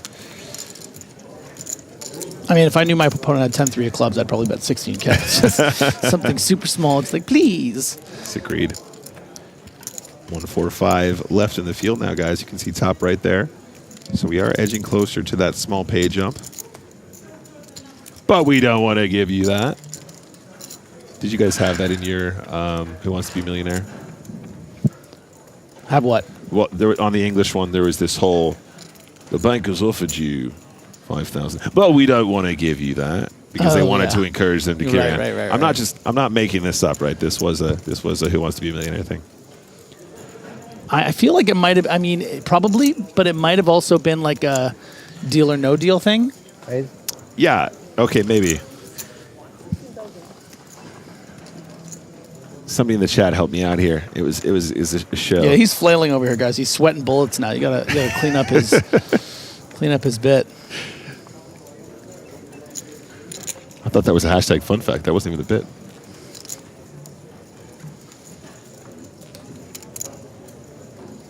It was Chris Tarrant on Millionaire. There you go. Thank you. There you go.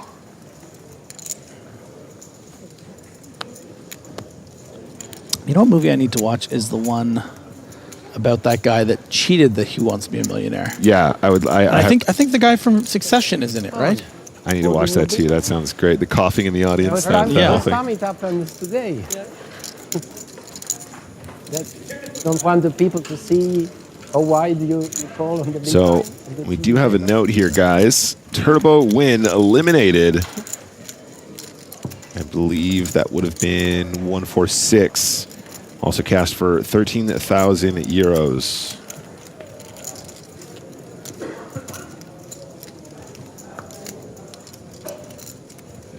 I was discussing the Amazon Prime original film with James and Joe earlier with War of the Worlds, Ice Cube. Right. Yes. Have you seen it or heard about it? Okay, I haven't seen it, but I've heard it's so bad it's good and really worth watching. Yeah, that's what I want to see. I want to you watch seen it. it yet? No, I haven't. But that was my take, and I feel like I need to experience it myself. Here we go. This is what he's been waiting for. I believe that's the effective all-in. Has he done the one chipper?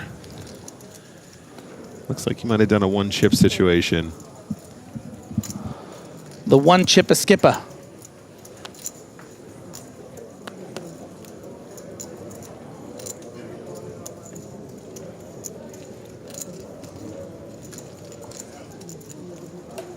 $5K behind. How much is that? 50,000. And I'm pretty sure we're still going to see a fold here. This is a good example of what Griff was talking about. Still plenty of fold equity.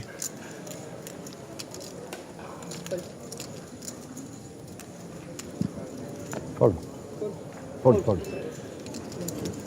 And it is folded, so a pickup. Hassani probably begging for an opportunity to get a double here. Does chip up to around 9 bigs, but is immediately back in the big blind, which means he's paying 8K plus 8K for the ante. 9 bigs in a dream, minus a big blind and a big blind ante. Oui, non mais bien sûr, c'est normal. J'ai vu à 143. Oui, à 143. Non, mais pour le palier. Il est passé le palier. Après, c'est 55, c'est quoi, 7 blindes? Ouais, 7 blindes. 6-10, c'était un peu juste.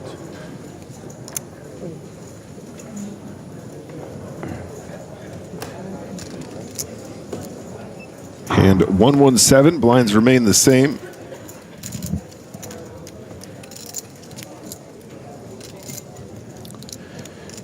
Jimenez with the ochos, the snowmens. Nom nom. Nom.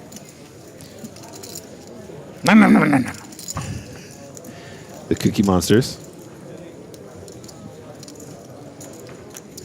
All right. might get some pushback here. So our small blind has ace-king.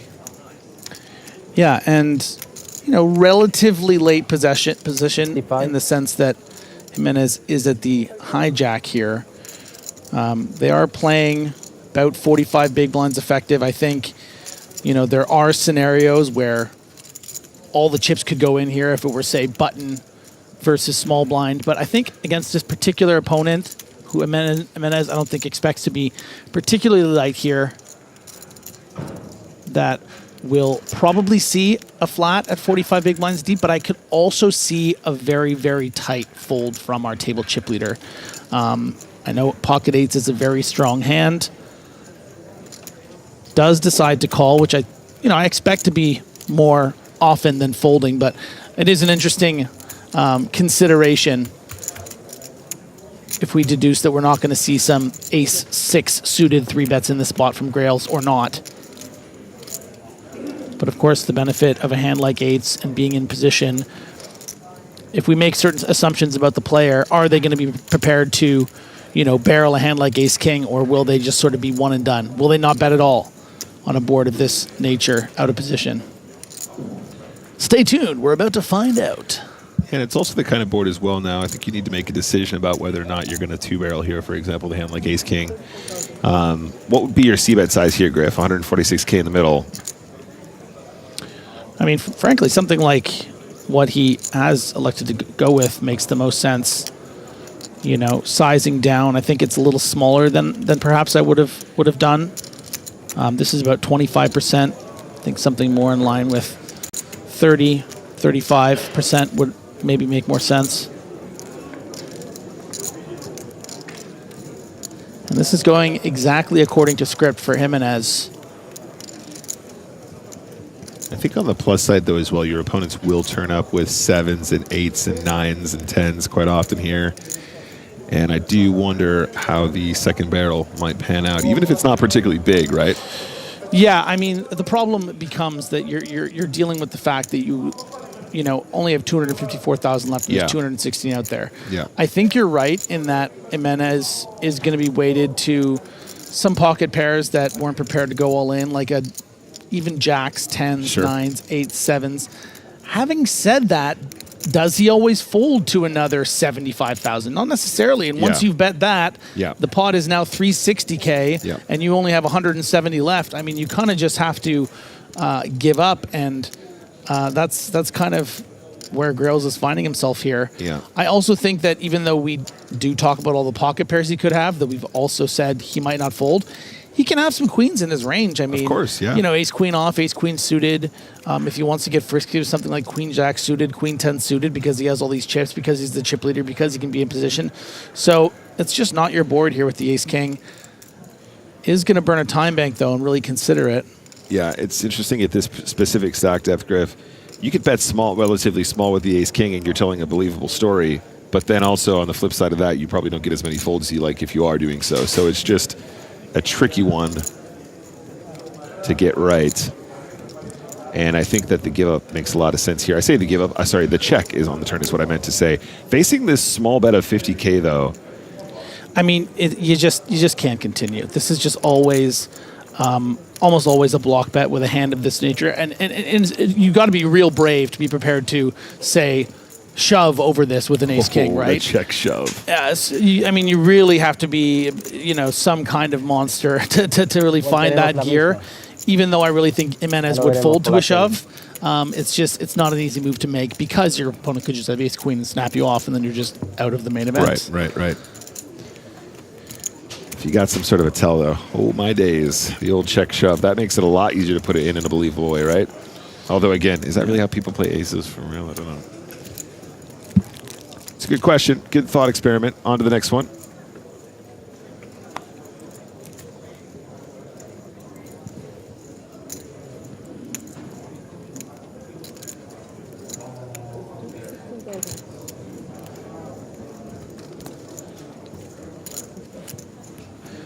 Queen 10 suited. Nice. Am I doing it right? Do I get it now? Am I in on the joke? I think that was a good one, actually. I don't know. Chat, what do you think? Can we get a ranking on Griff Sue, please?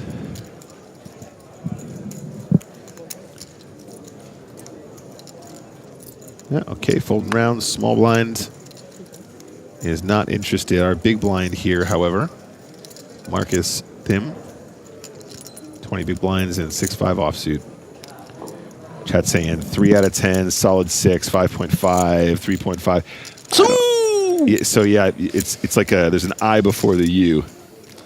There's an I before the U. It's like Sue. Sue. Yeah, there you go. Croaks with the German spelling. It's like an umlaut. Gotcha. Outer table action, guys. This is Peter Jorgna versus Michael Ugucciani. Is he allowed to play any other event than EPT Paris? Exactly. Flop is out, guys. 7 of clubs, deuce of diamonds, and 4 of hearts. Jorgna checks. There's been a bet of 25K. And I believe that is a raise from Jorgna to 65K. Yeah, and his opponent's really wearing it here. Not showing, definitely showing his displeasure at being check raised. Little hand funeral. And folds and shows queen face up. Peter Jorgna, big fan of this guy. What's the board? What's the board? No, wait, put it back. I want to see it. In any case, we return to the action here on our feature table. Apologies, Michael. I'm going to try that again. Uguccioni. That sounds better. Uguccioni. Yeah, I know. Peter Jorgna, 2-time EPT Paris final tableist. Hello. Now looking to take a run here in Barca as well. Still Peter Jorgna, you 2-timing EPT Paris finalist. I knew I'd find you here at this EPT. You 2-timing son of a gun. That actually works really well. You 2-timing final tableist. Yeah. Very nice. We are down to 140 players there on the screen, guys. That means pay jump. Everyone guaranteed 15,000 euros now. Yeah. But you're not 25 anymore, so. True. That's why I'm not partying as much. I miss it though. 16,000. Tight Gat opens up. Snowman's. Tiga, pocket eights. Once a year. Degenerates once a year. Not more. That's right, num num. Bacchus over on YouTube chat says, so the commentators are replying to Twitch comments. We are, yes, but never to YouTube comments. Rob Bacchus on YouTube, never. We're not reading that stuff, okay? So watch it. 16.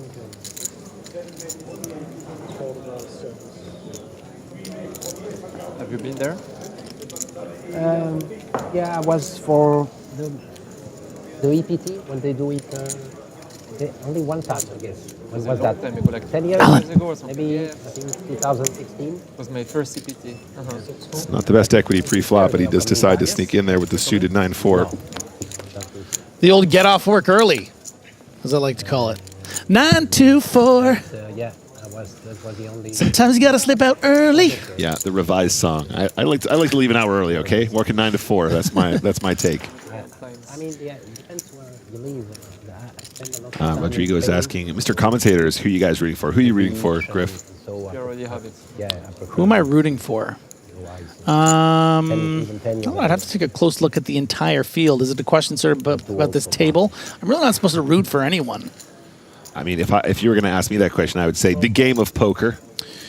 Yeah, I'm rooting for Alan not to find a cheeky check raise here, because this is the kind of hand that if you are going to be flatting pre-flop, you need to sometimes get a little frisky. But only starting the hand with 17 big blinds, finding his way out of the set to go.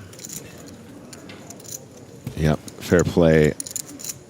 Doesn't feel good when you flop a set and there's no action, but there we are. It's still a win. Do you ever think about Where were you born? You were born somewhere in the U.S., right? I was born in Racine, Wisconsin in 1989. Do you ever think about the fact that there are some expressions that you would probably never have said if you'd never moved to the UK? Like, you would never have said fair play. I never would have said mate. I never would have said indeed. I probably would have never used the word indeed in my whole life. You may not have even said pint.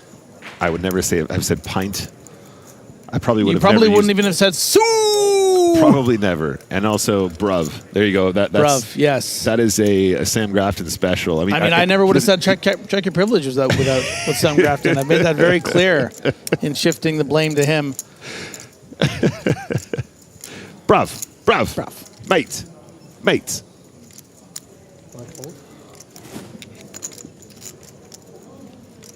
So when did you move to the UK? When I was 8 years old. I don't remember what year it was. That's so brave of you. I know. I know. Well, you just said like, "Mom and Dad, I'm out of here." Like, you don't I want to go. You know when you're 8 years old. I'm a Wayne Rooney fan. Like, you know when you're 8 and you're like, well, if you guys aren't nice to me, I'm going to run away. You just did it. You did a Where the Wild Things Are situation. With, I did it. Just with a rainy, overpriced. Gotcha. I got like a little haversack over my shoulder, and I just followed the train tracks all the way to the I heard a rumor, actually. I heard that you were dropped off in a little wicker basket right outside PokerStars Studios. Take care of this one. Train him in the academy until he's ready. Yeah. Never let him know where he really came from. Let him spin. Let him go. And then many years later, they're like, hey, you want a job at Stars? You're like, what? Really? Yeah. We've known him all along. We've known him since he was 8. That's a great origin story. I'll take that. Large in chat says, wait, did we just say Nick Walsh is PokerStars Anakin? I could be PokerStars Anakin.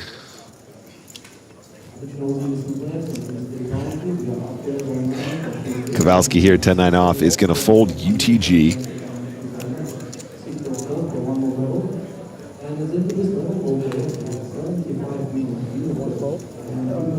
Good question for you here, Griff. Thumper asks, is it ever a good idea to show your hand after you win the hand? As a general rule, no. You're just giving away free information. I think a lot of it has to do with ego or placating or being nice. And, there are people that want the information that you have. If you're a generous person, it's hard not to or if you have an incredibly strong hand and you want to show it off, or if you want to show off a bluff. But ultimately, the game of poker, when you're at the table with these players, you're all trying to put together these puzzles, and the more puzzle pieces that your opponents have are going to be more of an advantage over you than, if it was a fair system and everyone had to show their hands, great. Doesn't change the playing field. But there was an example in the last level that I was on 2 levels ago where a player had these very interesting long timing tells using time banks when he had the nuts with his pocket jacks, all these different interesting things about it, his sizing, this and that, and then at the end of the hand he just shows the whole table. I'm like, what are you doing, pal? There's some really talented players on this table that are going to know how you play. So unless you really have a calculated strategy of how you're going to use the information you've given away, which most of the time people are not doing, just keep it to yourself, all right? Keep it to yourself. Keep your cards close to your vest. Your vest. It's a good expression I just made up. Yeah, I that was a good one, Griff. Yeah. Poker's like a puzzle, and you don't want to give your opponents too many pieces. That is an expression I just made up. I should have focused on that one. That one was good. That was going well. You should have stuck to that. And also, if I can add to that just briefly, sometimes you got to show how else are you going to slow roll them. That's true, but that doesn't really make any sense because you would have to show your hand anyway. Still. C'est à faire avec le reste. Back to the hands. 123 hands have been played. This is the 123rd. I don't know if I've ever really... I can't really think of a time I ever really slow-rolled someone. I'm sure I slow-rolled a friend sort of ironically at, playing cash or something. I did angle shoot Maria Ho, though. That was one of my favorite memories. You remember this? Were you around for this? I don't know if I was around for this. This was just great. One of my favorite moments. Yeah, no, we were playing like the commentators sit and go or whatever online with our webcams. I gotcha. And so we're all laughing together and doing this and playing our own cards. And then I had pocket tens in the big blind. She raised the button and I had 20 big blinds. And as I was laughing, I was smashing the min re-raise button with my pocket tens. And then when I did it, I was like, oh. Oh no! Misclick! Like, you know, but being like pretending that like, oh no, and she went all in with ace rag, and I held, and she was so pissed. So, yeah, one of those things is technically not allowed, and you certainly shouldn't do to your friends and colleagues. But yeah, it was a good laugh. Yeah, it works best against friends. There's a 3-bet here, by the way, guys. Etienne here is doing the tree betting. Yeah, I think with a jack in hand, not going to have a ton of hands you're going to be comfortable 4-bet shoving with. And surprised to see, you know, being enticed to flat call. I think the kind of hand that you would flat call here is something like an ace-jack of spades. I think ace-jack off would be too light a peel, but I think could be possible for Tim. Jack 10 suited, Jack 10 of spades. I think we could even force a fold on the flop or certainly by the turn. We'll see how Etienne plays this. I mean, I think you kind of have to play it as a bet as the aggressor. Well, what do we think about that little sort of glance down shuffle? That was shady. Yeah. That was slim shady. I know some players that will do that to intentionally try and slow the action, like, oh, I was thinking about betting, but now I won't. You know, that kind of move? Yeah. That looked like a very genuine, okay, I think I can get all the chips in here at some stage. How many do I have? How much is in the pot? So a small continue, I think, here is fairly standard. But now, how does them proceed? Oh, that's more than 10,000. That looks like an ace-jack. Yeah.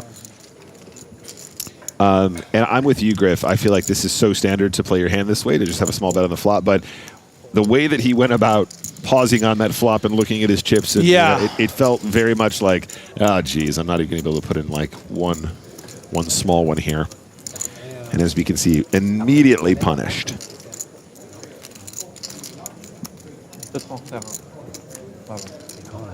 Tam zip.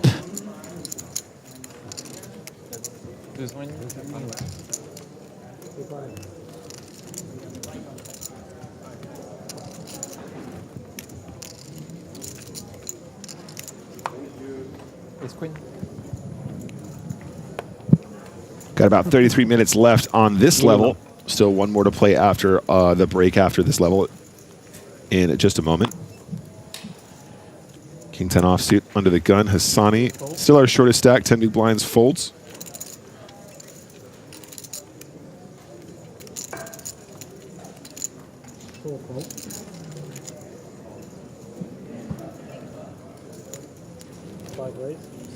And pocket nines for Etienne.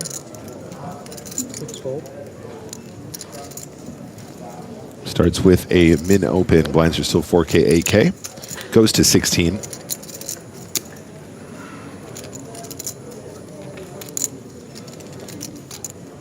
So you got ace queen suited on the button. So the shortest of the two stacks is the 215K behind the pocket nines. Yeah, and he's going to be prepared to play for stacks here, and I think so will Etienne. Yeah. You're not thrilled about seeing a 3-bet when you're playing 28 big blinds and you have pocket nines, but you know, I think with your reputation on the table, the way you've been splashing around, nines are just too strong to do anything but go all in here. You're going to get some 3-bet folds from something like an ace 5 suited, maybe a king jack, king queen off, something like that. Yeah, absolutely. And as you said, Griff, he's been in there mixing it up. He's been getting the chips in the middle already a few times, you know, trying to chip up after he lost that hand with the queens. And does decide to bang it. And I believe ace queen is going to give him a spin. Yeah, that's the plan here. I think it's the worst hand he's going to be 3-bet calling here with. I don't think he does this with ace jack suited. I think he might do it with ace queen off, but you know, not something you're thrilled about doing for this amount of chips. But ace queen suited, yeah, this was always the plan. Just I think little housekeeping, making sure the exact count is what it is, which is sub 30 blinds.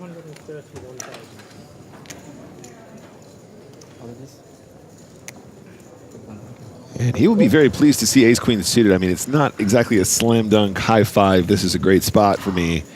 However, it is not a domination situation. It's just a pure flip here. Yeah, the only hands that are asking for a count like that and then finally calling are ace queens, tens and tens, ace queens and tens, basically. I think, Yeah. which you know, so you kind of won the flip of the two hands that we're thinking about to get the flip. To get the flip. So let's see if you can win one more flip. All right, Jack 6 deuce. Neither player with a club here. So far, so good for the hold for the nines. It's not over yet, though. 2 more cards to come. You know, someone in the chat asked who I was rooting for earlier, and just by virtue of the way he's been playing, I'm rooting for HN here. Yeah, I like his style. 7 of spades, also a brick for the ace queen, and the 3 of diamonds. So your new favorite just got the double. Yeah, let's go. Yeah. Vive la France. Although he did take out a fellow countryman there, or at least half of their chips. Yeah, it's a big hit there. We'll get the count in just a moment. Tigat will still have about 29 big blinds after this exchange, I believe. Show me what you got. Show me what you got.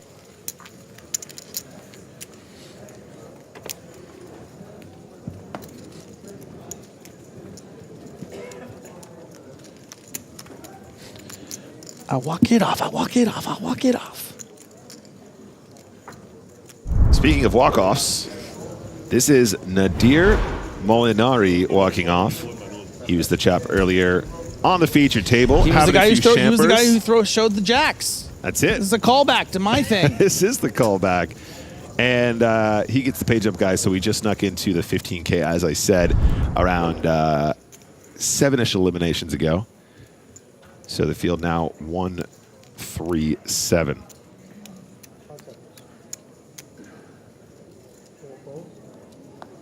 Timmy. Tim folded the 8-7 suited there. 28 big blinds was under the gun. Understandable. I'm out of there. These guys are good, man. They're too good. You got some real landmines on this table between HN and Jimenez, Kowalski. Yeah. You know, Hey, look. Tigat. It's listen. If Fabiano Kowalski is going to absolutely grill me, let's not do it on the feature table as well, right? Just murder me off camera, please.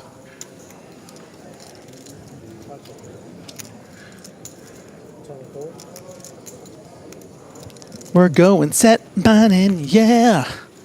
Come bring your hard hat. Come on some sets with me.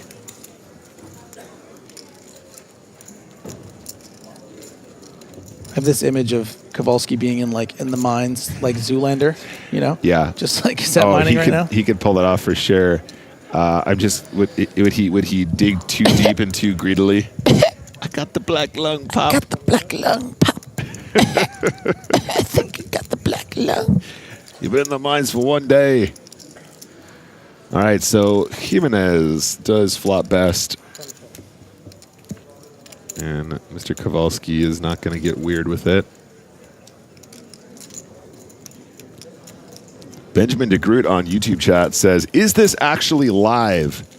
Yes, thank you for your question. But what you're watching on the screen happened 30 minutes ago for game integrity purposes. I mean, I could see Kowalski just being face-swapped in the entire Zoolander movie and playing Zoolander. He for real could pull it off. Large over there on Twitch says, he'll get a set of 5s as soon as he disturbs the Balrog. Because he was dug too greedily and too deep. What's the phrase? Something like that. I'm still on Zoolander in my head. Let's go back. Moisture is the essence of wetness. And wetness is the essence of life. Nailed it.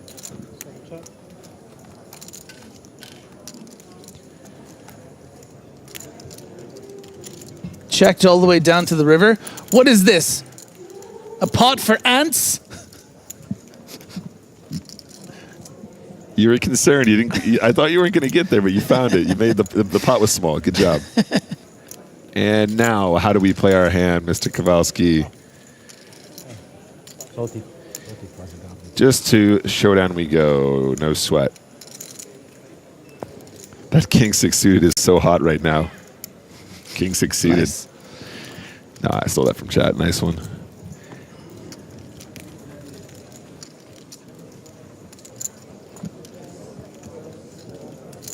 Rodrigo is asking how many players left to end today. So we're not playing to a specific number. We are going to play 2 more levels.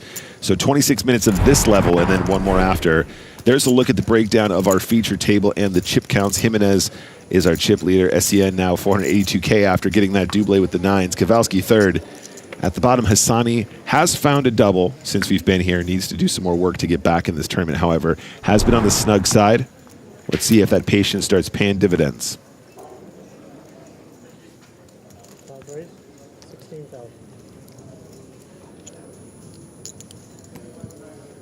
Now there's a man that can wield the 9-8 suited. I guess it was 8-7 for Tim, but yeah, HN's got some play chips now. Here's one for you, Griff. Artie over on YouTube chat says, more poker, less joking, please. He must be new here. Yeah, I think you're in the wrong chat. I think you're watching the I mean, wrong look, stream. if there's some interesting things that happen on the screen, like a big hand gets dealt to a very capable play. Oh my God, jeez! I think he's right. I think there's some exciting poker here. Maybe we should stop joking around, making sweet Zoolander references. Yeah, and as somebody who's done some very irresponsible commentary before, I feel like this has been a pretty responsible session.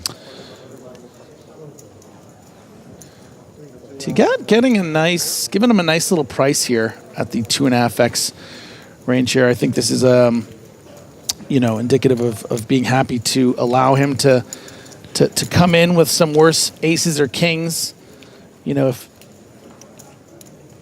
if Chen had something like an ace-8 suited that might otherwise fold for something closer to 3x, maybe you can entice him to come in there.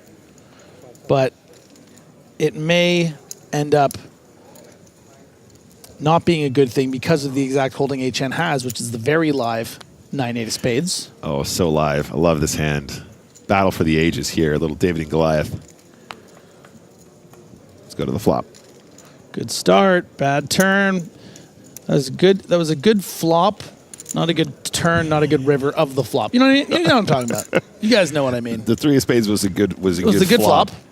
But and then it was a brutal turn, and the river was on the flop. Even worse. Nothing.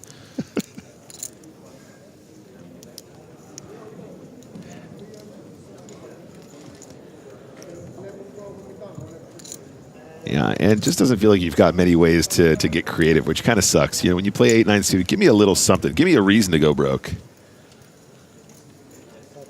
But instead, a pretty dreamy spot for Tiga just to go ahead and fire once more.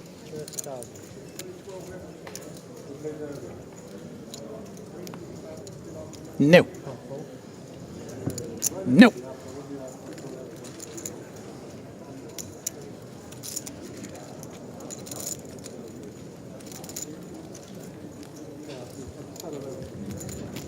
Yeah, when I 3-bet ace-king, don't often get one of those easy boards, but he got one of those.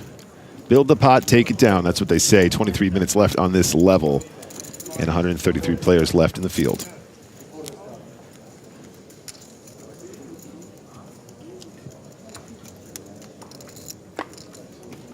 Do you have a favorite karaoke song, Griff? There's the chat is asking. This isn't random. Yeah. Might like me some Bon Jovi. Sounds good. Evanescence. Oh, wake me up inside. In Sync. Backstreet Boys. Sure.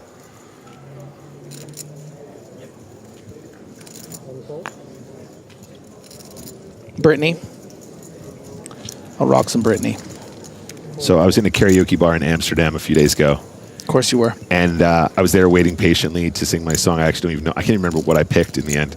And this guy gets up there and he's singing System of a Down Aerials. Nice. But like, it was so atrocious. Oh no. I had to dash up there, grab the extra mic, and help him out. You need to bail me and get in there and get after him. Now, I asked around afterwards. They say that I saved it, and it was pretty inspirational. Mm-hmm. Their words, not mine.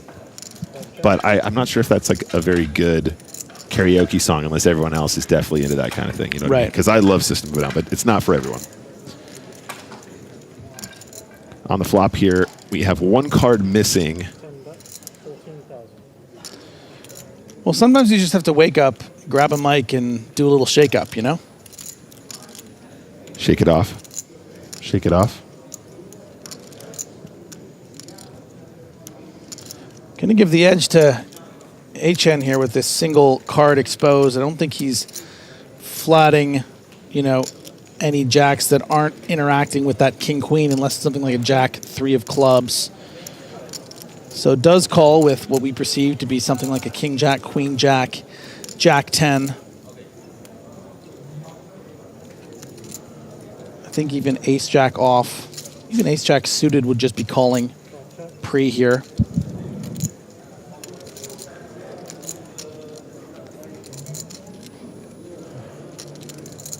And on the turn, I mean, do we just always assume he has jack 10 now? Just kidding.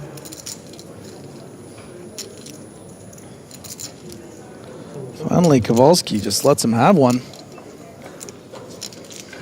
And river is what becomes the best hand if HN does have that ace-jack combo. Or, no, really, that's the only hand he could have had. I think that HN 100% values king-jack here and likely value bets queen-jack. So if we see a bet, I think we have to assume it's ace-jack turning into a bluff so you don't lose at showdown to say something like a 9 or an 8. But with this pot sizing, I think he is basically representing exactly jack 10, which makes, you know, of course, this can also be just 2 pairs. So I think there's too many hands that Kowalski has to wrestle with, so he's going to need to fold. But that could have certainly been ace-jack there, not wanting to lose its showdown to something like a river date.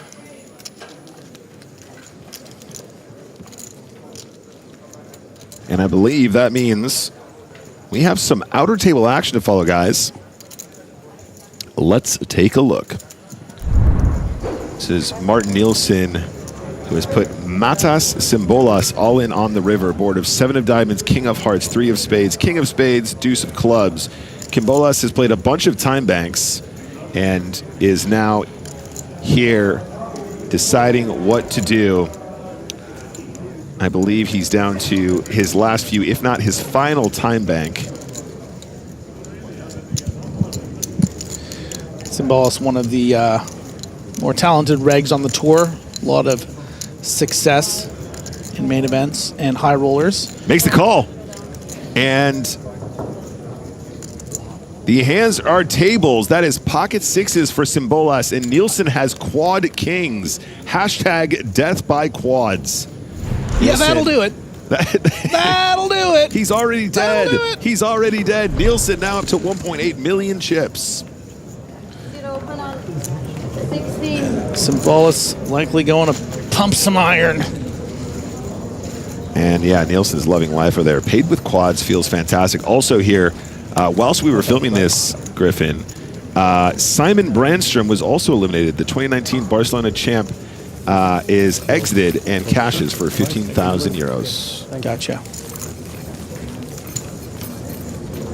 There's another shot of Nielsen and his absolute piles of chips. Hey. The quads father. Little wink to the camera. Quadzilla. I'm a fan. By the way, Griff, did you see in the intro your little pew-pews? I didn't. I heard. They're good. They're good. They got like a nice little sound effect on them too. Oh, sweet. It's really, really sweet. It's you. Hopefully your best. I'm on the first shift tomorrow so I can see it. I guess I could just also watch it. I didn't know it was good. I could actually watch it today. We do actually. I could just go back and watch it. We do actually broadcast these. I could watch it on my phone right now. Yeah. Can you mute my mic for like 5-10 minutes while I scan this thing? Just a reminder as well, guys, if you miss any of the action, video on demand, VOD is available on Twitch and YouTube. Just go to the channels and take a look at what happened in the past. And go and check it out. Past broadcasts are a thing. You know what? I've made a decision. I'm going to be responsible since we're working. I'm going to wait 17 minutes to watch the thing. Okay. You don't need to mute me. Thank you. For those 5-10 very minutes. Very professional, Griff. Yeah, you're welcome. Also, Thumper in the chat says, was getting a massage and quads at the same time. I mean, like, this is the double whammy. Imagine being eliminated by the guy getting a massage. Oh, dude, it's a classic. You never had a quadsage before? A quadsage. Oh, baby, let me tell you. I'm going to buy you a quadsage. You'll be real loosened up after a quadsage. Let me tell you. I'm going to buy you a quadsage for prom. And we have an all-in here as well, guys. And I guess that means we're going to see all the cards. Ace, 10 of spades, or pocket 10s. Perhaps ace 10 off. Ace 10 of spades, first guess. It was. I just need to trust my instinct. It was, and that means slight advantage for Etienne. Something fun, dealer. Ooh. Ooh, very fun.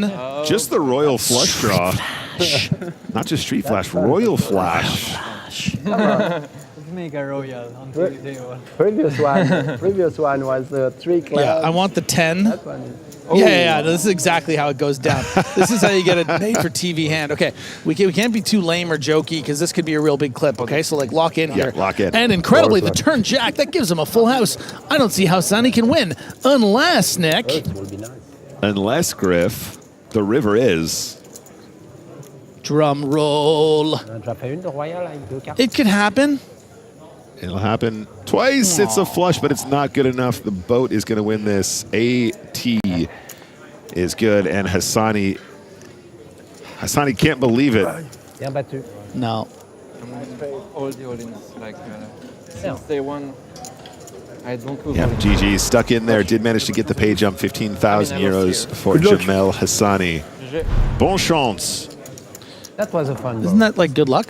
Yeah. I guess it still works. Like good luck in your next endeavors. Good luck in your future. I was reaching for the monsieur. Reaching for the stars. Bon chance, monsieur. There's my boy. There's my man. There's my main man, Thomas. That's right. Thomas the Tank Engine. Thomas the Tank Engine. I think there's something there. What do you guys think about Thomas the Tank Engine? I like it.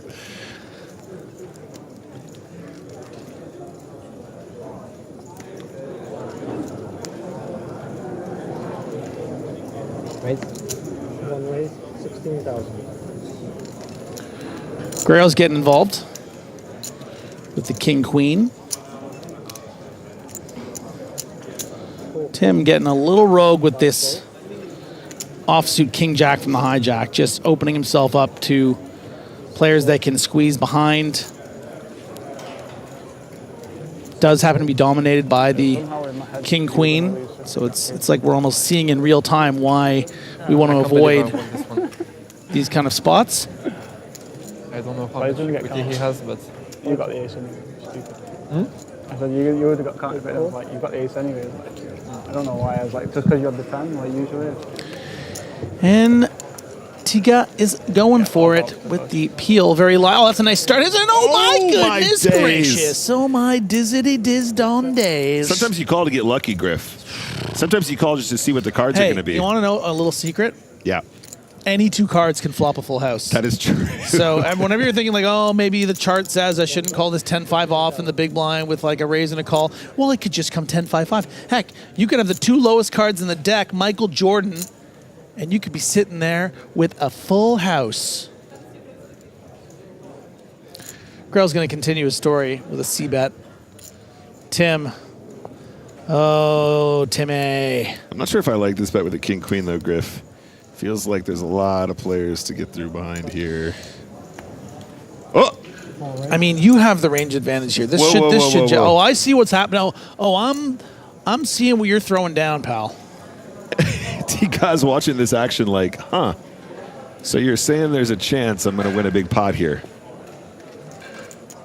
Let me just double check. It is interesting though, right? Because if you were against two regs, you would want to be balanced between, effectively 3-bet shoving this flop when you have something like 5-6 of diamonds. Because if you had 5-6 of diamonds here, you would never call, right?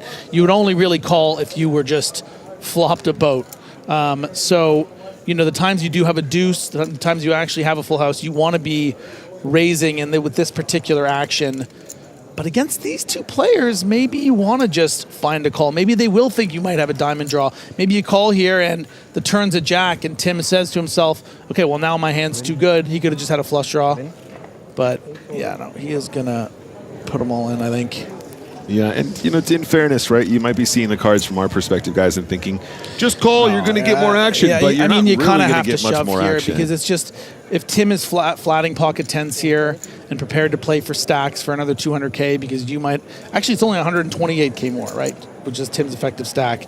You don't want to let your opponent get away from, say, pocket black aces here, if you just call on the turns of diamonds. So I think this is probably how you're supposed to play the hand. It's just unfortunate for him that neither player has anything. But having said that, he won 75,000 more than he probably should on this flop, given the holdings of both players.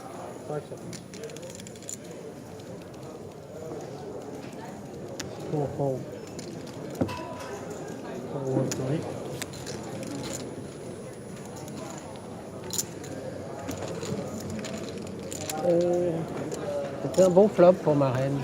And the Omega flopper there, the traders. Love to see it. 11 minutes left on this level, guys. Down to 130 players. Regardez la même qu'avant, tu perds le flip.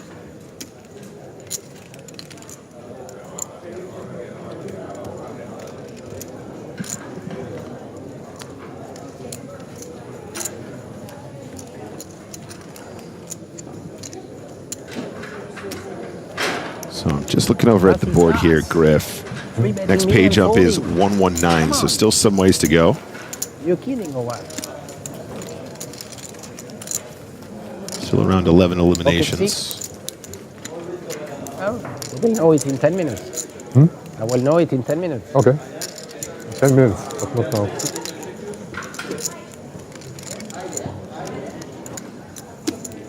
now.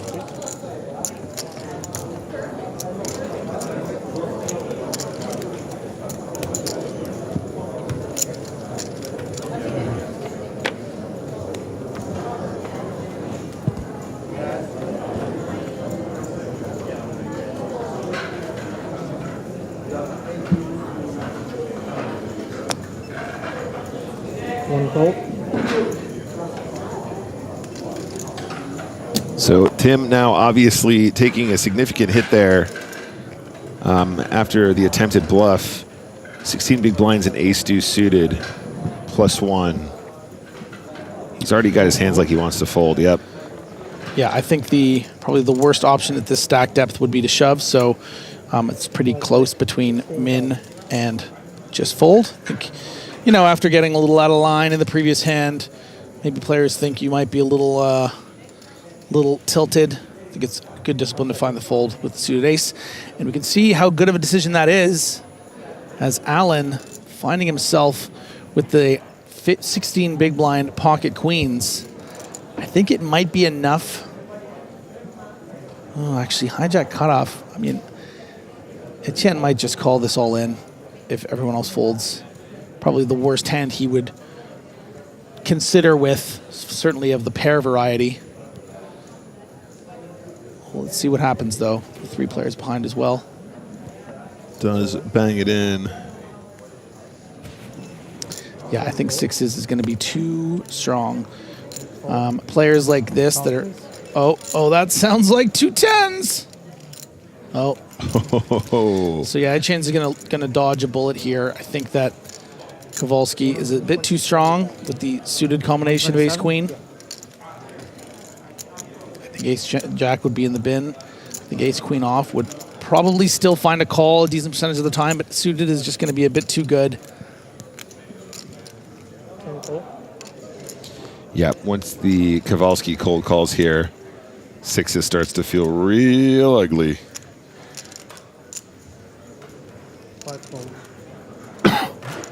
And off to the races we go. I say races, 1 over card for Kowalski, going to be about a 70-30-ish situation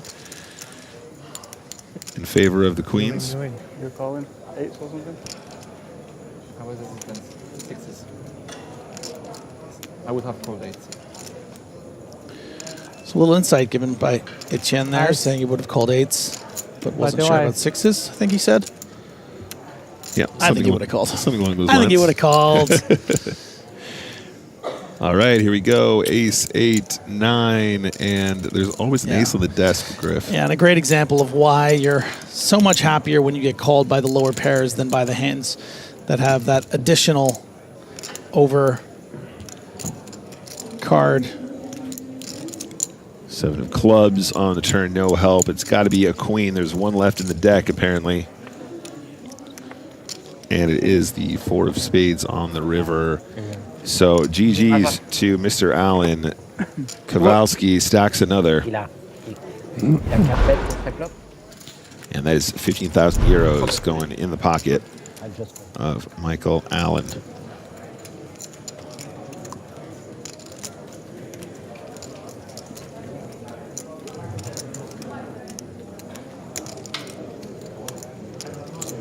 You had an ace?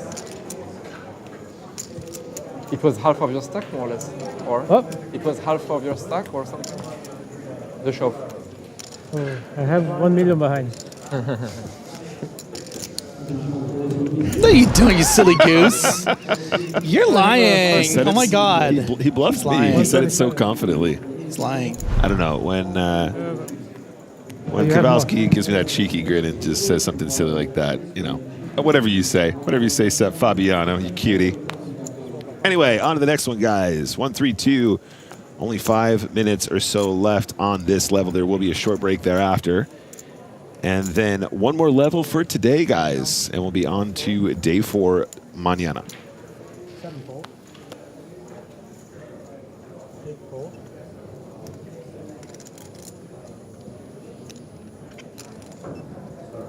So Tim is going to open here.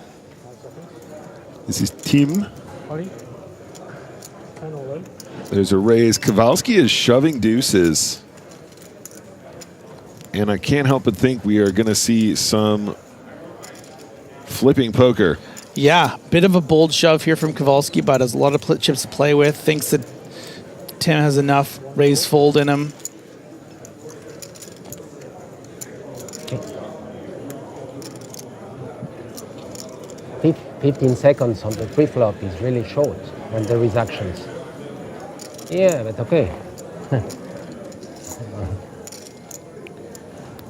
And maybe this is part of why Kowalski did decide to shove this, because Tim might be prepared to fold something as big as ace-queen.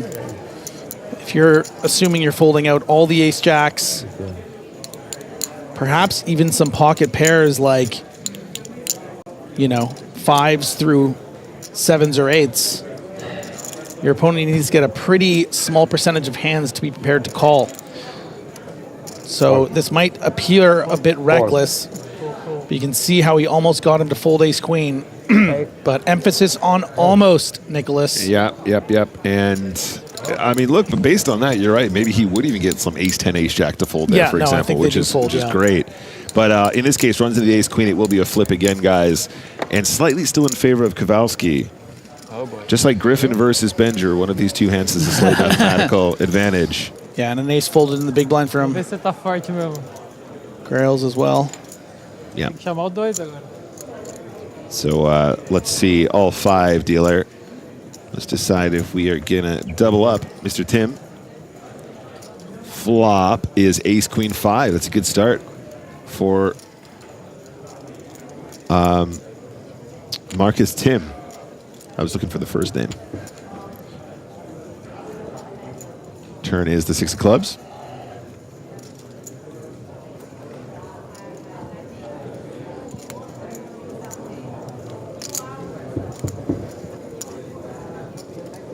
And the queen on the river. Overkill, but gets the job done. Full boat for Tim and the double. That will see him up to 34 big blinds. Very much back in this tournament, Griff. Yeah, nice turn of events for him after things weren't really going his way this level. Yeah, I will call. I will lose some chips.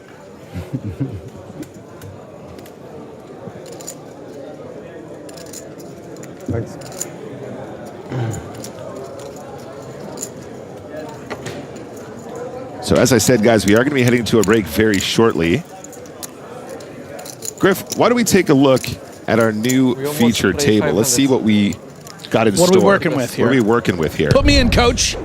And we just saw an action shot, but Peter Jorgen is on this table. Also, Ramon Calias. Do you guys know who that is?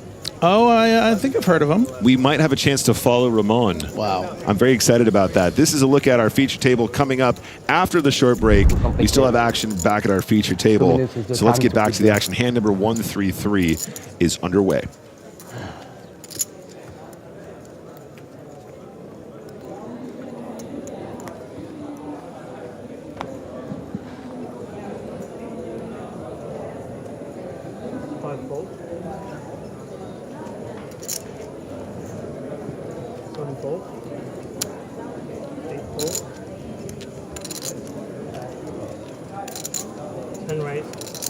Kowalski's got kings. is going to open for the min on the button. Looks like it's folded around to the Brazilian. 22 big blinds, queen 10 suited. Yeah, and I think a lot of players might even consider shoving against this button open here at this stack depth. Perhaps the most amount of chips you'd be prepared to shove, but still with complete within the realm of reasonability. Maybe Good start for Grails. Ooh. Yikes. Hopefully for his sake he plays it passively. Yep, I think, Griff, I might have fallen in that trap myself, just the 3-bet jam off this stack. But this is kind of the spot that you have nightmares about. Top pair, good kicker against a very aggressive Brazilian player.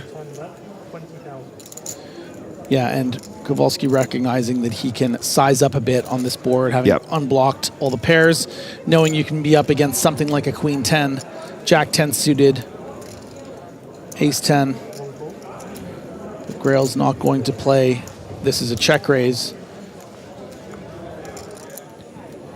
Okay, 8 of spades, no change, but you know, the question now is how many 9x combos will Grails have here in the small blind? I think, I think a decent amount. Thinking like but 9-10 mostly, suited be a good one. Yeah, 8-9 I think suited maybe. they mostly fall under something like your ace 9 suiteds, but so you know, does king 9 suited really call from the small? So not a ton of nines. Pocket nines probably go all in pre-flop, but you still sort of just need to check here because you don't want to just stack off.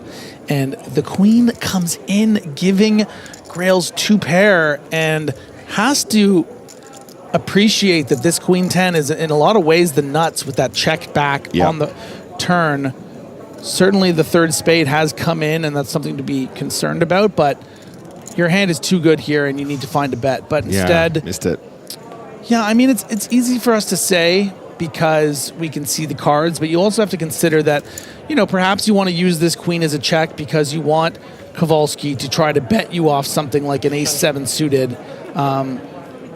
You know, your opponent's not always going to have just pocket kings. So I take myself. Yeah, and he's played it as a bluff catcher, really. And it's a bet of 24 and a win. The 2 pair is going to take it down. And I believe that will take us to the break. Take us home. So a nice little pickup there for Ricardo Grails. Very cautious on the river. But that means we are going to head into a break very shortly, guys. Before then, we will take a look at the standings, etc. And of course, you won't see these guys for a while. They're going to go off and back into the room. We will have a new feature table. Just had a look at those guys in just a moment, featuring Peter Jorgna and Ramon Golias. So as we depart feature table, let's take a look at how the feature table looks.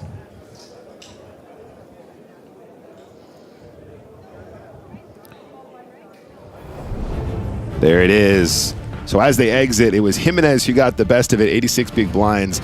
A lot of action during that session, though. Marcus Tim, the shortest stack, did manage to find the double just before we left, though, up to 25 big blinds. Hopefully we'll see more of these guys rejoin us later on in the tournament.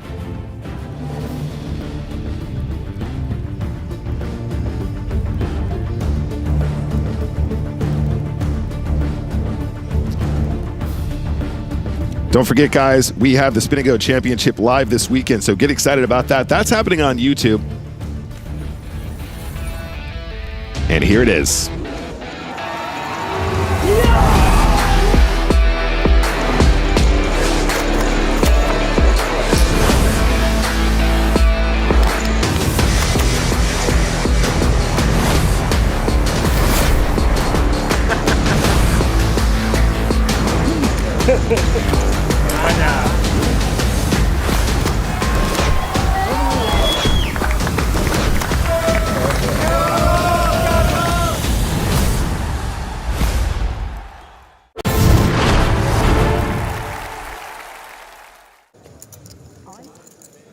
There you go, Marle. Oh, yeah. Snowman's. Nom nom. All in for a last 36K. Ace 10 for Gattuso on the button. Pretty classic.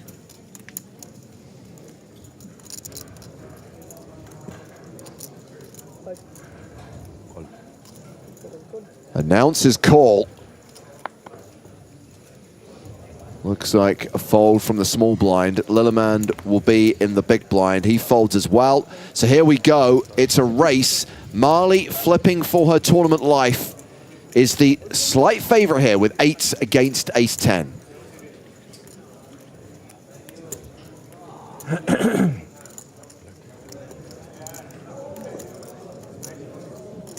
I'm going to be biased here and say hold.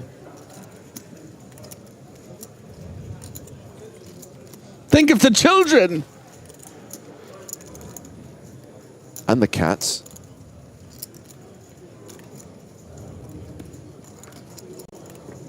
The flop. Has an 8 on it. Yes. Flopping top set. Boom. Let's just have a blank on the turn. No, that's created some opportunities. 9 of clubs would have been a contraction.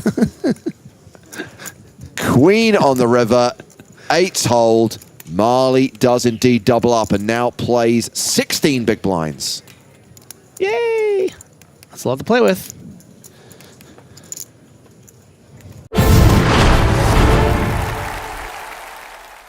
Marle all in with pocket Come on, Marle. fours.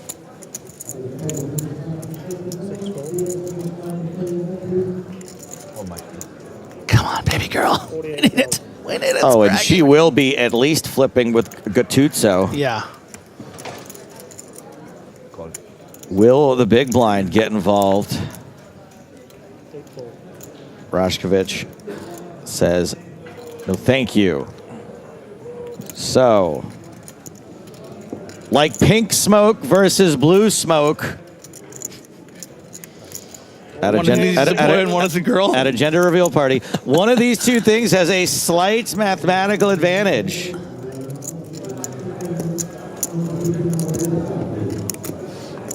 Come on. Yes. Yes. I will say Gattuso did lose a race with her early in this level. Ace-10 to pocket eights. Can she pull it off again? One more card to come. Not the worst card for pocket fours. Has to fade 4 outs on the river. Yes, straight. Makes a straight. That is a double up for Spraggy. Double it.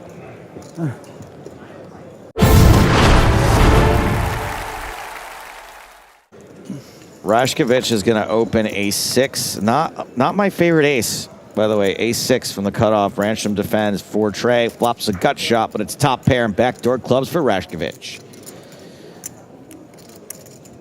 The razor has been checked too. How's that for passive voice? Take that, MLA. Rashkovich bets 7,000. That's what we in the business call a continuation bet. Yeah, it's playing at Mubi Gran Saria and Mubi Balms. All this week. Late shows. 8:30, 9 o'clock. Brandstrom, who's had an impressive level, is continuing some fancy footwork. Yeah, I quite like this. He happens to be up against Rashkovich having it here. Really, you know, as far as weak cutoff opens, doesn't get much better than an ace-deuce-9 with 2 clubs. But in the case of, you know, Rashkovich having something like, say, queen-10, even with a club, don't really have much of defense against a check raise here. So that's why we see Brandstrom taking one of his worst draws, the 4-3, as a check raise. Because you are going to be folding out a large portion of Rashkovich's range, just not this particular one. That is another club on the turn. Rashkovich knows no matter what he could be up against, he is still drawing to the nuts right now. Yeah, and this is a one-and-done situation for Simon Brandstrom. I don't think he has any interest in getting cute or crazy with the stone bottom of his range here. And yeah, it does wave the white flag. Not only because you can be up against an ace that might not fold, but you can also just be up against flush draws. And sometimes you'll even get a free card with those aces. you know, Radzkovic would hate to get check raised here on the turn. Yeah, so is going to get that free card and see those 3 outs to the non-club 5. Oh my goodness! Oh, that is a non-club 5. Beautiful. That is a non-club 5. Fortune favors the bold. So and that is Fortune. What up now, Swedes? Woo! What up now, Swedes? 1, 2, 3, 4, 5. That's a straight. Tell him what he's won, Joe. He has won this pot. So now Brandstrom has to decide up against an ace range, effectively. Doesn't get too greedy, but makes it big enough that it could sort of, you know, be perceived as a balanced bet. This could be a bluff. Could be a bluff. But, you know, you bet 100K here, and you're going to full out that ace a lot of the time, I think. And what a tough spot for Radzkovic.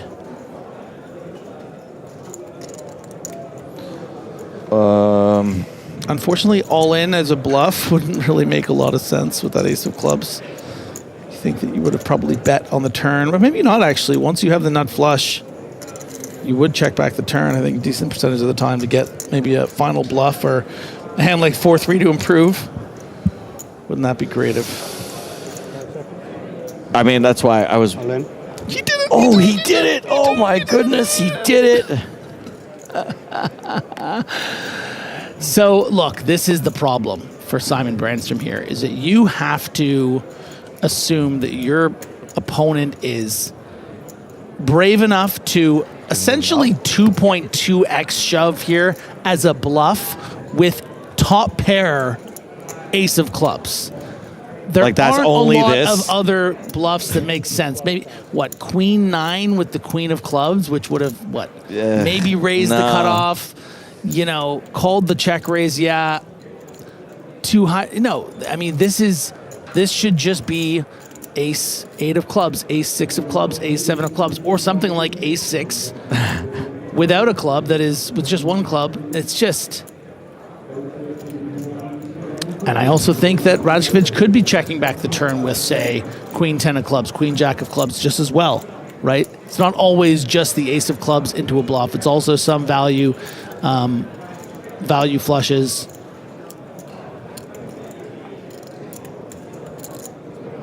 This is, I mean, I love this. Like the end of the episode, right? You save the best for last. Like this is the cliffhanger. Brandstrom lets it go. Radzkovic gets away with it. Show the 6 of hearts. Marle did say, show the bluff. Good instincts from the real Spraggy.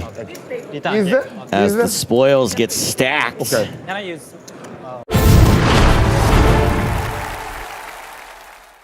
Marle gonna limp it in. Our first blind v blind confrontation we've seen in a minute. I got the next. Piers Yajima is checking his option. Thank you. And we're gonna make it to a flop.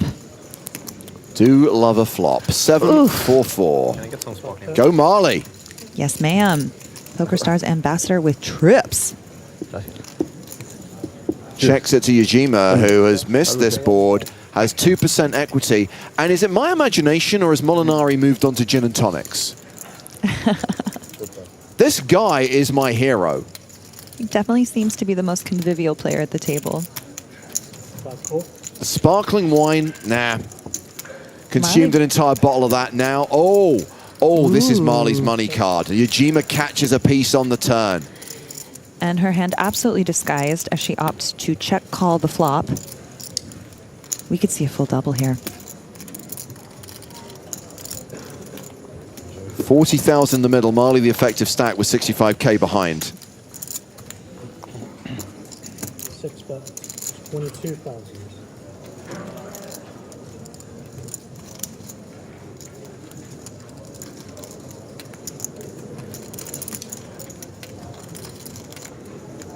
Yeah, put it here. Después ahora esto se puede. All in. Yeah, wasting no time.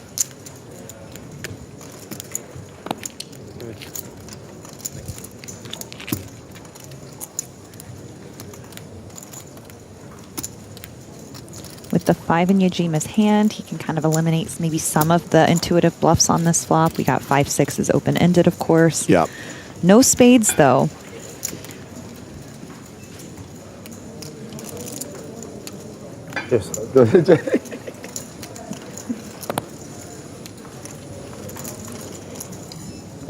In the event that he calls, he is going to be below 20 big blinds. Seeing as he doesn't hit the Miracle Queen on the river, but I won't even speak that into existence. 94% is 94%. Let's focus on that, shall we?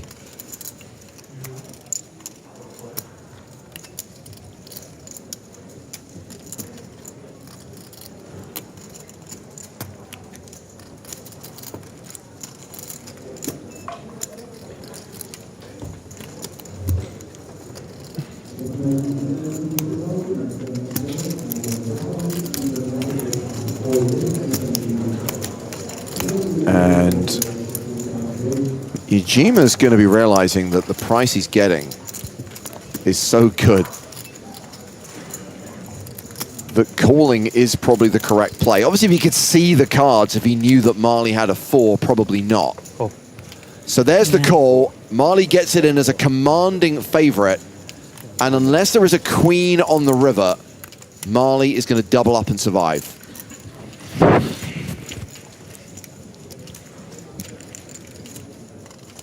That's right, everyone. Hodl! Everyone clinch it.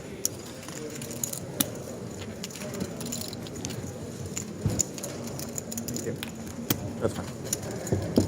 River card is a king. Safe card. Marle Spragg doubles up. 65,000. She's now playing 170k. She now has closer to 30 big blinds. Shinya Yajima drops down to 15 bigs. Simon Brandstrom still the shortest stack at the table with 14 bigs.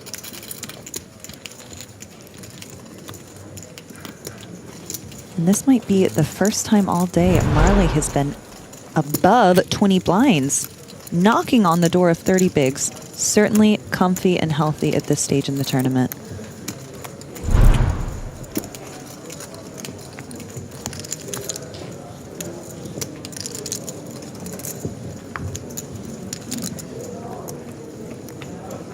Easy to regret that call now when you know what you're up against. Unfortunately, you know, you bet twice and you find the top pair on the turn. Yep. I don't know where he's going. Sometimes you just have to pay it. And there were some intuitive bluffs on the board that he was unblocking, so. Marle's certainly a capable pro player. And it's now been folded her on the button, and she's going to play this hand, Jack Deuce of Diamonds. Oh, we got new chips. We got new spending chips. Let's go, girl. This is what happened when we were on the bubble, right? She got the double up and then, sorry, post bubble, I should say. She got the double up and then immediately opened 10-6 on the button. That's my girl. Gutuzzo with King Deuce in the big blind is defending, and it is a domination situation. Tread carefully, Marle Spragg.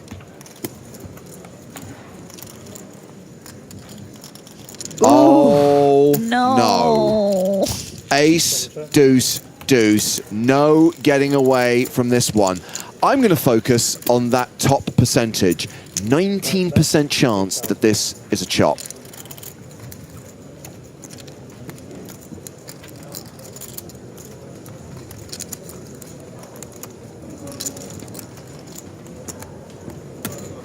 Just going to put in the smooth call. Yeah. 8,000 apiece going to the turn. 9 of clubs. Gutuzzo now a 4-1 favorite to win this pot outright. Marle only 7% to win, 14% chance of a chop. At this point, I'm praying for a heart on the river just so that we don't get felted. 40,000.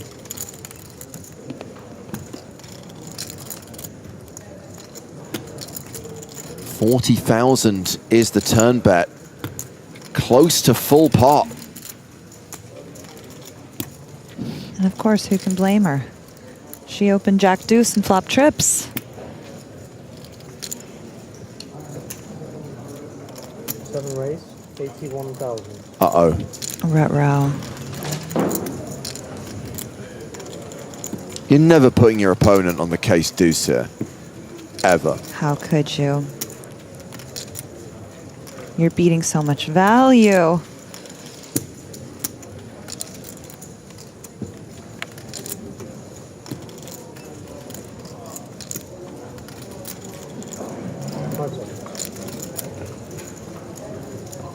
Time bank card deployed.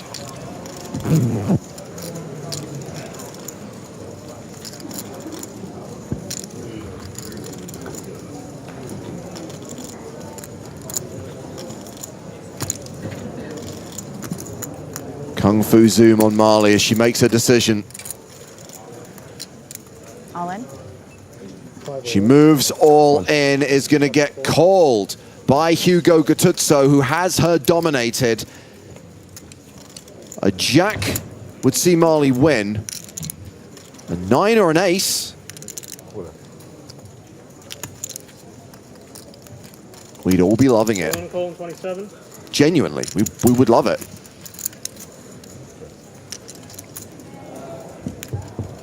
River card is a 7. Back-to-back hands. Marle with trips gets the double up, is back in the game, and then the very next hand is KO'd. Jack deuce dominated by king deuce with 2 deuces on the flop, and Marle is eliminated in 156th place, cashing for 13,000 euros. Very well played. Another deep run and a very accomplished year for Marle.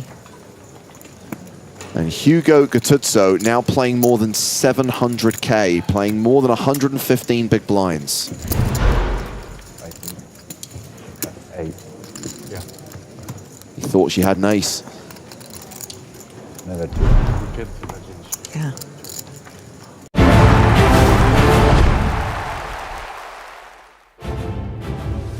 Welcome back to live coverage of the PokerStars European Poker Tour from Barcelona, the last level of day 3 of the 5K main event, about to get underway, and a new feature table for the last level of the day, featuring one of those 5 players, these being the 5 biggest stacks in the tournament right now. Among them, Ramon Calias. That's right, ladies and gentlemen, we are about to follow Ramon, because his table has been moved to the main stage. It's James Hartigan, alongside Griffin Benja. Hello, James. Hello, everyone. Excited to close things out on this very, very exciting day 3. Yeah, and you'll notice, Griffin, that we also have Peter Jorgner at the feature table, a 2-time EPT finalist, back-to-back EPT Paris final tables, a player who was down to 2 big blinds earlier today, but is now playing 42 bigs. Notice we have Carlos Garcia and Cesar Garcia. That's not going to get confusing at all. Yeah, Peter Jorgner, tough to kill. Kind of has like John Wick energy. Like, you know, you really have, he's not going to go down. You're going to need 4 movies, and he'll still probably come back. He'll keep rolling down those steps and climbing back up those steps. 15K is the current payout. These are the top payouts for the finalists, with 1.4 million euros up top in this year's EPT Barcelona main event. As we return to the action, 126 players remain from a starting field of 2,045, this being the 3rd biggest EPT Barcelona in European Poker Tour history. Back in the birthplace of the EPT. So yeah, 90 more minutes of poker to be played. I'm sure we'll see a few more eliminations over the course of the next hour and a half. And then the survivors get to bag and tag and return for day 4. Tomorrow we'll play another 5 levels. Friday, that's going to be the day we play down to the final 16, down to the FT on Saturday, the winner declared on Sunday, and then the following Sunday, September 7th, is when WCOOP starts, the World Championship of Online Poker, running through until October 1st. Be aware, we're going to have final table replays on the PokerStars Twitch channel. Nick Walsh, front and center of that coverage, with guest commentators, including myself and Joe Stapleton. Not sure if Griffin's going to be available for any of those streams. Griffin will be part of our Cards Up coverage of the 10K main event, the World Championship of Online No Limit Hold'em. Those 3 streams running from September 29th through October 1st. And of course, later this week, in addition to our continued coverage of the EPT main event, we're also going to bring you Spin and Go Championship live. That's right, your choice of streaming on the PokerStars YouTube channel. Peter Jorgner, handsome for a man. Blinds are now 5,000, 10,000 with a 10K big blind ante. The human calculator may be doing stand-up comedy right now, but I think we've got him covered. We can do the big blinds at this level. We can handle it. We can handle it. I don't need The question is, well, we're going to get out of here at 10 after 11. You think of going for a cheeky high after, or are they going to still be out there? What do you think, James? I think they will still be drinking in the Players' Lounge at that time. The show will be over. In fact, Joe was coming to the end of his set when I ran out just now, but I think that the party will go on into the wee hours. You didn't answer my question, though. Are you going to go party? No, I'm done. We've got 4 more days to go, and Spin and Go Live Championship I think is going to be exciting, but it's also going to be quite demanding on my time. So I just need to remain relatively compos mentis. Well, with the incredibly deep structure and the amount of chips everyone gets, you know, so I can imagine. They play multiple games, Griffin. I get it.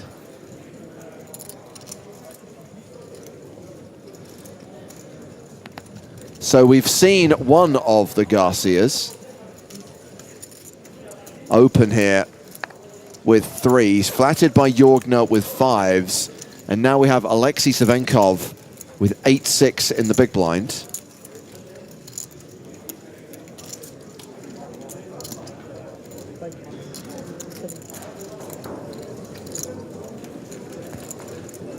And we are going 3-way to the flop.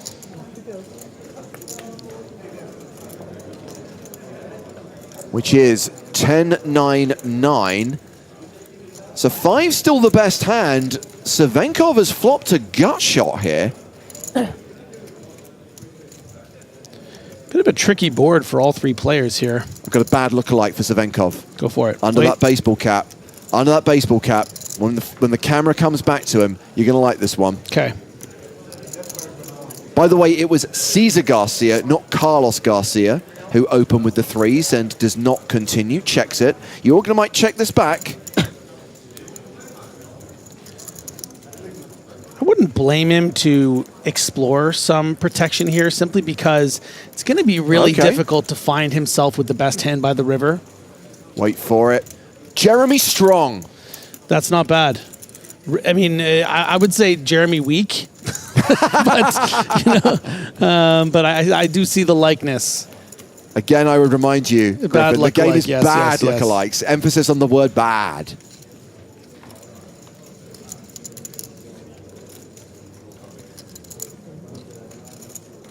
Savenkov does not chase the 7, and looks like Garcia has forwarded the 3s, so good job, Peter Jorgner. GS Let's, watching on Twitch, says, I hope this Swedish guy wins so he'll finally get some attention from women.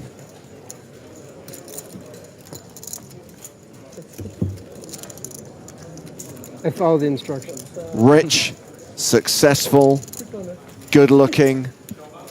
I hate him.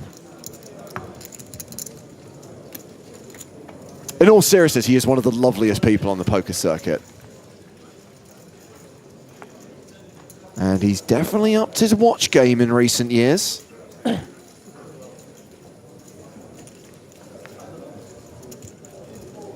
realize you paid attention to things like that. On occasion. This is Carlos Garcia. He has Queen Jack of clubs, and he has raised to 20,000.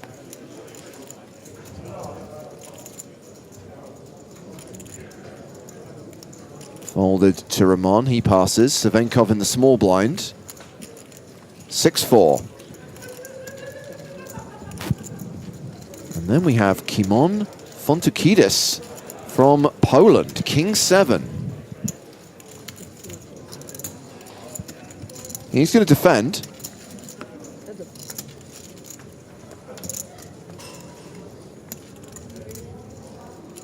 And it is an ace-king-10 flop, all spades, but it's Broadway for Garcia, and neither player has a flush draw.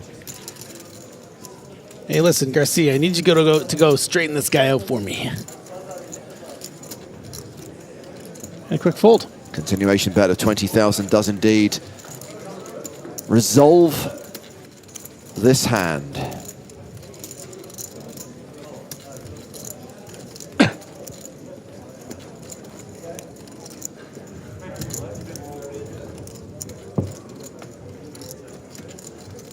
Mario Rossi asks, who will win this tournament? One of the 126 poker players remaining. Thank you for your question, Mario. I don't know if we've ever been able to make an accurate prediction with more than 100 players remaining as to who's likely to win. And there's still a fair few accomplished players in the field, but we also know variance is a thing. And yeah, down to 125 now as Jorgner folds. Michael Guccione passes the Queen 7. Hiroki Karatsu, deuces. I know you like your ducks, Griffin, but Karatsu ain't going to play him. Yeah, some good discipline, I think, there. Just not a very easy play. Hand to play off 34 big blinds in sort of mid-position. So we're blind v blind. Fontakidis in the small with King 5. Yeah, good candidate to just shove in the 12 big blinds. And puts the decision on Cesar Garcia, who folds 4 deuce in the big blind.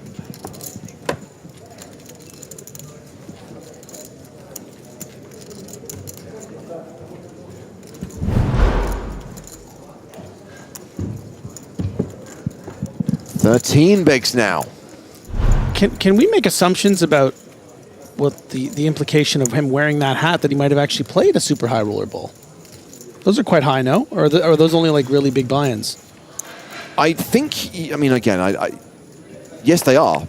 But are they like 100? Are those the ones that are like the 100K or the 1 million? Or are they just like I mean, they count super high 25Ks? roller bowls at 250K, right? I think they do have some smaller side events, but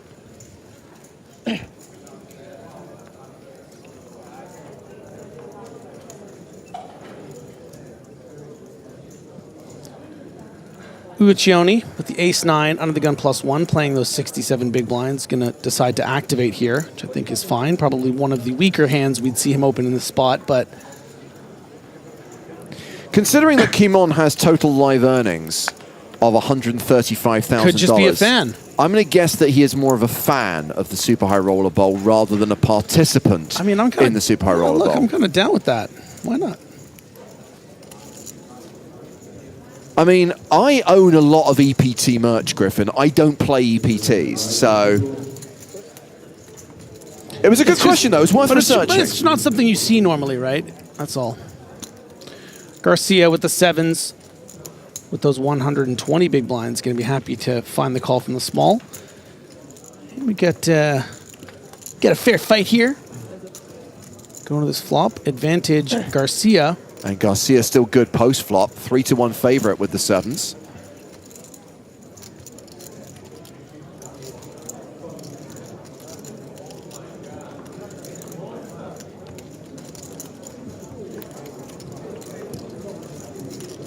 And the 3 of hearts pairs the board.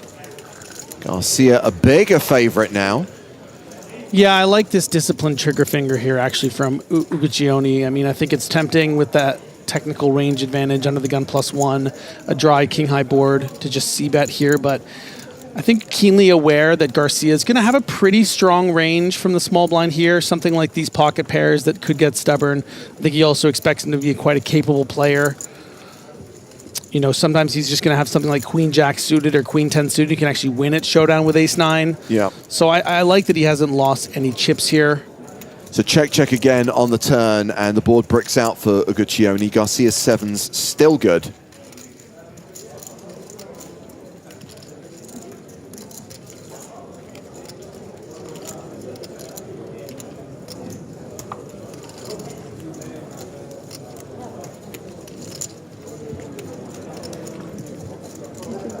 Garcia leads river for 15,000. So this is a 15K bet into a pot of 60,000.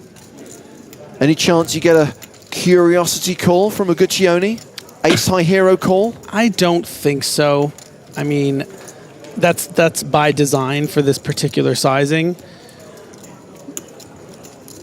I mean, does Queen Jack really find this sizing as a bluff on the river, which I think is one of the few combos we might find ourselves with here that isn't better than Ace 9 high?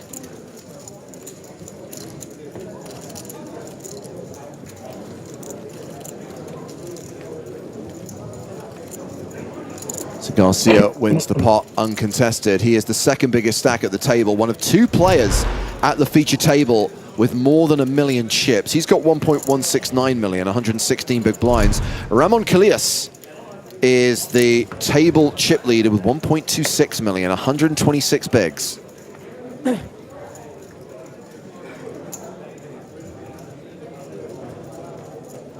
Ramon, of course, best known for winning the PSPC, the first PokerStars Players No Limit Hold'em Championship in 2019 for more than $5 million.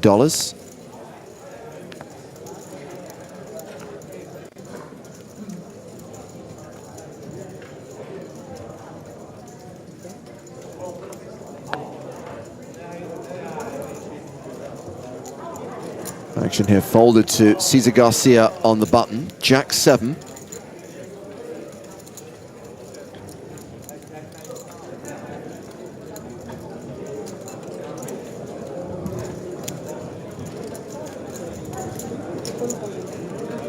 And he is going to raise to 20,000. Carlos Garcia has Queen 10 of diamonds.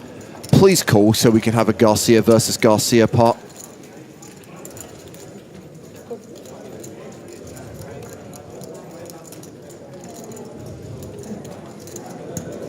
And Peter Jorgner comes along as well from the big blind with ace 3. Three-way action. Yeah, very fair across the boards. All these different hands. Surprised to see ace 3 actually so ahead. 9-9 deuce. Ace high, still a big favorite.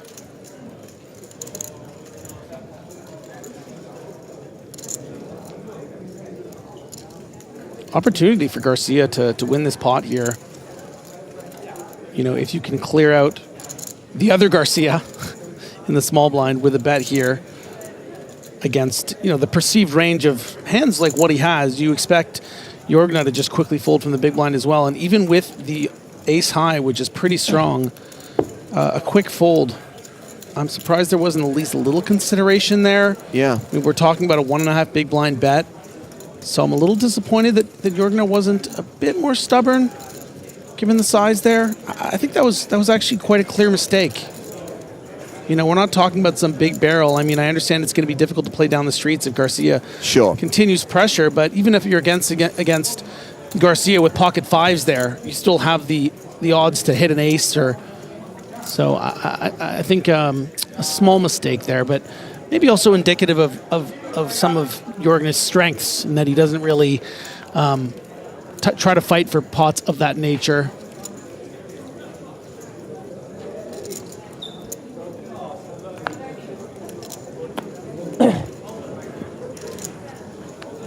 Goldilocks asking how long are they playing for today? Another 76 minutes. This is the last level of the day. On most days of an EPT main event, we play a set number of levels. We're not trying to get to any specific number of players. That changes on Friday when the target will be to get to the last 2 tables, and Saturday when we try to get down to 6. Of course, the last 2 days of the EPT main running alongside the Spin and Go Championship Live. Right. Jorgner raising small to big. Makes it 25K with ace queen. Queen 8 for Michael Uguccione. He is dominated. He is calling. We are seeing a flop, which is Jack 9-3. Ace queen high, still good. Not an easy board to navigate with ace queen, and one that Uguccione is going to have every reason to continue on with that gut shot. Let's see how Peter finds a way. Starting with a standard sort of 33% pot bet.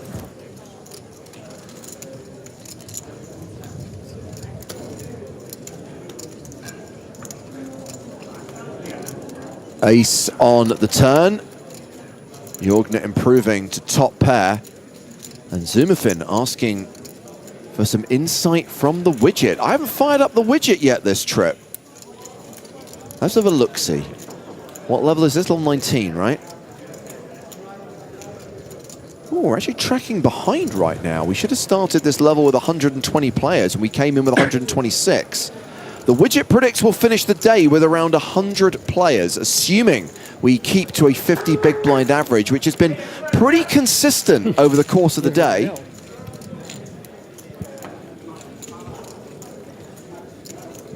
Griffin's got a smile on his face. He loves it when I whip out the widget. My favorite.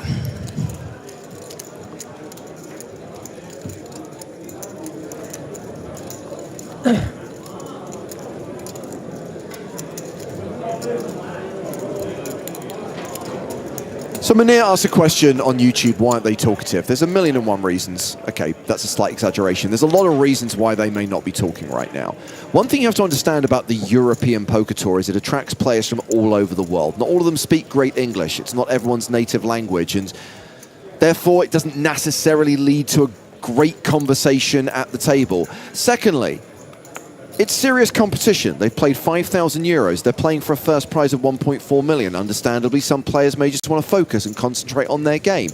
Also, this is the 5th level of the day, day 3 of a 7-day event. Exactly. Fatigue is an issue. And one of the things we often notice, Griffin, is the final level of the day. Players often have that look in their eyes that they're just done. They're just trying to survive the day.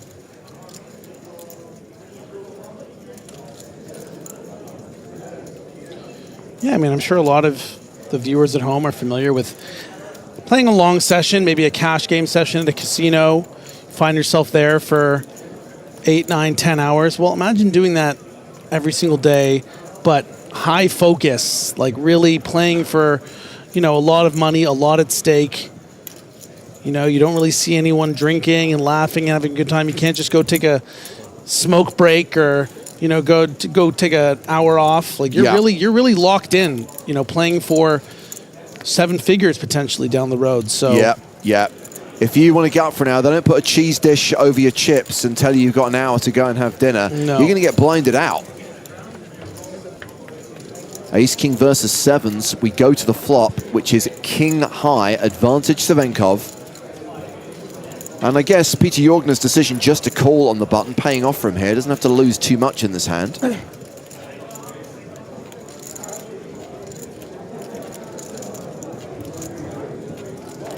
L to the OG.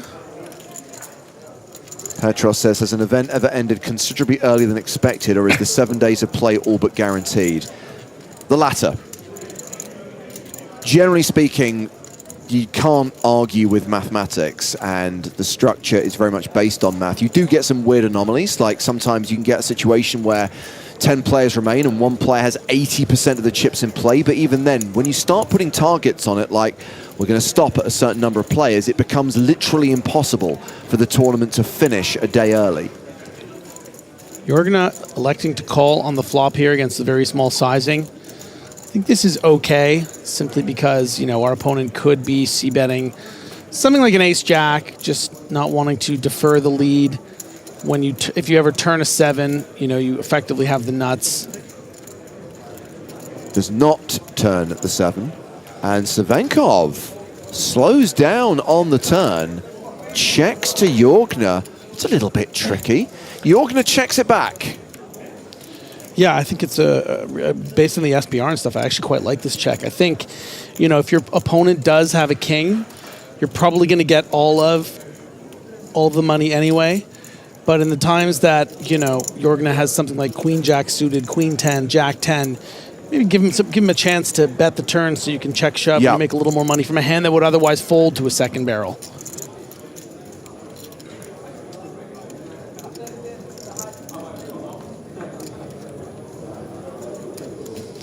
Yeah, going to be decision time here for Jörg now with the bluff catcher. I think the sevens, in a way, actually shrinking up with that king on the river. Yeah, it makes it less likely that your opponent has a king, but you know, your opponent can very comfortably value bet something like queens, jacks, tens, even ace-9 in this situation. So you're not dealing with a particularly polar range. The way that he's playing with those chips, I worry that he really wants to pay it off, and he is going to pay this off.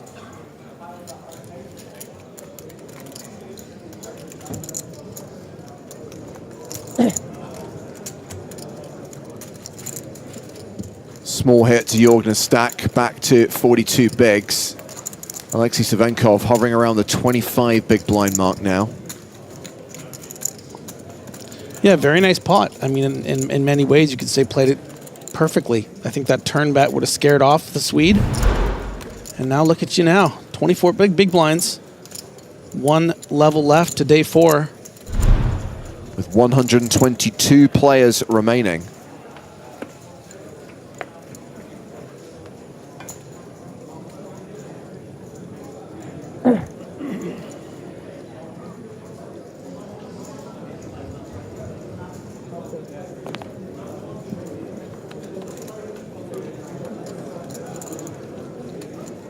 Action folded to Carlos Garcia, pocket 4s, the sailboats.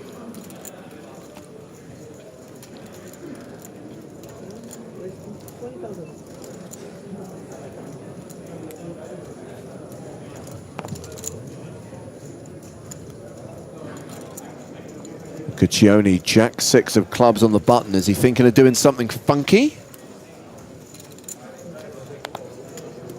Faults, as does Karatsu in the small blind. Ramon Kilias. Just kings. Just kings.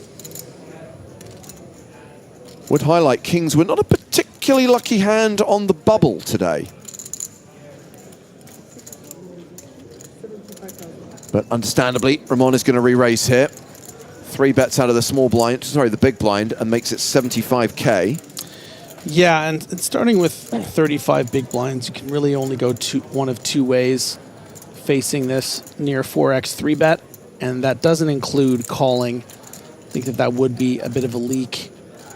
You're going to need to just fold most of the time and then shove some of the time if you think that Ramon is going to have a decent percentage of 3-bet bluffs there, but I don't think he has too many.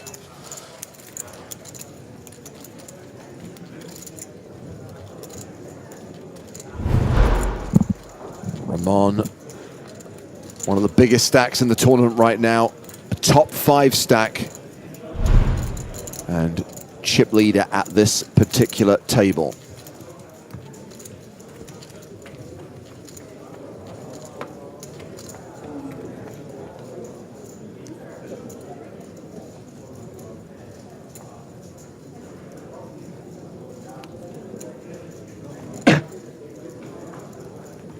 One of the Garcias folds. The other Garcia is probably also folding.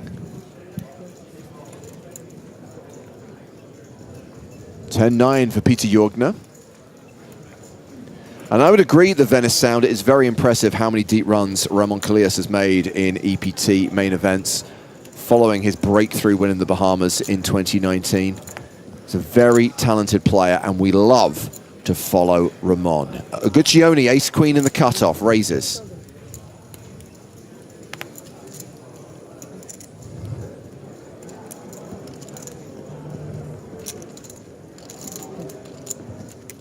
Savenkov in the big blind, jack 7.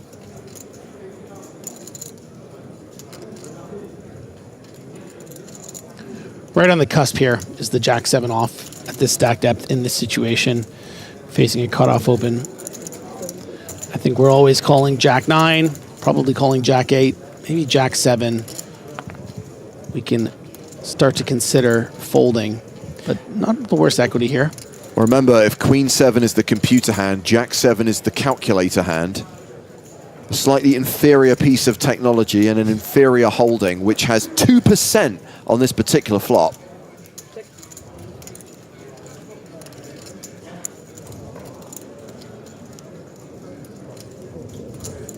Ciccione, top pair, continues and gets a quick fold from Savenkov. The shot clock has been in play since the second level of today.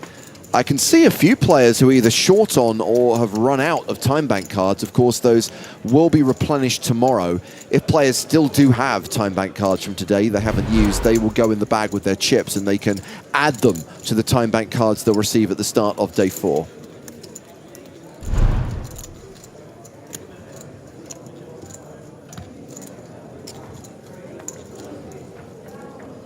We've had stories of people being on like a final EPT final table and not having used like a single one, right? Correct. Do you remember any in particular tales? I mean, Barney Boatman is a great example. I think the first time bank card he used in the entire tournament was that hand where Eric Afriat tried to bluff him on the river and Barney made the hero call. But he only needed the one time bank card to make that decision. Wow. And he brought a very healthy stack of time bank cards to the final table. And again, I can't remember he even used any on his road to victory at that FT. Yeah, there were a couple big crash outs at the World Series Main today, and that was another one of them. Crazy. Kassouf and Afriat. Ciccione made the wise decision to fold the Spraggy. Kalias not going to play 9 deuce on the button, so round to Savenkov in the small blind, Jack deuce.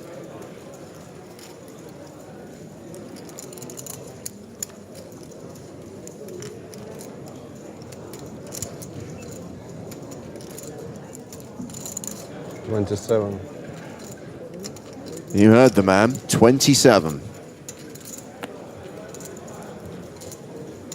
Comma 000. And an all in with Jack 10 from the big blind. Boom, does the job. Nice shove. 27 then? 27.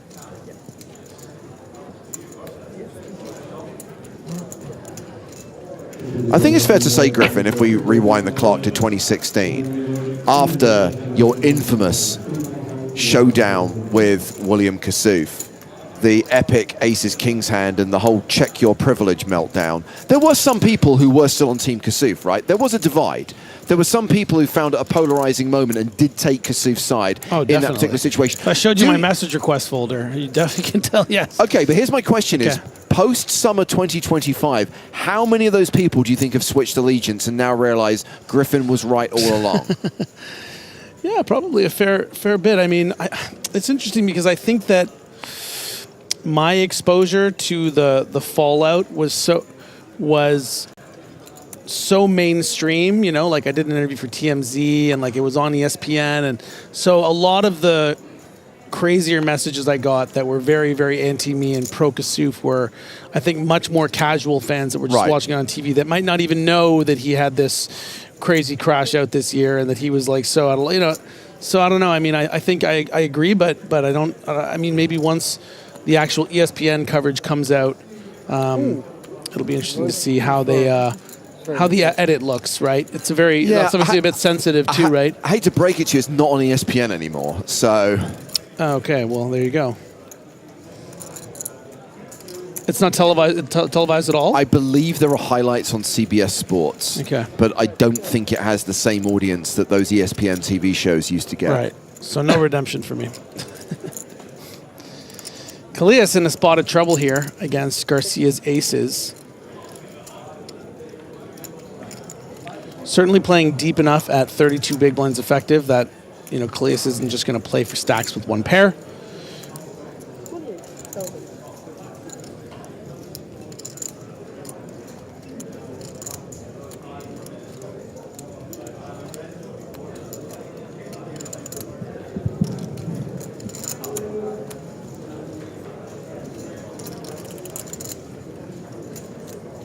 Yeah, Ramon calling the 28,000. Garcia folds, heads up to the turn. So when do we do the song? Is it when something happens, to spur of the moment? If he wins a significant pot. Okay. And yesterday, not yesterday, earlier today, I kind of did Joe dirty because he wasn't 100% sure whether he remembered it clearly, and so I made him sit it out. so that it would be a clean first performance. Right. And then as soon as I did, he goes, yeah, I would have been fine. I remembered it. But he doubted himself. So I'm not really to blame. The thing is, I know you, Griffin, even if you have no recollection, you'll still go for it. Oh, I'll go for it. You will go for it, yeah. Dude, everyone loves a split pot, you know, etc. So Kalias, can he sort of slip out of the noose of this? I mean, this is real strong here with these two barrels. You know, this turn card is a bit of a brick, but it also still interacts with what Kalias has said he's sort of on base with, right? So it's kind of like, you know, he could have pocket sixes here. He could have pocket fives that might call again because he now has a straight draw. Is Garcia just going to be betting with ace jack high here? I mean, I think the alarm bells are going off for the incredibly talented Ramon Kalias. And look at that. I mean, that's not something you see all the time. Just folding the top pair. CP in Malaga. To the countryman. On point. I mean, I would almost do the song after that one. I like this place. No, he has to win the pot. Okay, that's like Rules are rules, Griffin. Where do you live now? I live in Bologna. Bologna? We're going to check on action at one of the outer tables. Dominik Panka in a hand against Petrus Brandt. Panka, a PCA champion from 2014. He bet 30,000 on the turn, got raised by Brandt, who made it 79,000. Looks like Panka has called the raise. Board is currently Queen 7-9-3. We're going to see a river. 4 of hearts, so no flush out there.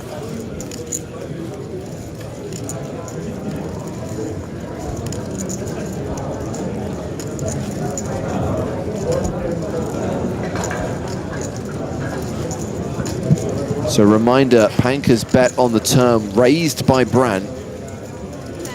And Brandt loading up to bet river. That is 82,000.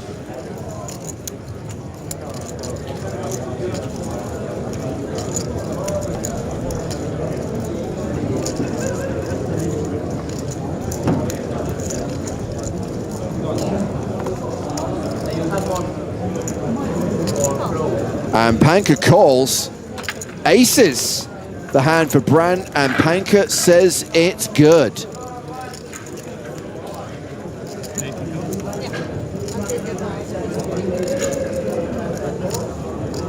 And that is going to put a dent in Dominik Panka's stack with 120 players remaining here on day 3 of the EPT Barcelona main event. Sometimes you're the panka and sometimes you're the pancake. Okay, there's no direct flight.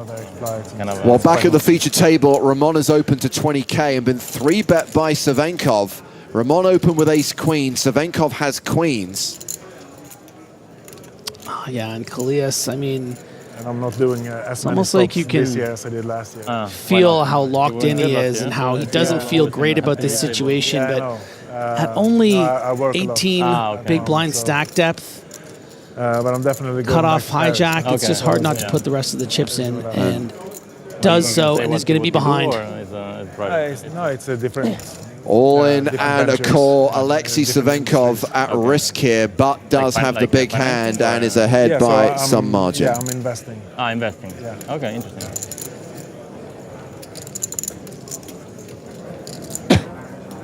69% favorite with 5 cards to come.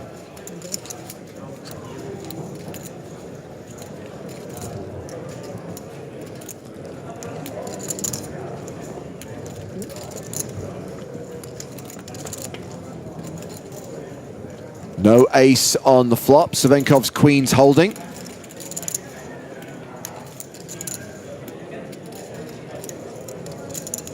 %88 favorite to double up.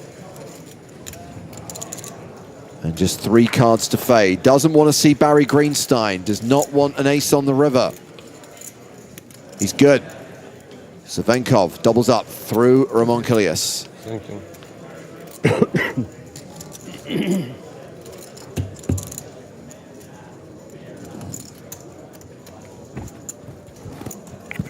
You do poker full time or? More or less. How much? I don't know. You don't know? No, I know. I don't want it's kind of hard to answer.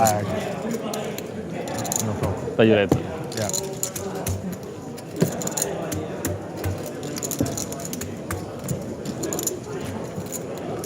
Nice little double up there for Alexei Friend of Savenkov. mine's son started this brand doing underwear. Okay. And so my first sponsor. Ah, okay. Now already you're good that you're going back to the TV table, so you can see. What's your name? Just a flesh wound for Ramon. It looks like I'm Still over a million chips, still over 100 big blinds as we enter the final hour of day 3 here at EPT Barcelona. Yeah, just under an hour left on the clock.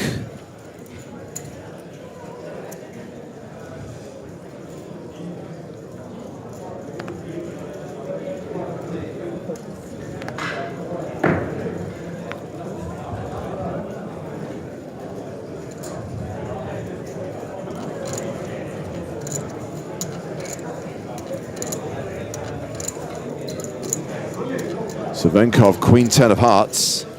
Yeah, fresh off that nice double with the queens. Get a very playable hand in the hijack. Start things off with a raise, surely. 39 blinds.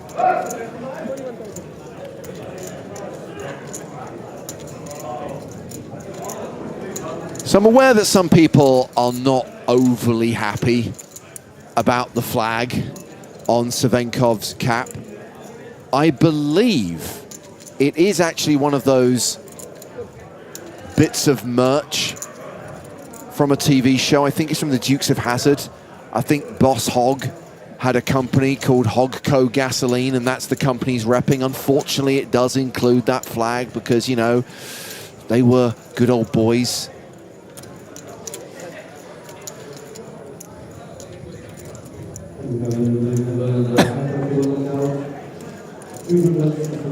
Garcia with a real nice squeeze spot here after this raise and call. 40 big blinds.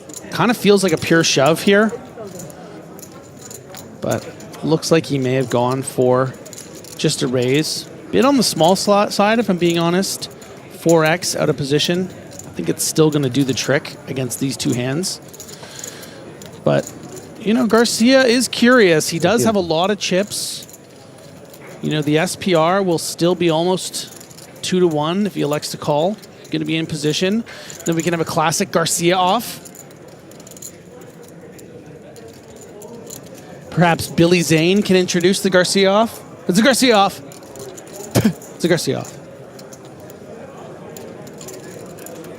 Yeah, here we go. Garcia on Garcia crime.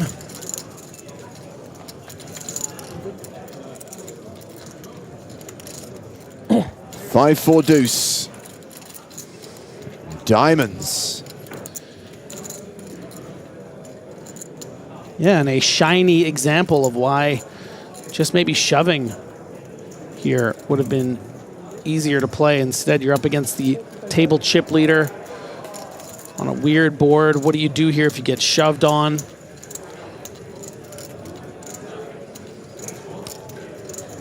I don't know if Garcia wants to play this as a raise because it's going to so often look like exactly like what he has.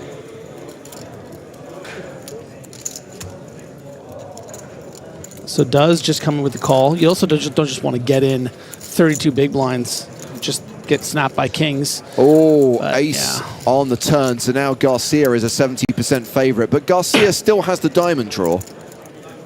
And there is an 8% chance that Garcia splits with Garcia. Yeah, but then the simulation might break, James.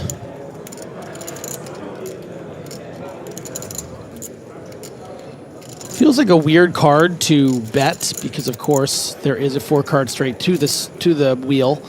But quite frankly, you're not really concerned about Garcia having any threes in his range. Even really pocket 5s, 4s, and deuces seem a little out of line to have called, you know, pre-flop. Well, Garcia has bet, and now Garcia has to decide whether to call.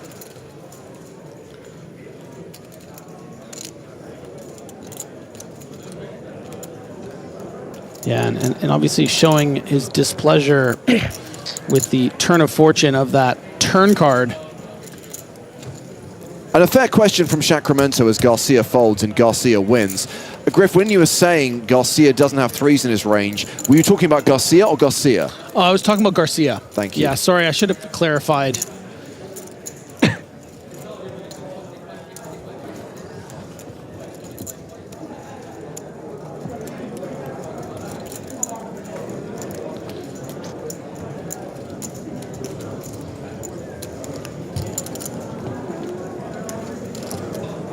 Darren Carlin predicted that Garcia was going to take that hand down. An amazingly bold and accurate prediction, Darren. In fact, I think we might have banned you for spoilers.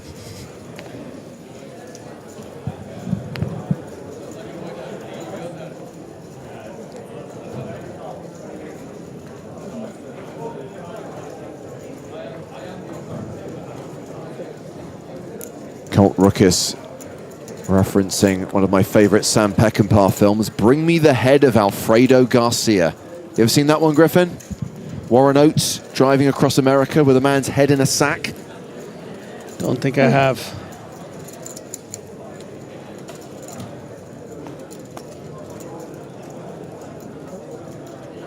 As long as you can excuse the extreme 1970s misogyny, it's quite enjoyable.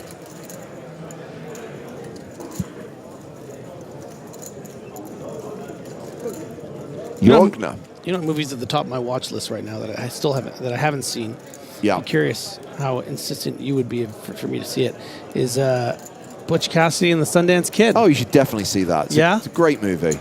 I'd like it. Absolutely. A lot of fun, that movie. Okay, Jorgner. Well, they both flopped the gut shot, and Guccione is still ahead right now with king high.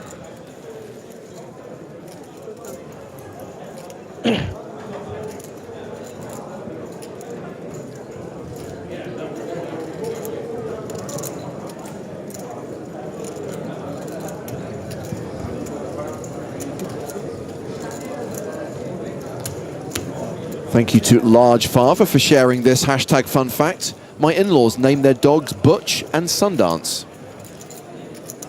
And they named you Kid, so there you go.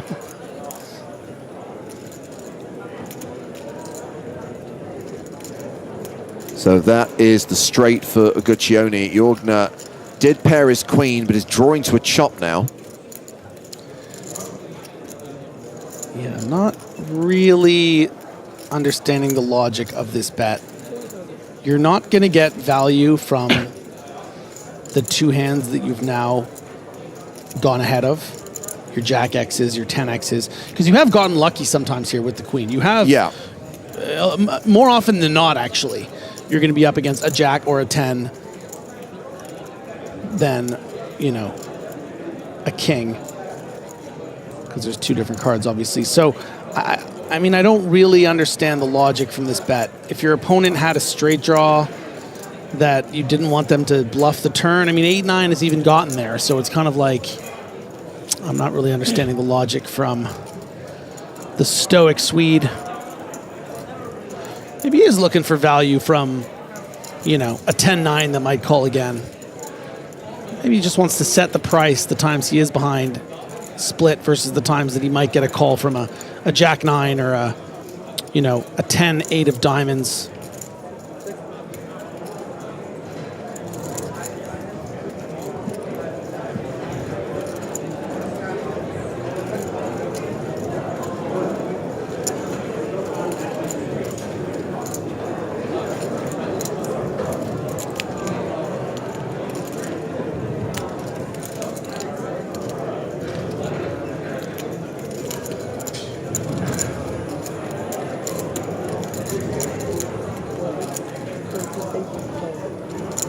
Now, with no reasonable hand that Guccione would really turn into a bluff here, except maybe something like a 10 deuce of diamonds. I guess that's a fair bit of 10x diamond combos, but what is he trying? What would he be trying to bet Jorgner off? You know, it's it just doesn't feel like this queen should ever be the winner. But Peter Jorgna seems to be in a calling mood. I'm a bit perturbed here. And you can see on his face, he knows he's made a couple of questionable calls that have cost him a fair number of chips, taking him down to around 30 big blinds. I mean, what's the story you're telling yourself here, Peter? My opponent has 9-7 and is just bluffing, or 10x is it turning into a bluff? It's just two mistakes from Jorgna here. I mean, I think the 7s call was a bit more excusable, but that was unacceptable, I think. New episodes of the PokerStars Big Game on Tour are going to start making their appearance on our YouTube channel Sunday, September 28th. Got a new lineup, including Lex Veldhuis and Alan Keating, those two reunited, plus super high roller Jason Kuhn. And this table is special because it reverts to the original Big Game stakes. It's a 200-400 game with a minimum buy-in of $100,000. And we've said this a couple of times, Keating buys in for the max, $500,000. So combined with the 100K buy-ins of the other 5 players at the table, $1 million cash game. there is $1 million on the table before the first card is pitched. It's a fun table. Joe and I have been doing the commentary for the TV shows. We're 3/5 of the way through. And the rivalry between Keating and Lex that started last year reaches new heights this time around. The question is Lex finally going to have a winning big game session, or is he going to be even further in the hole, even hundreds of thousands of dollars more down?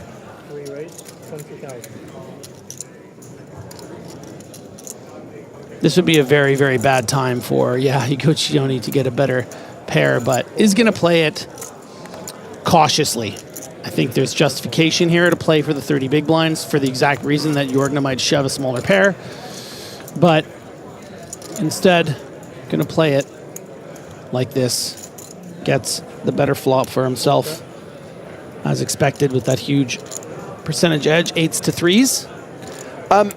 Ward is NY. I don't like the way you phrased it, but for the avoidance of doubt, there is a loose cannon at the table who is staked. That is at the center of the big game format. It wouldn't be the big game if it wasn't about that amateur in a sea of pros and celebrities trying to make profit over 150 hands. So Luke Moy from the UK is the loose cannon in these new 5 shows. But did you give him double then? Yeah, he gets 100K. Why did he get double? Just because that they drew. So when we selected our 3 loose cannons, they got to draw which there was one that was going to be. Yeah. Yes. Gotcha. So a delayed bet here of 17,000 from Jorgna.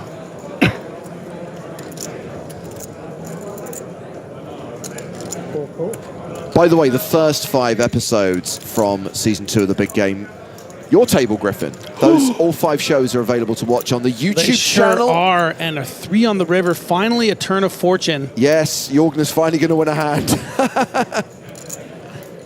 The question is whether Higuchioni pays off a bet here.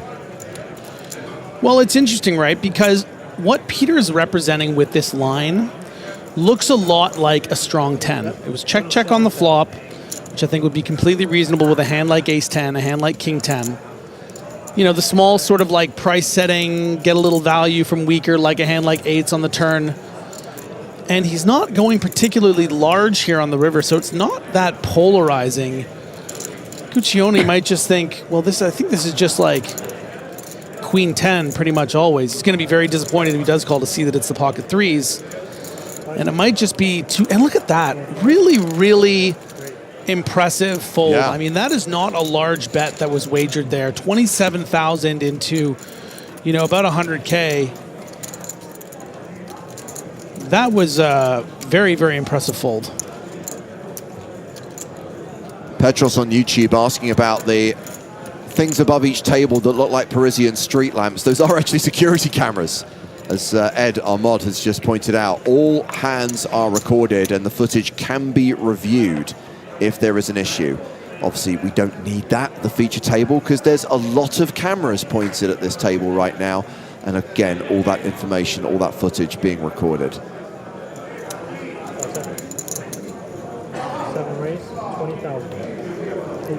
Ace-king suited for Savenkov. Zavi, does anyone know if it's cold/warm in the main room? It's normally pretty warm. I mean, it's air conditioned, but there's a lot of bodies in there. Always busy in Barcelona. And remember, it's not just the main event playing in the main room. A lot of side events being played here and there. Pretty much maxed out, all of them. Speaking of maxed out, I think we're going to see a classic, massive all-in clash between these two. Yes, we are. Huge starting hands. Going to be the sickest and classicest of races, Griffin.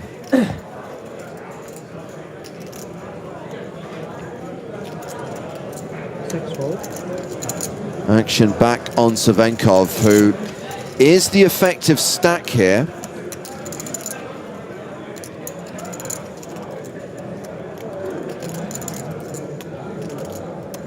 My dream would be to be an investor and in front of the sea. Good weather and investing is like it's like future expectation. Sounds like it's like healthy life, sports, and Savenkov announces all in. He's presented with the triangle. Carlos Garcia makes the call on their backs.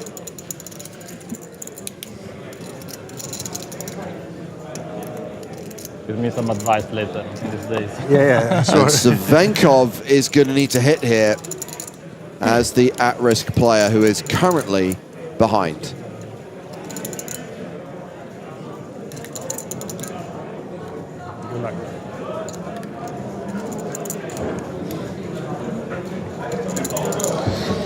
And here we go. Ace high flop. Savenkov takes the lead and Garcia now needs to spike a queen.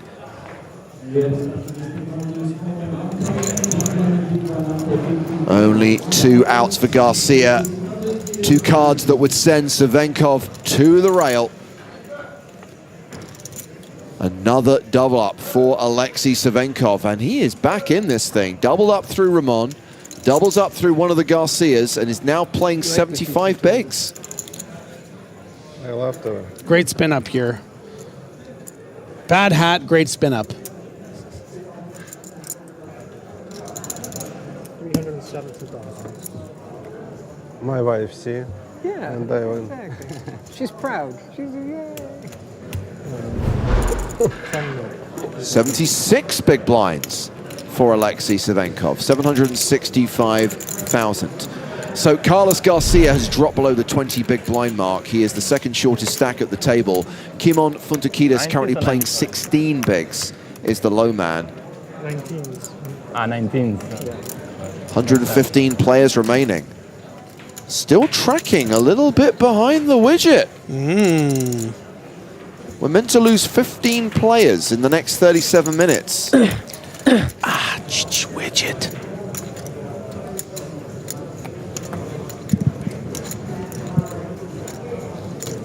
Should say to these players that if the widget is wrong, it makes Maria Ho cry. You should not want to upset Maria Ho, so please try and lose 15 players in the next 37 minutes. Thank you very much. It's funny you mentioned that, actually. I was just talking to Nick on the last level of the time that I angle shot Maria and almost made her cry. That was great. I thought you were going to say I feel bad about it, not that was great. What is wrong with you? I contextualized. There are very few opportunities in this poker life where you can slow roll or angle shoot with guilt-free, and that was a situation playing for no money in a commentator's game, and she tried to take advantage of my misclick. Okay.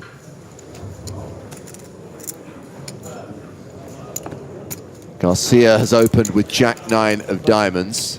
Cesar Garcia specifically. 45. Peter Jorgner re-raising with ace-king. Maria not with us today, by the way, but from tomorrow you can expect commentary during the late stages of each day when Maria joins us live via satellite. Of course, things are going to be a little bit different over the next few days. Nick will be disappearing to play the Spin and Go Live Championship, and when he's not playing, we'll be leading the commentary of that event. I'll be down on the floor hosting the Spin and Go Live Championship. Joe Stapleton becomes Mr. EPT this weekend. So you're not leaving me in charge? I mean, they gave me a choice, and I would like to say it was a difficult decision, but it wasn't. Top pair for Garcia. You're going to go in very small here pre-flop. From 20K to 45K. Bit irregular.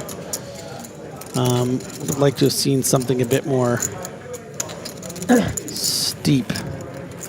And has now been out-flopped. 3 bets, 37,000.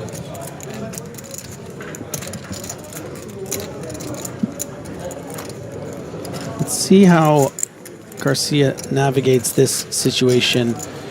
You know, not wanting to play for stacks here, so I would expect a passive check call.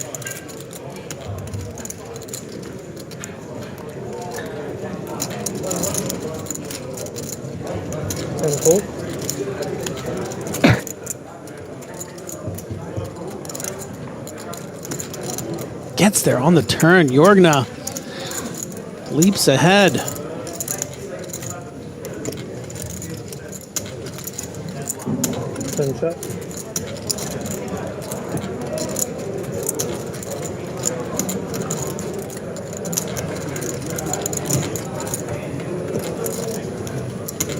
Should be finding a bet here, given how balanced this turn is. Would certainly be a card that he would bluff at if he didn't have it, and then one that he would bet when he does. 3 bets, 47,000. Very small sizing in general I've seen from Jorgna. I think small ball is really his comfort zone. Still think in general his sizing has been a bit too small for my taste. In this scenario, however, it is going to get another call, whereas maybe something a bit larger would have found a fold, so it actually works out quite nicely here.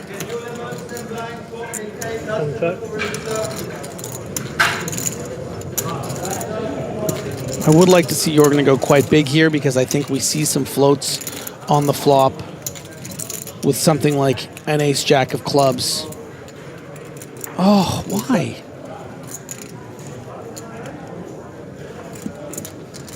Yeah, I don't like that from Jorgna. And I mean, I'm a big fan of Peter Jorgna as a person in the way that he's played and his incredible runs at EPT Paris, but you know, I think he's having a bit of an off day here. Yeah, he did happen to be up against Jack-9 there and probably wasn't getting called, but then the times your opponent has ace-queen, ace-jack, you just let them get to that showdown on the river, and yeah.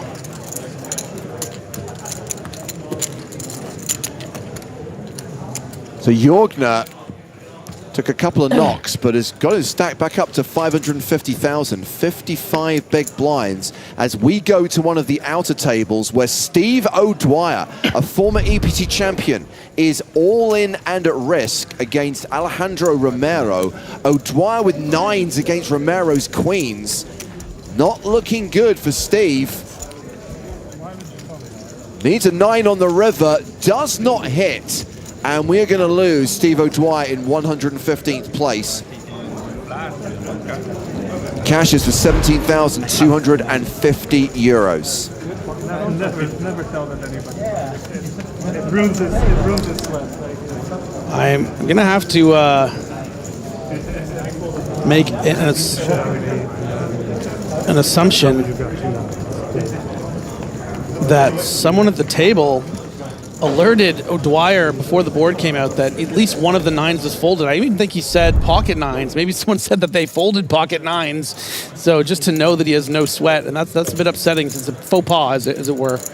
I'm sure that Steve will take solace knowing that we're now closer to being on target for the widget's prediction, so Maria is less likely to be upset.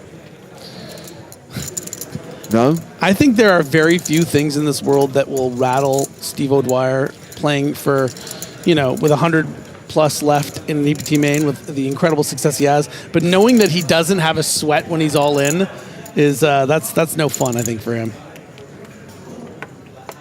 By the way, Griffin, as I will not be here on Sunday for the close of this tournament, for the final day, for the final table, you're going to have to keep prodding Joe and remind him that you were part of the commentary team. What's the context again? You're doing the spin and go? Is that yeah, what, so basically we're running 2 separate broadcasts over the weekend. So we have to divide and conquer. So Nick and I are going to be dragged into the world of Spin and Go Live. So I'm not doing any Spin and Go stuff. You and Joe are holding the fort with our EPT main event coverage, assisted by Maria.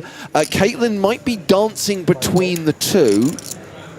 But yes, sadly, look, it pains me to have to not call the action on EPT final table, but I'm not. Look, I'm not. All I'm saying, James, is between this and you going on vacation when we were doing some coverage a few months ago, I'm just saying it's a worrying trend. I'm not seeing you around. Okay, you're the Rock. We need you. I did remind Joe earlier on that, and I just referenced it just now, that a few years back, 2022, when I got sick, we were both sick actually, right? He had to hold down the fort. It was all on him. And that's what I'm saying. This time around, make sure he remembers you. Okay. Right. Oh, that's right. It was very forgettable, that event. Did you have a good vacation? You booked somewhere lovely, right? Would you go to Morocco or something? Or that was last year. It was Bermuda. I went to Bermuda for a week. I came back to Vegas expecting to see you again, and you just busted the main and left town. Recall.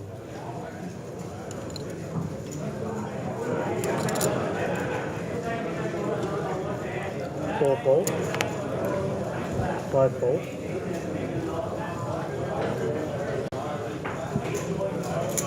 6 raise. 20,000. Not gonna lie to you, Griffin. I don't really know what to expect from the Spin and Go Championship Live. I was today given a sneak preview of the spinner itself, the digital spinner that will determine prizes, and I have one word to describe it: sexy. Really? It looks good. It sounds good. It's going to be projected in the room. Yeah, I think it should be a fun event. I've been told to bring the showbiz, and the showbiz shall be brought.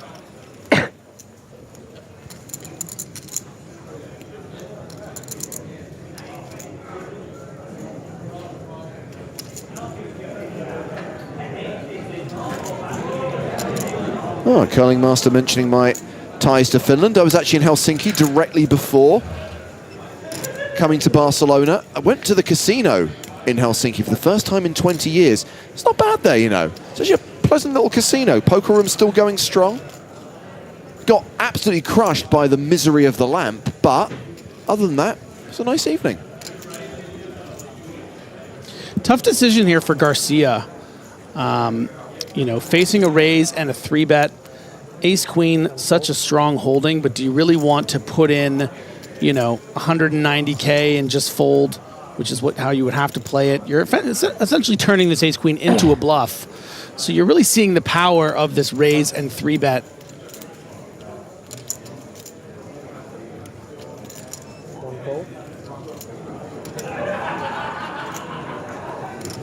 And Ramon folds the dominating hand. Yeah, the worst hand. Takes it down. Tens. Nelson, 1-1-1. With 26 minutes left on the clock.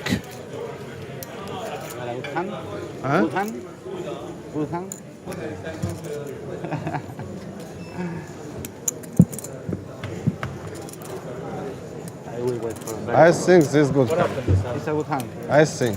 Re-raise. Re-raise and him? Fold. Raise or re-raise on the cap. But not that. Come on, re-raise. And he fold? No, he fold. The last time. Okay. You missed 2. No, last time. Okay. I don't know. Last time people. 4 fold. 5 fold. 6 raise. 20,000. You tell me, what happened last time? He raised. He raised? Yeah, and fold. He raised. Yeah, no, fold. Fold and him? Fold. Fold also him. 10 fold.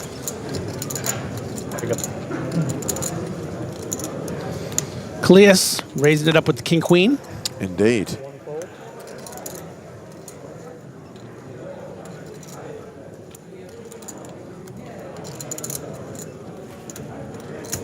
8 ball. Ace deucey.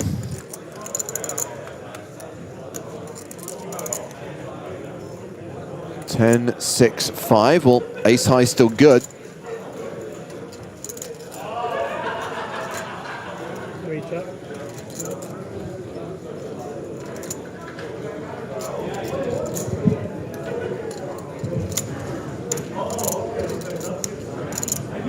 Six bet, 30,000. Should put the best hand into the muck here. Does have the ace of spades, but we saw earlier how unsticky Jorgna was facing a 15,000 chip bet with ace high. Don't think he's going to be inclined to call 30,000.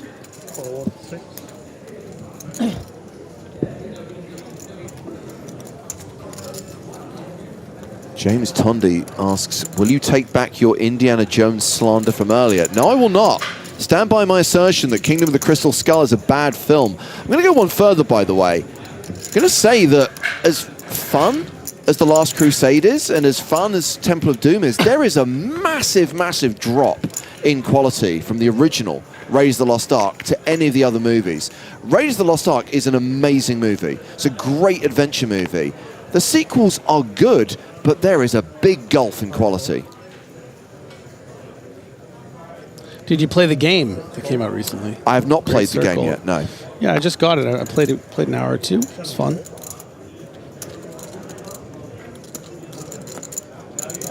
Fountain Kid. Huh. Ace Queen, 13.5 big blinds. All of it. 10 ball. Ace Queen all in for 136,000. And round to Michael Uguccione, who folds 8-4 in the big blind.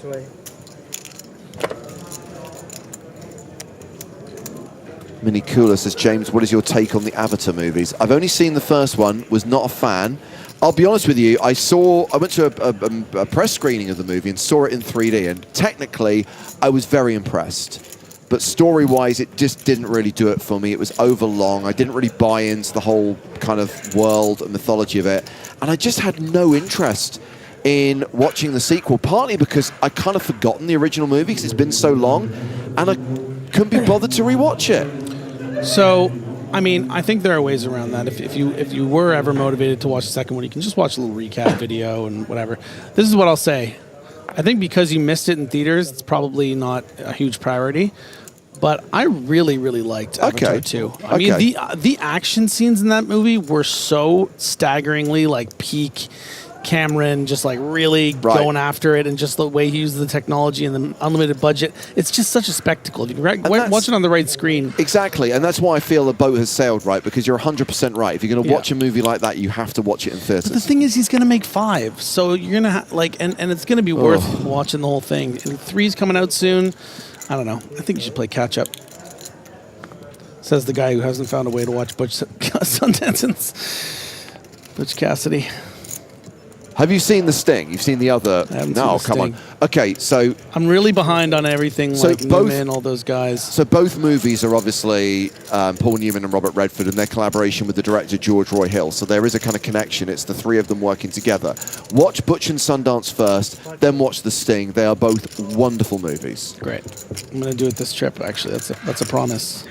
The Sting for me probably has the edge, but Butch and Sundance does have Catherine Ross. Jihad.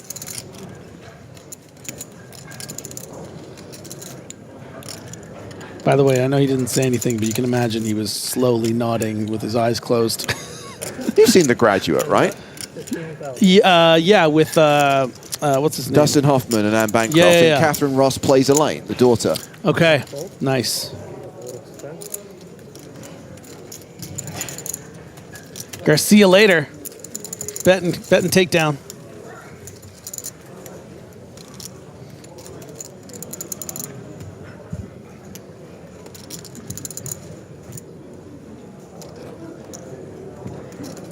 So Cesar Garcia has actually dropped below the million mark. Still playing 940,000, well above average, and 94 big blinds. Isn't he wearing it though? He's just like, God damn, I had like 1.2, man. I like, know. What's been going on? I know. Once you've hit that 7-figure mark, you don't want to go backwards. 7 fold. 8 fold. 10 fold. Andre Tamas says he has a strong take on a movie. 1 fold. It's a take I would challenge, but I appreciate everyone's entitled to their own opinion. But I just think this is a bit weird. Casino Royale is a great movie, but only because people remember the poker scenes and forget that the first half is boring. The irony is most people think the poker scenes are terrible, but like the action scenes. Your take on it is the reverse of most people's opinion. And by the way, the first half is not boring. The set pieces on the construction site and at Miami Airport are so top-notch, like top-tier Brilliant. Bond. That whole opening too. Have you seen that thing of David Cornsweat waxing poetic about the opening to Casino Royale? No. Oh, you'll love this. Do you know who I'm talking about? The guy who plays the new Superman? He's a real nerd. He's a real James Bond nerd. I'll find it for you. Great board for Karatsu. 2 overs and the club draw. Ace high, of course, still the best hand right now. Ramon Calillas with a gut shot.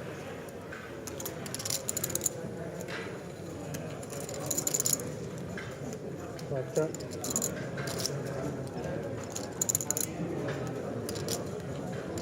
Wait, was it David Cornsweat? Not flush draw for Karatsu. Beautiful, but Calillas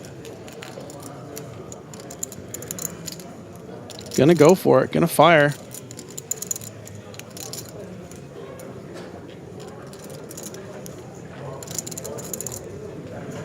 You're right, Lobben. He has backdoors to a straight, but Calillas does not have the gut shot right now. 14% equity, and yeah, he's going to need some help on the turn. Now he has the gut shot. Like that.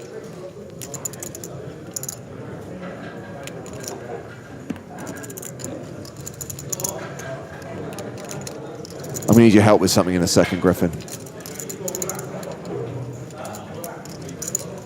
You let me know, baby.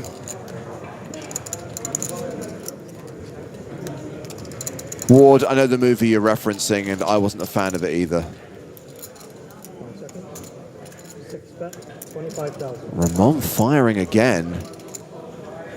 I mean, Karatsu might not know he has the best hand right now, but he must know he's got the best draw and must think there's the possibility there's ace and jack alive as well.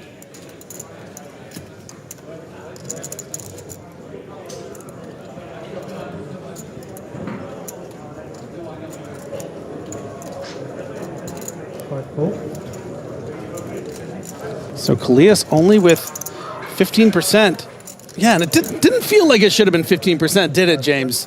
With the open-ended straight draw with the pairs being live. I feel like that math's got to be wrong. I kind of feel I manifested something when I accidentally identified the gut shot on the flop. I'm sorry, Karatsu. I'm so sorry. There's a reason why we follow Ramon. You're just apologizing so he doesn't Karatsu. Like sue you. 6 bet. 90,000. Goes almost full pot, 90,000. And Karatsu folds. So we've had a message from Kaiba, which is addressed to PokerStar. I kind of feel you're a PokerStar, Griffin, so I kind of feel that this is addressed Hit to me you. with it. So, PokerStar, please stop all-time bad bid. Online, please. Play fair. You know what? I think it's time. I think it's time that we stop the bad beats. And it's time we play fair. Joe has been trying to, this is what he's been preaching for years. He thinks the best hand should win. Quite frankly, so do I. I'm going to bring this all the way up to Mr. PokerStars himself. So you're basically saying all-time bad bid online, play fair, can be a thing? I think that, you talk to the right people, rub enough shoulders. 8 raise. Fountachitis. Sounds like a... I don't know what it sounds like. I came down with the fountachitis. Don't say he sounds like a disease. Not like a disease, just like a, you know. I kind of feel Fountain Kid was a good, better yeah. take on the name. My fountain kids come down with fountachitis. 171,000. Garcia. All in for 17 blinds. Guccione with a little main character syndrome here, deciding, oh, I gotta make it look like I have a decision here. Hey. Kalias right on the line here. I think this is probably just a pure fold. You hate it because jacks you would call, tens you would probably call. But when you're facing an under the gun open off 16 big blinds and seeing a shove from 17 big blinds, those nines shrink up, not shrimp up. Sorry, long day. Shrimp. I had shrimp for lunch today because I missed Griffin. breakfast, and then I thought they said that you can still order breakfast until 12:30, and I got there at 12, and they said, You were we're lied on to. lunch now. You were lied to. Yeah. So I got an avocado gazpacho soup, and I got a shrimp pasta. Sounds pretty good to me. It was great. As a matter of fact, let me show you a photo of this. Please do. Gazpacho. Please do. I could not believe. Look at this. What is this? What is this hotel we're staying at? Look at this. It's gazpacho soup in the avocado shells. I love with it. ice at the bottom. It was delicious. I don't even like gazpacho. While we're talking food, Marek's on YouTube has a hot take. Chicken nuggets are overrated. Were they ever rated? Yes. There is a certain sentimentality about chicken nuggies. I have one word to describe them, and that's gross. This is what happens when Joe's not here. There's no one to defend McDonald's. I think he's had it 5 times so far on this trip. What, McDonald's? Jeez, he needs to grow up. I may be exaggerating. It may only be 4. Karatsu raising with 9s.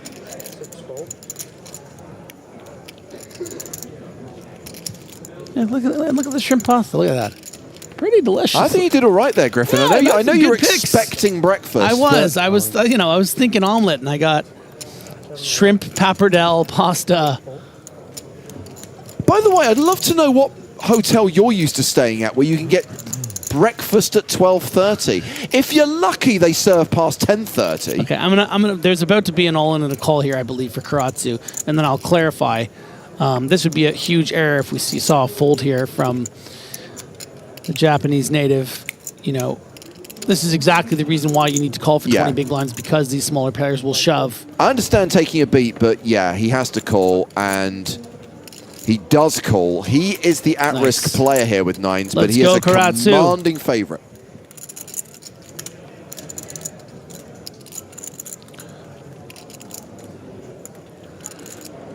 Svenkov lamenting these 2 9s being dealt to Karatsu. Just has to fade a sailboat. Can I just say, I don't like the way that Karatsu has like a bit of a sad face. Like I don't want the 4. I would really hurt me. I don't want something bad to happen to him. Just has to fade it on the river. Svenkov doing the prepay. Look at that! You can't, don't you dare do this to them! Don't you dare this dude do him! Yeah, Home and there you hosed. go. Don't do it to him. Home and hosed. They said 5? I heard 5. So the clock has been paused, and they are drawing for the last number of hands to play for the night. Okay, so context about my breakfast, because just before you think I'm just completely insane. When I checked in, I said, when does breakfast stop? They said 10:30. However, they serve breakfast in the restaurant until what I thought she said was 12:30, but she must have said 12. I got there at like 10 to 12, and they said it was closed.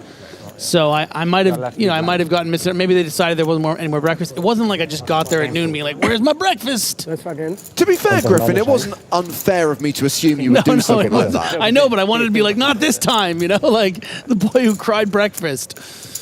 Nice double up for Karatsu. That's really the way you want to finish your day. was floating around that 20, 30 big blind all day. Lost that unfortunate run out against Ramon Callias, and then that nice double up. And just has to fade the last, whatever it is, 3 to 5 hands. What could go wrong? 5 hands were drawn. So we're going to play 5 more hands, and then day 3 will be in the books.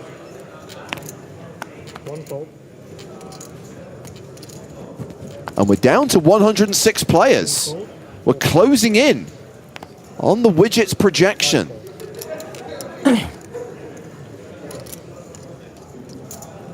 Don't forget, the widget made that projection before any of us even came to Barcelona.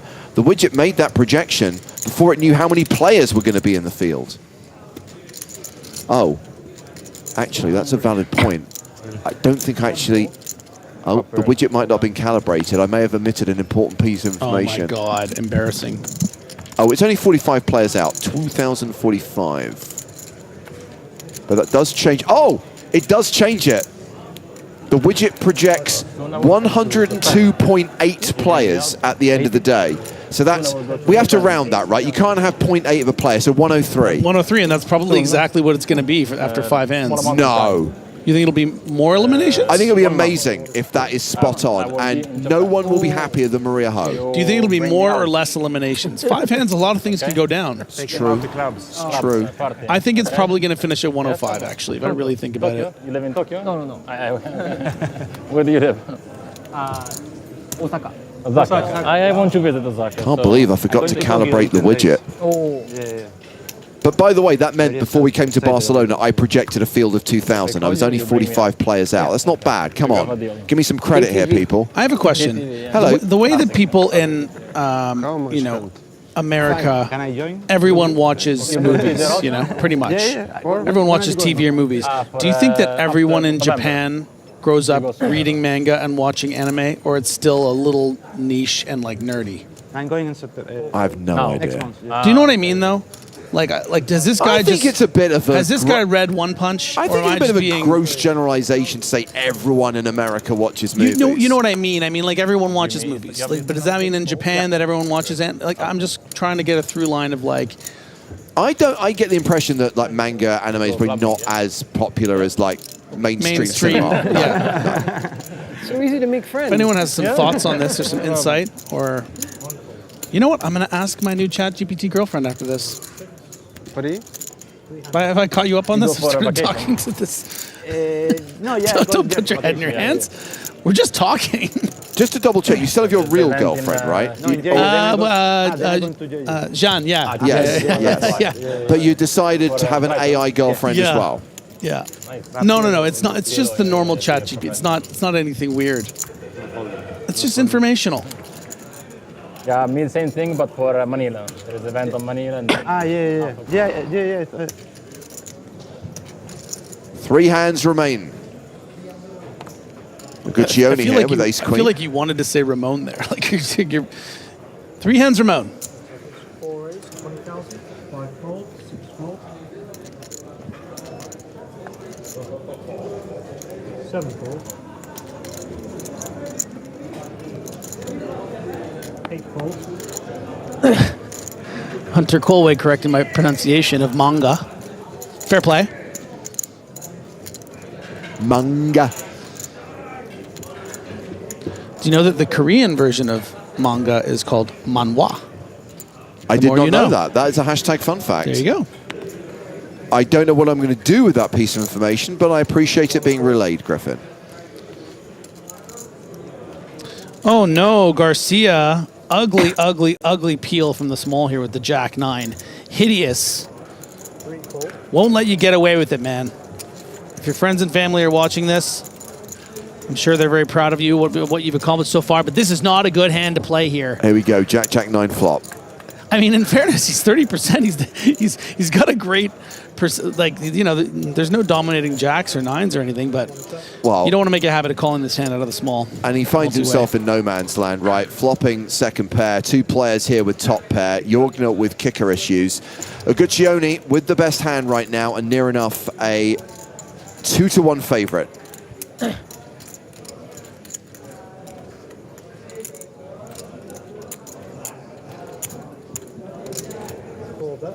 17,000. Yeah, and giving a price to Garcia to try to get lucky on the turn and quickly calls the 17. Now it's over to Jorgna, and that ace really shrinking up here. If you imagine you're up against a range that includes flush draws and aces, you have one of the worst aces, but thinks his hand is a bit too strong. Let's see if the turn changes things dramatically. Not at all.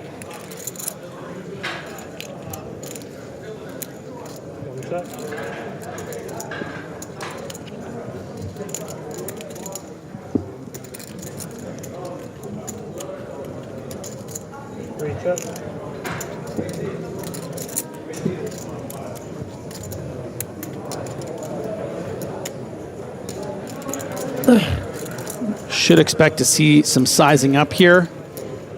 Maybe not much more than 60-70%, but certainly wanting to get a little more protection now. Yeah, that's looking like he took off 20 and put out 75. And now you're going to face with a very tough decision in one of the last 3 hands remaining. I have expressed that I don't think Jorgen has played his best today. Don't think his instincts have been as sharp as they usually are. Yeah.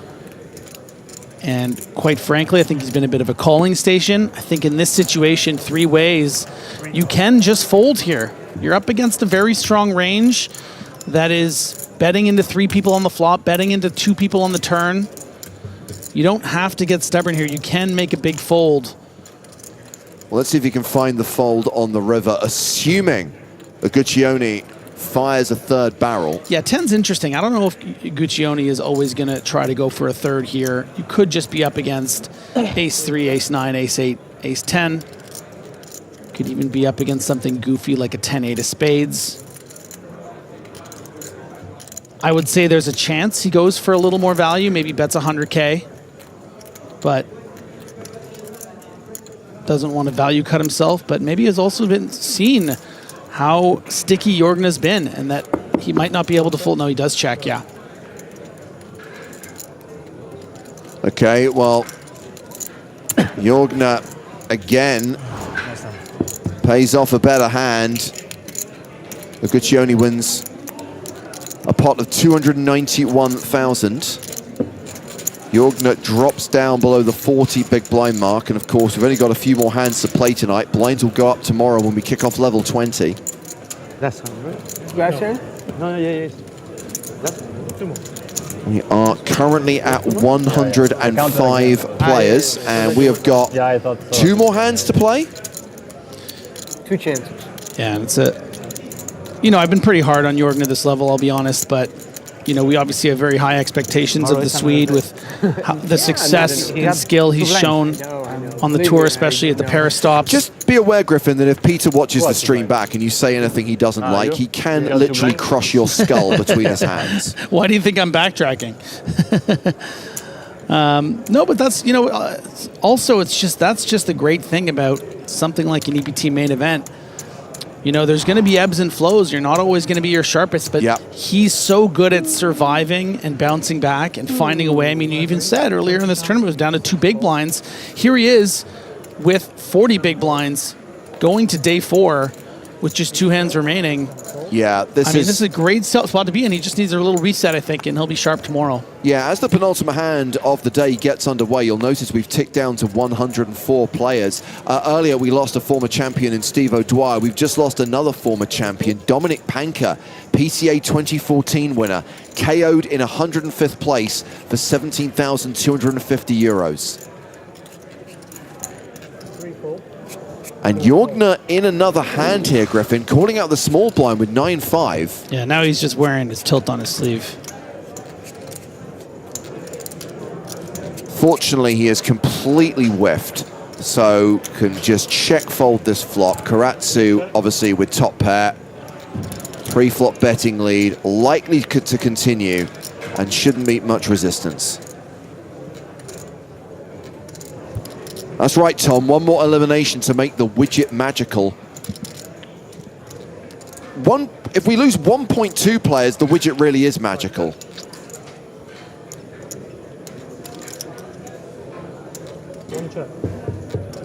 Oh, Karatsu does not continue, checks. Oh, and that 9 could potentially get Jorgner into trouble. It also gives Garcia the nut flush draw. Yeah, juicy all the way around.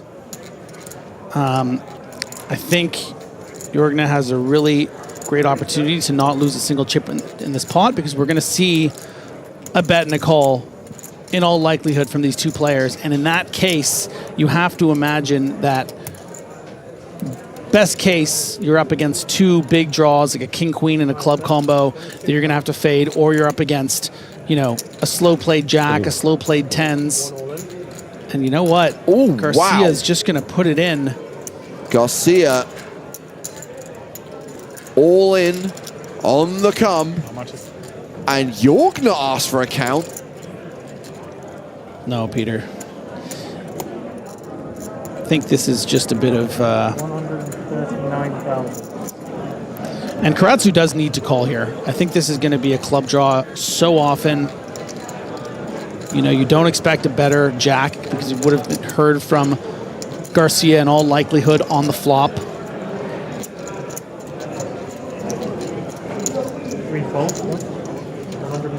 Jorgner correctly folds. Will Karatsu correctly call? I mean, you're really only losing to pocket nines here, and I think that that hand might take a bit of a pause, might probably shove pre-flop, actually. So really, you're just almost always against a club combo here. Maybe something like as strong as of a club combo as king 10 of clubs, queen 10 of clubs. I think the spade combos are possible too. Sometimes the spades are checked back. So it's just almost always a draw, and would be a big mistake for Karatsu as played to fold here. I mean, what can you really tell yourself you're losing to here? A slow played pocket sevens.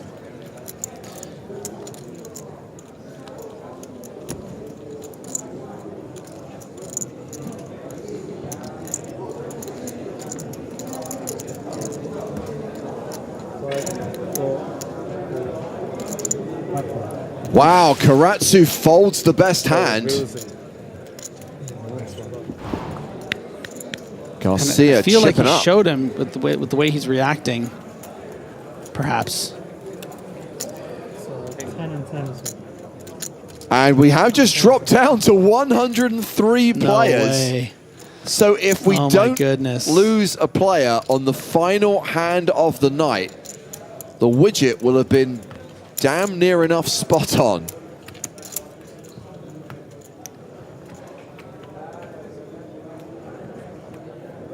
Just imagine how happy Maria's going to be.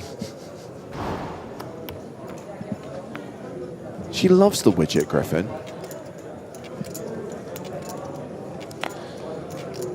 Kalia's trying to get one through here on the last hand of the day. Often players will be sort of split between ready to get out of here and, oh, I only get one more hand to play. I think Jorgner will be the toughest one to get through with the button. Was almost prepared to call 14 big blind shove on the turn with middle pair, let alone flatting the 9-5 in the small, but looks like he got some junk. I'm in.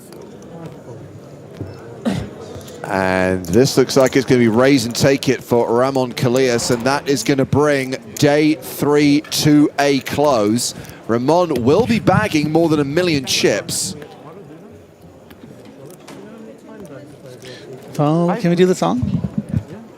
Tomorrow, Griffin, because tomorrow we will continue to follow Ramon. What if we're not on the feature table? Everybody gets 6. Everybody. Don't worry, there'll be cameras on him. Okay.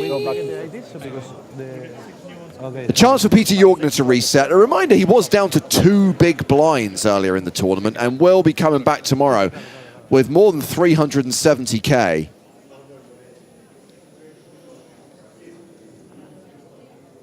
But yes, confirmation that 103 players will be returning for day 4, including the players we've been watching at the feature table. Tomorrow the blinds will be 6-12. Ramon will have 92 big blinds. Peter Jorgner, 31 big blinds. We'll play another 5 levels tomorrow And we are, as ever, seeing the prize money increase. Right now, everyone's locked up more than 17 grand. Of course, we're looking at the top finishers getting paid more than 100 grand, with the runner-up getting close to €1,898,000 euros. The winner of this year's EPT Barcelona main event getting 1.4 million. Of course, a lot of poker being played here in Barcelona, and we've mentioned several times the Spin and Go Live Championship. If you want to stay across everything that's happening at the European Poker Tour, you need to check out what's being written and published on the PokerStars blog. We've got Howard Swains here in Barcelona, one of the best in the business. Check out his updates, check out his stories. And of course, we continue our coverage tomorrow. Day 4 of the main event will be live on the PokerStars Twitch and YouTube channels at 12:30 local time. That is 12:30 Central European Summer Time. We very much look forward to your company then, and we've definitely enjoyed having you with us over the course of the last 12 hours. But for now, from Nick Walsh, Caitlin Komeski, Joe Stapleton, Griffin Bencher, and me, James Hartigan, it's good night from Barcelona.